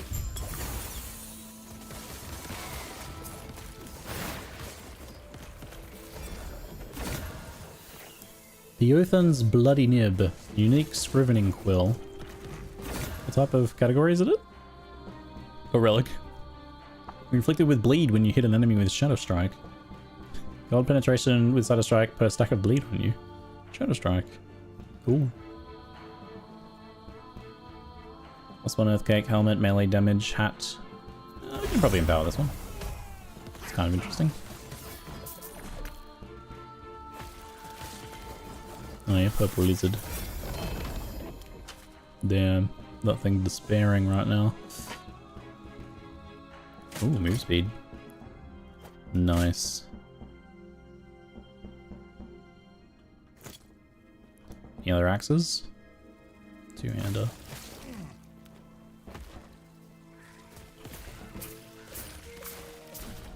Stink, stink. Stink, stink the unclean.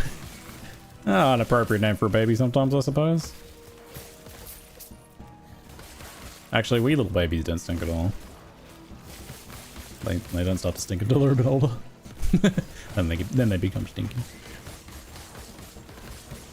And boom, boom, boom.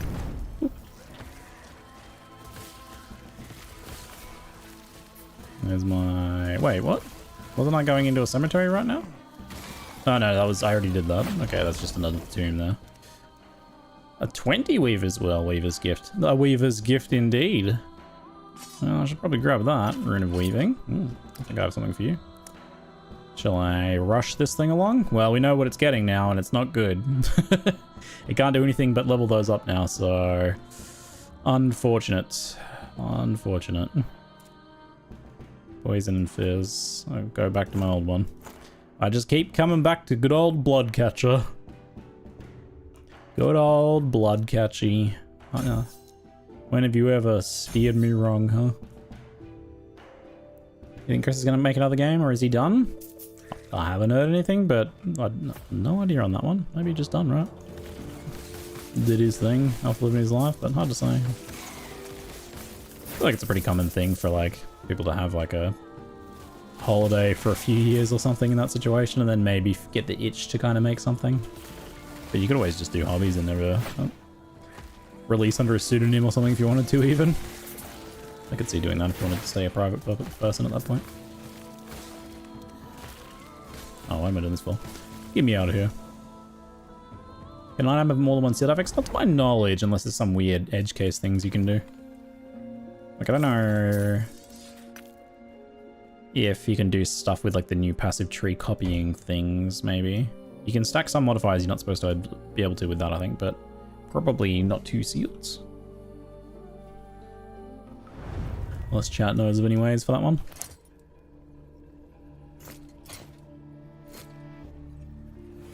Here we go.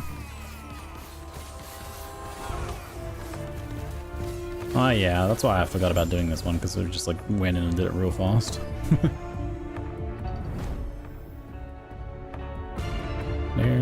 These are the Harbinger upgrade ones. None of them roll particularly spicily, it seems. They upgrade when you kill a Harbinger.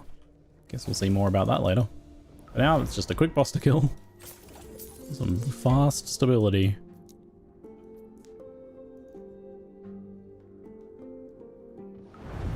Do you hide any exalted items? Yeah, I hide most exalted items except for the ones that I'm tagged with modifiers that I specifically want. So I've tagged a bunch of like generically good modifiers, and then I've like highlighted especially some extra good ones. I do show any double tier 6, and I show any tier 7s currently, but I probably will tune that down later as well. Eventually you start seeing so many of those as well that you want to hide them. The champions are going down real fast this time. It's a different story to last time.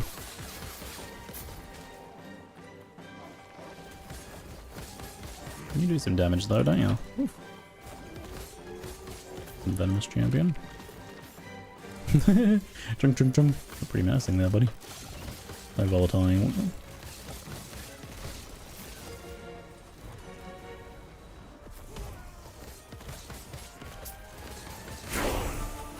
Yeah. Absolutely blasting. Get myself some more maps. A Rune of Havoc. That's the one that shuffles them nice. That's a really good one, that is. I need to hide more of these. These are mostly not useful, but I don't know who's dropping them. There's only a couple specific ones here that are useful for me, I think. Oh, there's more down here. Good heavens. Elemental crit, elemental resist. One could use that. 6% move speed boot. Move speed boot. Belt even. Belt boot. Waist boots. So what should you do, Maelstrom in the Shrines? Bountiful Wilds, Primalist Woven Echo. There's so much honey in this place, making me feel sticky.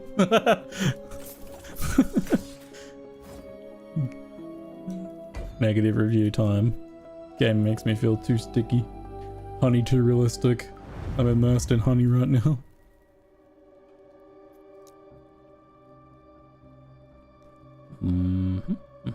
Speed.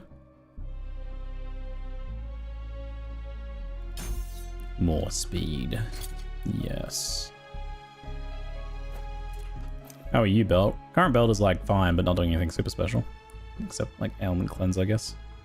Ward gained on potion use is pretty mediocre. Potion find could probably be swapped first, maybe. Oh. What? The base item level of this thing's probably too high. I can't craft it at all. I can't even use it yet, that's why. Yeah. I imagine the Divine Girdle itself maybe is too high level. Alright then, never mind. I guess I'll just leave that. Forget about it in my stash. The way we do. Goodbye, boss! I said goodbye! See ya! Big old crit reduction. Fizz damage helmets. Grim Constitution Shield. Cool. You cannot gain ward while in combat. Ew. 115 of max health gained as ward decay threshold. Ah, so you kind of, it's about like building up some ward outside of combat. There's like a buffer that you then rebuild out of it. 49 max health gained as ward per second. Yeah, okay. The devs have some really clever designs on some of their uniques, actually. I think they're thinkers. Let's use the Weaver one to see these gloves. Throwing damage and armor.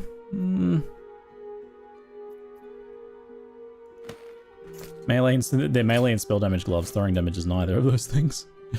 So I like this helmet, and it did drop with some LP, which is pretty cool. It makes you like nearly crit immune. It makes your evade feel nicer. You get some cute glaciers. It's got crud loads of armor, good strength and int. It's kind of cool.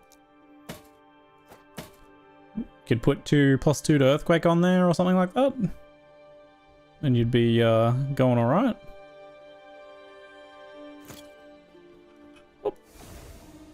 Could also do some shenanigans with, like, say, this helmet, where we put +1 to earthquake on there and then shuffle them around. This helmet might actually be worth using, though.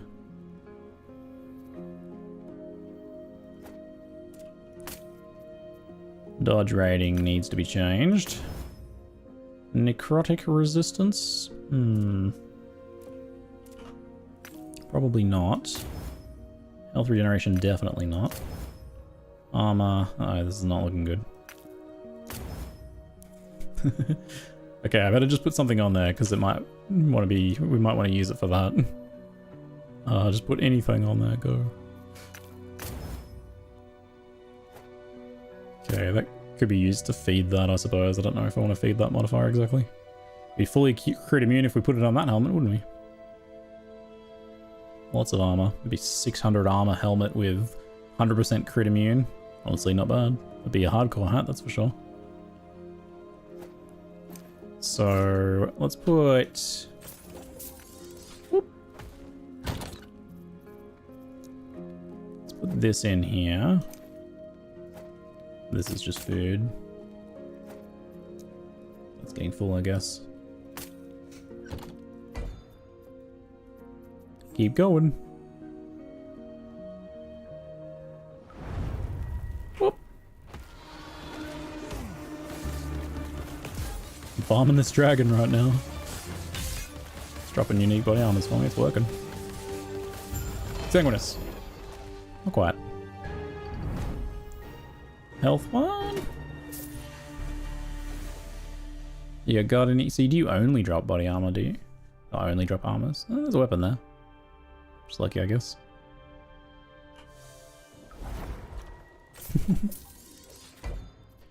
And again, another one. Another one. Whee! This is a good expansion for people that just like to grind certain content. Very repeatable. Only 10 weavers on that one. Health. Heirloom of the Last Nomad. Health, cold, void, stun, duration of stuns received, increased stuns received. Using a potion cleanses stun and freeze. I see. Sounds just kind of annoying though, right?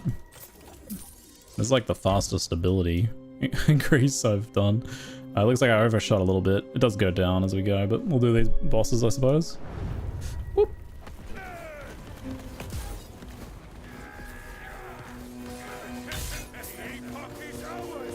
The epoch is ours. This guy takes a little bit longer. He wants to fly around, doesn't he? Frozen. Sorry.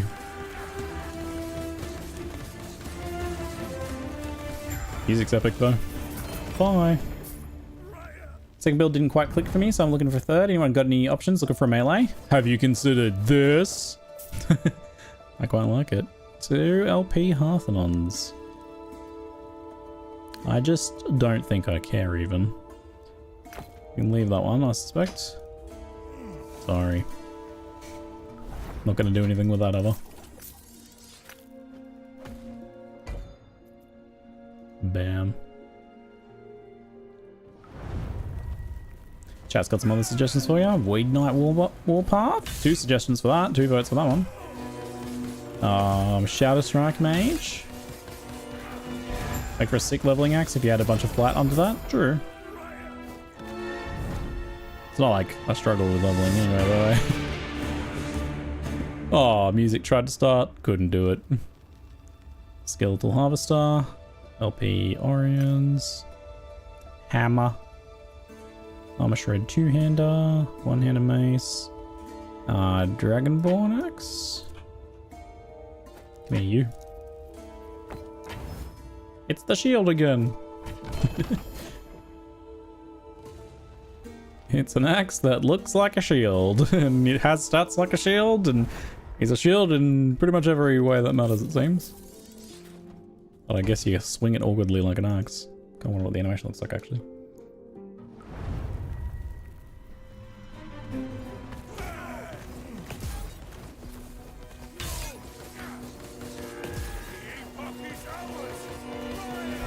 All the sounds of the overshield health bar coming on as they made that really satisfying.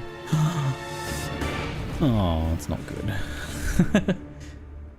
Getting my hopes up again, only to disappoint me once again. Aspect of the shark, cold damage. No. On the ground you go. It's working pretty well at, what are we at? 55. And if we actually got to 100, it'd be pretty nutty. I'm only triggering half the time, right? Looks like that did our stability. Not too far off our buddy over here. Any woven echoes would be lost indeed. They would be, wouldn't they? But let's just do this.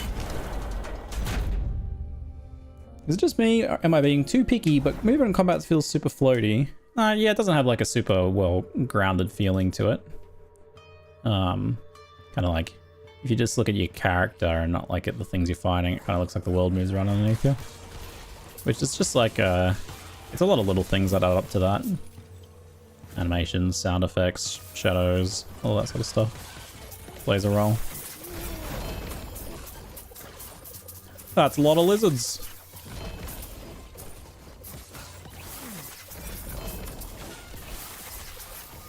Holy heckers. Loot! Loot! So much loot. That's a lot of glyphs of despair. I'm not gonna have to farm those anytime soon.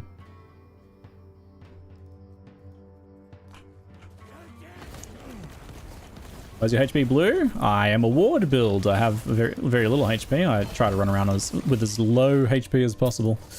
But ward is a shield that you generate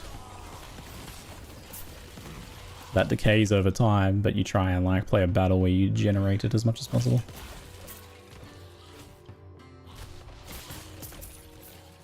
Yeah, there is like a camera smoothing option that you should play with if you're playing in game and feeling like it feels a little floaty. You could try that.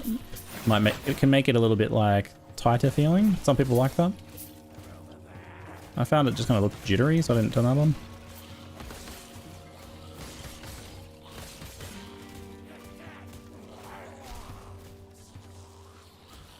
Missed someone's at the start, apparently. I find myself running around some of these maps in Last Epoch and wishing they had Path of Exile's checkpoint system. I could see them adopting that. It would help if I could like checkpoint back to the start here, right? Whee.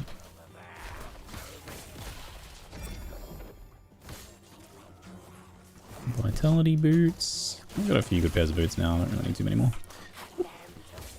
Outside of tier 7s at least. Tier 6s we only need so many of them. Gets me his lack of pause. You can pause offline with escape, but yeah, not when you're like in your menu and stuff, which is a bummer.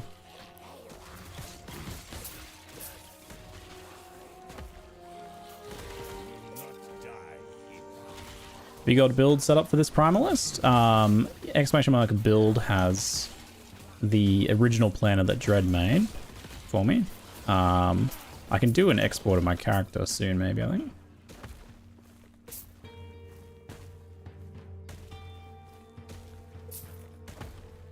The preferred weapon is potentially the cleaver solution, but the scissors are a good, very high damage, potentially, so the moment, I haven't been able to get a cleaver solution quite good enough. If I needed more survivability, I'd swap. You think it really has bite-sized zones? I've actually, like, always felt that last Epoch zones were way too massive, with lots of just, like, large, empty, open areas. Campaign was particularly bad for it, where you just, like, lots and lots of running through overly large, unnecessarily zones. I felt like it could stand to be way tighter. And that, coupled with the fact that, like, the layouts are very weird, meant that there's often a bit of backtracking going on. Oh, hot.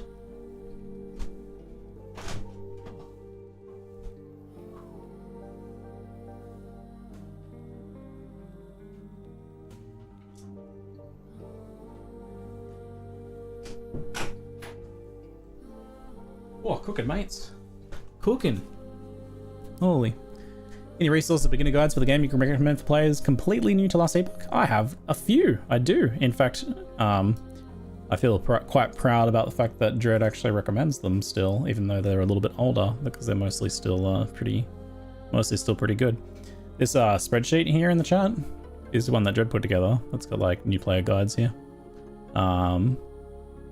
And I've got a new player guide here that kind of goes over a lot of the basics. I also have a filter guide that's a pretty good one to do. It's like breaks down all the core systems. I did a guide today on the new Weaver stuff, so that's on YouTube. The Monolith guide is like slightly outdated, but it goes over all the basic stuff, which is pretty good, so it's a good primer. No one else has really made one like it yet. So there's some good resources in here that Dread put together.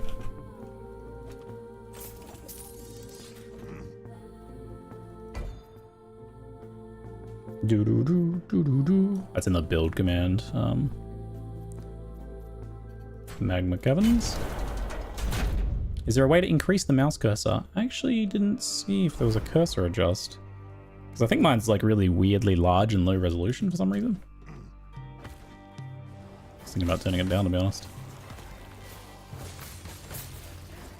I never remotely felt like a zone was bigger soul than the jungle stuff in PoE2. Yeah, PoE2 is like definitely pushed it somewhat next level. It's definitely got some bigger zones than Last Epoch, but no, I always felt like a lot of the Last Epoch zones were massive. It's better now than it was. I have tightened it up a bit. A lot of the like voidish area towards the start where you're running around, council chambers areas, man, those areas are like long and real boring. It used to be worse when like the run to the temple, which I think they axed. Turning off-camera smoothing made it feel way better. Thanks for the advice. Oh, good to hear, mate. That's awesome. Maybe I should like try it again or something. I don't know. Where is it? Maybe it's in gameplay.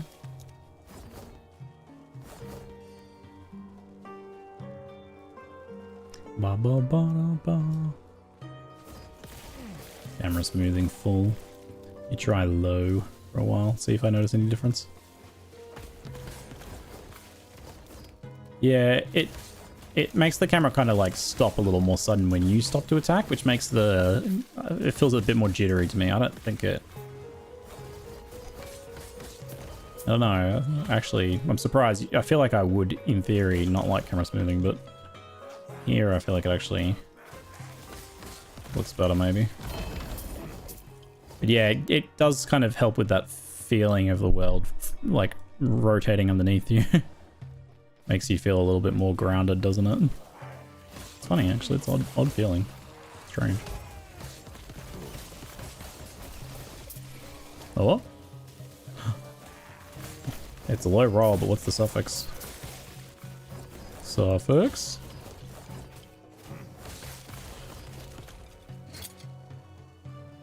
Increased minion crit, 19. Bummer.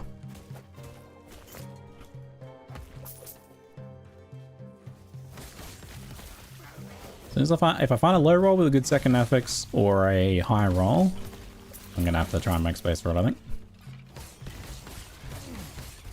It'd be really nice for running around and one-tapping packs. They have like really high aftershock chance, because like sometimes I swing and it like doesn't trigger.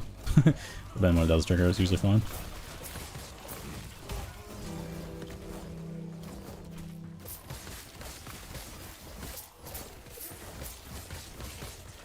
Lead filtering in your inventory. I like that. It's like a thing that you can Yeah, hot swap with a modifier key or something.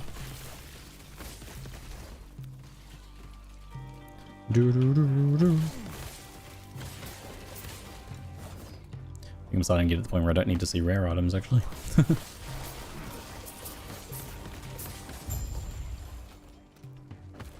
Destroy the infernal flesh on it. Ever since I understood the weakness of flesh, it disgusted me. I crave the surety of iron. This infernal flesh. Cast it off.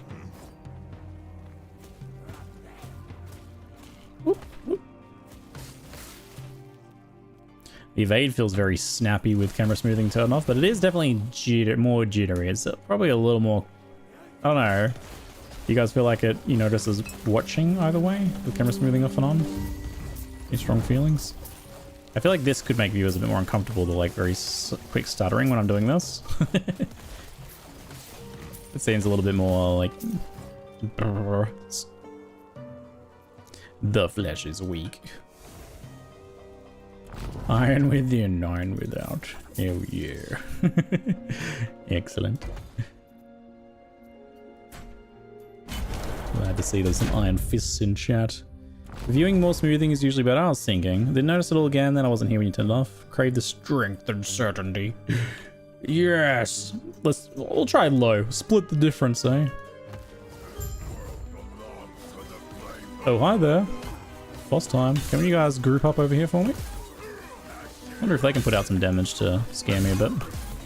The health bar's breaking sound amazing. One's down.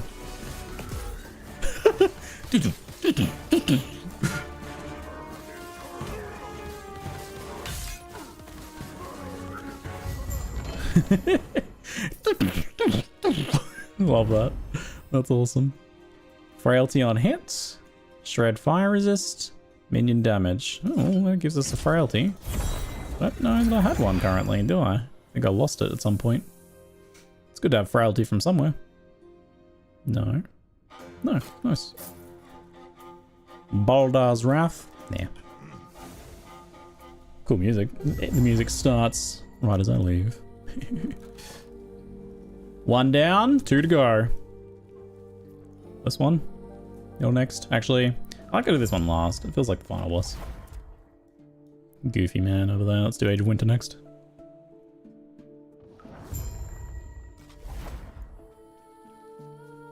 It is a strength that last Epoch is not the same as Path of Exile, not as the same as PoE 2. Yo, preach it. 100%. Based. And funky. I'm on board with your bootcut on this one. I think it is a strength that the games be very different. I think they should aspire to be very different. They should learn from each other, to be clear.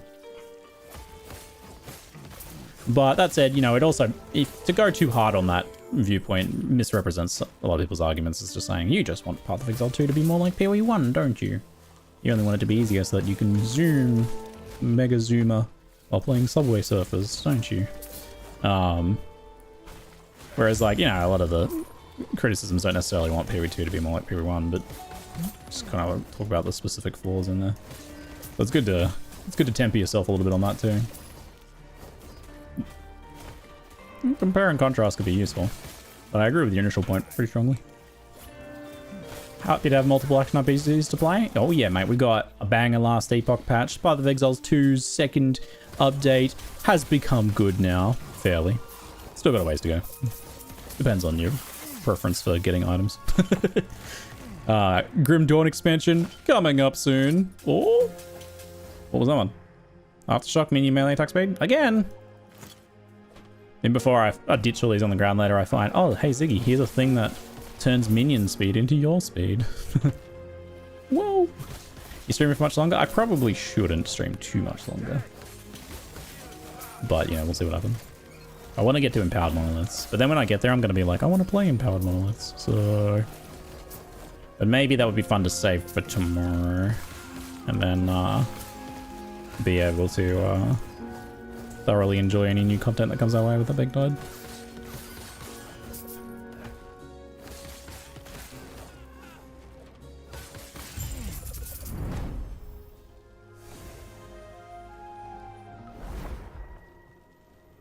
This game seems to spit out a ton of loot uniques. Do you cap out your character fast like in D3 or not? I wouldn't say you cap out super fast, no. D3's kind of thing with that was the very developer-intended gearing. Like, you do acquire the pieces to be able to put a build together very quickly, and there's a lot of tools for finding what you want. Like, it's very self-found friendly. So even rare things are attainable in this game. There's not too many items that you say, oh, you'll never find that. Like, in Path of Exile, I can safely say to you all, you'll never find a mirror in Path of Exile. Just because statistically, that's accurate enough to be true. But that's not the case here. You could find everything in this game if you wanted to. And the determinism of some of it is extremely good as well. So you can get the pieces together, but yeah, like capping out is not as much. And I think for like D3 and that, it's because like, you know, the developers handcrafted specific sets that gave you like so much damage scaling that like that was the only way really to build your character, with just some variants on the specifics. Whereas that it's much less rote here, you know. There's a ton of freedom for you. And the idea, there's not really a cap too because of like corruption scaling. Like there's, you know, theoretical gear caps, I guess, but what you can do best for a build, but the game will keep scaling for you.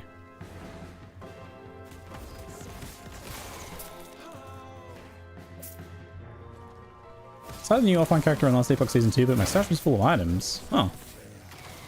Yeah, I mean, aside from like maybe accidentally having started in standard or something, or like with your other gear from before. Like maybe you didn't start in the new season actually. But outside of that, I guess a bug, eh? Weird one if so.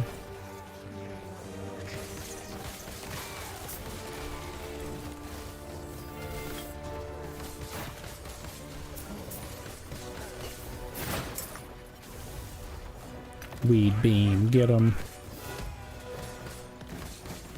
Still unlocked. B belt. It's another B belt. Tier 4 Bs. You can say you'll never find a 4 LP red ring. Yeah, there are like perfect versions of items that statistically you'll never find. Because they're like 1 in several million or something. There's always going to be that, like mathematical impossibilities.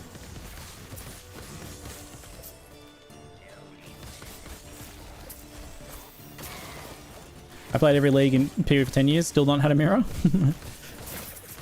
There is actually like an expected hours for it, but because it's like such a rare thing, even if you've played the expected hours, variance means that, you know, there's still a pretty good likelihood you won't get one.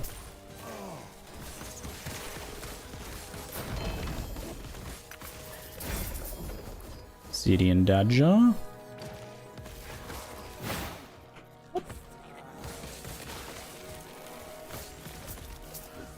Ice Beetle, yay. Well, that's a very glowy shield, my friend. Ah, you're being empowered by the snake, eh? Whoa, whoa, whoa, whoa, whoa. Ouch, ouch, ouch. You're very bright. Huh? Hmm. Are you making them immune or something, eh? Didge. Got him. Tier 7, gives a good one. Gold rares.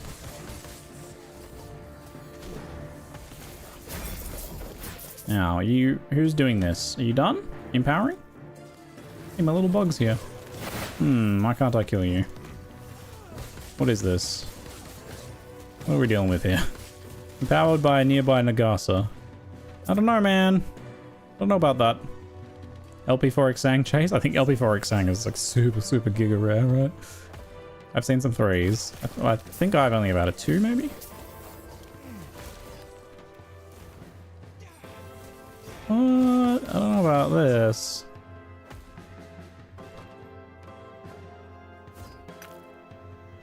Pebble stuff. Hello? Who's empowering you? I'm not going to be able to kill... Is this...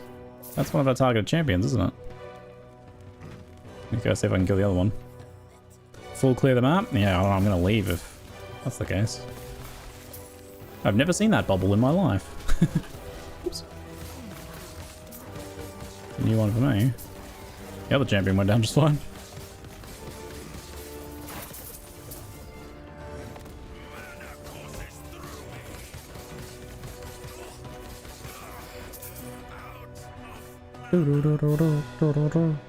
Bone amulet. Bad. It's only 1 in 15,000. That number's still too high for my taste. All I need is 15,000 Exsanguinuses. And then on average I'll get one. Did you just take the damage?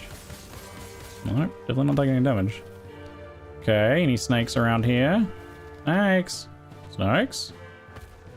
Snakes? What's causing so much health recovery? Looks like you're losing the low health. Yeah, I am too often. It's literally just leech on swipe, which is kind of unavoidable. Ideally, that I get a pair of gloves that disable it.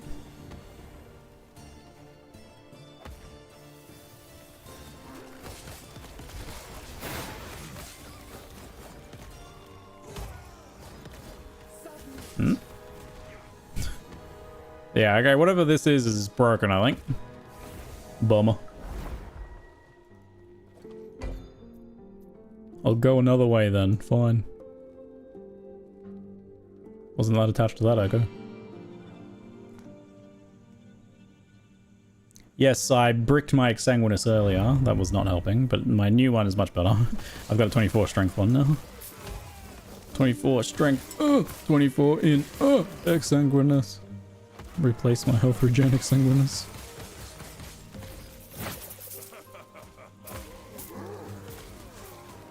Yeah, it was pretty weird. I just like looked in my inventory. I was like sorting my inventory. I was like, and there was just a 1 LP Exsanguinous just sitting in there mysteriously. I have no idea when I got it. Apparently it had been in my inventory for an hour, someone said, and they're like, you didn't tell me? Like, we thought you knew. You thought I knew? Why wouldn't I be using it?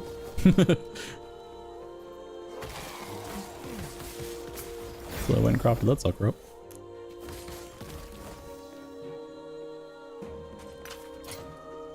Do I have any runes of ascendance? I do not. That is a pretty huge axe, but let's get rid of some things.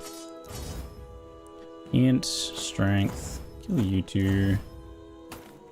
And these. Keep the move speed for sure. Keep you. Shatter you. Shatter. Shatter. Keep maybe. That I might want to do something with. These turned out bad. See ya. Pretty bad. Bad. Alright, much cleaner. Sort.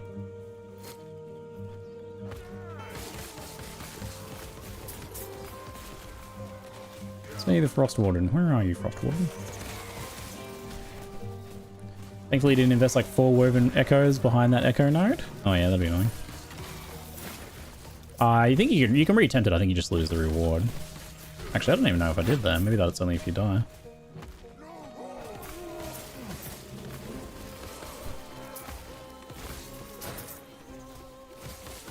Upsides of using offline modes, you don't have to deal with any server issues or anything like that mostly. If you don't plan on playing in a party or trading, then there's no real downside in theory apart from the fact you can't use MTXs. But it does seem like there's maybe currently an offline bug. Sometimes there's different bugs on online versus offline, so unfortunately I may be subject to an offline bug that's stopping my map modifiers from working, which like makes my maps easier, but that's not exactly what I want.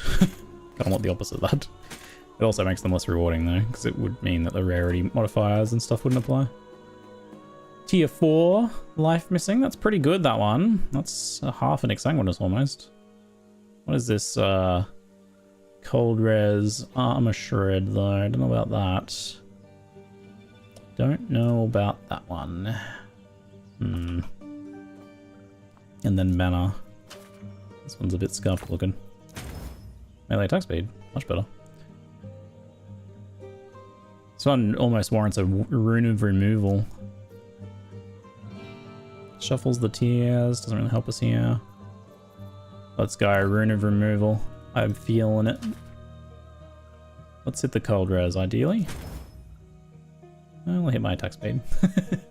And it's got two forging potential left. Yep, sounds about right. What's this? Nothing. Oh, we're done. Sick.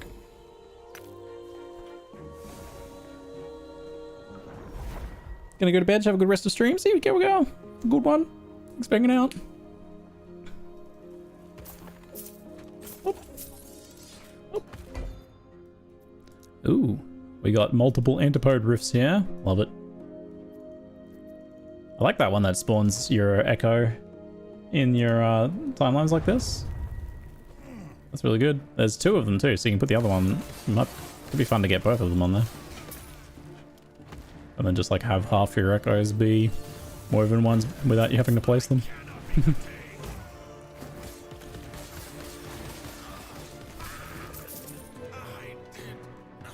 Ba ba ba. Even more attack speed. Oh, we're at the last tier. We can get strength and melee fizz. Pretty good, Ancient Might. A bleeding art. 8.8 is near perfect roll. 25% less health regen. It's a near perfect bleeding heart. Could put that in an egg if you ever wanted it. The vengeful remains of a harbinger's victim lie nearby. Is that just the Nemesis or is that something else? I think that's something else. Hmm? Harbinger? There is a Nemesis here. Poison resist. Armoire. That's a that is just the Nemesis? Oh, okay. I hadn't really noticed that text come up all the time though. Maybe I'm just blind.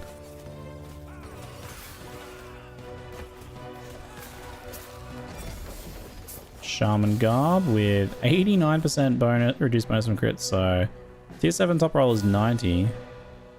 It's near perfect. Potentially decent tier 7. Not a good base for us though. Oh, I mean, we use Exsanguinous anyway, don't we?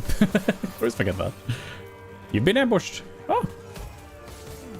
Shrine that spawns a portal saying something like leave the dungeon 4. What does it do? It just literally just teleports you next to a door. It's you're literally on the same floor. It just goes pop and puts you next to a door. So it just is a shortcut.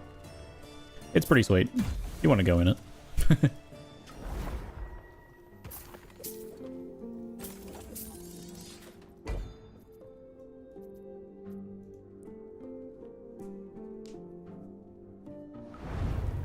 It is every time the Nemesis one? Oh, I'd never noticed that. I mean, I saw it like one other time. I was also confused about it.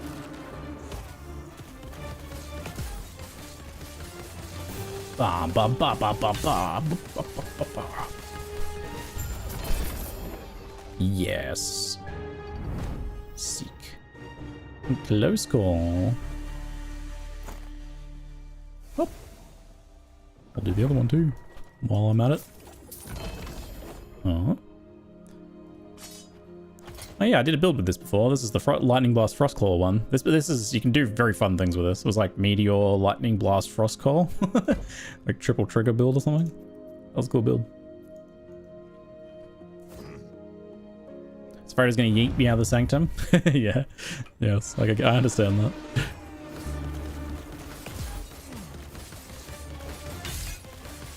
Yes. Die. Life's journey. Current health lost per second. Health gained on block. No, I don't think we need any of that. Maximum health gain is endurance threshold. Endurance. No.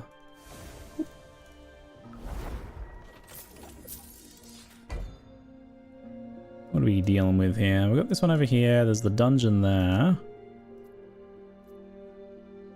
So let's go into the dungeon there then, I think. Yeah, I'm not going to get to my empowered timelines today. It's a push, but that'll be nearly first thing tomorrow. Well, yeah, just... I'm going to do a bit of a short day tomorrow. Tomorrow is Easter, and I'm going to do some Easter egg hunts and chill family time through the morning, and then also going to Make a nice dinner, hang out with the family in the evening too. So I'll probably jump on for a maybe like 5-6 hour stream, but it'll be a little bit later in the morning start. Something like that. Maybe like 11 or something. 11 to 5. Or 11 to 4, somewhere around there.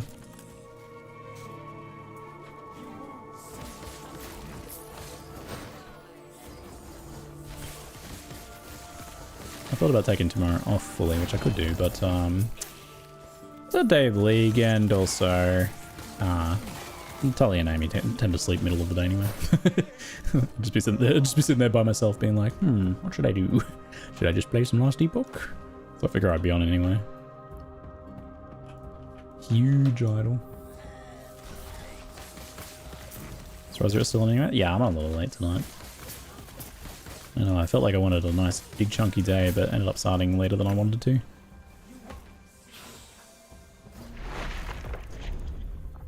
Unrelenting Gorgon, where are you? Guessing it's already been answered. But why is everyone playing Last Epoch instead of PoE2 right now? So the new Last Epoch expansion, Tombs of the Erased, just came out yesterday. This is day 2. And it is phenomenal. It's really good. Path of Exile 2's expansion has been out for 2 weeks. It launched in a pretty rough state, so that's probably had a bit of an impact. Some people have quit because of that. It has gotten much better over the last 2 weeks. So I found it quite fun in its state where it's at now. I would have kept playing for many weeks had this not come out. Some people were like done or not enjoying aspects of like loot and things like that they're still working on. But it's a combination of factors. It depends on who you ask. For me, it's just that this came out, and I would be playing any Last Epoch major expansion as I do always. The timing is a little bit closer than I'd like. Would have been cool if this launched like 2 weeks later, but it's launched in a pretty good state, so can't really fault them for wanting to get it out as early as they can. Easter's a good time for a lot of people to play anyway. It's good though. Definitely worth a lookie. Oh yeah, give me all those. Have I got any new ones? We've been doing higher levels. Oh yeah, we're getting a few 100 corruption ones, which we can't use until tomorrow, but that's going to be a lot of new content there. So there's this, and then these must be like 200 or something. 300 maybe. So some high corruption ones there most likely. So tomorrow is Easter for Australians. Yes, it might be later for you.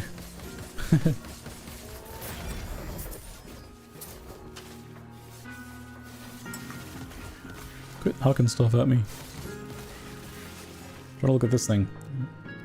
26 melee damage plus 1 charge for Void Cleave. That's a very cool modifier. Slight damage. Personal sealed affix tier 5. Plus 1 charge for Void Cleave. Mate, that's very cool. Damage over time for minions is probably not very relevant there though, is it?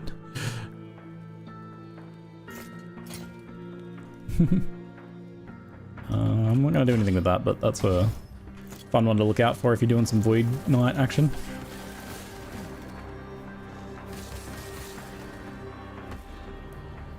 Boss, hello.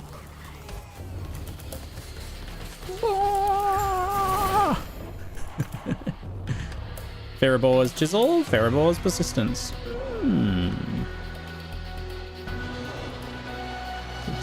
Totem set, eh? Hop. And hop. Got another one of these boss ones here. Respects. The Vast Tomb, no. The Nemesis. To scale the tower. That's the one I kind of want to do right now.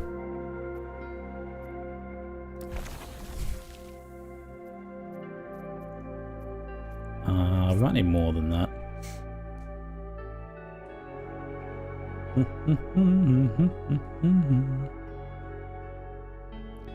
Sentinel loot, Primalist loot. Another Nemesis tower. Another Nemesis tower, yeah. Do I need any crafts? I don't think so. Aspect of the Viper, fizz damage. Put something new, I suppose. Potion Ward.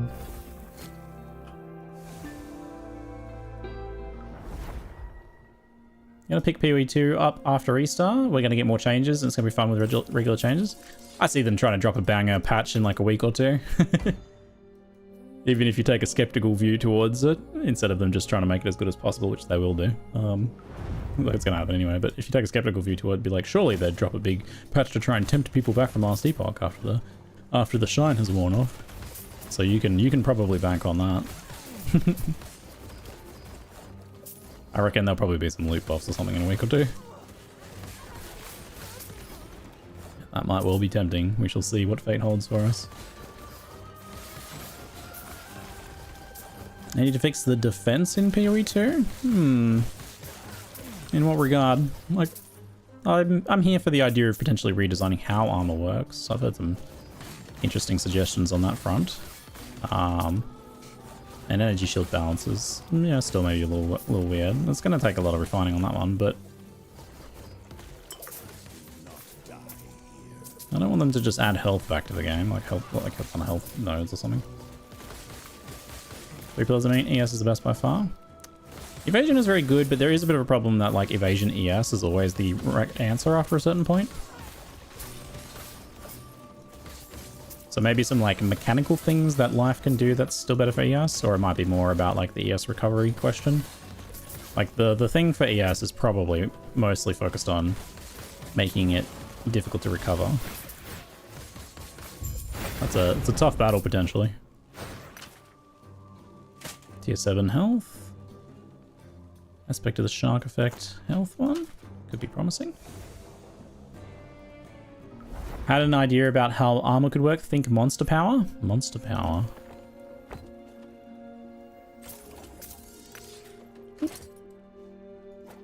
What does monster power mean? It's not really a term I recognize. Oh no, that's not what I wanted to do. Oh well. Shatter it. Let's try to chaos it. Must be getting sleepy, I guess. I tend to think ES needs to be removed. I like ES as a mechanic. I like evasion ES. I think it should be there, but I definitely think ES should be really hard to recover in combat.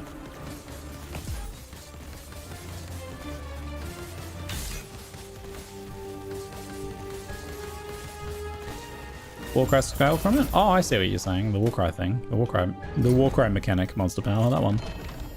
I see. Making armor formula the same as PoE1 current would help a lot. I don't know. I feel like the same problem kind of exists in PoE1, but it's just covered by the fact that there's like a bunch of other things to help support armor, and that can work. And then like armor bit getting overpowered for like crazy armor stacker builds that do. Like it's from a combined effect of like a bunch of things that have been added to the game over time. Just having armor be like a consistent percentage mitigation that's not based on like the size of the hit, and then just giving some things penetration, but that make those things obvious. This was the suggestion I think Rise was talking about the other day. I think that would probably be maybe a good like simpler solution. It's like if your armor says 50% mitigation, you take 50% less damage. You know, you only take half the damage. But if a boss is doing a big red fash slam, you're like, oh shit, that's gonna ignore half my armor, but you know it's happening. It's a big old lucerne. Nothing I need. Assigning power rating mobs, then scale armor reduction based on monster strength. Could do something like that. Might just be simpler to apply it to like specific attacks. I like the idea that when a thing is going to penetrate your armor, you know by looking at that attack that it's going to happen. Same as how like you know a slam is gonna, you're not going to evade the slam.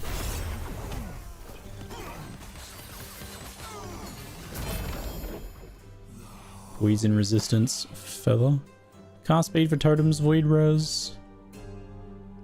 Melee damage, chitin helmet with earthquake health and armor. Oh, hello, you're a hat. You're a hat, aren't you? Int vitality boots, also some potential. Shared increased melee damage. Level of earthquake. Uh-huh, go on. This might be a good one to shuffle, maybe. Let's see if we can do something fun with this. Remove the shattering rune. health. What's on this one? Crit mitigation. Tiny bit of necrotic resist I don't need. The sealed armor is kind of nice. This base is not as good as the crit base though, keeping that in mind. But this is an opportunity to do like a gigantic health one, or maybe do the crit mitigation.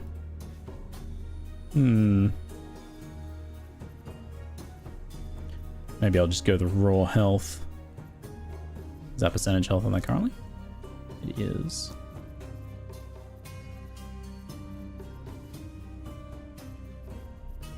Let's go the raw health. Go on. Give me some raw health. I crit the level of Earthquake up to tier 5. Intriguing. Okay, so now I want to upgrade the health as much as possible and then see if I can shuffle them. Because hitting the health or the Earthquakes on shared melee would be better. Do I shuffle them first? Maybe like I upgrade one of them here, so then there's a good chance that... Oh, I don't know, that seems risky. I might not be able to fully upgrade it still. Let's see. Come on, Lucky Crafts, let's go. Oh, there's no way unless I get like a couple crits now. Ah, bummer.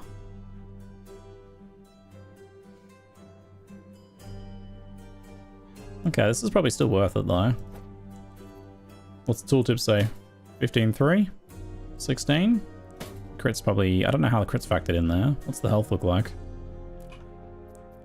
21.48. It's exactly 100 extra health. Gain some armor as well. What about... Oh, fizz resist. I forgot about fizz resist on there. Jeez. That's not ideal. Only gain a little bit of armor. I think it's like a side grade ultimately. A little bit more damage, a little bit less crit mitigation, exchange for health, some fizz loss for armor. Man, it's such a side grade. That's the most side grade I've ever seen. I want to get in an action RPG. I'm debating between PoE, PoE 2, this game, or Torchlight Infinite. Any advice? I have a job, so I can't grind Infinite. This is pretty good then. It depends on your expectations a lot, because some people enjoy like really hard games that they even just play in a small bites if they don't expect to get to endgame right away. But you know, you might not get to endgame in PoE 2 for months and months if you are learning it, so and you're able to play a little bit here and there.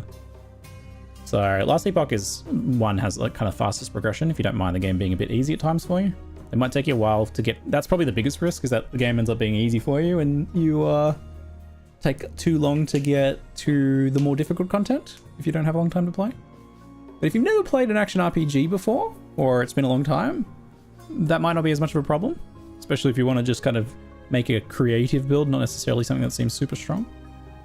If you play this and don't follow a build guide, this might be your best choice, honestly.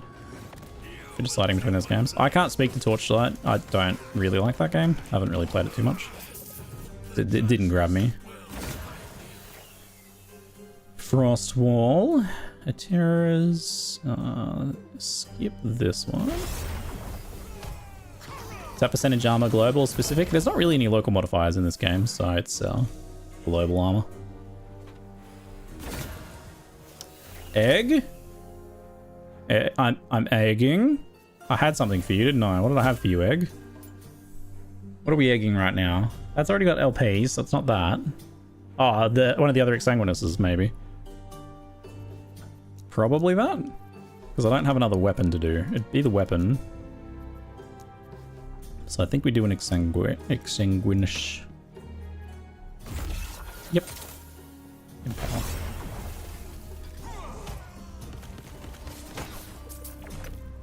Up.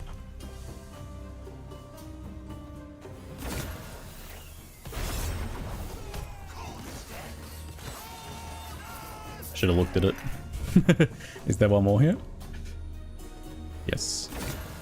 We got 17 vitality, which is tier 6 vitality. Honestly, really good. Probably not better than the strength.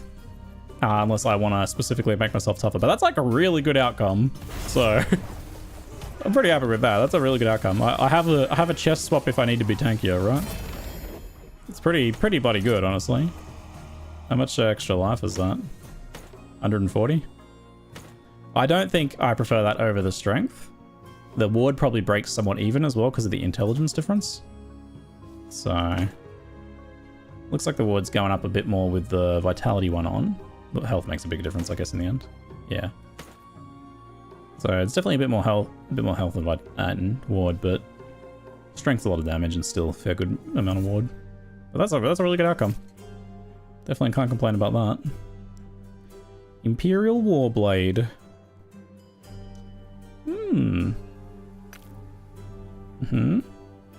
No. Looks like Twitch is about to run an ad break on me.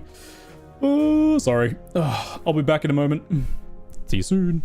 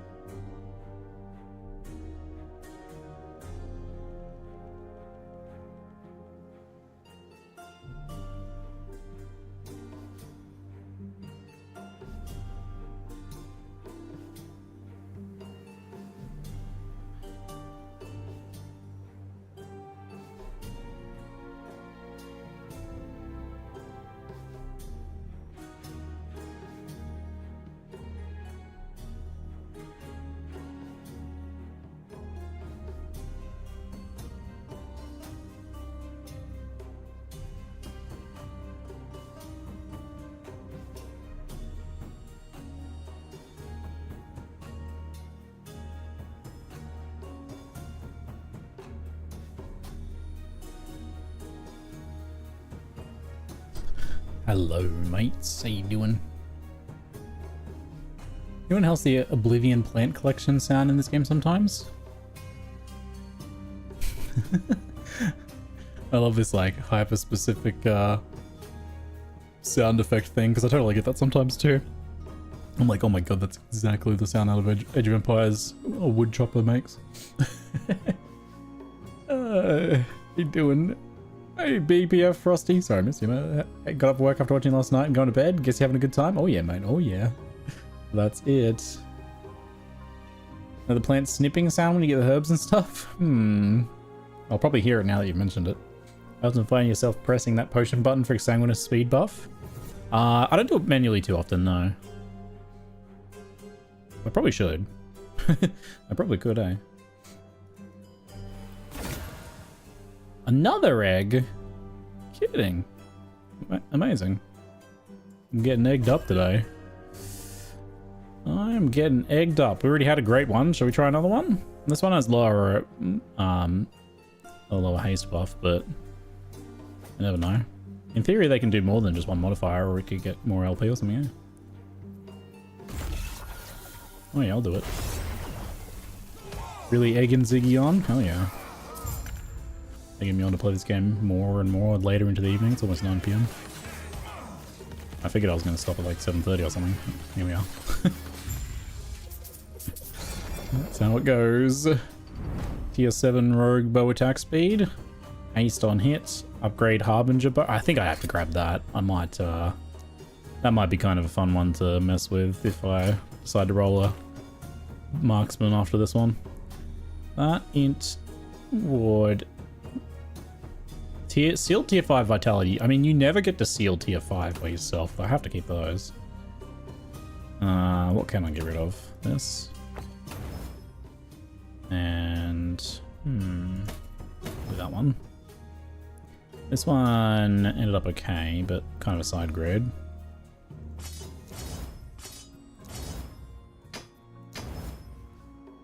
Armor, 89% reduced crit.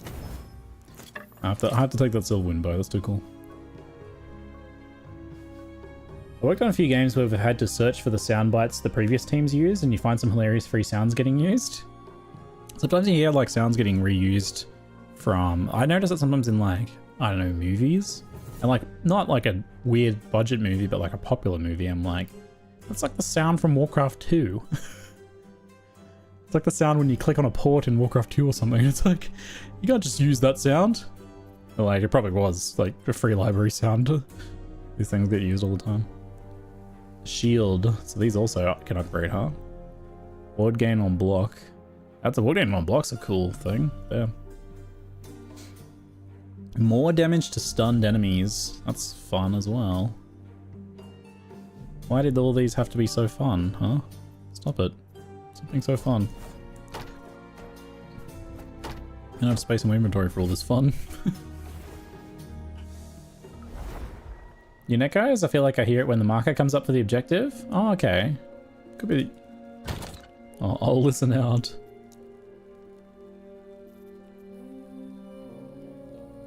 We're gonna need to make some more space. I'd love a vendor all everything in this tab button because I don't want to look at it button.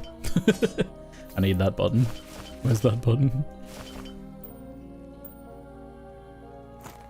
I don't even know why I had that one. This could be good.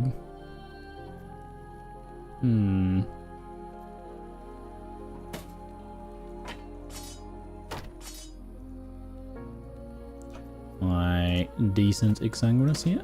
Very nice.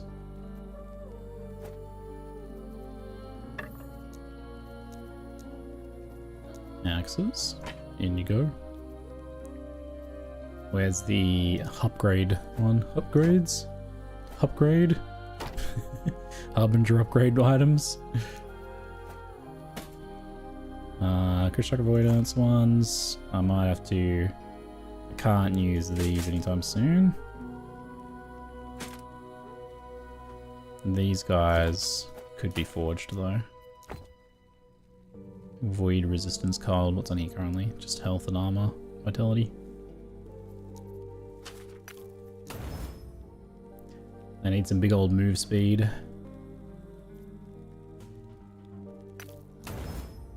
Strike avoidance and a dodge rating? Don't know about these ones. Could try and shuffle them, I suppose, but I think they're not going to go the distance. Oh, they got the tier 5 movement speed, surprisingly.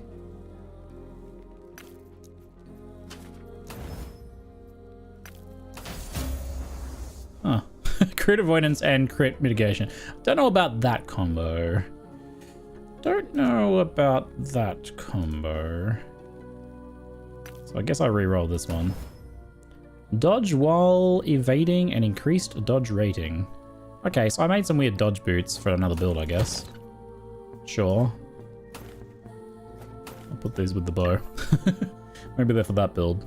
Whatever that build is. Okay, look, I'm gonna get rid of all the rares because pretty good chance that I don't need these anymore. So axe though. Do I have a thing for you? No, I don't. Alright then.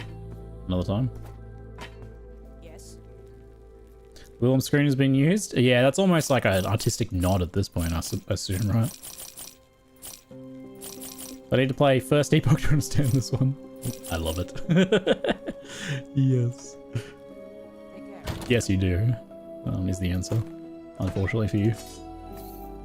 Flaws.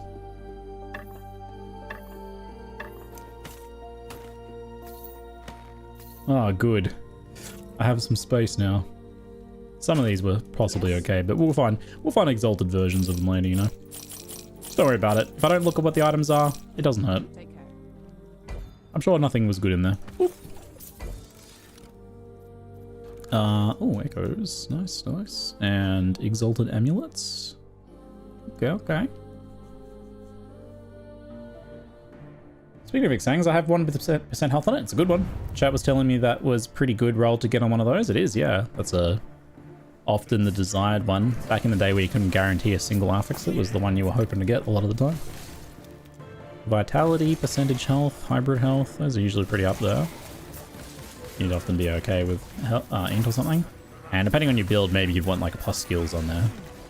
But some builds don't need the one on the body armor, in which case yeah, health is pretty much ideal. Since it effectively scales off that max health.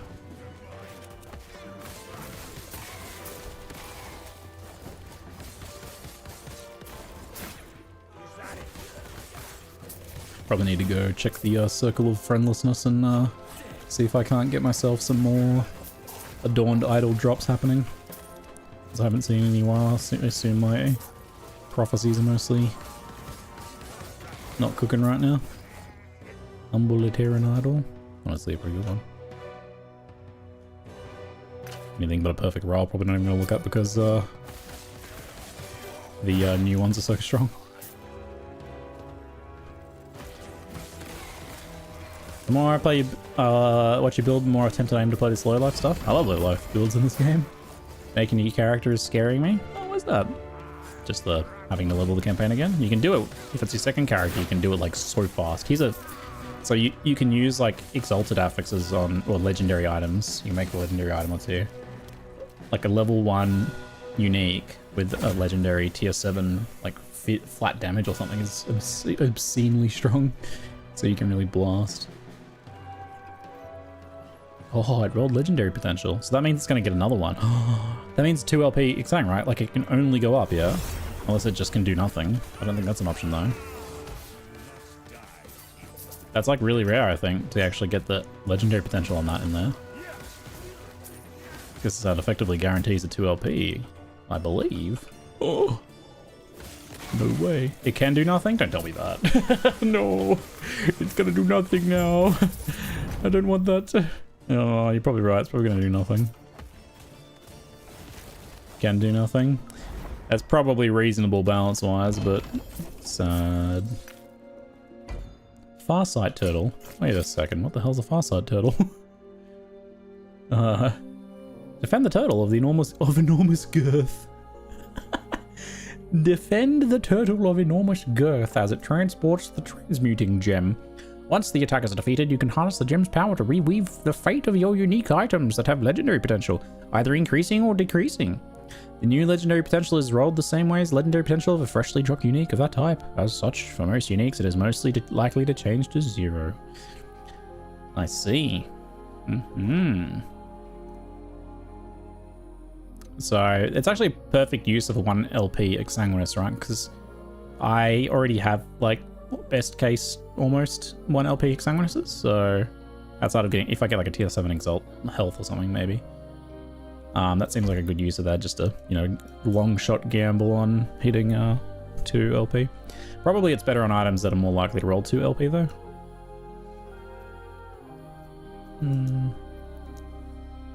Maybe let's just go finish this one off here. Just make sure you're using sponsored time when claimed. I think I ran out for the day.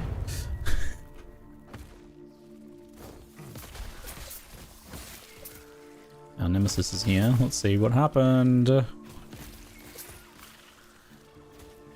Time to see 1 LP Exsanguinous. Oh, yeah. You were right. Nothing happened. The nothing which occurred has occurred.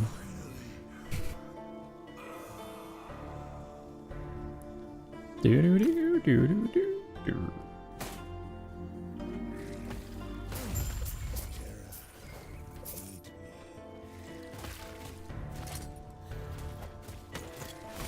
So given that's got like a lower haste roll, that probably seems like a good one to gamble on the turtle. Make its way back into an egg at some point. It's gonna have a wild adventure over the years, maybe. Yeah, so if you're doing like a second character and you've got some like nice leveling gear and stuff, you can do like the 1st and 3rd dungeon, I believe, to skip like a huge chunks of the campaign. I don't think you can do all 3 because one of them skips the other. I'm not exactly sure which that you want to do. Shove a bunch of 1 LP Exsanguinous in there? Oh, you reckon there's space for multiple, is there? Do we get like 2 sets here? Ruby set. Yeah, so I got Ruby Fang Cleaver set. Boardman's Legacy. Ruby Fang Aegis. Boardman's Plank. Boardman's Fallacy.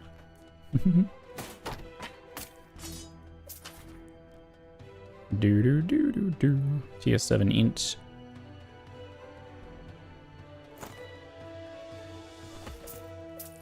Tier 7 can be shuffled into something more useful, maybe. Health regen 1's bad, though. It's bleh.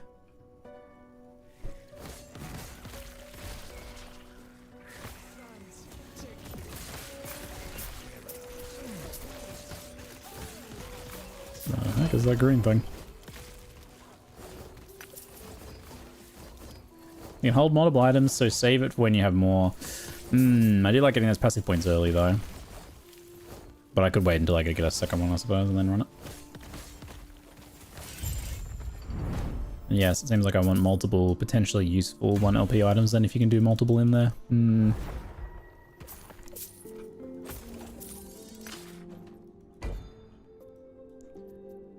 Random unique item, exalted amulets. We should do these first, see what we need to do. So for clearing echoes, is it efficient to farm up all the stability? Nah, you just want to kill some stuff on the way and do the objective and get out of there. Unless you're like just a little bit of stability off what you need, and in which case kill a few more things to get the bar up a bit. But consider the stability bar like a consolation prize, not the goal. It's basically there as a sorry you took so long to complete the objectives. Here's by way of apology, some bonus stability. You don't really want to go out of your way to do it. It just is like a fallback. Land on the echo web bar, not the map bar. Oh, and there's no real bonus for exceeding the threshold on that for the boss. But some of it I believe does roll over when you're farming, so it's not a big deal if you go over a bit if you're farming. But for progressing initially, you don't really want to overshoot because you're just kind of wasting probably then. It means you've done more echoes than you really needed to. But if there's a cool echo you want to do, go for it. Not a big deal. Yes. Just skipped my friend's new character in Endgame, no quests needed. They will have to get themselves some passives and idols and stuff though, won't they? We'll see if I figured out something for that. But yeah, you can do some pretty full-on skips in this. The devs are not afraid to give you that. The screen can hold 40 rings, or whatever Carve used in the previous stream. Is that what he put 40 rings in there, did he? Amazing. 41 LP, red ribbons or whatever, yeah. I fell through the map just now. Am I shit out of luck? Yep. It's trapped there forever, probably. No, you just press T and click the portal, maybe. Or, if you log out and log in, it'll fix it, most likely. Unfortunate. Ward per active maelstrom. How's the rest of you? It's an okay modifier. Regen. Garbage. Whoop.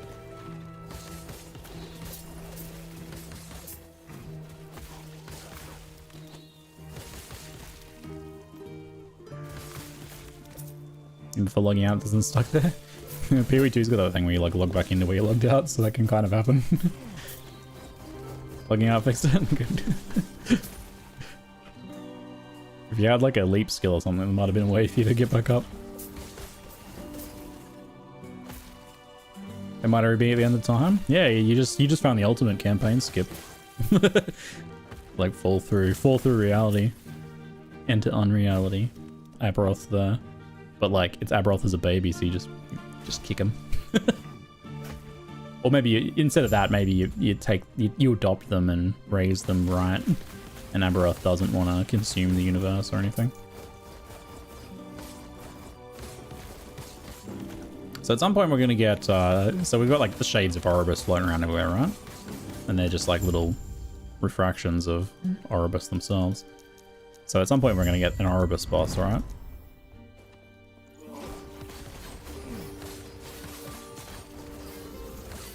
Sure, that's gonna be pretty spicy. Wonder how they'll do that justice.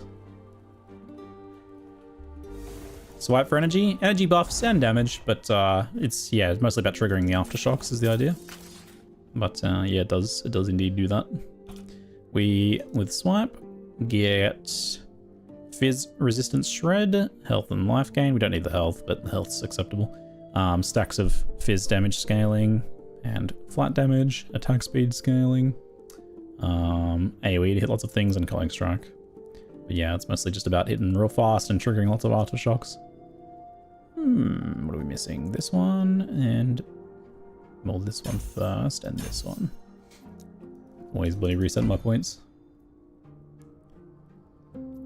Yeah, it has sucked it down a little bit, hasn't it? I have to keep reminding yourself your health is actually supposed to be low. Yes. Oh my god, 120 life. Am I okay? Gonna be okay, Doctor? Frankly, I'm surprised you're still alive. What's that sound from under the map?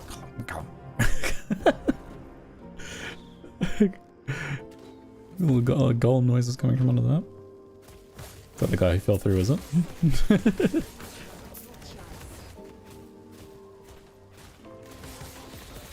The portal was placed on the surface? Nice.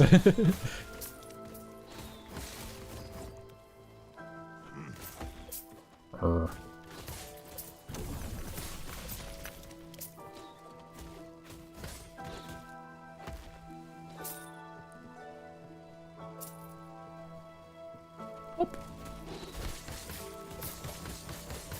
Big on you.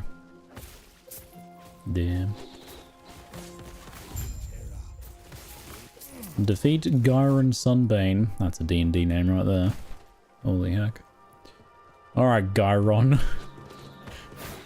It almost sounds like a meme name, like, he's a guy named Ron. It's called him Gyron to make it sound more fantasy.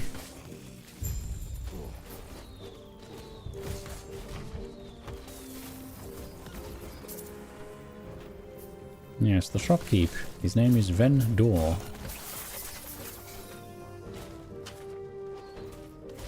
Holy moly, Ziggy's still streaming after I wake up. Hey, Gally! I should probably be stopping soon, but on the other hand, I could just keep pushing into Empowered Monoliths, and then I might just be a little curious to have a look at Empowered Monoliths, and then, who knows what's next after that.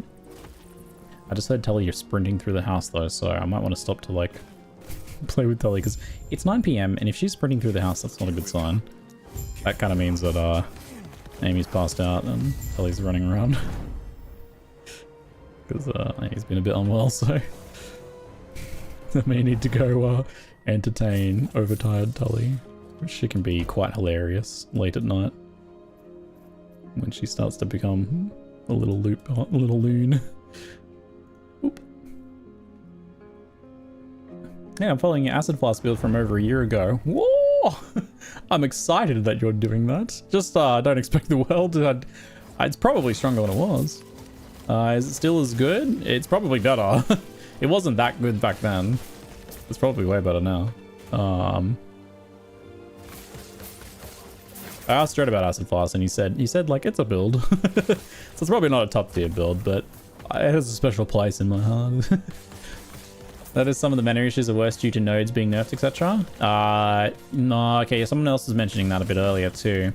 I'm sure there are some solutions. Getting your minus mana cost rings are obviously really big, but I don't know if there's some other good solutions floating around. There's a lot more like little sources of mana and mana regen that you can get, which could help too. But it might be a case of like kind of changing the tree a bit to not get increased mana costs or get some mana efficiency stuff. Maybe, I don't know. I haven't looked at it for the current build. Apologies. Back to the mana ticks again when the trap rearms that eats your mana. Yeah. So going the full crazy chain thing we were doing may not be viable then, or it may be difficult to spam it like that. Yeah, I see. So that's kind of like maybe there was a mechanical change there then, or something. I think I remember that before. Like only vaguely remembering. It's been a while. A year, like you said. But we got some stuff to 0 mana cost, which was a big deal.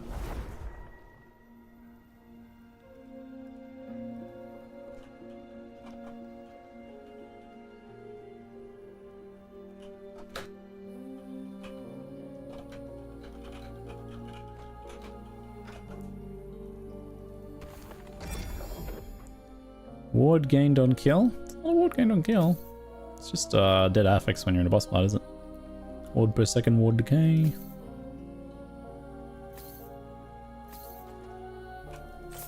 Hello. Little ward amulets there for some reason, just all ward amulets. Here's our boss. I did drop the cold thing you said you had not got yet in the video. Yes, it was... It's such a common, it's a really common item, and I got so unlucky in just not being able to get it. All my viewers were like linking me like, hey, look what I got.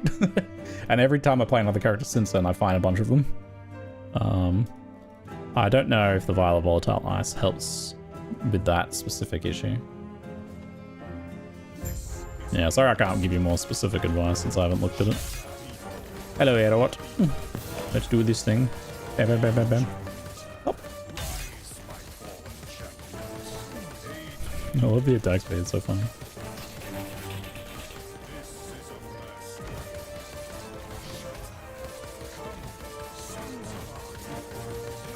So you've got an impenetrable shield up. I'll just attack faster, that's my solution. It actually works, because it just like triggers my aftershocks on the wolves as they charge me. You can do it, Sava. I believe in you, mate. You're gonna do better than I did. You're gonna pick up where I left off. You're gonna carry that build into 8,000 corruption. And then you can come back and tell me how to play it so that I know how to do it properly. Because I never got it as far as I wanted to get it. Maybe you can do it. Fizzres. Frostbite on hit. Block. None of these are really helpful. There's a minimum roll right there. If Fizzres does let me change my gear around a bit, it's probably the most useful one to get here. I can obviously respec it. We got a hat. Warcry hat. Warcry is converted to cold. Warcry no longer knocks enemies back. We do that anyway. Health regen. Health gain on freeze. Health regen kind of kills it a bit. Melee cold damage. It's not bad. You could maybe make the health regen work if you, you know, didn't scale it at all. 11 flat's not too bad just by itself. It's got a 50% increase. You lose some ward. Could be worth it if you got a good LP version. Love how the portal button shines when the echo's done. Yeah, nice little like, it's okay to leave. It's okay, you can leave. All is well. All is well. All aspect buffs from the tree last longer. You can just hit all of them there. I think like... I probably don't need any of them to last longer. Aspect of the shark, stack, yada yada. Strength, melee fizz damage. Let's get these going. Might want to look in the other trees and see what we got. Alright, the last ruin. Did you figure out echo modifiers showing up? I swapped to like online offline, where you log in and then play offline, but it didn't seem to change anything. I still don't know if it's a display bug or not. So this is what high health enemies deal increased damage. Enemies have crit avoidance and increased health. It's pretty hard to like... Enemies have a chance to slow on hit. That would be one that I could evaluate. I could stand there and just get attacked and see if I get slowed. So I suspect they're just not working, which is a real bummer. I had a look on my phone on my break earlier and saw that there was some reports on the forums of other people having a similar, all of the same issue. Do you think he braids his own back hair? How would you, right?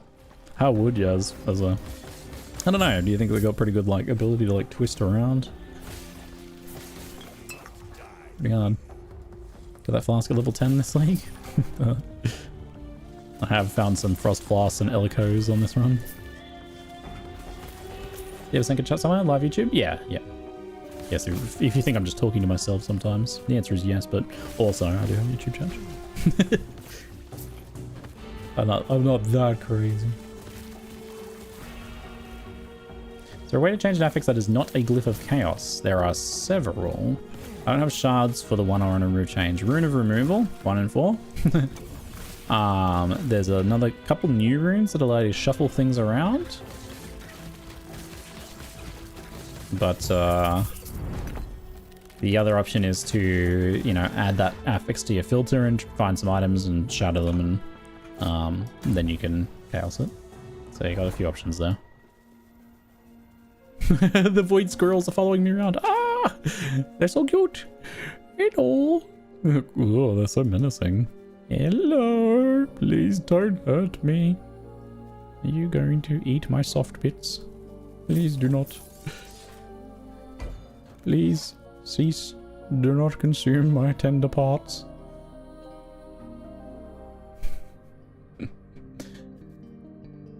I also thought you were talking to YouTube yesterday, then it said you weren't live there. Oh, yesterday was a whole thing. So like at the 12-hour mark, the YouTube cuts the VOD and it just deletes it. So you have to like stop and restart if you want to have a VOD. I did that. But then the second time I went live, it just stayed unlisted. So no one could actually access it. So like, I just thought chat was being real quiet over there all of a sudden, even though I've been talking to them all before that. So I published the VOD after the fact for the YouTube viewers that missed it. I was pretty bummed about that. But I realized like an hour or two in, at that point I was just like, I have to just publish it later. That was annoying. YouTube's live interface is very janky. It's obtuse and clunky and infuriating. And other things like that.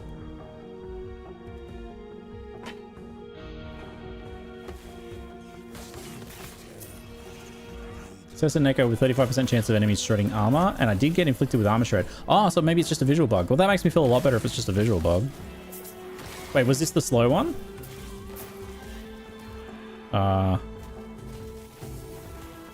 Wait, was this the slow one? I don't remember. I think this was the slow one.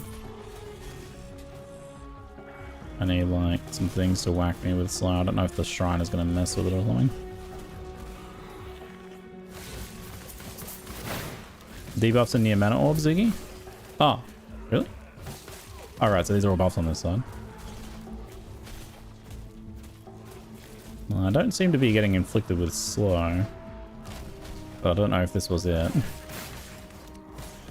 There's some really good things that YouTube streaming does, like the ability to rewind VODs and stuff, and they're like, the quality and stuff is way better. But the chat's kind of scuffed. The interface as a streamer behind the scenes is really scuffed.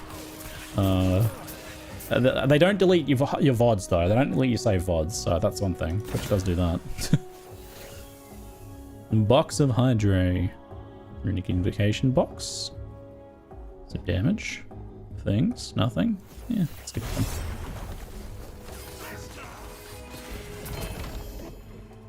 Beep-a-boo.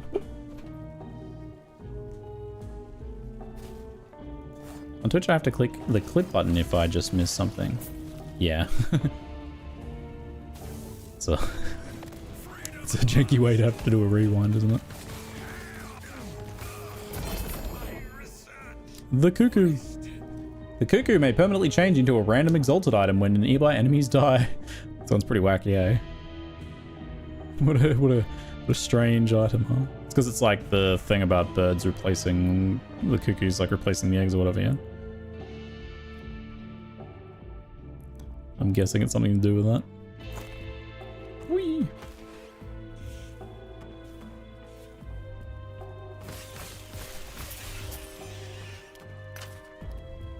So you're the girl of me dreams. You too. Government drones replacing birds? Oh, that's what it's about, I see. That makes sense.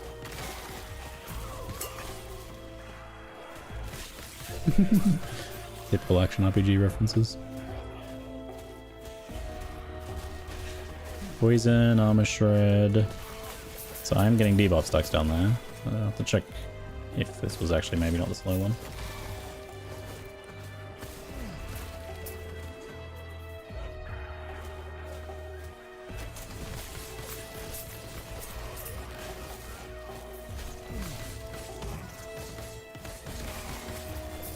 Yeah, those earthquakes are so chunky. It's amazing.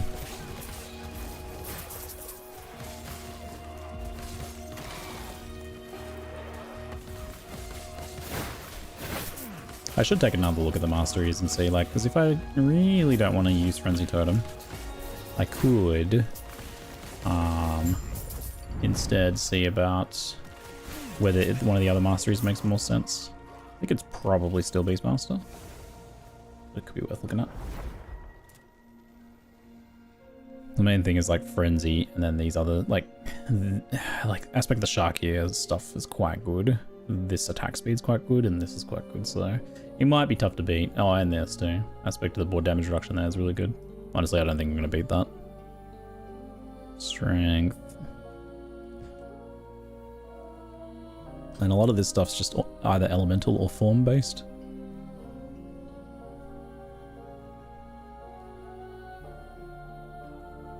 Yeah, I don't reckon. Most of those are a miss. Avalanche. It could be interesting to mess with a spell-based one with avalanche procs. There's those avalanche proc things too, which could be entertaining. Druid. Human strength all attributes. At some point we'll want to get that 5 points, I suppose.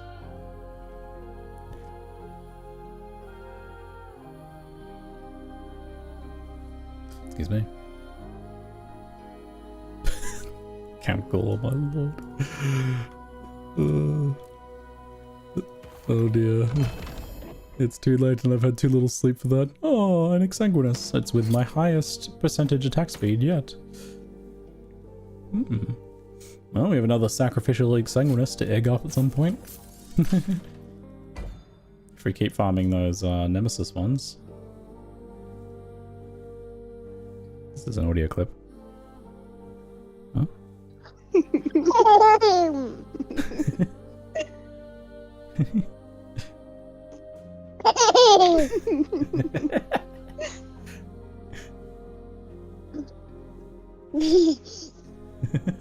He's just like, yeah, he's going, and Tully's going, happy Tully noises.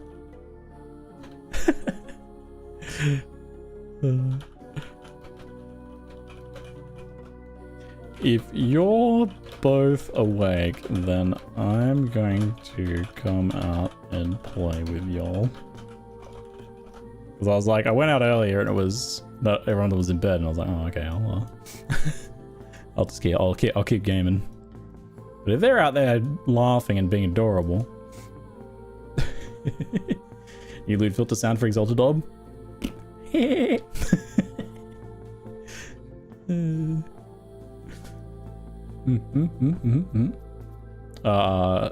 that was the slow one.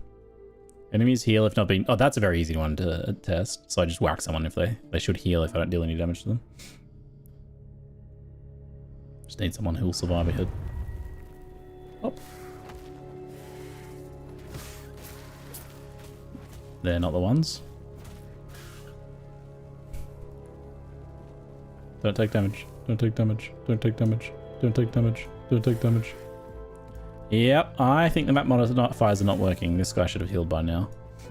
Aww, damn. That's quite the bummer.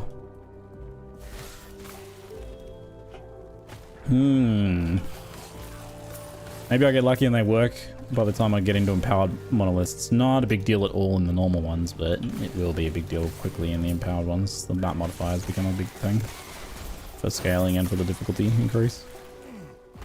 It's part of what is increasing in the end.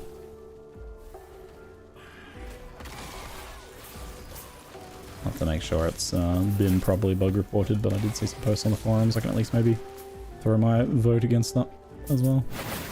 Whoop, whoop, whoop. Makes pain bug not everyone, so it makes it more difficult to test. Yeah, I mean, that's the bane of being a developer, I imagine, all the time. It's like, it works on literally every PC we've tested it on. Except there's 5% of people in public. Hybrid health, fight strength, not too bad, but... Maelstrom probably... I waited for the Maelstrom to go away, yeah. Because I didn't want the Maelstrom to throw it off. Hey, big boy. Slay the Emperor's remains. Getting it done. Flip! So funny.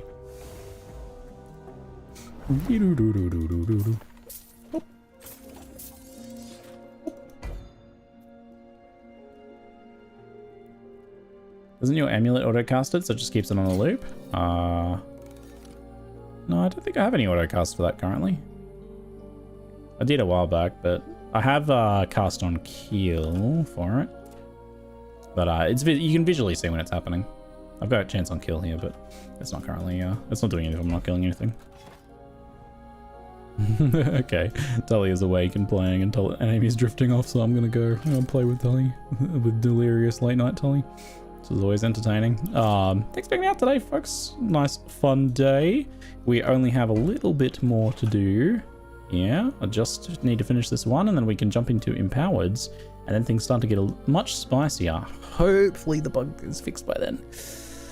Any tips on how to increase Nemesis chance in Echoes? For the Nemesis chance in Echoes, I think there's a few nodes on the tree you could check, but I can't think of anything outside of that except, you know, I guess do more echo faster. Yeah, I think there's only just some passives. Probably the best way to farm Nemesis, if that's what you want to do, is the Echo Web, the Woven Echo. So for that, you want to buy them from the vendor, and you want to do the 3-to-1 exchange in Cemetery of Reweaving. So the Nemesis one is... It's in here somewhere. Which one is it? Last Human Erase. This one, Conquered Tower. Yeah, Conquered Tower here. This one is like 8-9 Nemesis fights or something, so that one's really good for farming and probably the best thing overall. So yeah, you can dump like a bunch of other maps in there for a chance of getting them, and then buy some from the vendor, which I think you get around rank 5. Don't see anything reported on the Discord, so forum is a good place to check. Yeah, I saw a post on the forum, but it only had like 1 or 2 posts on it. Alrighty, I'll catch you later, folks. Thanks very much for hanging out. Bye bye. See ya. Okay, see ya. Bye.